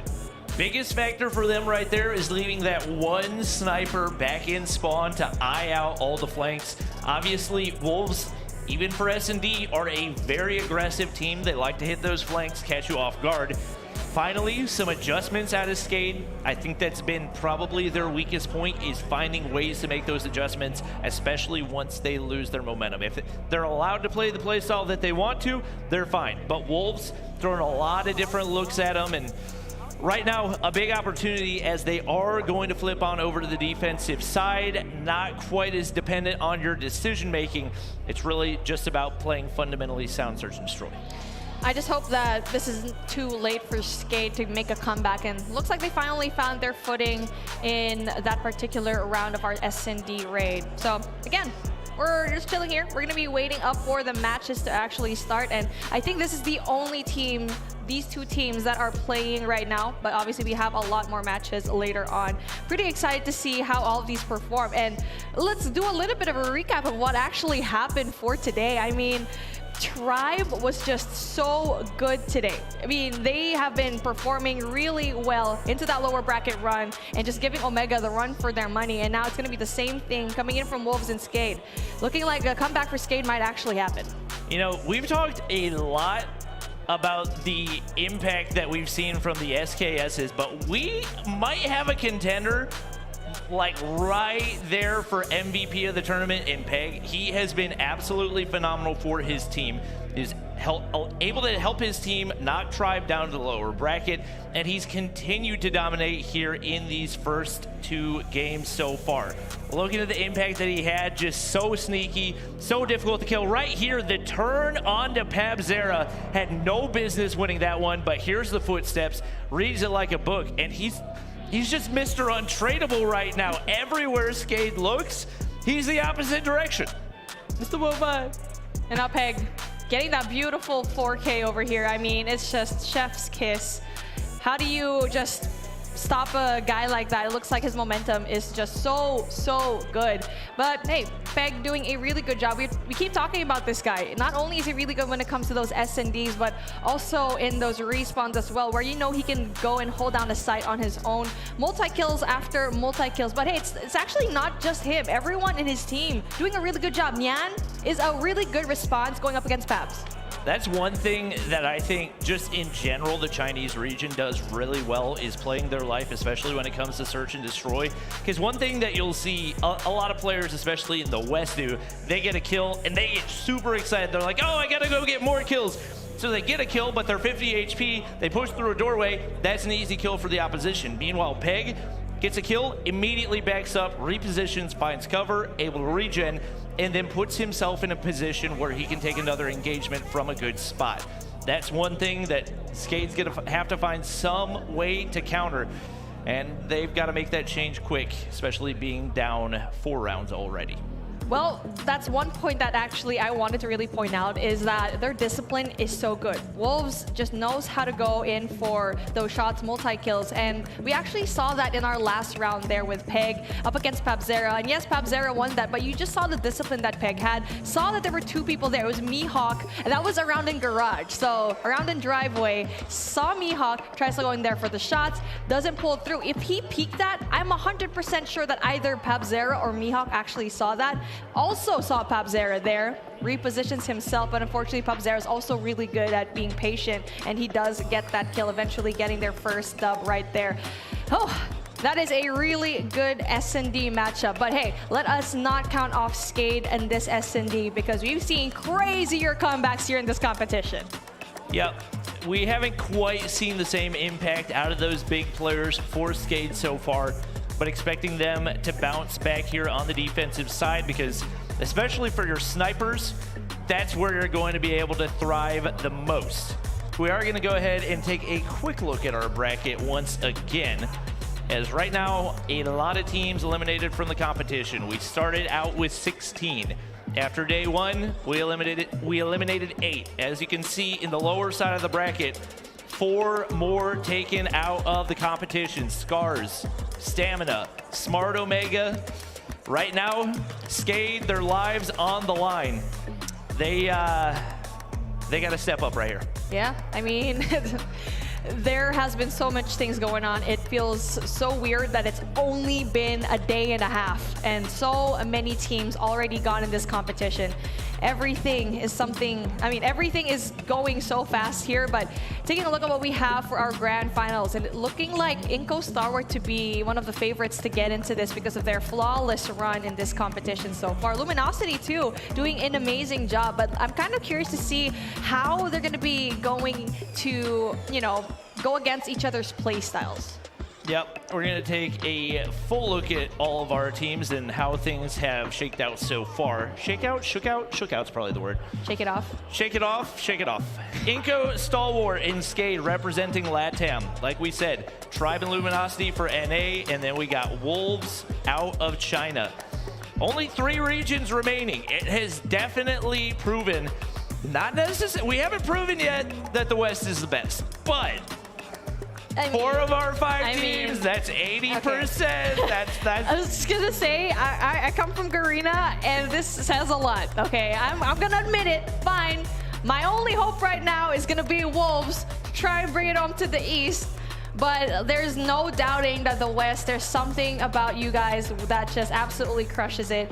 I'm seeing it in the LATAM side of things. I'm seeing it in NA. It's just a league, their play style is just in a league of their own. But as we're waiting up for our matches to finally load in, looking at the brackets that we actually had, going back to it actually, what are you looking forward to the most? I mean, I think I'm really looking forward, oh my gosh. There's so many. So many. I already said I'm really excited for Luminosity going up against INCO. There's not really been anybody that's given either of those teams a big challenge. I don't think either of them have been pushed to a Game 5, if I'm remembering correctly. Huh? Have Luminosity or INCO been pushed to a Game 5? Not yet. Not yet. No, not even. They are untouched right now. They are just having a breeze in this tournament. But I think one moment that I want to get back to is I feel like it might be a Tribe and Wolves, you know, that rematch. Yeah. I mean, obviously it's not like 100% determined yet, but given the amount of momentum that we've got right now for Wolves, the way they're looking in the S&D, them taking map number 1, a Tribe versus Wolves. I mean, if we get that 2 times in one day, that would be a banger. I would be so tired if I was both of these teams, Wolves and Tribe. I mean, this is where you get to see the resilience of both of these teams. Obviously, for Wolves, very well versed when it comes to those really long lands.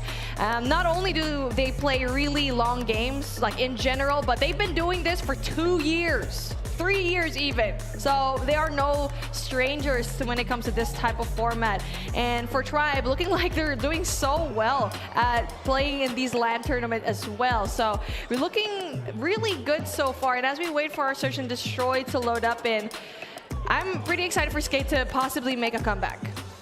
Yeah, I'm hoping that we see more out of them. I want Wolves to continue on. I want some sort of Eastern representation still in this competition, because at the end of the day, like, that's the best representation of COD Mobile as well. So I'm not cheering for anybody, but I am cheering for Wolves, so I'm cheering for somebody. Am I allowed? I'm cheering for you. Bobby, I'm cheering for you. I'm cheering for competition. That's what I'm cheering for. Call of Duty Mobile. Yeah, exactly.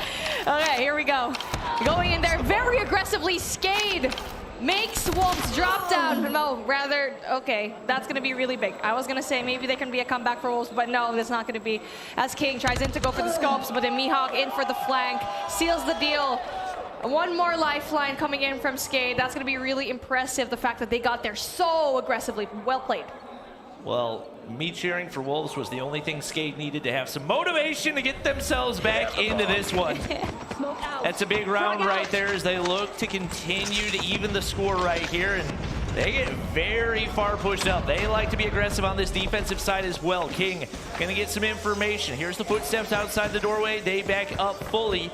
And now looking to make the wrap back toward A. We got one player on the inside of the bomb site.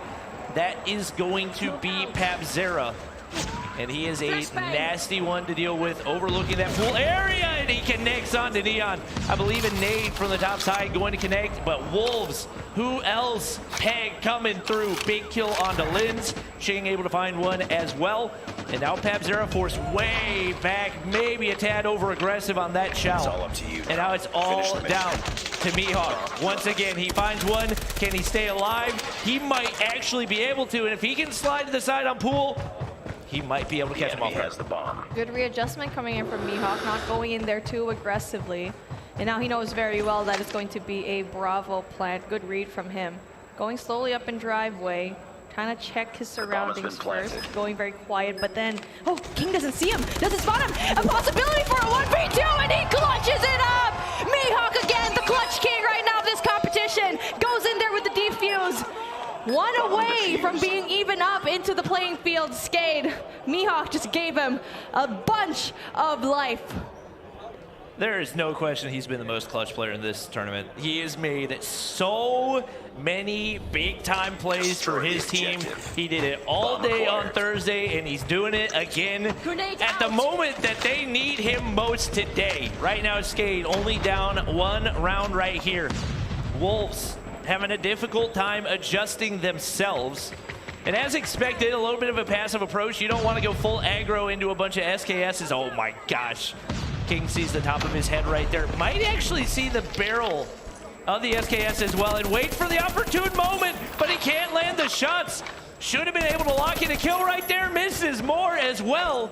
Neon's going to be able to find the snipe onto Linz, but a big missed opportunity.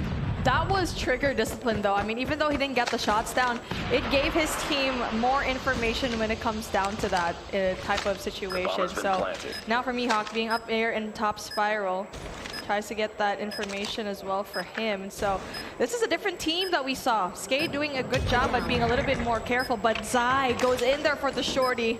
That's going to be really big. And Zai as well tries to go in there for that kill, but Mihawk with a switchblade. 2v4 situation. Still possible for Skade, but again, 22 seconds left on the clock. They need to move now. I know he's the clutch king, but wait. Oh? Now it's down to a 2v. Oh! Nero not going to be able to connect. Guys, quit making him do it all by himself. You got to give him some help. It's now only one more round for Wolves to close it out. Mihawk doing everything he possibly can, but oh, that's an awfully big backpack for that many people to be carried in. Houston looking like he's struggling, but I mean, they did do the reset, but it's been a few rounds and still 0 kills. That's going to be very essential. Linz though gets a beautiful 3, brings down players, stops the play, bomb down. You need to go and readjust. King with the Locust, though, tries to go in there, spots. Oh, doesn't really quite spot Pabzera. That's going to be cheeky. There you go, Pabzera. Beautiful kill. One more person, Yawn. Right now, the bomb is down over on poolside, right outside the cabana, and they're sipping Mai Tais, waiting for this final kill to come on in. It's going to come through. Leo Zero takes him down. We know that this Skate team is dangerous in overtime, and they're dangerously close to arriving there. One more round for them to force OT. Ooh, we taking shots over here. And now for Skate, doing a great job so far. Nian, though, spots one in a dangerous situation. That's a good thing he's going to be prone, because this is very wall bangable. Just crawl your way out of there, because so far, Skate knows you're going to be there. 2-2-1 split, though. 2 people off in Bravo, 2 people off in Kitchen, and 1 in A. Wolves getting that information down, so quite the stalemate. Yep. Since the reset, Wolves have struggled to find that momentum. Pabzera looking for a wallbang, not going to be able to connect right there. Nearly lines it up, but the timing does not go his way. Pegg going to be weak right here, forced to regen, and that's got to give some information, and Pabzera opens things up. Pegg comes sliding on through. Pabzera's got to get away, if at all possible. He's sliding down to the pool side. There's somebody to the left. He doesn't see him right there. Neon's going to get a free kill. Just like that, it's Wolves with man advantage. Lane's trying to do everything that he can. He goes big. A double kill right there brings us down into a 2v2. Pegg and King still alive right here. The regen goes through, and the bomb currently in the hands of Pegg. Oh my goodness. Finish the mission. This might actually be a 1v1. Leo Zero might actually be able to clutch this, but oh, there you go, slides away with his life with 1 HP left. But there you go with the backup. King actually finishes the job. Skate almost making a comeback there in that S&D, but Wolves just a little bit better. Woo, that was, and you gotta think, Wolves are sweating. They've seen what Skate can do when it comes to overtime and search and destroy. They want to avoid that at all costs. They lock in the win, and now a 2-0 lead for them in the series. Very, very close to arriving at their rematch with Tribe Gaming. Oh my goodness, this is hard to hear, because for Skate, they had such a amazing run in their day number 1 and just struggled here in day number 2, had a up and down situation. So taking a look at what we have in our scoreboard right now, Pegg having that 6, but obviously we kind of just reset the timer a little bit, so this is not the accurate scoreline. Lin's just popped off. He's just so good at getting those multi-kills, and Mihawk as well, getting those clutch situations down, but unfortunately for them, it's just not enough. Obviously, Mihawk is a phenomenal clutch player, but it felt like there were a lot of times where he was the last player standing and just got put into a tough spot. Obviously, that can be partially on him as well. You want to be able to play those trades, and seems like there weren't enough times that he was able to do that. But obviously, as the lurker, typically you're trying to get out there and get information, and teammates just weren't able to pick up those kills. Off the start, it was definitely Wolves' dominance, but Skate pulling things in and making it a good one. I want to see this cheeky shot with the shorty. My goodness, this team is just so good when it comes to that secondary. I feel like it's like, what season was it when everyone was actually abusing the shorty? I'm getting war flashbacks, but it was stage 4 last year, I think. Yeah. It was. I had many. I still have PTSD. It was just, that was literally, it's a secondary, and that was half the kills in the entire tournament. Absolute madness, and you know, I think it's in a good place right now where it does one shot when you're really, really up close, and I think it has about as much range as it has, and that's part of the reason we've seen it come out, is because it is so good in that prime range. Man, this is I actually thought that Leocero was going to be able to get that clutch possibly, but it's just the information was just too good. And I feel like for me, the influx of communication is just so fast when it comes to this Chinese team for Wolves that, okay, once that info goes out, the rotation is just so fast. And that's why for Skate, they had such a hard time. But I feel like here, map number 3, this is going to be a completely different situation that actually favors Skate a little bit more. Slums control. Skate is really, really good at slums. And there's a reason why that Omega actually banned this map in the first place and played their worst map just so they wouldn't play slumps up against Skate. Yep, it's one that's really just built for the SKS. There's so many head glitches on so many spots in the map. That's where the SKS really shines the most, that one-tap potential to the head.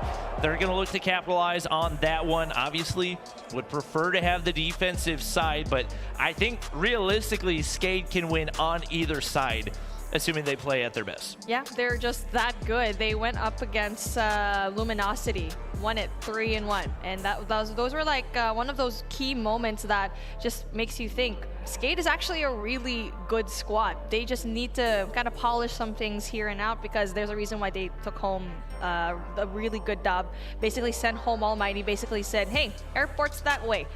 It's in the same case though. Wolves is very close to saying the same for Skate. And you think back to CDFI, I think it was, the Fall Invitational. Yeah. We had Wolves go up against Almighty. Almighty got the better of them. You know, Skate took down Almighty. Now they have the opportunity to do the same as Wolves. You know that they're capable of doing just that. But we'll take a look back at the bracket real quick. Is right now is Skate, their hopes hanging on by a thread. The winner will go on to face Tribe Gaming. That's definitely not going to be an easy matchup, but here on out, it is absolute giants only. Oh man, INCO Stalwart made an absolute impression into our competition so far. Luminosity, on the other hand, not what a lot of people expected, because I feel like Tribe Gaming was supposed to be there in a lot of people's minds, but they just proved that they're just top-notch this year. Don't want to be under the shadow of their previous, foes back in 2021. But now for Tribe, they're going to be all the way down there. And once, let's say, okay, for Wolves and Skade, in probably a really good situation, let's say Skade makes a comeback here in Control, and we're going to take things into a game number 5. It's going to be a LATAM and NA type of situation into the finals. I'm okay with that. I'm also okay with Wolves being part of the only China representative, the only Asians to actually get into the finals. But before we talk about a lot more games here in the tournament, we're gonna have a quick short break, and once we get back, there's gonna be a lot more action.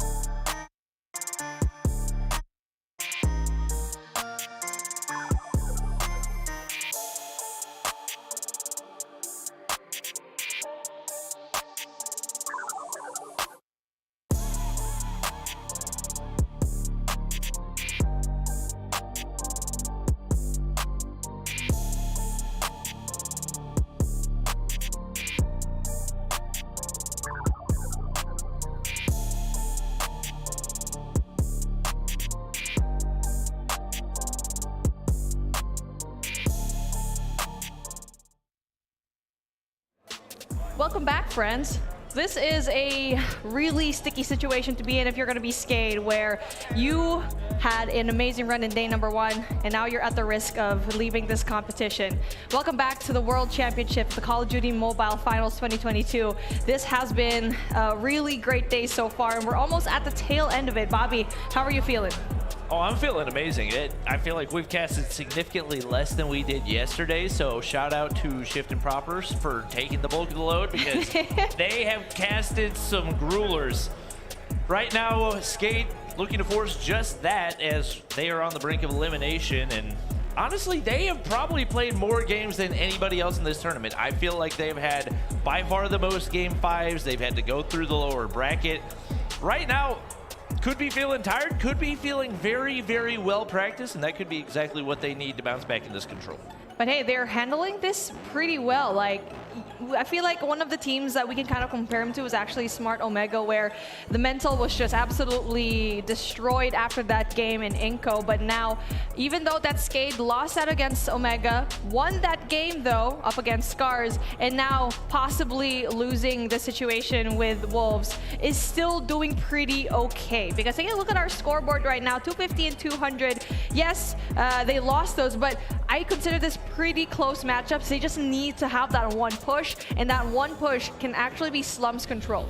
Yep, we're definitely going to want to keep an eye on the operator usage. I think that's one thing that the importance of it, especially when it comes to control, cannot be understated enough. We've seen a number of teams and players just completely throw away their operators at the end of rounds. It has cost them in a big way. And both of these teams gonna need to bring their A game, need to be especially sharp, and that very, very much includes the way they use those operators. This map definitely favors Skade, and not just that, they're gonna be starting on the defense. The best case scenario for them, their last hope to still be in this competition as Mihawk open things up. Right now, they're sitting pretty. 3 kills in a row. Finally, a trade comes through for Wolves, and it's 3 kills in a row instead for them. Mihawk gonna go big right here. He's able to find 2, nearly finds a 3rd, but is traded out by King. But right now, Lin's gonna be ready for that one, and they're getting set up on those head glitches. They got Pab Zero with the SKS out. Ching gonna die to his own nade. Leo Zero rocking the SKS as well, and no surprises here, especially on the defensive side. That's probably gonna be the ideal setup. Pab Zero gonna be very close to winning this gunfight, and there you go. Essential for him. Leaves a lot of space open for his team to go in for the prize. But as we're waiting yet again here, we're just trying to see if from that kind of opener, that was such a massive opener for a team like Skade, where they need to perform, and perform they did. Wolves, though, looking like they were kind of backed up in the corner. Yeah, I mean, just with the information that we get from the start of that game, the fact that Skade starting on the defensive side, automatic. Not a guaranteed win, but it's definitely a W for them, because that's where they would like to be, especially on a relatively one-sided Slums map. So they've got to be feeling good based off the way that start went. Hopefully they can execute once again and try to push this series to a Game 4, if not a Game 5. But right now, just gonna get things squared away before we hop back into the extra.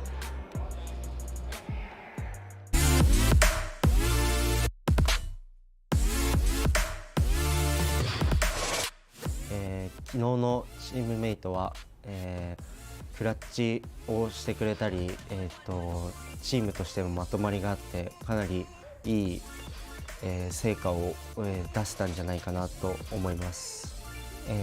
チームメンバー全員クラッチできる能力と実力を持っていると思います。本当に自分たちのチームは技術力も高いですし、最後の踏ん張りどころっていうか、火事場のバカ力みたいな、打ち合い能力もすごい高いので、僕はもう全員のことを信じてますし、自分のことも信じているので、絶対勝てると思います。昨日試合を終えて僕たちはベスト8に残ったんですけど、ここからは本当の強いチームしか残ってないと思うんで、今まで以上に全力でやらないと僕たちも負ける可能性はありますし、逆にジャイアントキリングが起きて僕たちが勝つこともあると思うんで、僕たちは僕たちより格上の相手ですけど、その 1% でもある確率をもう信じて、僕たちは必ず優勝まで行きたいなと思っています。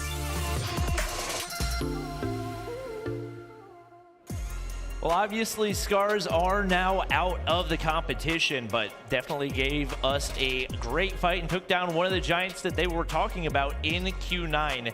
Definitely nothing to be ashamed of in their performance for today, and expecting them to see back in the action next year. And going into this competition, they were always the question mark that we always mentioned before even getting in here into our broadcast. And they just really showed how well they can actually perform, and they went into the distance. And I'm excited to see how they're going to fare next year. I mean, we're at this point, we're in this halfway point actually, where a lot of these teams have come and go, and now we're down into our last 5. Possibly going to our 4th if Skade drops this control slums. But as we're hopping back into the map, that was a really good start coming in from them. But as we're getting that information, we're actually starting off with a 0-0 because we didn't really get much of action back there, but we're finally here. Yep, all ready to go in this one. Slums control once again. It is going to be Skade on that stronger defensive side. We'll see if they can capitalize early once again right here as the SKS has come back out. Looks like we do have a bit of a counter. Nian running the Rytech. Typically has been using the Locust, but obviously the Rytech a little bit stronger for respawns because of that rate of fire. There you go. That's a readjustment that we really like to see, especially with a small map like this. Still very essential to go and win it, but obviously the SKS comes out for Skade. 2 for them. That's gonna be really big. They're winning a lot of their gunfights so far, but it's only been I was about to say a 3-life lead, but Wolves actually kind of responding really well too. Yep, they're gonna get the majority of that progress cleared off. King gonna drop right there. Mihawk doing his best to be a nuisance in the spawns. He backs up. Heglitch to work with over here on the dumpster side, and wow, that beam with the switchblade is not an easy spray to hit. He's going to help them open up that life gap a little bit. And to be honest, the Wolves look pretty lost here on the offensive side.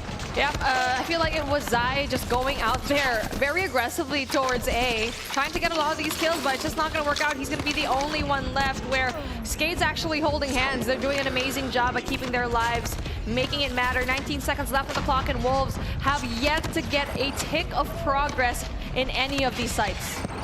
Right there, misread by the Wolves players. That's going to open up 3 in a row for Skade.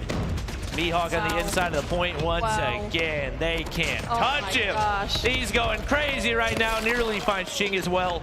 Finally gets shut down, but only 4 lives remaining and 0 seconds on the clock. Wolves barely even touch the objective right there. And right now, Skade doing everything that they can to push this to a game 4.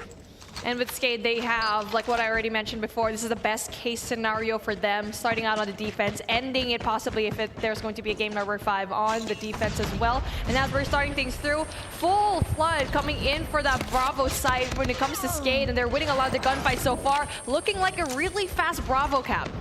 Really, the most surprising thing about this one so far is the performance we're seeing out of Pegg. He has had by far the biggest impact for them, especially in this matchup. And he's sitting on a goose egg right now. He has not been able to get anywhere. And here, even on the defensive side, Wolves still struggling to hold the life advantage. Leozin sneaking on through. He's going to be able to pick up an SKS right there. Not going to be able to capitalize, but Lin's there for the trade, and he's going to be able to get away with his life as well. Wolves able to kind of catch themselves just a tiny bit, even though Pegg has 0. Zai's there to come in for the trades. 22 and 20 is going to be our life count right now, and for Wolves, they do have the advantage because that's going to be a tiny bit easier when you are on that defense. But still, Skade's still doing a really good job at the offense, keeping things equal. That's the type of situation you actually kind of want to go into. Not only that, slowly having ticks of progress offered to Bravo, and that's really good sustaining so far, almost getting that 3rd.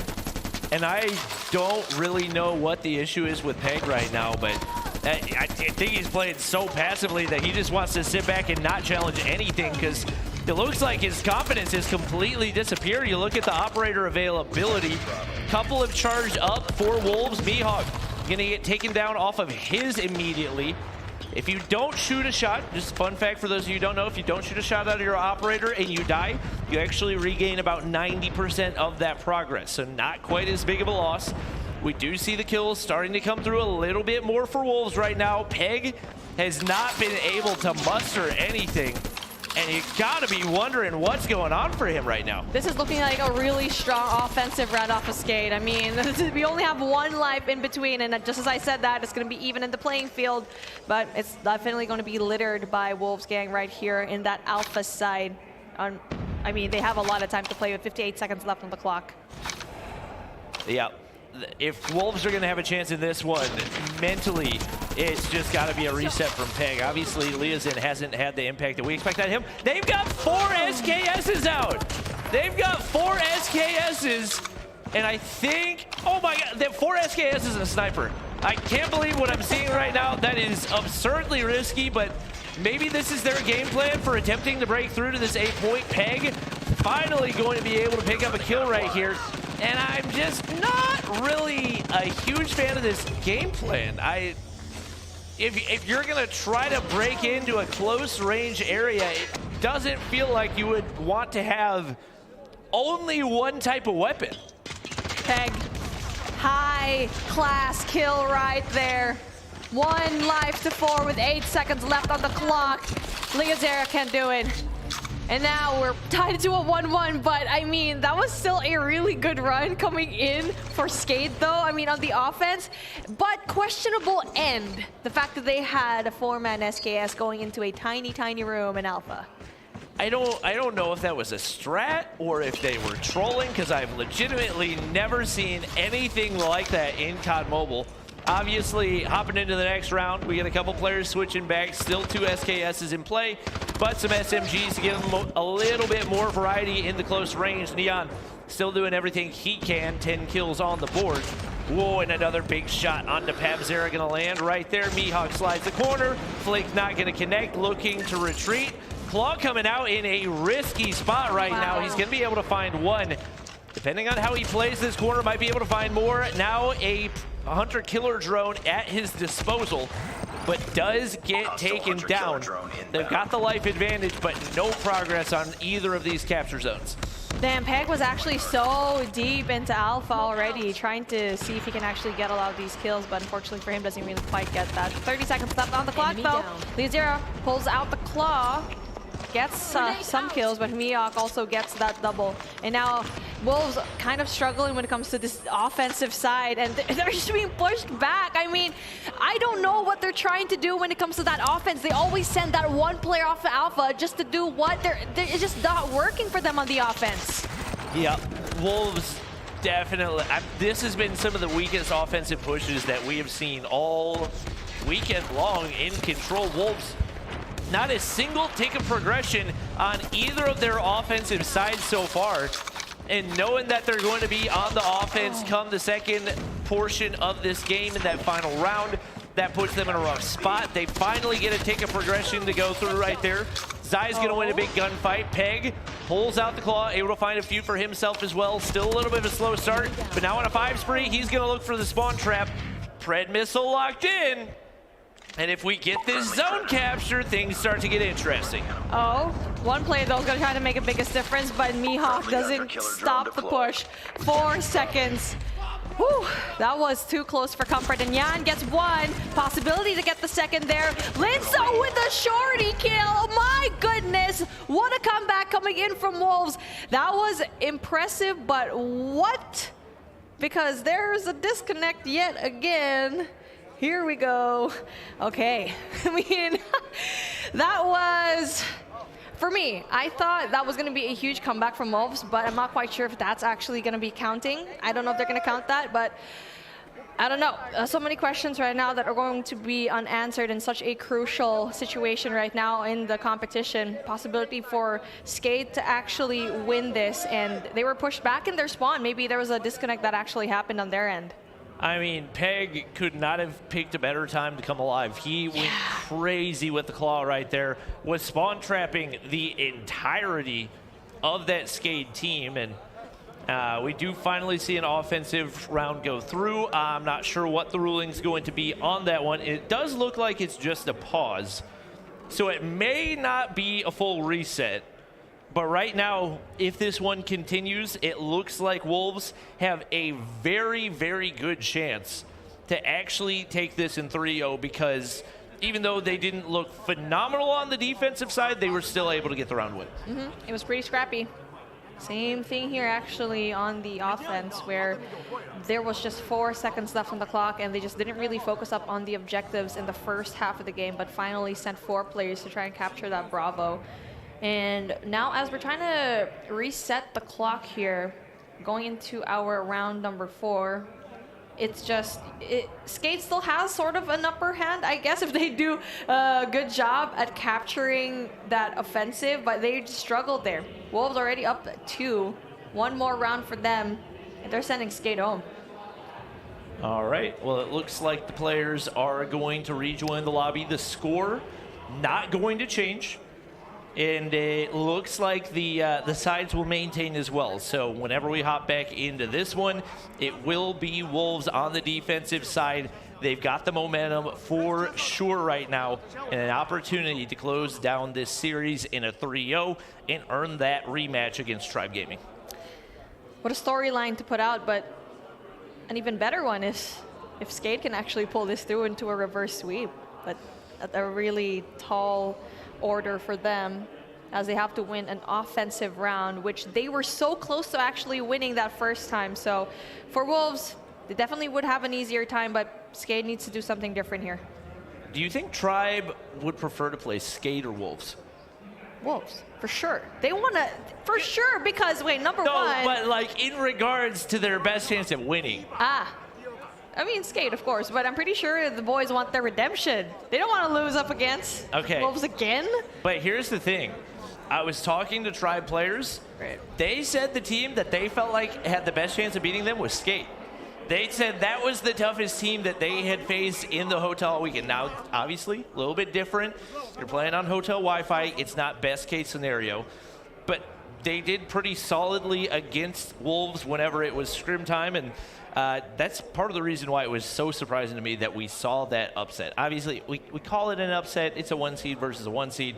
But as far as expectations go, Tribe Gaming has been widely considered to be top 2, if not top 1, in this tournament. Now, as we are waiting for the matchup to start, I feel like a wild guess as to who's actually going to be coming out on top later on. Yeah, I mean, it's going to be Luminosity up against INCO. When it comes to the playstyles, Bobby, you've been, obviously, you know Luminosity very well. You've been hanging out with these boys. You know them very well. How well do you think they fare, especially up against an INCO team that seems to be so unstoppable in this competition so far? Okay, I don't know about hanging out with these boys. You make it seem like I'm some type of Luminosity fanboy.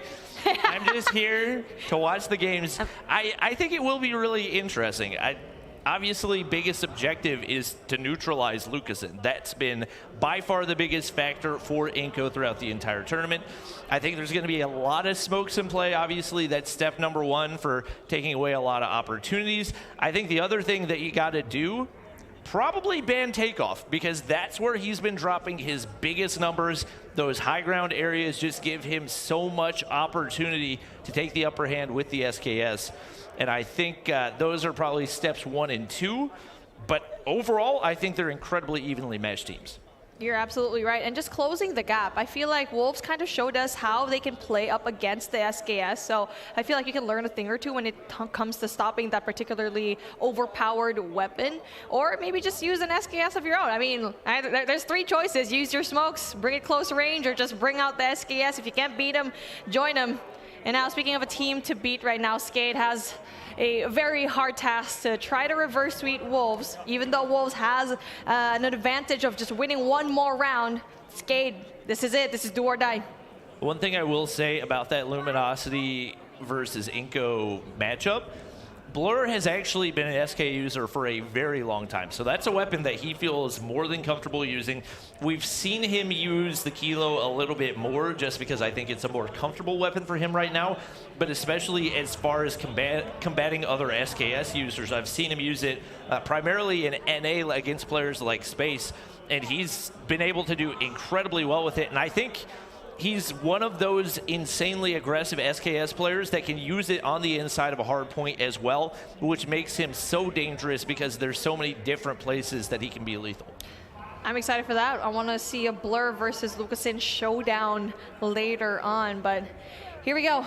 We're going to confirm everything here. Wolves needs one more round to win, and C-Tribe for that remake, and Skade needs 2 to stay in this competition to possibly reverse sweep Wolves. But even if Skade actually wins 2 rounds, they need to win 2 more games, and that's a really hard task. And now for Skade, it's just, they do have the upper hand of ending things in the defensive side, but they first need to win the offense.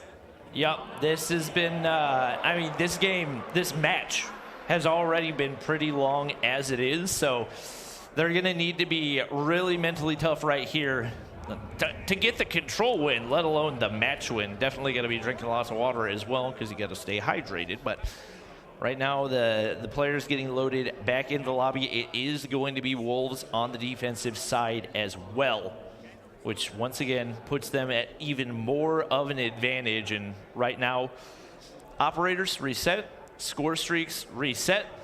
We're gonna toss to a break real quick while we get things figured out, and whenever we get back, we will hop right into the action.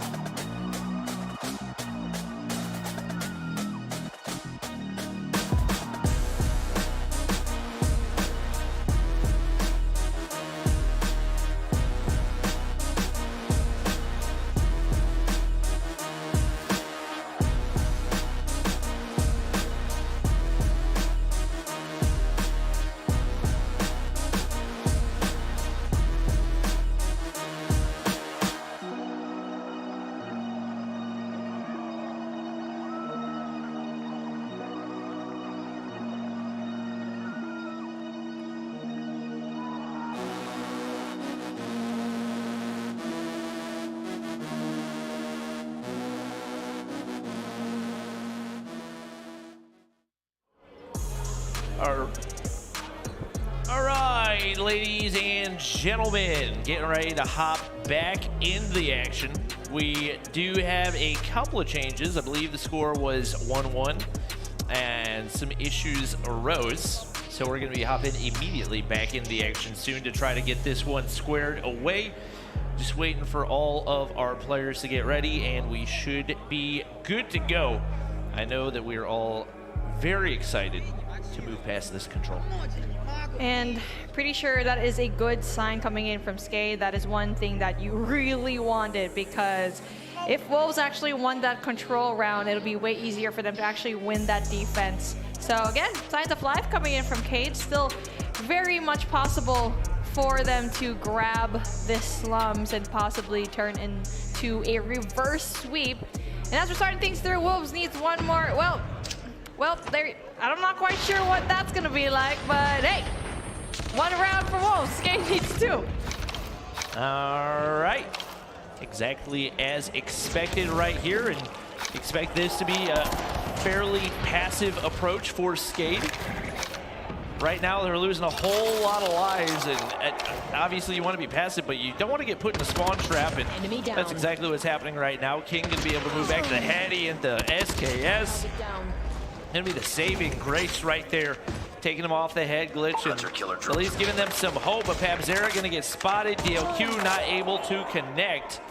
So once again, SKS giving them some hope. A 5-kill streak, I believe, for Linz right there. They're gonna need some more help, because he can't just have one guy doing it all. By the way, just gonna be clarifying some confusion up in the crowd. We're actually still making it a 2-1 in favor of Wolves, because Skade actually left the game into that round number 3. Because, yeah, they left, even though they were told not to. But hey, I mean, it just happens. Miscomms happen, but unfortunately, they did get the shorter end of the stick, which still gives Wolves a little bit more of an advantage. So they just need to win this one matchup on the defense. And Skade, though, going out there with such finesse, going in there for a B capture on the offense. Not just that, up 3 lives. Yeah, right now, Zai doing everything that he can. They'll pick up a big one. Mihawk reads it properly. Much needed trade for Skade. They got to make their way on over to the A zone. B has been completely captured. Some time to work with. Neon's going to be able to find one with the DLQ. It is going to be Pegg dropping right there. And be advised, no surprise, he's come back guns blazing. Not sure what was happening for him off the start of this one, but looking to set his team up for success. They want to 3-0 Skade. They want to move on and have their chance at redemption. Or rather, I guess a double elimination, as they have another chance at Tribe Gaming. It looks like they're on their way to doing that. Only 5 lives remain. Make it 6 lives remaining. Now it's 5. Oh, players really dropping good. left and right. My gosh, I mean, Skade is angry. They want to win this so bad. They want to bring it into that hard point. 3 lives for Wolves, 9 for Skade. And now Wolves in a little bit of a pickle, because you had such an advantage of being on the defensive side. And now we're ending things possibly at the offense for them. And now Mihawk with the claw has an absolutely great position to try and get one more kill. Gets one. Possibility for the second here. Nian going to be in a little bit of a pickle, in trouble. But Mihawk gets that kill, seals it out, brings it into a round number 5, where they're going to be starting things off on the defense. I'm not gonna lie, my brain is fried, and I did not realize Skade was in the lead, but now the ball's in their court. They get the defensive side back, and an opportunity to prolong this series. They do need 2 rounds in order to win. Whoever takes this round will be our winner. Right now, lots of pressure on as Wolves get pushed up. Big kill right there, but it's Skade getting the better of the trades. Up 3 lives already. Pegg and Ching going big right there, but the SKSs could potentially prove to be too lethal. No, it takes the progress in for Bravo, and they're just so slow when it comes to the rotation. That allows Skade to have such solid defense here in Bravo. 1 more kill for Mihawk. Tries to go in there, doesn't really quite get it, but the backup finally comes through, and player number 5, that's going to be Leozin. doing such a good job at stopping the push, applying that pressure off of Pegg and Nian, but fails to do so. But enough to actually go in for that backup as well from Lin. So, I mean, they're doing such a good job. I mean, when it comes to the life count, it's going to be equal, but they're actually stopping the push coming in from Wolves right now. Right now, Pegg has got to get some value out of this claw. Not in a position to do so. He's going to get taken down. 0 kills coming out of that. And once again, Wolves find themselves in the position. They have no type of progression over here on B. They're losing lives left and right. It's going to be Lin staying alive once again right there. And now the spray and pray, hoping that something from the claw connects. But they've got to stop the clock. They're going to be able to do it for a second right here. Progression continues to move up. And honestly, they're gaining back lives a little bit right here. Wolves in a good spot to, at the very least, extend the clock. 15 seconds for them to work with. More kills going through. And doing everything they can to go ahead and end this one into control. Big kills coming in from King. He's stopping the push, and that allows his team to actually capture that Bravo flag. Skade's still up when it comes to the lives, but not enough to feel comfortable about it. Now they're going to be staying put. Information, though, from King that there's going to be one player up there. PabZero seals in another kill. 59 seconds left. Everyone else coming in from the side of Wolves are actually funneling through arches, but that one player, PabZero, is definitely making a huge difference at stopping that. Yep. Now down to 5 lives for Wolves. They've got a whole objective to capture. No ticks of progression. Big opportunity right there, but Nian's going to win the better of the gunfight.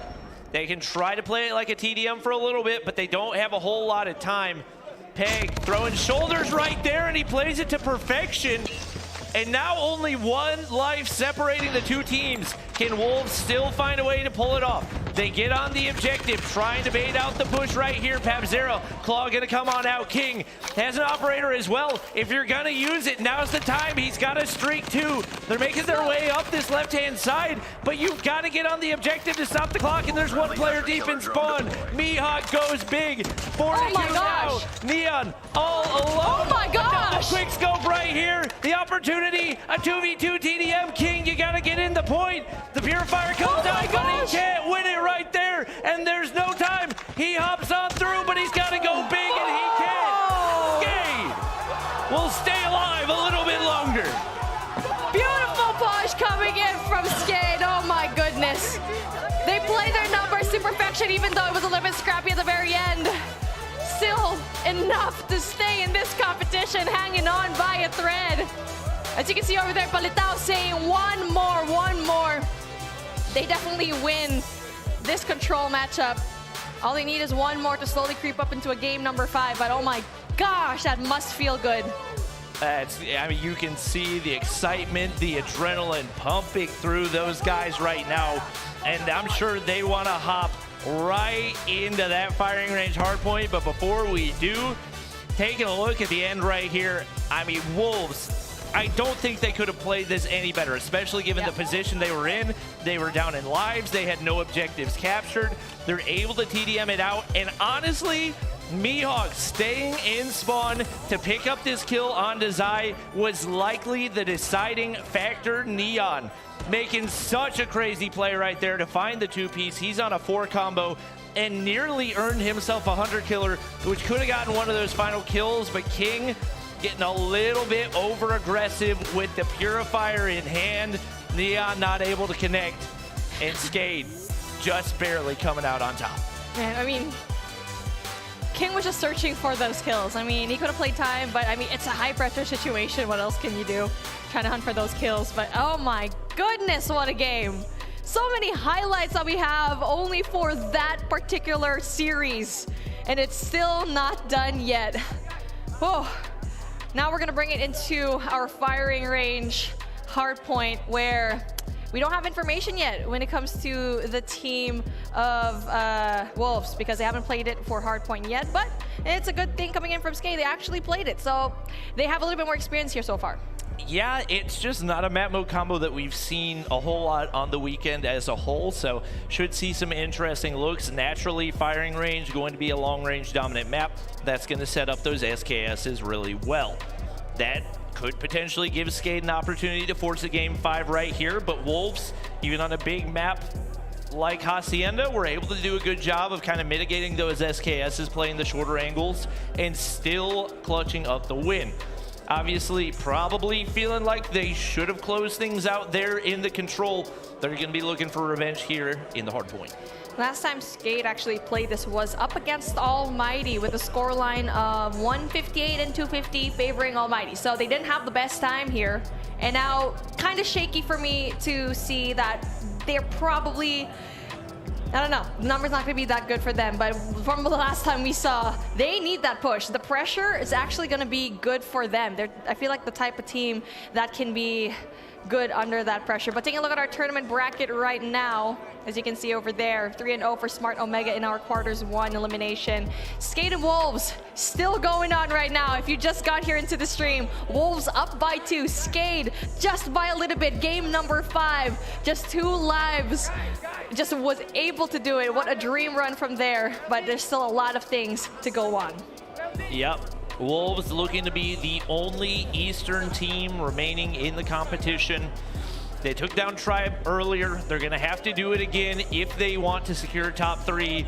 And once you get to top 3, that's where the big money's at. Obviously, that top prize of $700,000 going to be the most coveted one, but really everything top 3 and above can be life-changing type money. Definitely. I mean, it's something that a lot of these players really want, and so far, even just being the top 4 is just such a huge jump.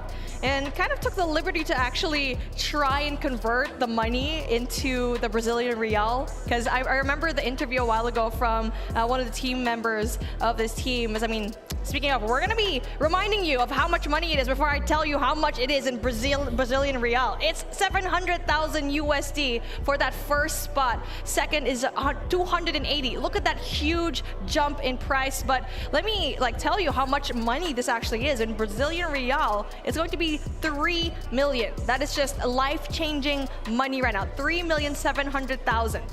Anything 4th and above, you're taking home over $100,000. And like you mentioned, that biggest jump from 2nd up to 1st, but there's a pretty sizable jump from 3rd to 2nd as well. So these teams are going to be giving it their all. There's no question about that. Even if there wasn't money on the line, or maybe less money, they definitely still would be. But that's got to be a big, big motivator for every single one of these guys. And the pride is definitely on the line. The fact that you can represent your country, call yourself a champion, and that's actually going to be really important for orgs that actually want to pick up these teams, really huge organizations that could also change your life. I mean, apart from that money, of course, it's also the amount of exposure that you actually get and the respect from the community that you get from this type of competition. But it's stiff. It's going to be hard. Skate needs to do it one by one, step by step, and all that Wolves needs to do is just win one more game. Yeah, I think the respect earned from winning this can't be understated enough as well. Just because, prior to this year's Stage 5, everybody is like, anytime there's a debate, well, we'll never know who was actually the best because last year was East versus West. You can make whatever argument you want to make, but at the end of the day, this is the most fair competition that has ever been held for Call of Duty Mobile, and this is where we will crown the king. Right now, Wolves representing China, the lone representative of the East. They got a tall task. Well, let's see how far they can actually go and reach as the boys of CDM. What a run that they actually had so far in this year. And they're pegged as a team that actually just came out of nowhere. It's crazy. The fact that they made a name for themselves in the CDM region, was able to dethrone Q9, which has been a staple in the 3 years that we have here in Call of Duty Mobile. They made an appearance now. They definitely made a mark. And now these teams, both of these teams, definitely want to make their mark here in the history of Call of Duty Mobile, trying to be part of this just life-changing tournament. Yeah, you think back to the Chinese teams representing their region last year in Stage 5. Wolves was not even one of the 3 teams that we had. We had DYG, we had FBX, we had Q9. Wolves was nowhere to be found. The roster they've built has definitely impressed so far. And right off the start, we're going to see what they can do. But the SKS is an absolute nightmare. Shorty going to connect for Zai. But it is going to be Skate on the inside of the hard point. Big kill for King. Trying to spawn trap right here. That's one thing you need to know about firing range hard point. It can snowball very, very quickly because if you get put in that bottom firing range spawn, it can be nearly impossible to escape. We're going to see lots of smokes on this one, but a strong start here for Skate. So far, no real map control for both of these teams, and only just one power position here, occupied by Wolves from the form of Ching. That's going to be really big. They're trying to go in there for the first hard point, but obviously this is going to be a contest zone, heavily contested as it's so open. So far, though, the setup coming in from Skate already pulling through, having 3 players doing a really good job at the defense so far. Ooh, Mihawk's got a cheeky angle right there. And Leo Zera going crazy with the SKS. If you're Wolves, you've got to be careful right now. You don't want those bottom spawns. That's what Skate's trying to force, and that is a big kill for Leozin. Still not going to be able to force it, but spawning way across the map, that's going to be quite a trek to get on over to P2, and no momentum right now for this Wolves team. Pegg tries to get those kills, but it's not enough for them to actually throw it out. Leo Zera is just in a rampage. He's getting so many kills, 9 already to his name. And it looks like, yeah, the SKS, there's no response here. And the fact that you have so much range here, there's going to be an absolute dominance when it comes to the defense in American. I mean, this is going to be a hard task because for Wolves, they have no control whatsoever. Finally, a couple gunfights going to flood through, and they're going to see if they can make their way into American.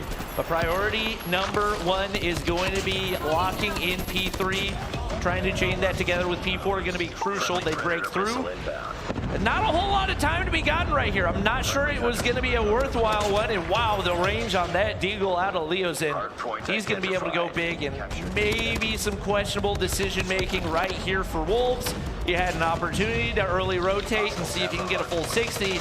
Instead, you go for 10 seconds of scrap time, and as a result, Skate now full access over here on P3 as well. I mean, you don't have the luxury to get those scrap points. You need to set up for the next hard point just to get a lot of those essential points that you need, the seconds, the full 60. And now it looks like it's going to be Skate that's actually going to get that. Not just that, it's going to be Leozin with the Purifier absolutely stopping the entrance. And the only faith that they have is going to be Zai going in for the back end, but still loses a lot of the gunfights. Looking like Wolves is actually going to be in shambles here. 21 points to their name and just 110 for Skate. Yep, you got Leozin on a 7 spree right now, and that's not even counting the operator kills. He's now got an EMP system. We have not seen those come out very often in the competition, but 100-point lead right now for Skate. Wolves have had absolutely no answer, no success in breaking those hard points, and now 3 SKSs coming out for Skate. They are raining absolute havoc on this Wolves team who's scrambling to find some semblance of a hold. It's just not happening, especially on a firing range map that's so wall bangable. Those SKS is going to be that much stronger. Oh my goodness, Leozin, he's angry. Skate is angry, and to see a team that just performed so well in such a dominant fashion here, they were already spawning off of firing range. The players from Wolves couldn't really get the engagement even though they had the more favorable spawns. Still, Skate, a lot of these moments just really played very well. They're getting a lot of points here, and even though it is a little bit of a back and forth, Wolves needs to have the most points in this particular hill because they can't let it go. It's 100 points in between them.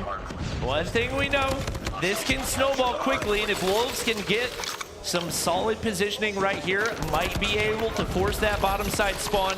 They're picking up a nice little chunk of time here, and yes, they find themselves down 100 points, but maybe get some tower control, get some tin control, get some trailer control, might be able to make something happen, but they just have not had much of a response for the SKSs. Zai fires back, he's on a 3 spree.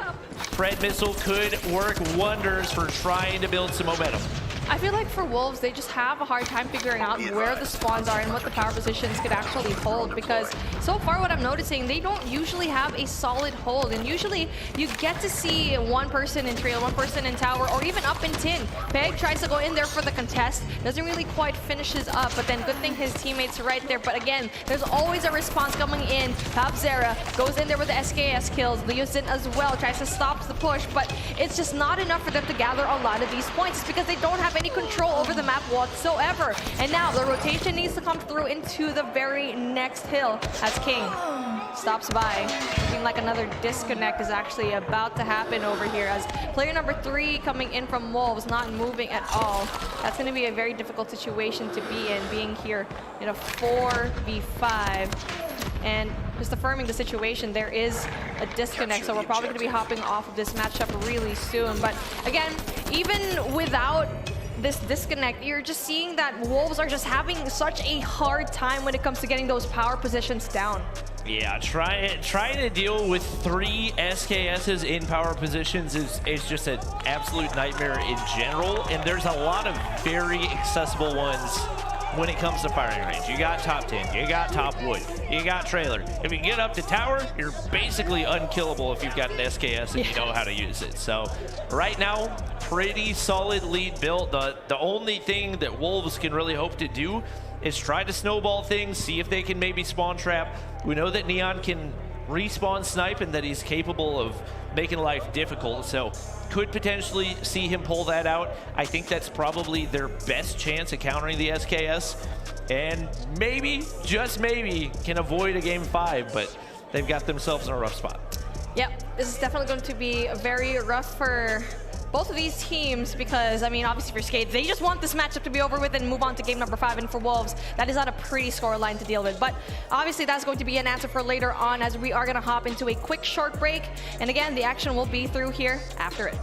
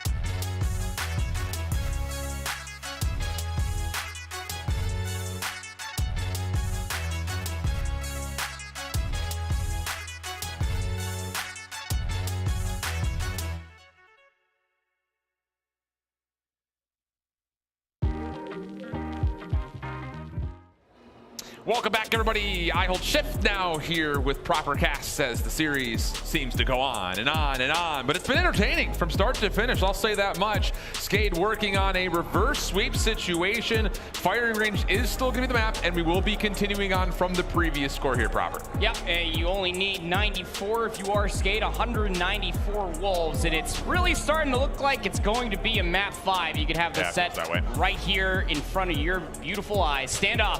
Search and Destroy would be that map 5, but gotta get through the conclusion here on map 4 first. Indeed. Skade, SKS, at one point in time we thought, ooh, maybe Wolves has a bit of a response for us. Maybe not. Maybe it's just a map-related issue. Who knows? We jump on in again, as you mentioned, right there in the cinematic fly-through. 190 is what Wolves need. Skade just 94. As we jump on in, the continuation of firing range, and Skade clean on the opening hardpoint. Neon's actually going to get the SKS to go right off the rip. King also with them with AR presence, but all in all, it's Skade soaking up the time on the first hill. It's starting to feel like this entire weekend is if you can't beat them, you might as well join in on the fun, because look, this entire Skade team on firing range hardpoint, a map mode combination we haven't seen all too much, has been getting away with so much value within these longer lines of sight that firing range offers. Looking solid for the moment. Keep in mind, first time we were here, Skade great on rotating over towards P2 and holding that bottom right-hand side of the minimap. Wolves trying to fix on their mistakes to keep themselves alive in this map number 4 and try to avoid what looks to be, like you mentioned, the inevitable map 5. Leo's there up top, smoked out. Zai right there and towards top 10. 13 seconds till the fight for, and every second is a good second for Skade considering the current differential. Yep, that's right. Skade, again, just don't have too far to go comparatively to their Wolves counterpart. They are doing quite wonderfully at that. Look at the zoning away here in America. Papzera here with the SKS gets slid on. We'll be able to get the better of at least one, but there's more scuffles happening outside of America. Full tire spawn right now for Skade. How do you get these long-range rifles up and down the containers? Mihawk, he's been such a hero today, but shut down. King finds the long-range shots for his triple, and Wolves convincing on this break, and even more so on the setup. Tango down. Still have a lot more zoning to do. 40 seconds.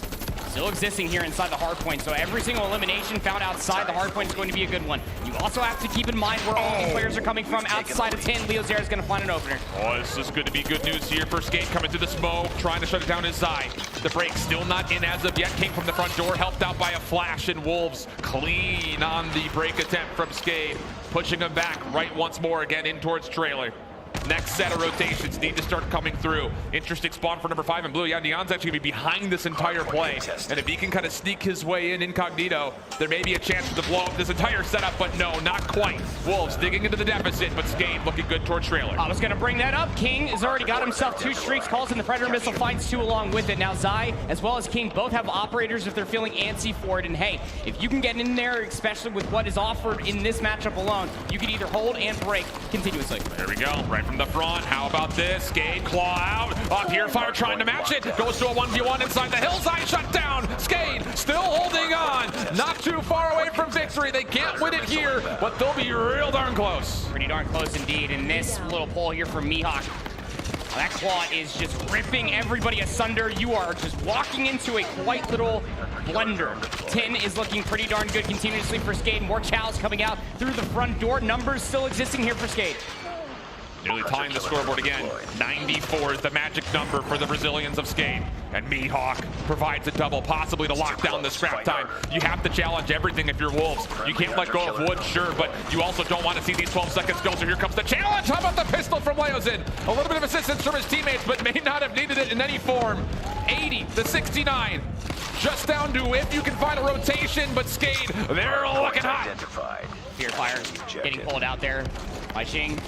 Predator missile going to be answered back in kind. Here it comes crashing down to the floor. Only going to be able to find one. It's a 1-for-2 trade so far, but space being provided for Skade to move through mid-map. And no one's watching this. No one's watching this for Wolves right through mid. This could just be the combo coming forward for Leozin, but no! How about the shutdown from the front door? So okay, Wolves once again see an extra life in the mix here at 1. Leozera just picking apart, making sure nobody can hit through the middle. Leozin following up with that little bit of oversight from his teammates. Up top, King Claws out in the mix, trying to break, not gonna be successful. Wolves stabilize again. These spawns for Skate are so far away. That is now twice on over that a single player has been trying to push through Banana, and Pegg has shut them down both times. This has turned into a influential hill for Wolves to get themselves back into this game. Keep in mind, 12 points needed for Skate. One good break is all they need. You can also try to finesse scrap time. A lot of ways that Skate can win this, and well, they're not even going to get this scrap time. So we go back over to a very mixy hard point, right in towards the middle of sandbags.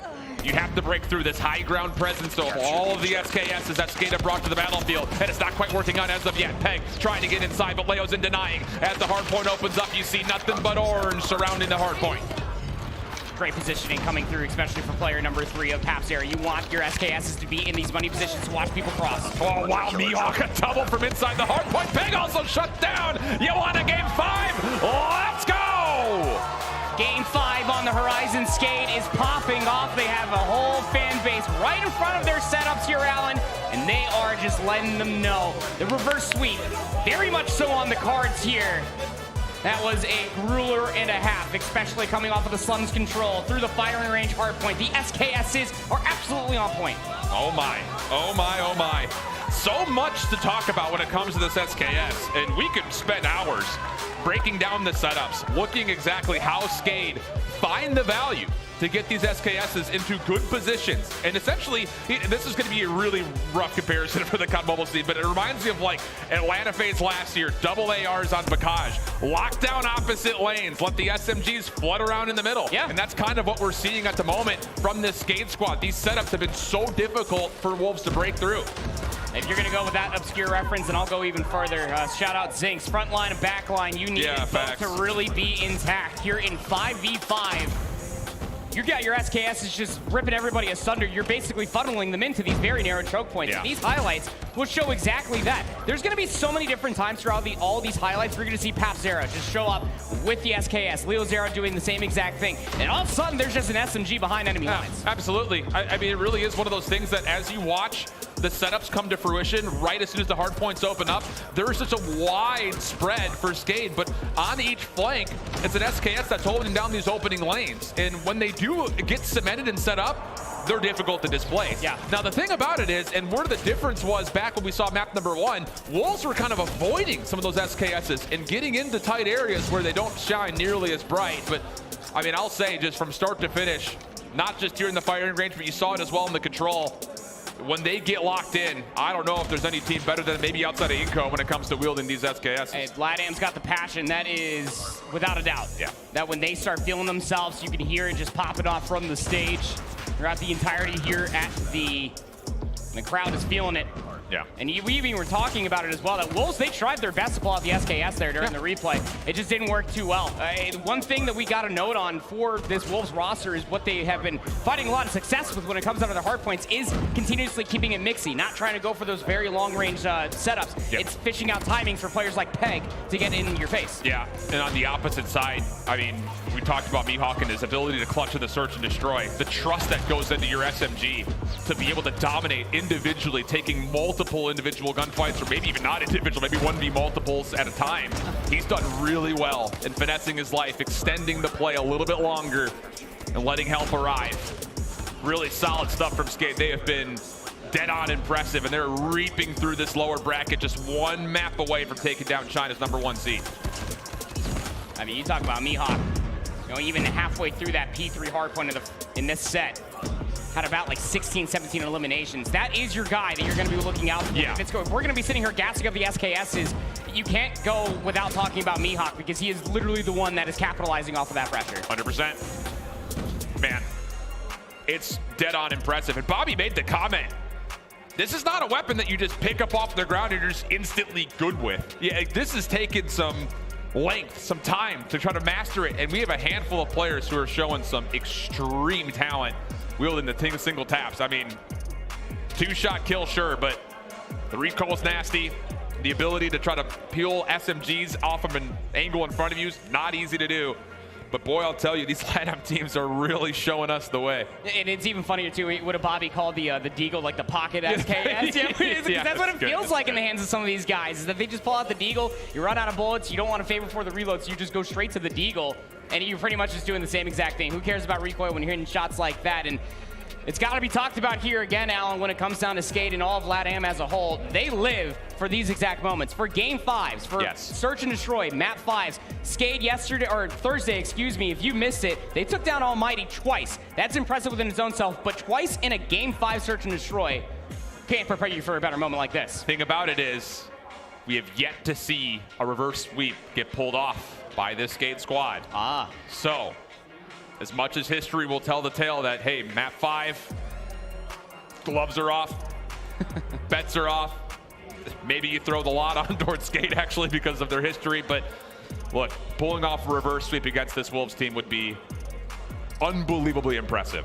That's going to a standoff as well. Keep in mind, the last time, and most emphatically when we saw Skate on a standoff Search and Destroy, was actually against, what was it, Luminosity. They lost 2-7 on that exact map mode combination. Standoff Search and Destroy on the other side. For Wolves, they have a 7-4 win versus Vitality, and then they also have a 2-7 loss versus none other than Tribes. Okay. Kind of up in the air, just when it comes down to recency. Again, such a small sample pool when it comes down to some of these map mode combinations, but Standoff, Search and Destroy, I mean, you want to talk about a bread and butter map for a bread and butter game mode. For a team that loves their SKSs and snipers, oh man, that head glitch over by the statue is going to be nuts. Boy. Man. Talk to me. What's up? How do you even begin to break this down? I think the biggest thing that we can maybe frame this up to give you an analogy on it, this may be the unstoppable force against the unmovable object. Because we talked about how China, they're playing through stage 4. They're playing more Search and Destroy than any other region. That's right. They valued it higher in their competitive rule set. Even in the Fall Invitational, they've showcased that their region over Garena looked much better in Search than their counterparts.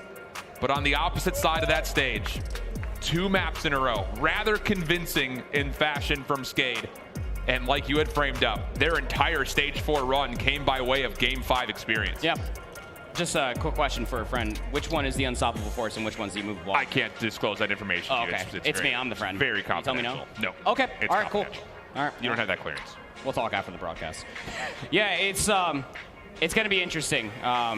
Just so everybody is aware, thank you so much for sticking with us through this matchup. It's been an absolute banger of a day. We've had some fantastic matches, and as the players load into this lobby, we will be getting into this Game 5 very, very shortly. But, I mean, you want to say that, like, this is going to be one of your tougher matchups, but, I mean, you have a date with Destiny after this as well. You have to go up against STRUT Gaming. Yeah. Have fun. Dude, they haven't dropped the map since dropping into the lower bracket. Yeah. And none of them have even been close.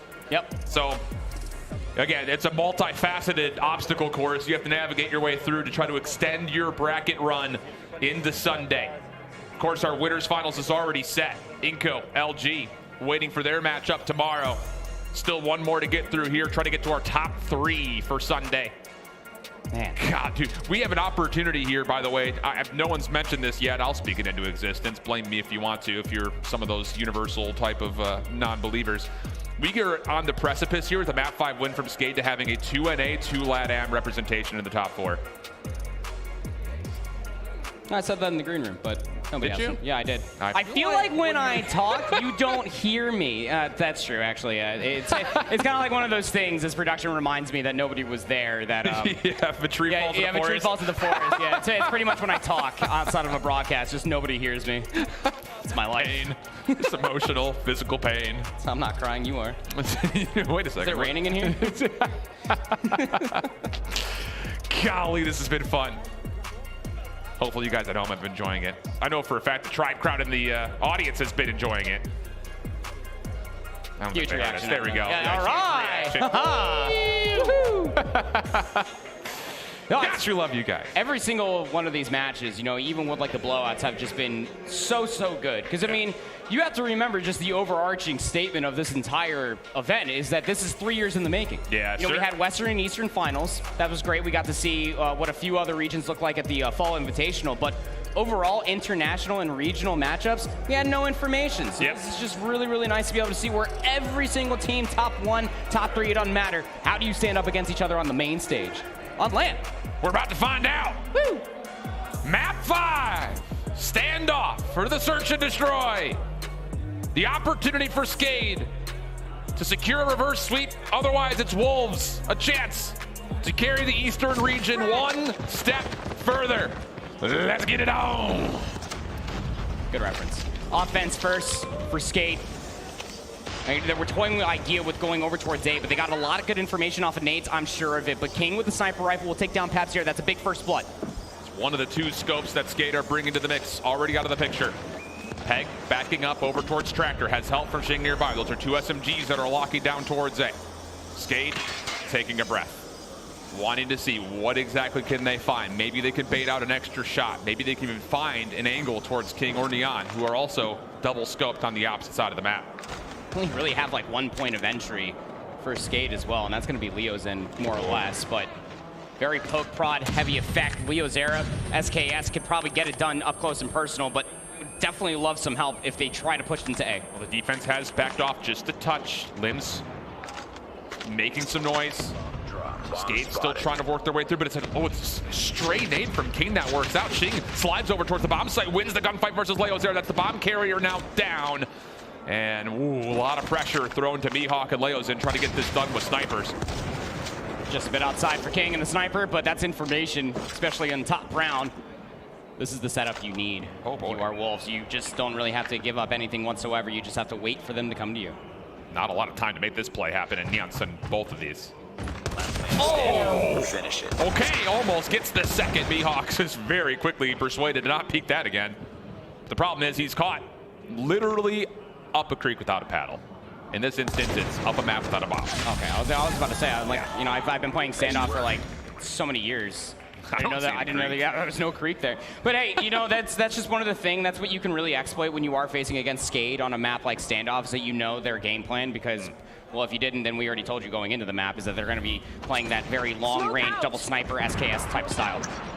Lots of early nades up through the middle of the map here. Wolves likely going to be blocked out from getting those opening snipes. And look at Limbs. Oh, this is a curveball. Quickly to the planet B. No one's in Delhi to deny this. That's a free plant.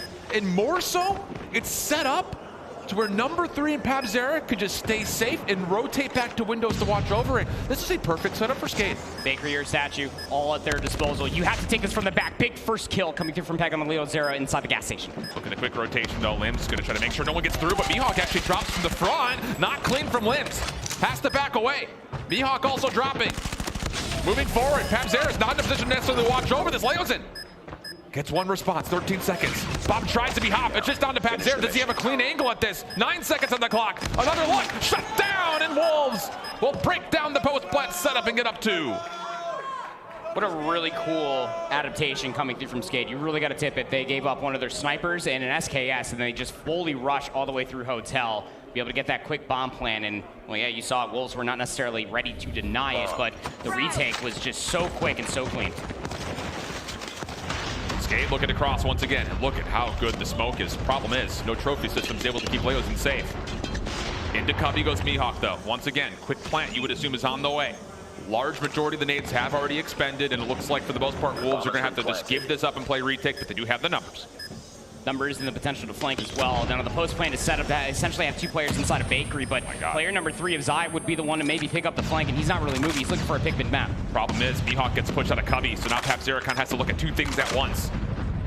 No one quite on for the defuse as of yet. Zai opening first blood. Nice shot from Pabzera. It's still in the midst. No one's seen Mihawk. He's still playing around the bomb side. Mihawk for the triple. It's not over yet. I just don't know how Mihawk just goes unnoticed for that long. I mean, you essentially had 2 players come all the way over through Cube. They cleared out that entire space.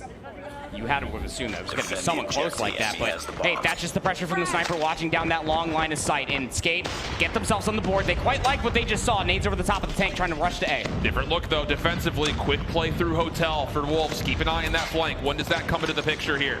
Try to defend against this. Will it try to contest the plant? Will it just be here to try to break down the post plant?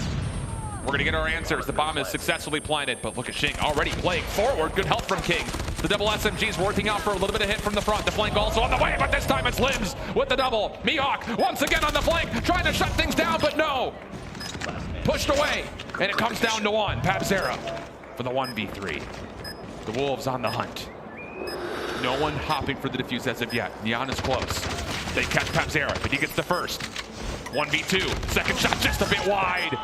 And the Wolves will collapse. Find their third round. So tough in that specific decision, especially in the clutch 1v2. Even with the sniper, you can get the one shot, one elimination. But when you're getting pressured and the hit flinch just sends your crosshair to the skybox, it's becomes inevitable at that point. You also only had two options. Do I go top bakery or do I try to fully wrap back around? But in a 1v2, there's no immediate information without you checking if someone's hopping the bomb. Similar look this time for Skate. Similar look this time for the defense as well, mind you, but a little bit of an adaptation as 4 members will hit the long flank for Wolves, and they'll do this rapidly. Limbs with the bomb, starting for the plant. Mihawk once again watching for this flank, but how many can he get before dropping? Pegg over the top from the rooftops. That's actually going to give a lot of information towards Skate on how this defense is trying to collapse on them. Retake needs to be coming through from player number 4. King needs to become activated. Already moving his way past the warehouse, trying to get himself in towards the bakery while the rest of his teammates are moving through the middle of the map. King gets a good look at Mihawk. Mihawk doesn't have information, by the way. They don't know that Wolves have actually recut back to the middle of the map. They've got full control of the A site. Zai, close towards the bomb. Eliminations favoring that of Skate. Shing up top, not going to be able to do too much. 2v2. Leo's into Mihawk. The last 2 Skate post point defenders. Zai looking to break him down. Not a lot of time on the clock. First kill comes through. Zai looking for the turn and burn. The knife is out, but the time has extended. And that will be enough to get this back to within 1. Yeah, especially with the time expiring the way that it did. You cannot hesitate when you're trying to make that push happen, especially for King. And even when the push came to at least find maybe a trade or 2, it just doesn't make sense to me when you have so many numbers over on the backside of the statue. You need to double swing that, if not bait and switch it, and maybe try to get numbers back in your favor. 2 rounds on the board for Skate. The idea was not bad, by the way, either, for Wolves to kind of show that they're going to wait the whole flank and then re-wrap back through mid. It was a good idea. Just the kills that they needed, not quite there. Pegg first blood. They have the bomb. And that's on to Limps, who has been the dedicated bomb carrier. And on top of that, he's going to hold this position. No vacancies in the hotel this round. Second bomb carrier also drops away. 5v3 for the defense. And everything becomes very, very stalled out, especially with the bomb smack dab in the middle of the hotel. Look at all the focus coming through from the Wolves on the backside of the alleyway. They want to make sure that nobody can come down over that way, especially with Mihawk fishing for the idea.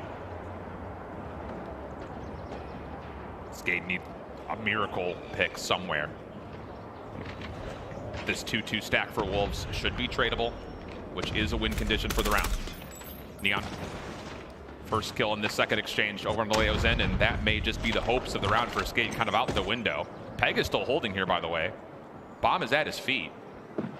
And Skate can't even bother threatening it. And this is just, again, looking for picks wherever they could possibly find him out. I mean, you got a sniper and you got a submachine gun and Mihawk and Pabzera respectfully. So it's either you find that pick inside a deli, and that's exactly what Pabzera is going to be looking for. But Mihawk, I mean, essentially would have to win this 1v1 outright, get stunned on the way in. Pegg got the centering, will get the elimination. This round has completely fallen by the wayside. Nice call out from the bluff, especially for Wolves. I mean, they've been continuously, we noted on it a handful of times that they've been putting a lot more of their numbers and focus inside a hotel, on the backside of that alleyway as well. This time it pays off. They stopped the aggressive push going over towards B. That worked out a few rounds ago for Skate. We'll flip the sides. What is this from Skate? Everyone through the middle of the map, right on in towards the front doors of Brown. They've got full mid-street control, which also in turn means B control. But Wolves have not shown anything. They've barely even thrown anything. I think Pegg is the only one to really throw nades. And after all that early set play from Skate, everyone just kind of backs up to a default setup. Leo Zero with the SKS is actually watching the exit from hotel towards the B site. Now that'll be immediately communicated for player number 5, which is going to be Leozin, who has a submachine gun inside a deli to stop it. In effect, it's a solid defensive setup, but the lack of noise, the lack of information could create significant doubt. Oh, Pegg just slides away from the nade. Nian is actually tagged up pretty low. More team shots to follow, trying to capitalize on a first blood, but it goes a bit awry. And you get to a minute 5 on the clock as Wolves are finally starting to make their move. It's Leo Zero who ends up dropping for first blood. Oh, didn't check the corner behind the desk. There's always someone taking numbers inside deli, moving their way over towards A. Bomb looking to go down. It will do so successfully. This is the right call, though, for the retake from Skate. Clear out hotel, clear out the back, and then let Linz be the one to kind of feel things out from the front. The player watching the flank is number 4 in blue. That's King. He's got a sniper rifle, though. He would have to hit shots. SKS over the top, shut down. That creates an opening here for Wolves to hold from the front. They're going to try to push through this. It's just a pistol for Pabzera. He'll drop. King in the back, timing. Good on the Leo's in, and Wolves will hold the post plant. Just a fantastic rotation in the middle of that round. Once they started recognizing where some shots were coming from, some information was traded out. But the one thing that they were able to utilize was that sniper. All the way in the backside of the statue, right outside of the bakery. Use that as Overwatch, get 2 players across, planted at A without any resistance, and then just play the post plant. 2 rounds away. Lots of nades coming out, but Wolves have left the bomb in spawn. Good strategy. Someone will have to go back eventually. It's fine, 2-minute rounds, plenty of time. But in this setup, Skate once again have gotten to some very forward positions. Most notably, keep your eye on number 4 in yellow, orange, whatever the color is. If you told me it was yellow, you know I would believe that. I would believe gold too. You could have said green, and I'd be here for it. Very defensive and passive setup coming through from Skate again. Lots of focus towards the alleyway. Bomb's still not collected, by the way. And we also have somebody on that bakery tank as well. Very pick eccentric, I would say, is Skate's defense. Well, the bomb's gonna get collected. XQing, who goes back to spawn to pick it up. Pegg sniffing things out. Oh, that's a brilliant first blood. Yes, it's countered on the other side of the map, but this could be numbers or maybe not. Mihawk gets a second, and how about Pop Zero with the pistol just off screen, collecting more. Yes, the bomb's in hand, but this is a very tough setup for just 2 members of Wolves to break down. Yeah, I mean, you got a sniper in the hands of King. Jing has a submachine gun. You would love to see them kind of couple along the longer line of sight being held by King, and so that way Jing can comfortably move on in. But if you try to execute over towards A, there's one person inside of Q was not ready for it. Leo Zera absolutely was with the SKS. Going to be able to get themselves another round on the board. Yep.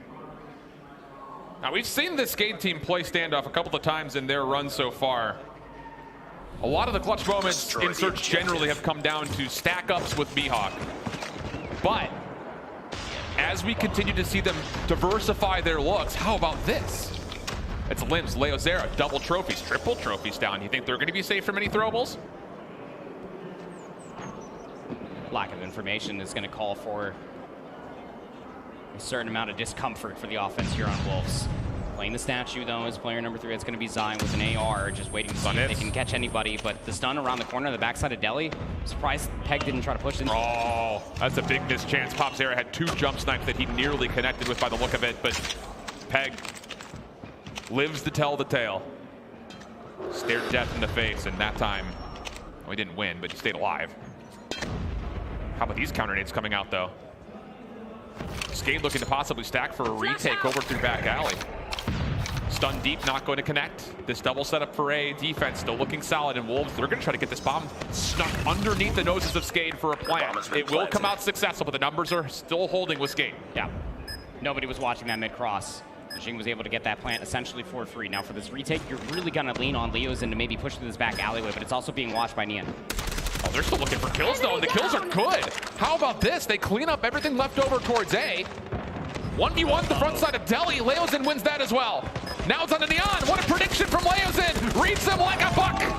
No problems there.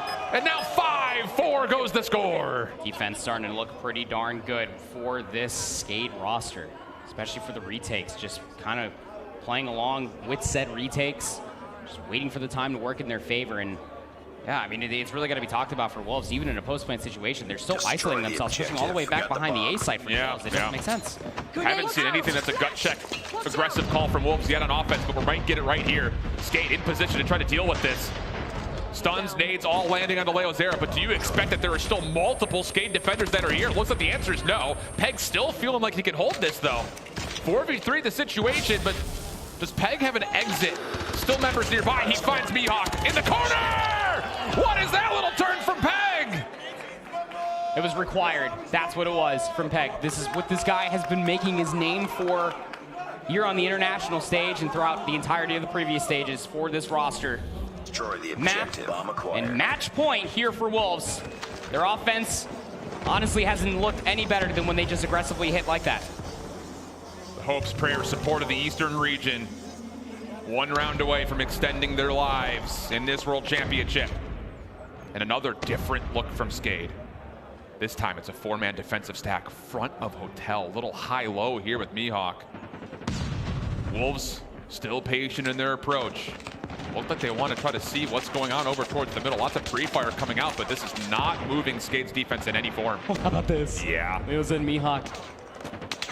laying down side by side, seeing if anybody comes in through the back. I mean, Xing is kind of fishing with the idea, and you also have Pegg that's pushed all the way up on the backside of Deli. Now, defensively, they don't know, but Skate doesn't have anybody watching that. You can't trust that you can just walk forward if you're looking at that from Pegg's position. No.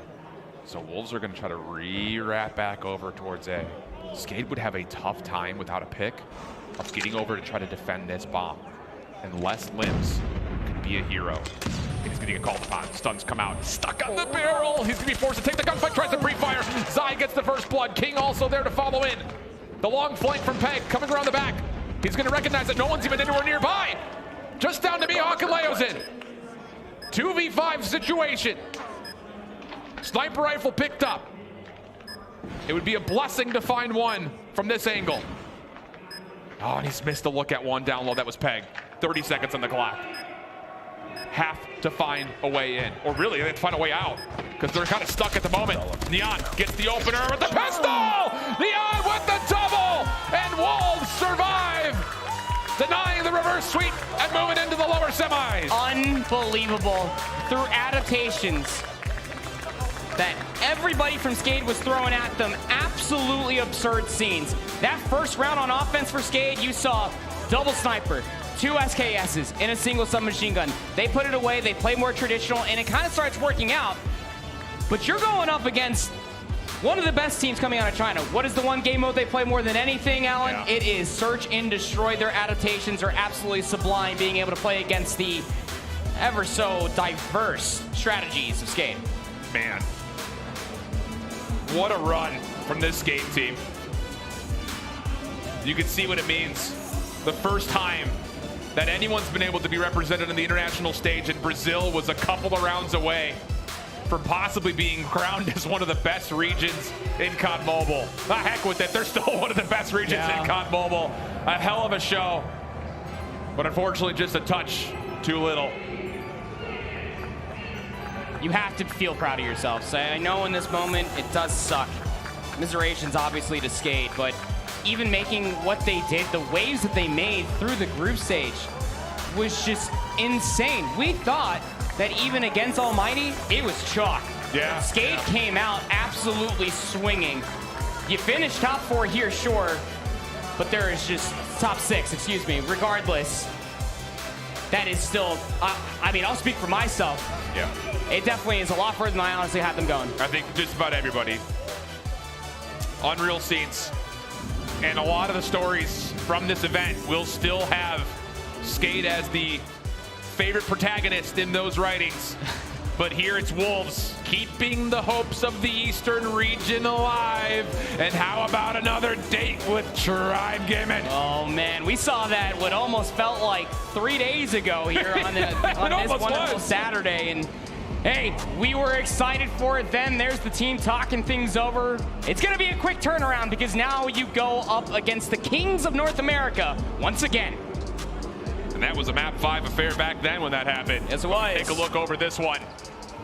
250, 200 the opener, 7-5 the rate search. Wolves looking good in terms of shutting down how the SKS had been letting LATAM dominate the majority of this tournament, or so we thought.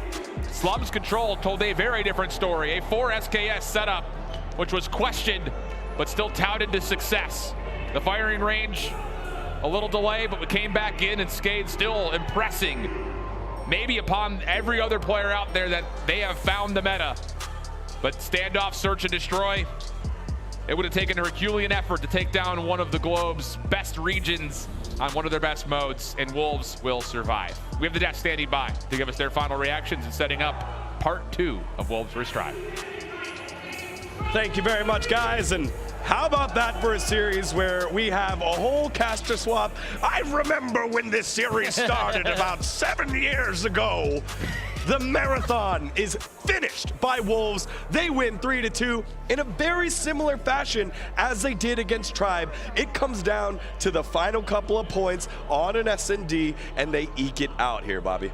You gotta think, that length of a game has got to have an impact on those guys getting ready to go up against one of the best teams in the world. Total runtime, I believe, was about 3 hours for that entire matchup. These guys have got to be exhausted, but, you know, probably warmed up as well.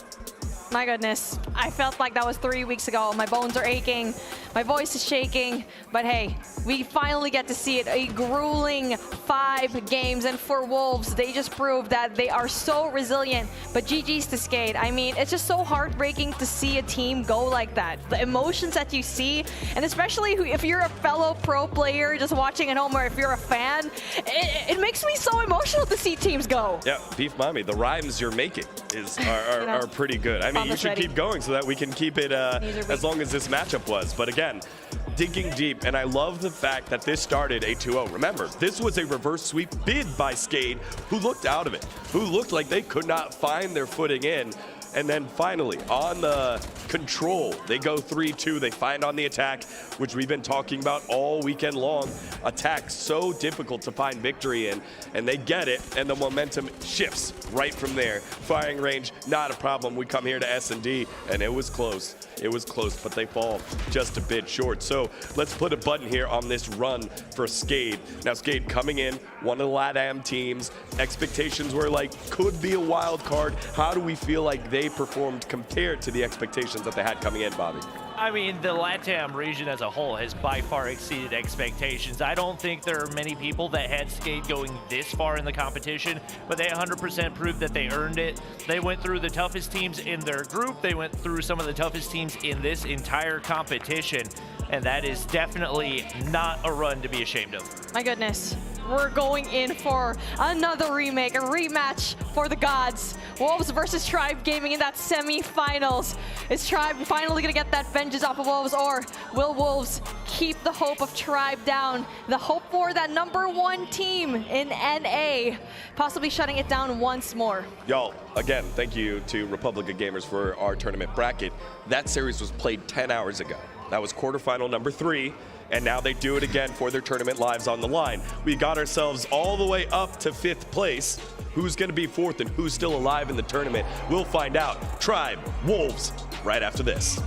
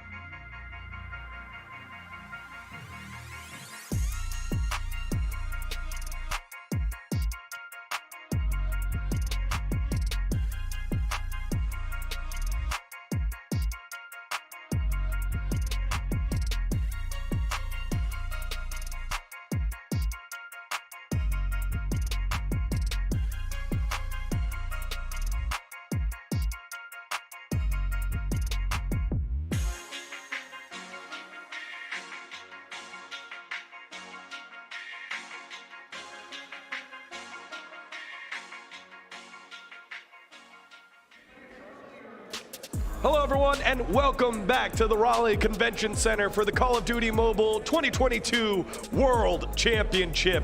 It's time to do battle for the top 3. Wolves and Tribe Gaming have survived a lower bracket run, but only one can continue to Championship Sunday. Digon here with Beef Mommy and Bobby. Y'all, it has been a run as we take a look at the bracket to see how things shook up. And it started the way it's ending with Tribe and Wolves battling it out. Very first game of the day, as Beef Mommy pointed out. 10 hours ago is when that one started, so it's only proper that we finish up the day in the same way. Curious to see how Wolves bounce back, what type of energy they got going up against a very well-rested Tribe Gaming. See, that's the thing. That's the question that needs to be answered here. Is fatigue going to be coming into play for Wolves? They keep playing such long games, especially up against Skade. I honestly thought it was going to be an OT and that search and destroy and standoff, but they cut it short. I feel like, you know what, hey, we kind of need a little bit of a break. And for Tribe, they've been watching the entire time, so they also have an advantage to see what kind of play style Wolves actually has. Well, the bracket is brought to you by Republic of Gamers. And just like if you want to level up your game, make sure you get your hands on the ROG Phone 6 to achieve low latency and ultra responsive input with less chance of an accidental touches. The ROG Phone 6 now boasts a 165 Hz refresh rate and a 720 Hz touch sampling rate for super smooth, seamless gaming experiences. Thanks to our friends over at ROG for supporting Call of Duty Mobile Esports. All right, this is the battle that we wanted to see again. The surprise matchup in the quarterfinals. It was Tribe falling to Wolves 3-2, just 2 points between them in S&D to close it out on the final map. We get to see it again. Let's take a look at it from the Tribe side here, Bobby. From Tribe side, you got to be feeling comfortable right now. You know at bare minimum what you need to do. Number one, probably need to ban Hacienda. That was by far their biggest weakness in that first matchup. Seemed like they should have been the stronger hardpoint team across the board, end up giving up one there. And you know that Wolves are a nasty S&D team. Even with Tribe taking that one S&D, you do not want to give away free maps. Well, Tribe didn't really expect them to be down in this bracket, but hey, if they need to show up, they will definitely do so. And now for what we're looking at right now, actually, is their stamina matchup, and they absolutely just destroyed stamina here in this takeoff hardpoint. They did so well when it comes to those respawns. But again, kind of making up that point is, yeah, just ban Hacienda. You are definitely wanting to either one, if they don't ban Hacienda, then I feel like that's just a show of domination and try to ego chow this whole team. Yeah, and this match, although a stump 3-0, was important for Tribe because we're kind of wondering, was it an off day or was it just a tough match? And now we can look back and be like, okay, Wolves made it this far. They are the real deal. And Tribe bounced back against Stamina and put him in the box and said, thank you very much, we're moving on. So Tribe still rolling here. Again, when we think about that matchup against Wolves, who was a player that underperformed? I like talking heroes here. I like talking guys that have stepped up. Who's one that needs to step up here for Tribe? I think looking at Tribe, I can't really point to anybody that I felt like underperformed, but maybe one that we could see more out of is Tectonic. Talking to him, I don't know that there's anybody that wants to win this tournament more. He is incredibly passionate about this. He wasn't a part of that Tribe roster that won the Western Championships last year, and he wants that title. So I'm looking at Tectonic to step things up. All right, so I asked Bobby who he wanted to talk about. Now I'm asking you to talk about the young gun that we're seeing flourish in front of our eyes in Jez, who has stepped up and led in kills and started fragging out here, Beef Mommy. My goodness, he is that one person that could actually go up against a team like Pegg. I mean, the team player of Wolves that has been slaying it out so much. Key players, but I think with the good thing about Tribe and also Wolves is that they're very well balanced as a team. If one cannot perform, one absolutely steps up. So if Jez, let's say he's having a hard time, I feel like a guy like Bolu is often actually overlooked. You know, we got to see we got to see Wolves against the other North American team who's looked dominant in Luminosity, but we said Luminosity a different style, whereas Tribe and Wolves seem very, very similar. One of the reasons why they probably went all the way down to the wire here, Bobby. Yeah, no question about it. Like we've talked about in the past, Tribe's a little bit more stationary in their play style, a little more committed to specific roles, you know? You got the flex OBJ and Veg. You got your dedicated OBJs and Marshy and Bolu, and then Tectonic and Jez are just going to slay around the map. I'm curious to see if we have maybe a little bit more of a flexible play style. Probably going to depend largely on what maps do get picked when it comes to the hard point, but I think that's going to be a big factor for them. Most definitely, that it factor is something that they really need to gather, especially that you had a bunch of time just resting. It's been a while since they actually played, and the last game they had was Omega, and they won that in such a convincing fashion. Now for Wolves, though, it's going to be difficult for them because they came hot off. That could either be a really good thing or a really bad thing. They might be tired. Yeah, the antithesis of resting. It's a 3-2 win, a 3-1 loss, a 3-2 win, and now they go up against the #1 team in North America. Yet again, it has been a slog for the Wolves, but every time they've been able to outlast here. And the thing right here going into this, every single matchup for Tribe outside of their matchup against Wolves has been a 3-0. Wolves have not gotten to play a single 3-0 today. Every single series has been extended. And on top of that, the most recent one going 3 hours. That'll take a lot out of you. I think that they still have what it takes to be able to take Tribe down, but it's going to be that much more important that they're incredibly tactical with the way that they use their utility and with the way that they use their operators. I think this is where the experience of playing in LAN for all these years just comes into play. They play longer games in China. Not just that, they know very well how to adapt. This is something that's very new to this team. They didn't adapt too well in CDFI, didn't adapt too well in Day 1, but every single time that they play, they just get better and better each time. And we saw it a while ago versus Tribe Gaming.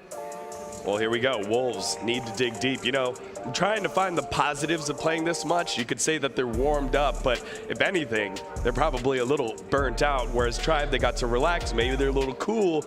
Wolves could sneak up, take that first map like they did in the original series. That was another one. I think it was a 7-point hard point victory there. So I think it was like 250-243. It was a very, very close matchup. But we'll see as we take a look at the team stats comparison.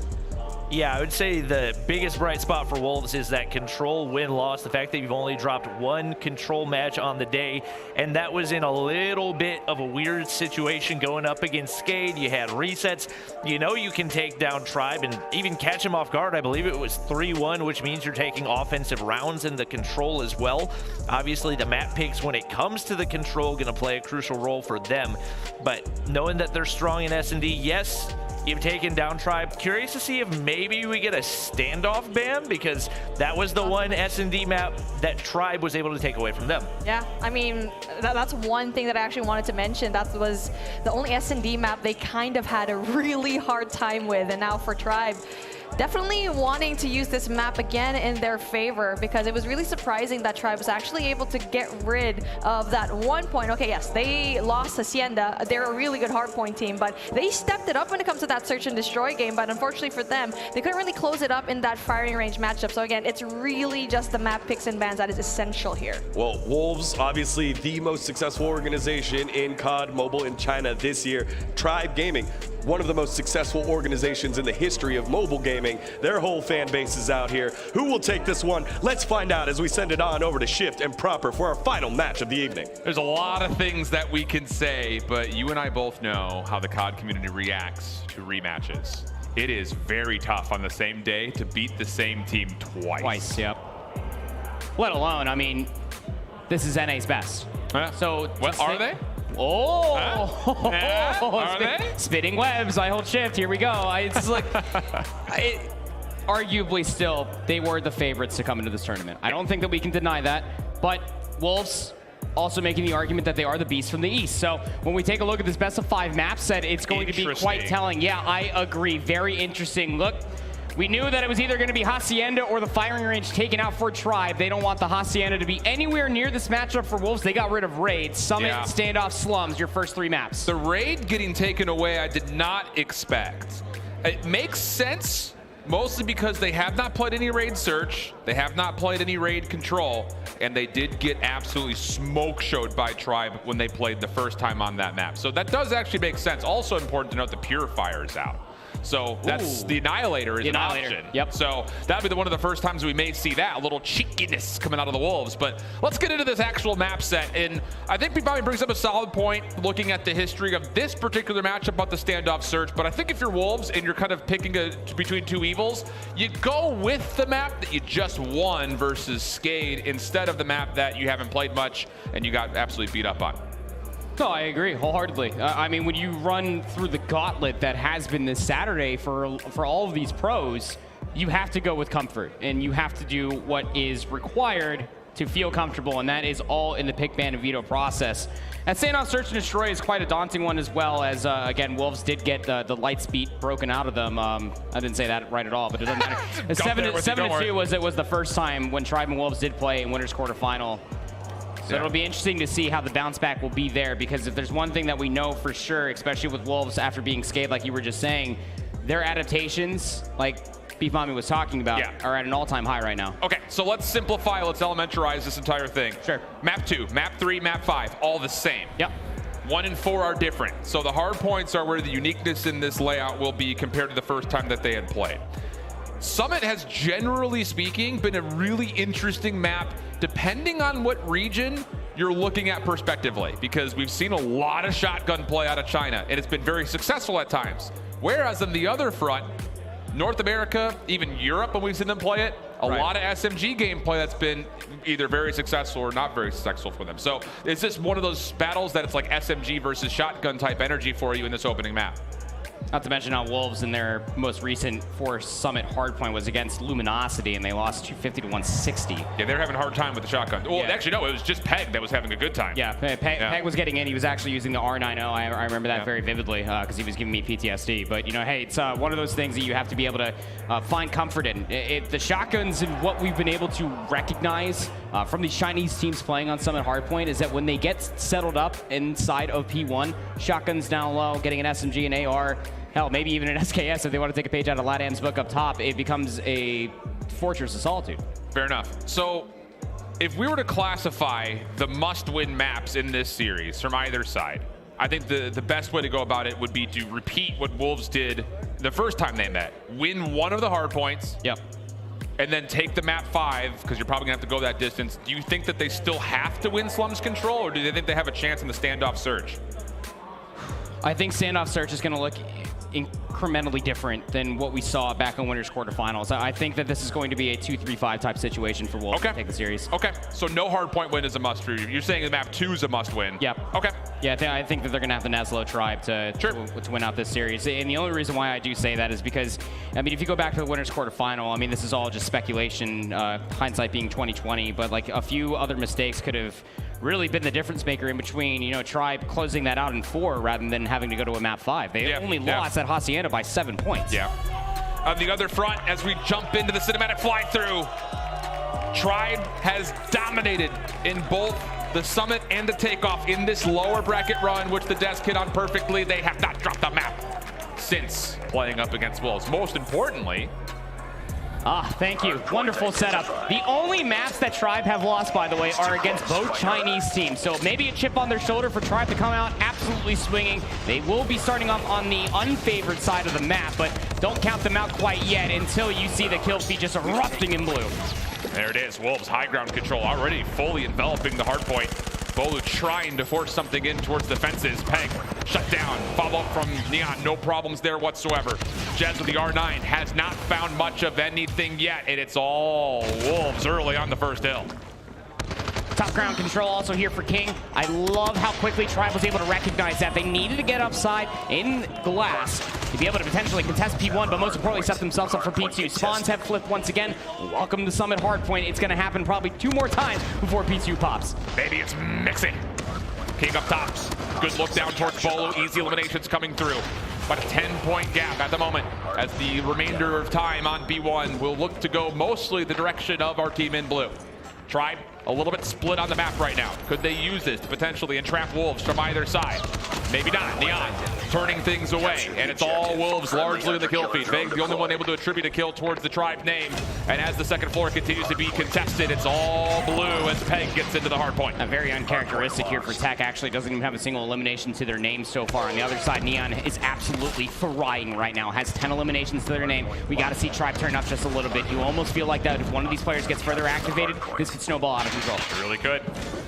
Tribe still trying to fight for spawn control, but every time they make a move for spawn control, they're losing out on so much significant time on the hill itself. Wolves all over the low ground. Tribe trying to drop on in, but it's a little bit in pieces. And with that, the Pred missile gets called in, making life just a little bit easier for Wolves. Jets from the back, putting away the shotgun in favor of the switchblade, but it doesn't end up doing too much. Just getting one elimination, and Pegg for the triple. Able to shut things down from the front. Some scrap team to fight for, but look at the mini-map. It's all Wolves over towards the third hill. You couldn't have asked for a better P2 coming out from Wolves. I mean, they're still trying to contest all of that scrap time as well. Hunter Killer Drone also coming through. Isolated gunfight there on screen will end up going that favor of the Wolves. And ever since the spawns had reflipped and Wolves got themselves back on the blue side of the map, they have been anything but relentless on striking for the hardpoint time and setting up for new. Wolves anchoring back. Hardpoint not opened as of yet. We see Annihilators are in play for multiple members, and they're starting to get earned up. So who's got the shot? Gravity Vortex out for Marshy. Tribe on the clean break. Also holding on to the hill. They're going to confirm that, yep, no one's behind us. It's all Hafta coming from the front. And how do you break with Annihilators from the front is now the new question. R9 drawing a silhouette on the Tech in the corner. Finally coming back through though. Marshy, Vague trying to hold on to the hard point, but it's Wolves in the front. Getting in. King now with the Annihilator. Looking to clean things up. Cannot get it to connect. And with that, Wolves down to just the basic weaponry. That may be enough. Nian with the triple. Wolves from the front, good for at least a little bit of time. Gens for 2 as well. It's getting scrappy on the flank though. Immediately gets scouted out was Zai. That could have been the difference maker in between the spawn trap being in full effect and not. But Tribe have been able to break out from that little bit of a spawn trap affair. Gonna be able to soak up the back 12 seconds or so, and this will keep the game legitimately even. There's so much space that has to be given up for Wolves ahead of this rotation, and that means that Tribe can freely, well, more or less freely get to the middle of the map. Great recovery here from Tribe. Number 1 in gold, Jets trying to break up the spawns in the back. He snuck through. No one can seem to find him. He is low on HP, but he does get taken away. Just as the hard point opens up, Wolves should be able to use that as a chance to at least contest these back spawns. Kings free inside the hard point, soaking up time as Wolves regain their lead. Kills also coming their way, and now the Annihilator set over towards the snow path. Jez stays alive, lucky to be alive, mind you, at that. As all these shots are going to Sarai, the smoke is making this a big problem, but now comes Zai. Hipfire not going to connect, but the Gravity Vortex right behind it from Xing will allow Wolves to try to hold. Tribe still with the flip, able to get in from the back, and the break is good. Oh, Pegg is actually going to call themselves an Annihilator. They spawn all the way out effectively on the west side of P1, and that's going to be a given flank. Of course, will be traded out. Still more work to be done here inside of P4 before we go into a second set of rotations. The Wolves still have the close spawns. They're fighting the eliminations, and Tribe are starting to concede it. This is a relentless Wolves team, and 24 eliminations from Nian. An unbelievable start, and a chance for Wolves to set themselves up for the first hill once again. Jez trying to play off the rogue route, denied. Vague in from the high ground, also shut down, and it's all Wolves as the hard point again opens up to their name. Yeah, but you see what Tribe are kind of dealing with again, you know, starting off on that side of the map, going in towards the second set, being down about 10, 20 points, it's not a terrible thing. You know it's going to get mixy. Marshy inside of the server room, going to be able to find themselves too. This is a little bit of a distraction. The rest of Tribe need to try to get upstairs, but it's being gate kept by Zai. How many times have we said, can someone get Marshy some help? He's alive for what feels like an eternity, but Tribe can't get there to assist. And even though there's some good contested time out of Marshy, Wolves still finding a big cushion growing here on the scoreboard. 130 to 86. Marshy again getting in, but not a lot of support for him to stay alive. Tech starting to wake things up. 11 eliminations. But with it, not enough to take Wolves out of the hard point. This lead continues to grow. Nian again with the shotgun inside of P1 has just been absolutely frying again. Has himself a streak, 28 eliminations down, where you have Xing just at 9. He can just sit inside the hill. He doesn't even have to care about anything else in the world. 141 to 94. Wow. The rotation over towards P is already being looked at by Wolves. They have the high ground. They got the space provided. This shotgun is dirty, baby. Long range shots connecting for Nian with the KRM, but Tribe hold on to the rotation towards 2. Catwalk, the next focus, and Marshy continues to absolutely fry. but who can follow up behind him? Jez trying to get involved. Annihilator up top. Nian only gets one. Jez for the shutdown. King on the long flank. Pegg trying to assist, setting up a bit of a pinch. Tribe stuck inside the hard point for now. Kills go back and forth. The claws out though for Jez. Jez gets the double. Tech looking to follow up, and here comes Tribe right back in things. An Annihilator, a Vortex Cannon, and a Claw. All utilized for Tribe just to fight for the back 27 seconds, and they needed it. Only one more operator is in the back pocket there for Pegg. Bolu also has one as well, but you don't want to use it right here and now. You can look at the mini-map as well. Player number 4 in blue is actually all the way in the back. Bolu trying to fight for the scrap time. We'll find 2, but will inevitably go down. We have to look at the rotation over towards New for Tribe to set up. King is being hunted. Vegaz on the back, shuts him down, spawns likely good, but here comes a little bit of support from the front. Wolves trying to break in through the backside of Snow Pathway, and they have gotten another player deep. It's Pegg. He's got an Annihilator, number 2 in blue. He's trying to work his way back in towards the hard point. Helps set up a bit of a pinch.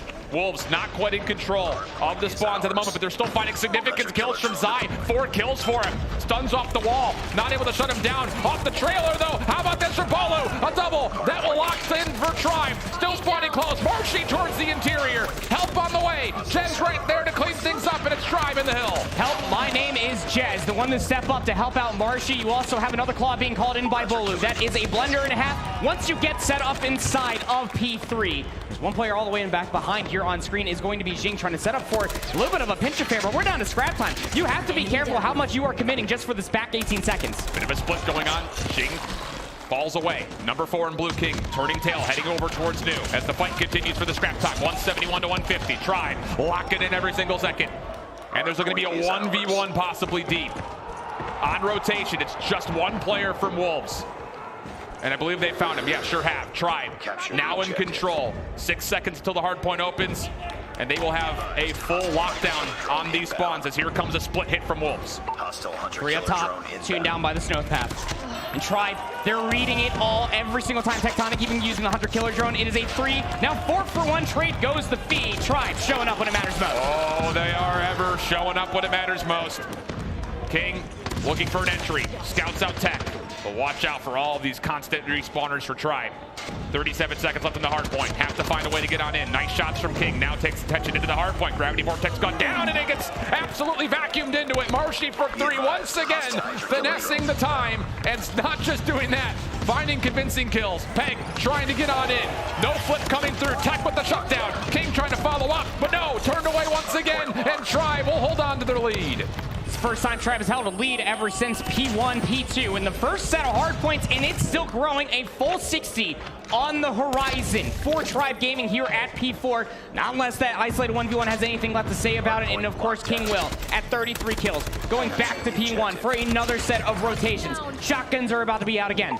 And Wolves have been so damn good at this hard point, soaking up rare time it feels like, but you feel Tribe starting to pick things up, the stride coming together. And how about Jez? One of the main reasons why is he picks up his 31st elimination. Him and Marshy together have done a lot of the work. Bolu just behind at 29. Operators out for Wolves trying to break the counter from Jez. Claws spam down the front doors and the windows.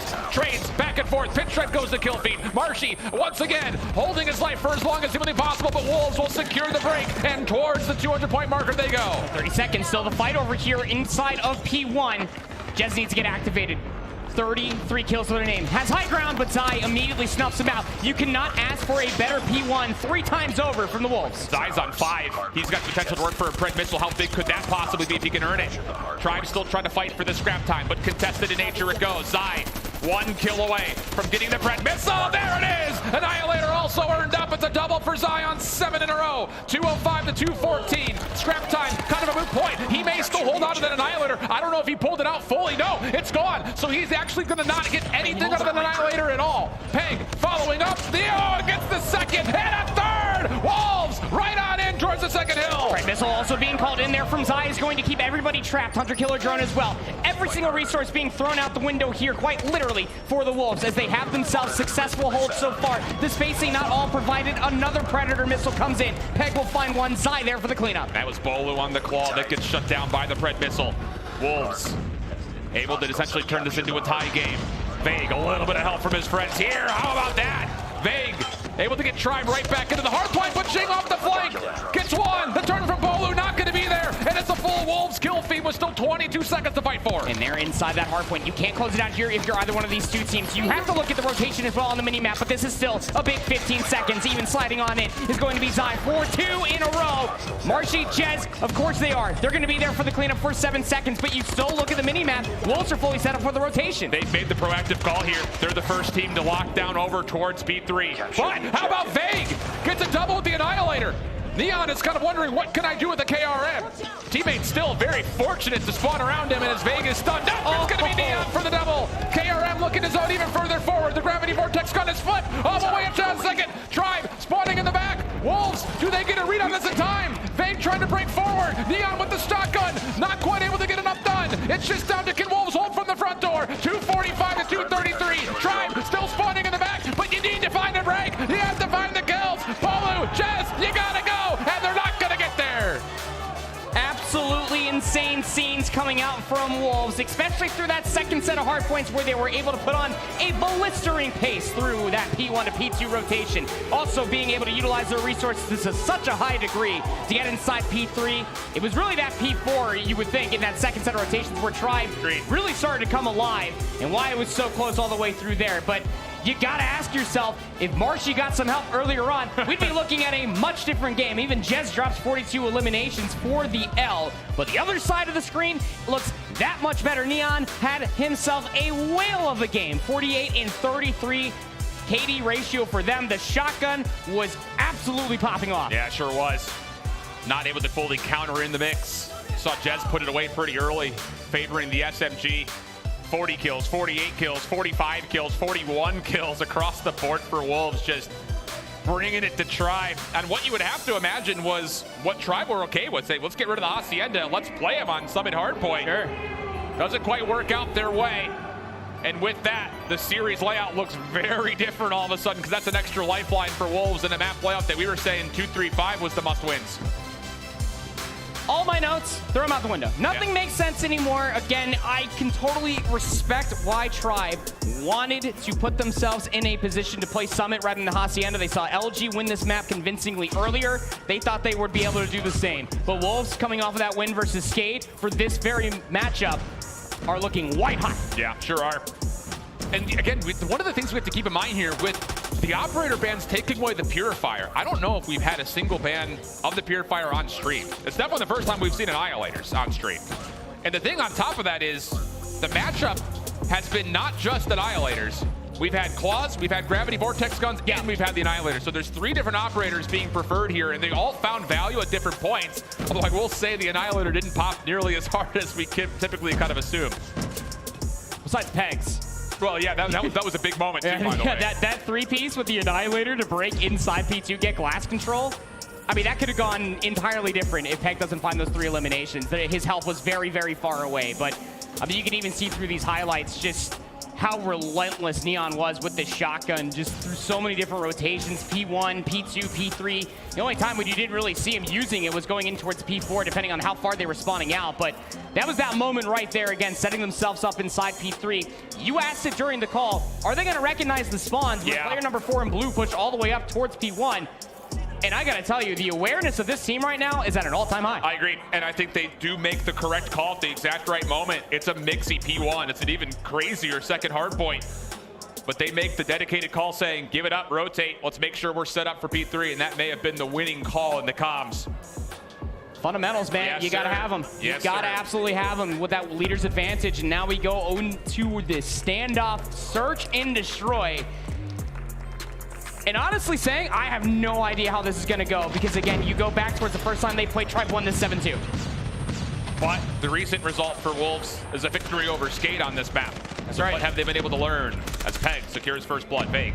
Overthrow Tractor, good help abroad as Marshy Chiezze able to assist. Long range shots, that's against Zai. You don't want that with the Switchblade. Maybe he does. Slides right back on towards the heady. Bomb has been dropped and relinquished just in front of the A site as we continue with 3v3 for the next 90 seconds. Nate being cooked. Where does it go?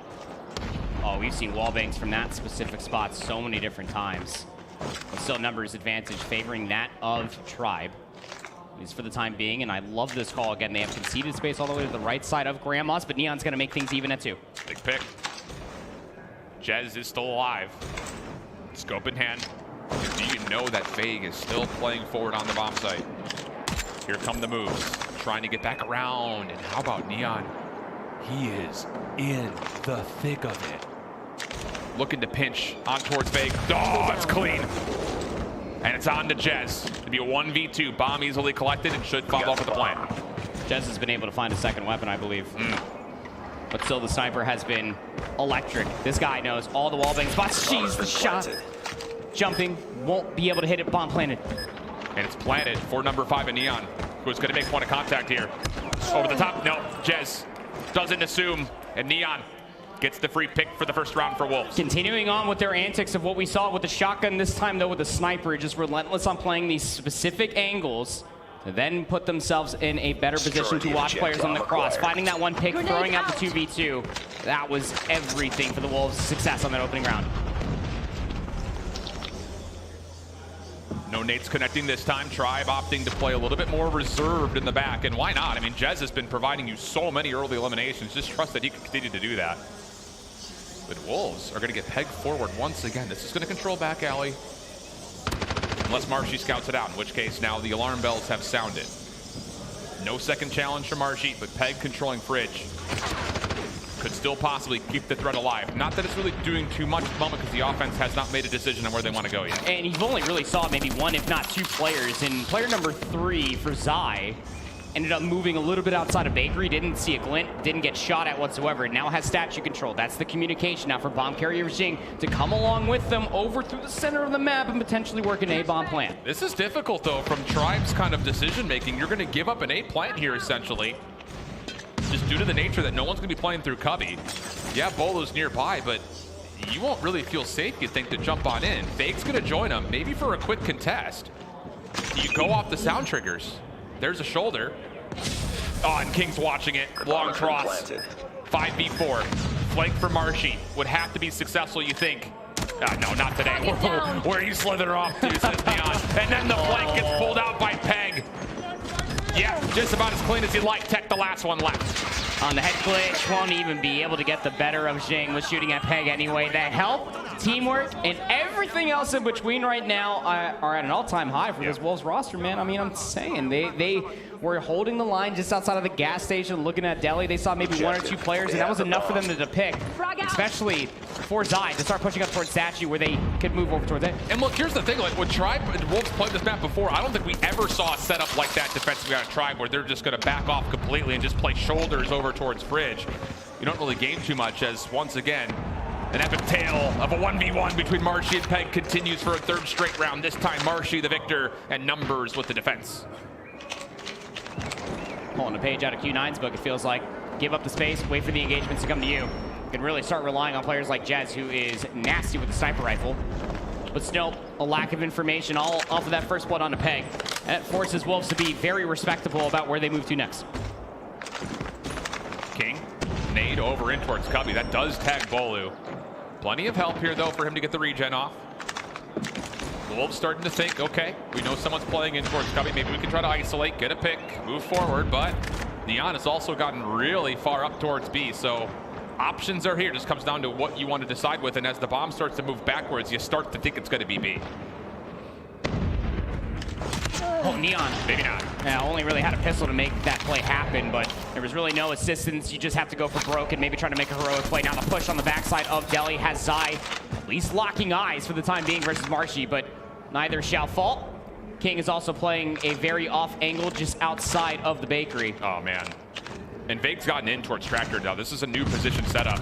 Nice stun. Big 1v1 still coming forward now. Vake completely takes Wolves, completely unbeknownst on the reposition. And really, this all starts with the 1v1 onto Pegg first and foremost. Wolves never have that same convincing space to work around with, and Tribe able to use their numbers to regain the map. Yeah. That was massive discipline being exemplified from Veg. It's got to be talked about. You know, we saw that a lot, you know, in Cold War, and then we also saw all the way back in BO2. That one player that just lays prone underneath that tractor and trust the communication, can just pounce and stop that push from happening. Getting themselves on the board finally is Tribe, keeping it within 1. Set nades over the middle for the defensive Tribe. Do they try to get aggressive through this? Not a lot of information, no tags that we can see. And Tribe will not try to be over fruitful with their push. Similar setups once again. Vegaz on towards A. Can trophies keep him safe? Yes, they can. And on top of that, Chiezze is right here with him. That's a different look for the sniper rifle of Tribe. And we saw that the first time these two teams faced. So Chiezze has that angle. He's got the wall bank spots. Nade over the top won't even make it inside the cube. Lots of utility being exhausted. None of them are hitting. Absolutely none of them are hitting. They didn't know Bolu was there because the nades didn't connect. A great overhead look at it. Still though, Xing with the bomb. Gets the double, opens up the site. A lot of movement from Tribe off the long flank. Bomb gonna be committed. And you look towards Marshy. He's the first one to try to make a play through, but in that same breath, Pegg's doing the exact same thing on the other side, and he's moving a little more vigor and a little more pace. Chiezze going down as well is massive. No more sniper in play. Tectonic. Marshy trying to flank, but on two different sides. Marshy goes for the challenge because they have to. Has to escape up top Bakery, but they're being chased down. Tech inside Hotel gets cut down. 20 seconds remaining. And yeah, good luck, have fun, Marshy, in that 1v4. Not going to happen at all. Wolves, albeit not finding any value with that utility going inside a cube. They probably assumed that it was making it in there, and it was probably going back to a few rounds ago where all of Tribe were playing on the backside of Deli and Grandma's. Not the case. They just brute force their way through. That's just a really special play from Xing, the bomb carrier, thinking he's got nothing in front of him. He gets two. Tribe once again, a little patient out of spawn, waiting for utility to explode. But how about this? This is another quick look. This time Vegaz changing position, playing over towards Fridge. Number 5 in Marshy, also forward in Hotel. This will be comfortable for Tribe. They just have to play for contact towards A, and they can hold this setup. You can hear a pin drop. Chiezze, along with Vegaz, potentially trying to work their way around. And I love this coming out from Pegg. Just throw some shoulders, stay alive at all costs. And if Pegg has communicated, hey, that's not Marshy, that's Vegaz, that may be enough for Wolves to say, let's go quick to A. If he's not over there, maybe we have a chance to force our way forward. But instead, now Pegg, under the cover of a very flimsy van, is hoping for a jump up. Anyone to peek, anywhere. Chiezze playing through. King watching over the top. This bomb is trying to wiggle its way in. And 50 seconds still to play. And Pegg is trying to hit around, punished. Vegaz able to finally find first blood. And that means that Xing can't commit towards the bomb plant. Yeah. You don't have the cover looking inside of Deli. You don't have the cover looking over towards the backside of Grandma's. So somebody else needs to get activated. You're running out of time here. Chiezze has been scouted, topside grannies. A lot of utilities already been thrown from Wolves. So again, if they're going to break through, can they get actually in through this sniper rifle scope of Chiezze? First shot misses, good help from Bolu. Chiezze able to get away. That's the bomb carrier once again down. Numbers for Tribe. Bolu follows up with a second. Last two members from Wolves stuck in towards Hotel. 13 seconds, and there's not a hope nor a prayer to get here in time to actually get a plan off. Dude, Marshy just sprinted into Hotel past two players, stays alive, and gets the regen. The bomb being slapped down over by the AS&D, not planted. That is not a good look at all. You hesitated, you wanted to work for that Pegg. Pegg pushed up over by the Grandma tank. Lose their life, and that meant that Xing could not extend that round. But I love that return to default setup with Chiezze overwatching through that AS&D with Bolu inside a cube. It is flawless. Wolves looking to stack up a little bit more towards this backside at gas station. And Marshy's been, I would say he was hit by a couple of nades, and a deep one will land for first blood. This is a new problem for Tribe, and they're going to try to solve it by having Tech hold the long angle from the defensive spawn just over through the fences. Zai is also on the statue, trying to see if maybe they can get a cheeky angle onto Chiezze, who has a sniper behind the tractor. Remember, it's been mostly Vegaz with an SMG over in that angle, but he gets inside a cube. Pegg drops, big counter pick. But the bomb is still looking for a chance maybe to get over in towards B. And Wolves are giving a lot of consideration towards A. I'm surprised by this. With Marshy down, you would have thought that they would have just tried to flood this over, especially now that you know Chiezze isn't playing through the middle of the map. I think they may have missed a chance here. Bomb is starting to work its way up towards B. That's going to be the call and also the plant with it. Tribe's still stuck over towards A at the moment, but they will have an exit just behind them to work through grannies for a retake. You see all of Tribe just essentially just took that bait. There was a lot of resources and utility and even shots thrown over towards A, but not where the bomb is going towards. This is everything. Nian needs to get one from this position. Gets the first. Second does get turned aside. The rest of the retakers from Tribe, all coming around the back. Xiang. trying to hold right on top of where he had previously planted. Throws a shoulder. Chiezze is nearby. So is Tech. Neither are going to find them initially. Good help above from Zai. Over the top of the bomb goes Jing. Last player left is Bolu, and he does not have time to get here for a defuse. It's going to be a 4-2 half for Wolves. Unbelievable. Complete the mission. Mommy said it on the desk. We witnessed it firsthand in the first time these two teams faced, and it's been a continuation ever since. The adaptations for this team of Wolves is at an all-time high. Look, as a region, again, Search and Destroy is a game mode that they play quite often, but it was not Wolves' strongest through the group stage and through this tournament so far. As we swap sides, this 2-round lead might be very influential. Smoke's going to clear this cross. A lot of utility actually thrown on the backside A. And this utility is landing, by the way. You would have to assume the bomb is going to come forced forward. Veg will sniff things out, throws a couple of shoulders, gains Cubby. Bomb now to follow. Chiezze quickly trying to get the plant off. But Jing, oh, he's been helped out by a counter stun. How about Jing for the double? Help from Pegg will get the third, and the set play from Tribe turned away. That bomb is in a precarious position. Marshy, Tech splitting the map. You got Tech inside a bakery watching that AS&D. And Marshy is going back to, I guess, their comfort zone, the gas station alleyway. But there has to be a Herculean effort out of one of these two players to come back into this round. And this long flank from Marshy is being watched. Bomb still down at Cubby. Yep, thank you, we know. Tectonic, kind of stuck between a rock and a hard place. Does scout out one. Shots were decent, couldn't finish, and Pegg just climbs the wall and puts him down. That round, but it's not over yet. It's just a really great start and really good help. When you see, what would you say, about 3, maybe 4 stuns and nades coming over top of the AQ? Yeah. And then you just immediately return your stuns. Return to sender. Yeah, return to sender, yeah. And then Jing swings, finds 2. The help was all there. Pegg on 8, Jing on 7, Nian also on 7. Just so many nades being tossed. But it's Nian who's able to find first blood.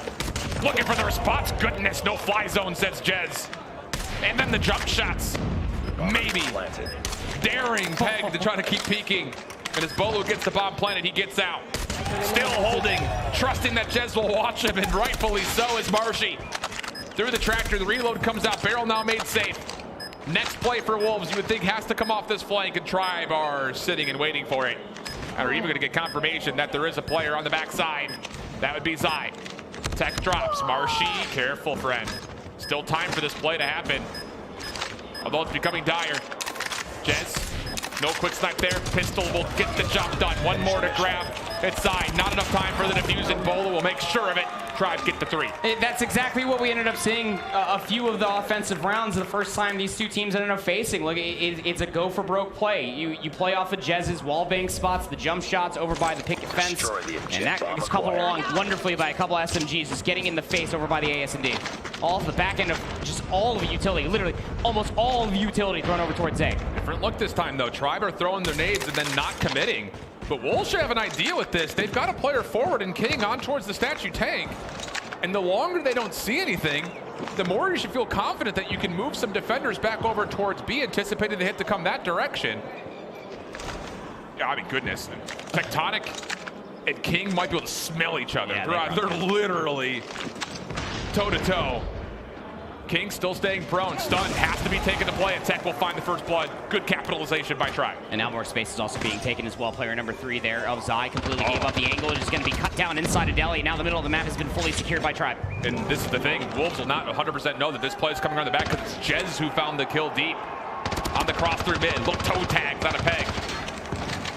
Maybe answer the question, what are those towards the shoes? Still gets away. Chiezze, oh, how is he alive? Pegg will finally finish. Jing also in the mix, but the follow-up is there for Tribe. Numbers with them, 2v1. Bomb being planted at B. CBR forcing. Trying to cut down the space. Did he deny the plan initially? Maybe, but it may not matter in the end. Two players just stacked up on top of each other will find the trade inevitably. Very tough situation to find yourself in if you are. Jing has been frying in the search and destroy, up to 9 eliminations, but that's 2 on the bounce for the side squad for Tribe. This is a big one right here in round number 10.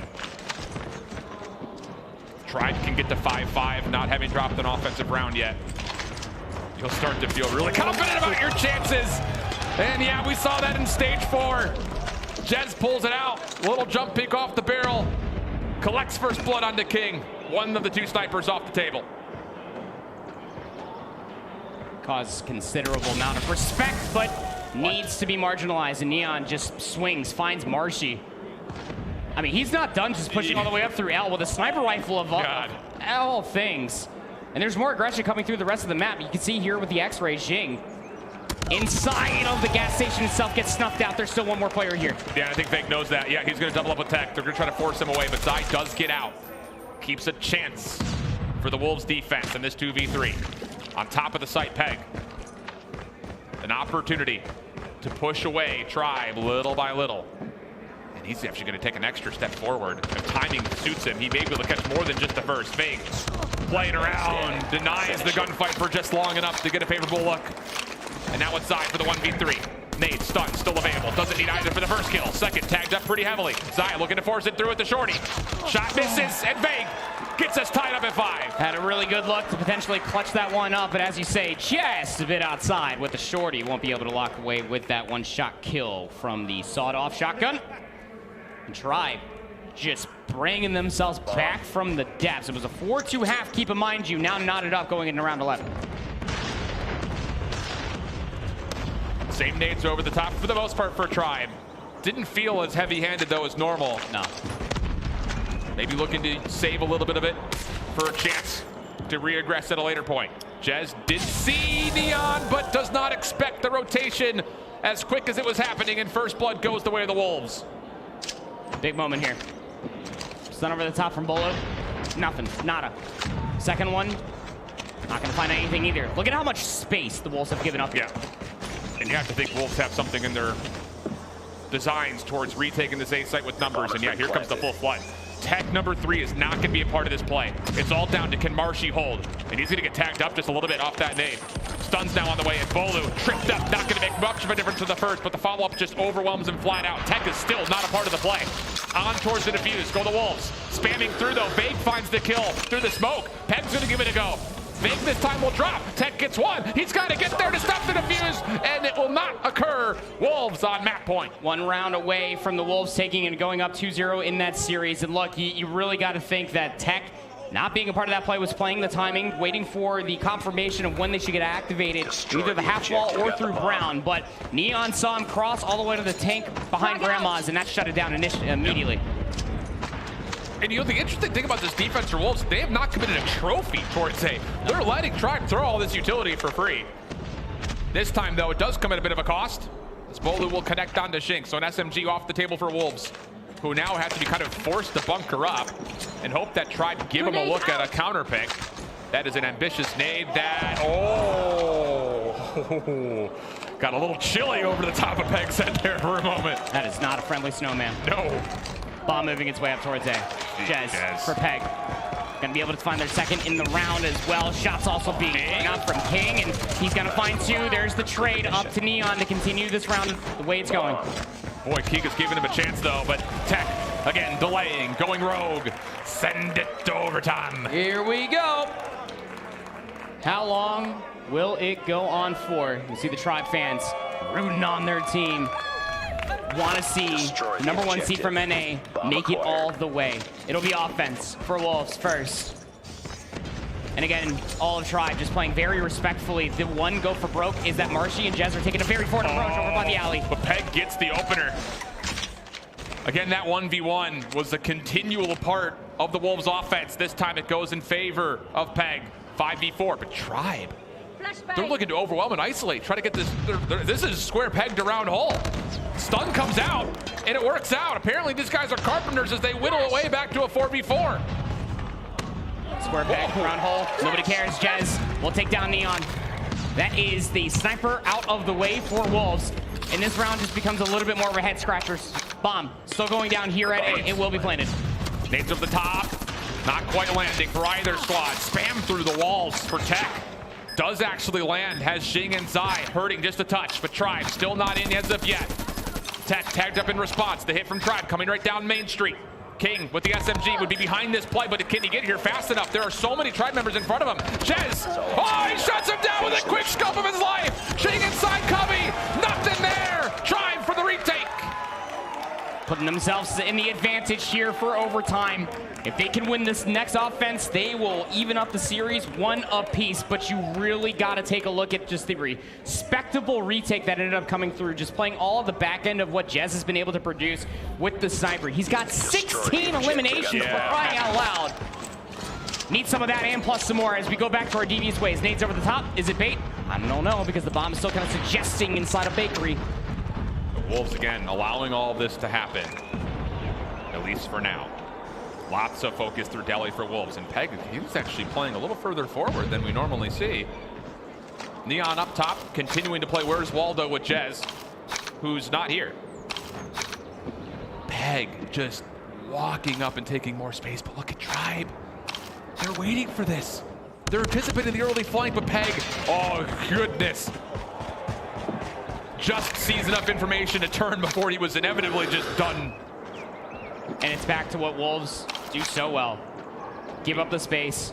You either play for the retake and you're playing off the sound cues in the information. The bomb, still in the hands of Bolu, is just outside of the bakery. There's so much more space that needs to be cleared. You have a minute to do it. Very clinical, our Tribe. Use Chiezze however you possibly can to try to find a first blood.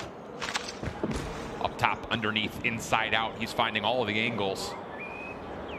He's literally looking between every single tire. Yep. Tire 1, good. Tire 2, good. Tire 3, good. Let's move. Board number 1 in the fence, good. Board number 2 in the fence, good. Chiezze back to their wall bang positions, and again, it's just waiting for the sound cue of information. Wolves finally get it. Stuffs over the top. There's the confirmation of information. Here come Wolves trying to get the A site back. It's going to be just a brute on force around the tractor. Vague, advantage early, finds the first blood. Counter in towards the cubby. No, not there. King staying alive. Tags onto Marshy. 15 seconds. The bomb has to get down. And you still have a cross. Pegg is still playing to the middle of the map. His timing, he's able to come over behind this and stop the plan overall. But the bomb will be planted successfully. A reset back to 45 seconds on the clock. And here it comes, Pegg over the middle of the map. Shut down by Tectonic. A chance for Tribe to tie up the series. King cannot get through the barrel. Just down to Nian. It would be incredible. It might be a miracle. But he's got 3 more to get through. And he's got no idea on how Tribe are positioned. 20 seconds on the clock. Have to go. Have to have it. Predicts the cubby, no one home. Second chance, sees Tech over the top. Oh, not gonna happen, Marshy underneath them. Sends away. Wolves on the standoff, and we get tied up in the series 1 apiece. It was a 4-2 half, that in favoring of Wolves, and it ends 8-6, forcing out the overtime by Tribe by way of just sheer grit, adaptations, tenacity, words. Tribe has come to play in Search and Destroy. Twice on one day, they were able to beat this team of Wolves on a standoff Search and Destroy. This one, not as clean as the first, but hey, that's neither here nor there. The simple fact remains we are guaranteeing at least a map 4 in this series. And once again, the series looks very different once more. Guaranteeing that takeoff hard point. We take a look back over the scoreboard. What a performance from Chiezze. 16 eliminations. Nian was right there with him at 14 on the other side with the scope. The 1v1 between Marshy and Pegg, overall, I think, tilted the way of Pegg, who found 11 eliminations. A lot of those were actually, I think, on to Marshy in those opening first bloods, but Bolu came back in a big way this round. Yeah, he really did. I mean, when you're thinking about it, for any post plan or even those defensive setups, a lot of that was based all around the top 3 players for Tribe. It was Chiezze over top of the fence, or watching that mid-map cross. They insurmountable into the success playing in that position underneath the tractor. Bolu inside a cube. Every single time that it hit about 45 seconds and there was no information found on the backside of Delhi, Tribe knew immediately it was going over towards A, and they shut it down continuously. Confidence felt like it was high from pretty much start to finish as we look back over this map. And I will say, I mean, again, the desk had questioned it. If you're Wolves, do you want to get rid of the Hacienda? Or do you want to get rid of the standoff? I think they did make the right call, by the way, for what it's worth, because they did look like they had picked up kind of a couple of monikers from Tribe in their replay against Skade. And in this one, much tighter, much closer, much more disciplined. And how about that from Wolves finding a lot of success on this offensive half? Also got to say that Tribe were showing a lot of different things rather than just over-aggression, which is what we saw in the 9 rounds of play the first time these two teams faced. They were giving up so much space and playing for the retake, kind of giving Wolves a taste of their own medicine in one way or another. But yeah, I mean, Wolves, they really did try their best. Their aggression didn't work out. Pegg was getting read like a book on the flanks after the half had split. This Tribe team is highly regarded for many different reasons, and that's one of them. Yeah, this standoff search has been a pinnacle, a staple of what they usually bring to the table, whether it's regional and now international competition. You can absolutely see why. And I'll say this much too. Tribe not afraid to throw some curveballs in the mix in what has been a very tight series. And when Bolu starts to fire up, everyone starts, I think, to be, oh, hold on a second, what do we have coming up for us? Slums Control is the immediate answer to that question. Didn't mean to set myself up for that. We take it. Well played. 3-1 last time we were here. But the thing about this series, there was the opening offense for Tribe. Yeah. Came down to like a 4v3. Veg, I think, popped out an operator. It was really close to winning the round, but that was the difference maker in my mind, was that round. Yeah, it was just resources that were kind of being used, and to be completely honest, you can put yourself in a position that if you use resources in a winnable situation, but you don't win that situation, yeah. You go into the next round under-resourced, and hey, a team like Wolves are able to recognize that, and they can take it away from you. As we had mentioned, and what we're kind of alluding to here, the 2, 3, and the 5 are all repeat maps from the earlier today, which, again, was a while ago. But you could see Wolves able to kind of at least make the standoff search and destroy much more competitive. And as mentioned, and as we were just kind of verbally talking about, the reinforcement visually about that 3-1 is on the board there for the Slums Control. If we get the 5, firing range will be there for us once again. And Tribe was really close to sending us to an overtime then. And yes, we are getting the confirmation that Takeoff was the ban last time, Summit for Wolves, and the Annihilator was the selection for Tribe. But again, the sides are a little bit swapped here, so they take away the Sparrow, and Wolves say, bring on the Annihilator. Almost guarantee that we'll rarely see a Sparrow, but you know, it's, yeah, I mean, those are the adaptations, especially in the veto process, that you have to showcase if you want to be a championship caliber team. You can't just go in and just having your hard set vetoes. You have to play to your opponent's strengths and weaknesses and also boast your own. So that's what we definitely are going to highly regard for this team, for both of these teams actually, for doing coming into the second time here in lower semifinals. And how about Bolu? 13 kills. Really a major X factor when it came down to not only getting the plants off, and then also, of course, part of the retake, a key one actually, that allowed him to secure not just the defuse, but I want to say in a different round, he also enabled his teammate to get forward to secure a defuse. So we talked about X factor players after the Tribe loss. I think we were all looking saying, you know, you expect Tech to be that kind of rogue slayer. Wasn't necessarily putting up the numbers, but you'll take help in any form. And how about Bolu stepping into the fold to really light up the OBJ? Absolutely. I mean, look, there's one thing we talked about in the respawns. We know that Marshy's going to fry, but who's going to be there to help out Marshy? Yeah. It's nice to see that Bolu was more than adamant about stepping up to the plate and knocking it out of the park. You know, it's not often talked about, but the comforts of playing on a pillow are multifaceted. You could use it to rest your arms, or while in between map 2 and 3, rest with a little bit of lumbar support. Yeah. These mobile gamers got it all figured out, I'm telling you, I got to learn a lesson or two. We got 2 real over in 4v4. Yeah. That's our pillow gamer, but like, I'd be lying if I didn't get a, I don't know, I think I might still game with a pillow when I start going home, just to start feeling something. See, you got like a nice like little rest stop, but like, I'm telling you, he's feeling comfy. How could you not? Chairs look comfortable too. Wow, what a series, what a day. Just filled with unexpected results. Coretta, Bobby was already, he had the receipts on read, ready to go. All the trash talk that came out of the Eastern region saying, nah, North America wouldn't hold up. Well. The big surprise though, I mean, dude, that INCO and Luminosity game tomorrow. Woo-wee. That'll be interesting. Yeah, because I mean, we had a lot of questions as far as, did you just have a hot group stage, or did you actually just come in and fry? And that's what we were able to see both from INCO and Luminosity. They are the real heckin' deal. I'm going to take this a hard pivot here. With the Annihilator in and the Purifier out, this Slums Control is actually going to look really different. And I would be willing to wager that you're going to get a lot of claw gameplay. And we saw it kind of be utilized in our recent matches that we had on stream where the claw could just pick apart Garage from the offensive side. So, be interested to see what happens. The eruptions that you hear, well, we would love for it to be a map 3 here with these two guys, but CDL is also on. If you don't have multiple tabs open, are you really watching esports? You got challengers, you got CDL, COD Mobile. It is passion. Oh man, it is just such a cool time here at the venue. I hope everybody has been seeing pictures posted on social media and everywhere else in between. This place is rocking. Oh, it's so cool. Like the challengers open, it's also so getting through. If anybody was wondering why it sounded like the whole arena was shaking, it's because it was.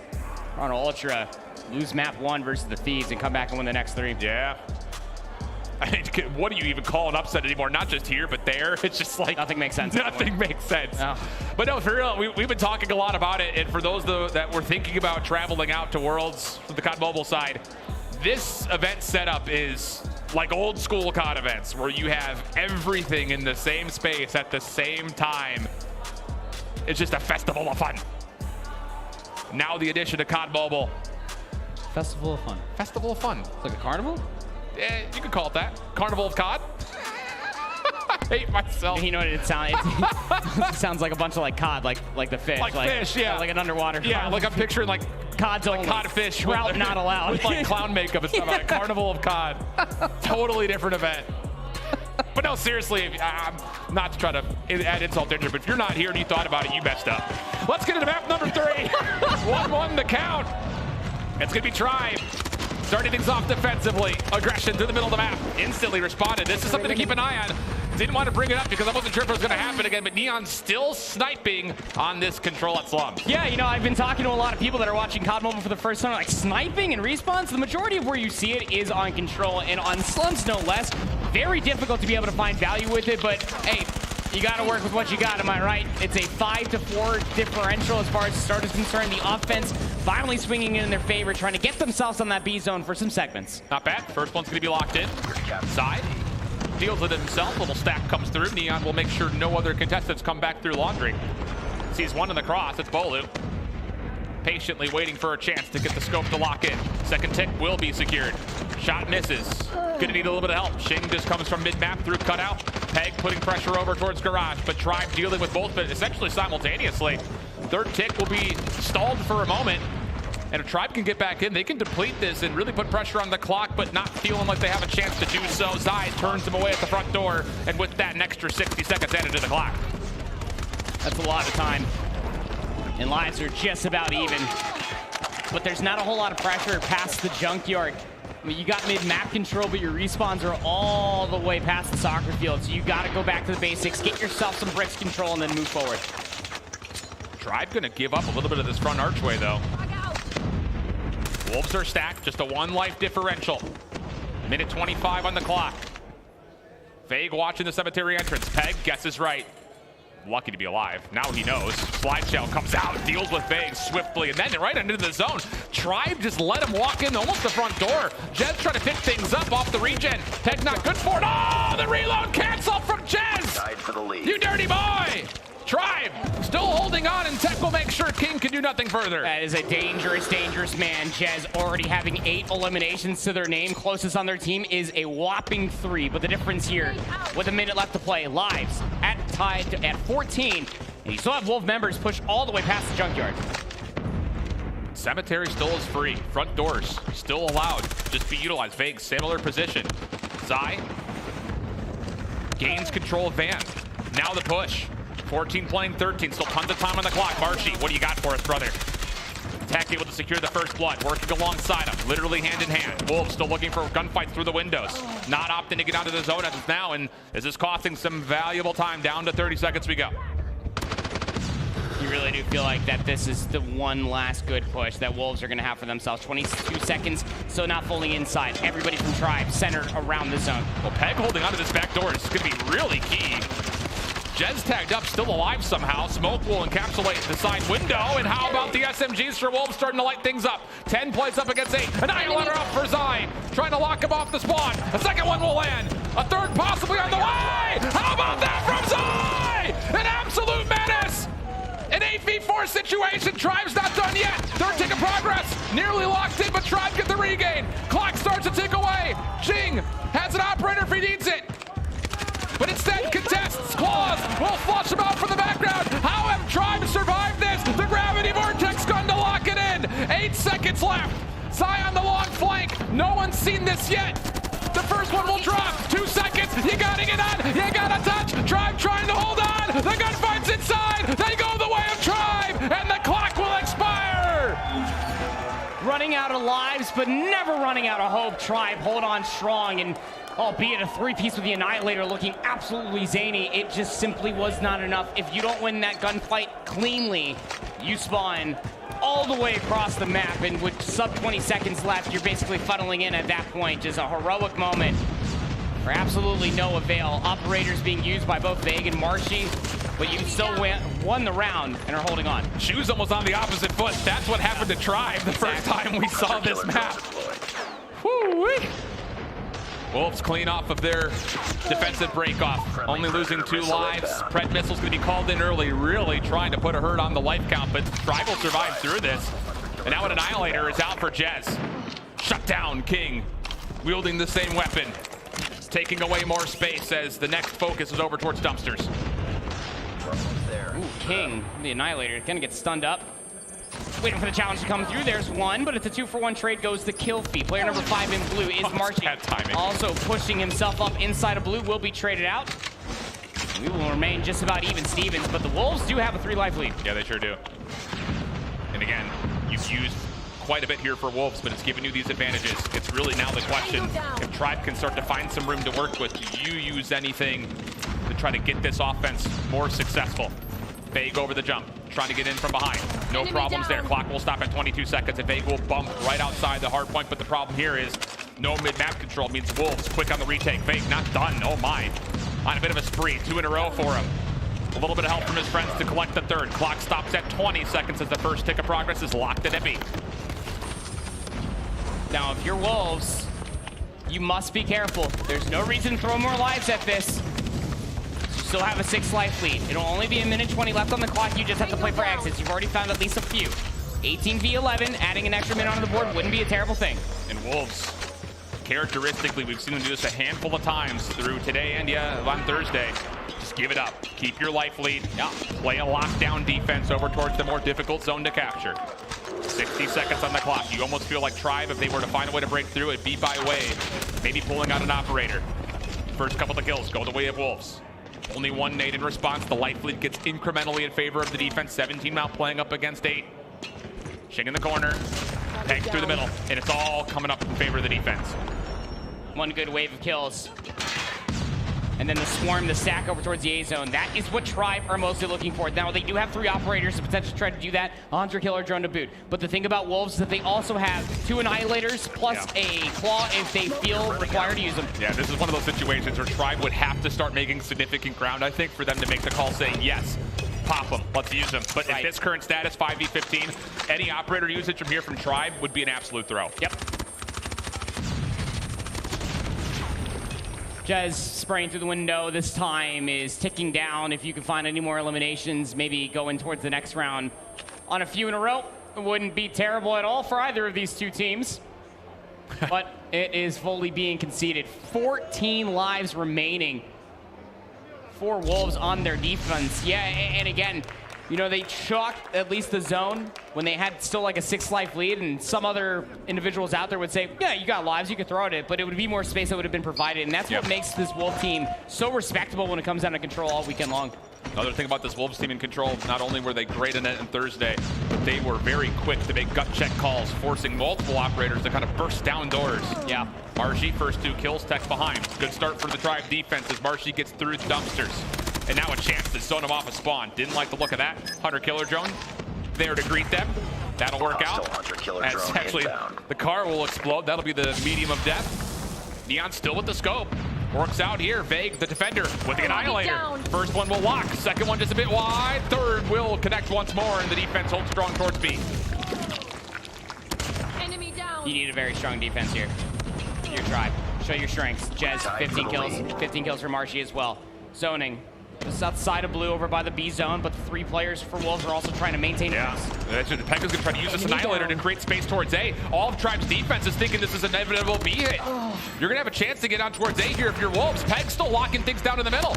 Has Chiezze at range, but not able to capitalize on the kill. Zai looking to get aggressive, not finding anything at all with the Annihilator. Big shutdown for Tribe. 25 seconds in lives also to boot.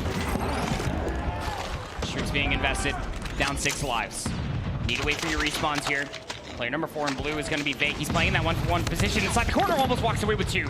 But now, space being provided. Clock stalled out 15 seconds. Wolves find an inkling of the B zone. Don't need to rush this if you're Tech. You've got help in the middle of the map, and yeah. Nice little surround. Very tidy is the Tribe defense here. Not even letting up a single tick of progress. And in the meanwhile, they also did force out 2 different Annihilators. So you start to tally the inventories going into round number 4. Tribe with the advantage. 3 operators already earned up. You got Bolu, who could also throw in a 100-killer drone to the mix. Didn't even get a single tick there, did they? No. I mean, that's massive implications, though, from what you and I saw earlier. Who want to say, yeah, no idea. But what I do know is Call of Duty, and that's a resource advantage, heavily that in favor of Tribe. Now, the world you would feel is their oyster. They've been commanding as far as winning gunfights are concerned in the right places to get themselves on that B zone. Really, the only player that's been giving a whole lot of trouble is both Pegg and Zai, but mostly around their Annihilator play. How about this? Tribe not giving away any information. No gunfights as of yet. Wolves have kind of snuck a bit further forward. And Tribe will work their way on towards the B zone. Early operator out for Tech, shut down by Nian with the scope still out. Pegg sniffing things out through mid, shut down as well. First tick of progress locked. Tribe, a chance to possibly even push forward into this. Chiezze through the nades. Tries to hold things on, but it's Xing. Getting the defense a chance to work. Clock still stalled. Second tick of progress, not locked in yet. Wolves say this is our time to go. Claw now in the mix. And the depletion of the second tick of progress looks pretty inevitable with this operator out. Yeah, you gotta give that up. There's no reason you saw it get popped. Doesn't mean you can't find trades, though, and the opportunity you might remind us that Tribe can still very much so get inside this B zone, but look at how proactive the rest of Wolves have gotten past the line, or the 50-yard line, excuse me, towards the spawn, watching the crosses, waiting for Tribe to walk in front of them.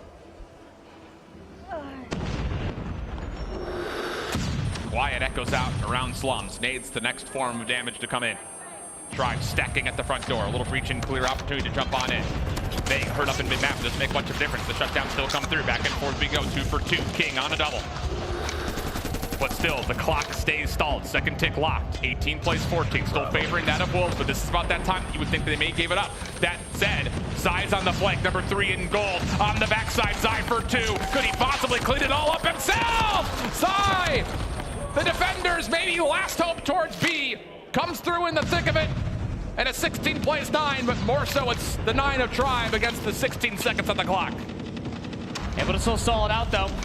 I mean, even if you add 60 seconds onto the board, you'd be very lucky to say that you could walk away with the offensive round. But look at all the eliminations that are starting to come through. King, Zai on a 5 spree. Now give him just another one indeed. Bolu will be able to find a trade, but the clock is dwindling down.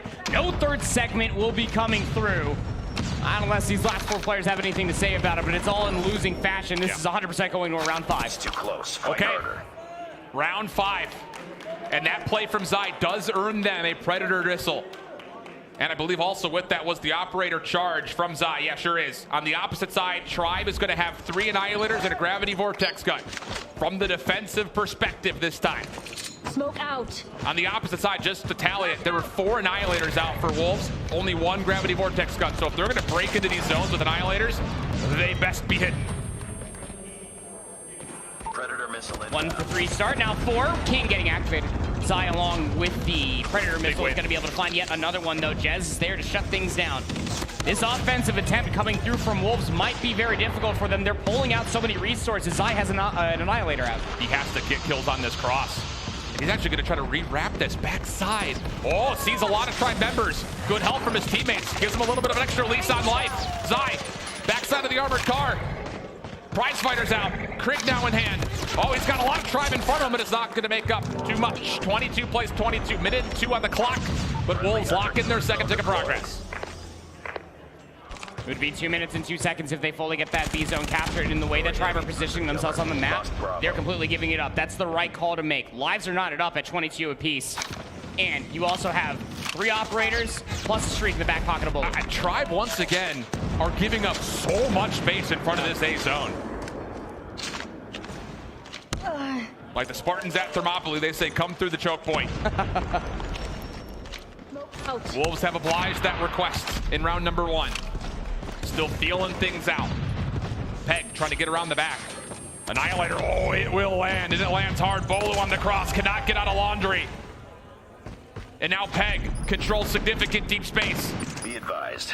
Red missile called in by Bolo, trying to deal with this. It's going to secure onto one, but the problem is still Pegg. Finally dealt with. Bolo finds the kill, but now they hit from the front. Marshy, the last one left on the inside. It's number 5 in blue. One more 1v1 up front, and Marshy gets the double to keep things safe. You have the south lane at least controlled for the time being by Nian, but you have no other help to be able to work their way through. 1 minute and 8 seconds, and the rest of Wolves are all just sprinting across the map. Life still even. But they've got space in the front once again. Smokes are becoming very confusing for the side of Tribe. Jez pulls out the operator, number 1 in blue, if we can get his side. Gravity Vortex out for Marshy, trying to lock down the front door. Marshy shuts it in their face. The double comes through. But a lot of operators have been used, and King is still here in the mix. Marshy's Gravity Vortex, only halfway done with the charge, but that's the last shot. And Wolves on the regain. 48 seconds to play. 12 and 11. And now the hit through Cemetery. Jez shut down. Wolves a chance to still breach onto the zone, especially as Nian gets the scope once again to land. 10v9. Jing needs to wait. Nian not too far away, but Jing's going to go 1 for 1. Not good news if you're Nian, who gets snuffed out as well. 7v9. Predator missile also being called in. All of Tribe showing up in the kill feed. Red missile does miss out though. 20 seconds, a 9v6. This bunkered up strategy for Tribe looking good. No more tools available for Wolves. They have to do this the hard way. Through Cemetery, even trades come out. From the front door though, it's all about can Zai get in, make another special play happen. Tribe shutting it down. It's a 7v2 and it's looking all clear on the western front for Tribe. And with King being the last player there, he will not get there. The swing map goes the way of Tribe. Up now 2-1 in the series. Pop off on the stage, pop off in the front row. Tribe have taken the lead in the series 2-1. It's been a close one.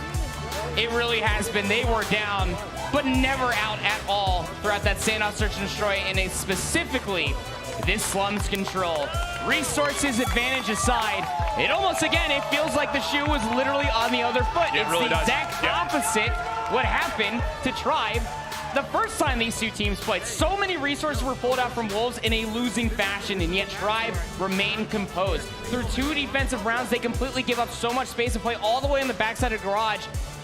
I'm not going to make the same Spartan reference as you because I don't even remember it fully, but it's look, you just baited them to exhaust so much time to try to find an opening, and before they ended up finding said opening, they get cut down through those narrow chuck points. That's one of those strategies that when you're talking through it as a squad, you kind of have to feel like Tribe says, yeah, let them come in. Yeah. You know what I mean? Like, we're just going to be better, right? We're just better. Like, if you want to take gunfights versus us with us set up, yeah, we'll take that every day of the week. Twice on Sunday. Every time. It's Saturday. I know. Tomorrow's Sunday. Yeah, they'll do it twice on Sunday if they make it. Oh. You know what I mean? Actually, they did it twice here, so reference doesn't land. Regardless, this opening was everything, as you had already previously mentioned. Tribe's defense kept it tight pretty much throughout. But that round 1 goes a different way. We're looking at a different result, I'll tell you that much right here, right now. Oh, absolutely. I mean, even in this opening round, or the second round, excuse me, the second offensive round for Wolves, I mean, this is where just Tribe found a whole new level, brother. Is that they just immediately, continuously were cycling out their SMGs like Faye and Marshy to get inside of blue, just defend the B zone. They never really pushed back through the past doorway. No. The only team that really pushed up that far was Wolves on their defense, and albeit finding success, this composed Tribe gaming even scares me. Rightfully so. 2-1 the map count. On to a takeoff hard point. Oh boy. You got to keep in mind here, this takeoff hard point was a map that Tribe had recently played. Did it versus Stamina. 251-33. And we do not expect to see a lot of SKS gameplay out of the Chinese region, let alone Wolves. So if there is going to be any long-range play, you're maybe looking at what? A one-on-one at worst? Yeah. 250 to 133 versus Stamina, 250 to 112 versus Scars is Tribe on this map mode combination through this entire week on takeoff hardpoint. It's going to be a tough one when you're thinking about it.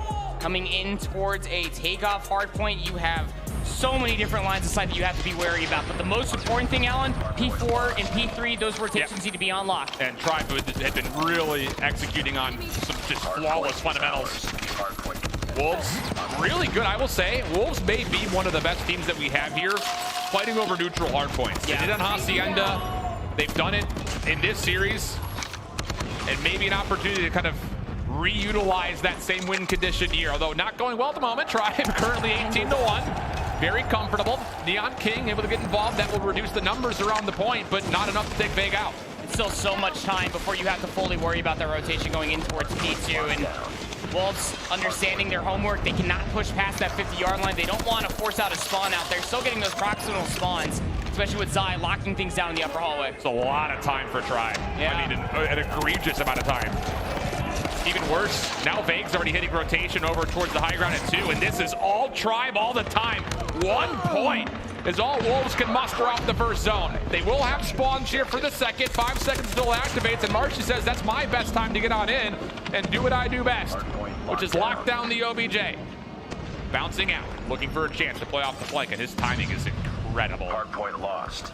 Absolutely perfect. That's going to flip the spawns around. King trying to keep the hope up for Wolves that they could contest, but this is a perfect start for Tribe. Perfect is a mere understatement. It's 7 points away from utter perfection, because again, when you're looking at this from the perspective of Wolves, they wanted to keep P1 contested but maintain the spawns going in towards the money up for P2. And now it's all gone completely awry. Pegg will find at least a few, but still Tribe, the close spawns, too much to bear.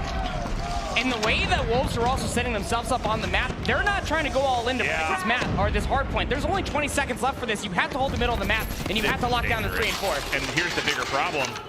You gotta have specialists earned up here very soon for this Tribe team with how much score they've accumulated. Yeah. And you're about to go to a very mixy P3, P4. Lots of kills tallied. 7 for 4 different players for Tribe as Wolves still trying to strangle away a couple of points on the old time. But look at the setup. It's going to be a little bit in pieces.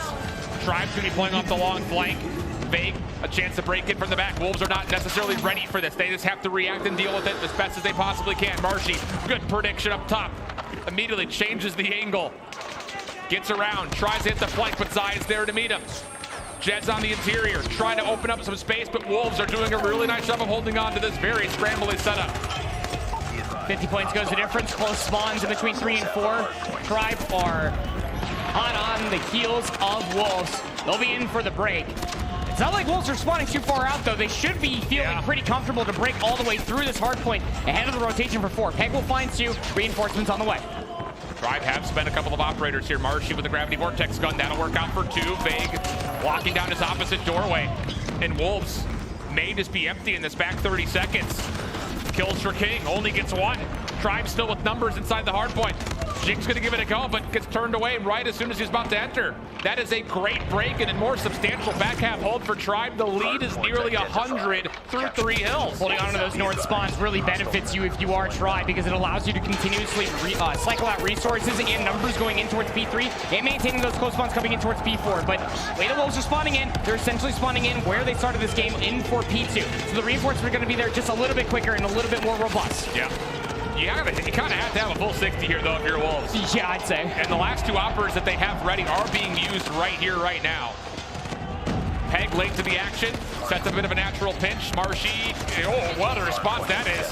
And Tribe will use that as a chance to break. Ching looking to lock things down. Vegaz getting a good read on where the Wolves are positioned, but none of the kills will go the way of Tribe. And the hold looking good for Wolves for now. Just look at the shared legwork going across the board for Tribe through the majority of this first set of hills.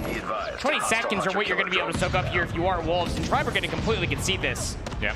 14 eliminations for Jez and Tech, having a much better map 4 than they did map 1.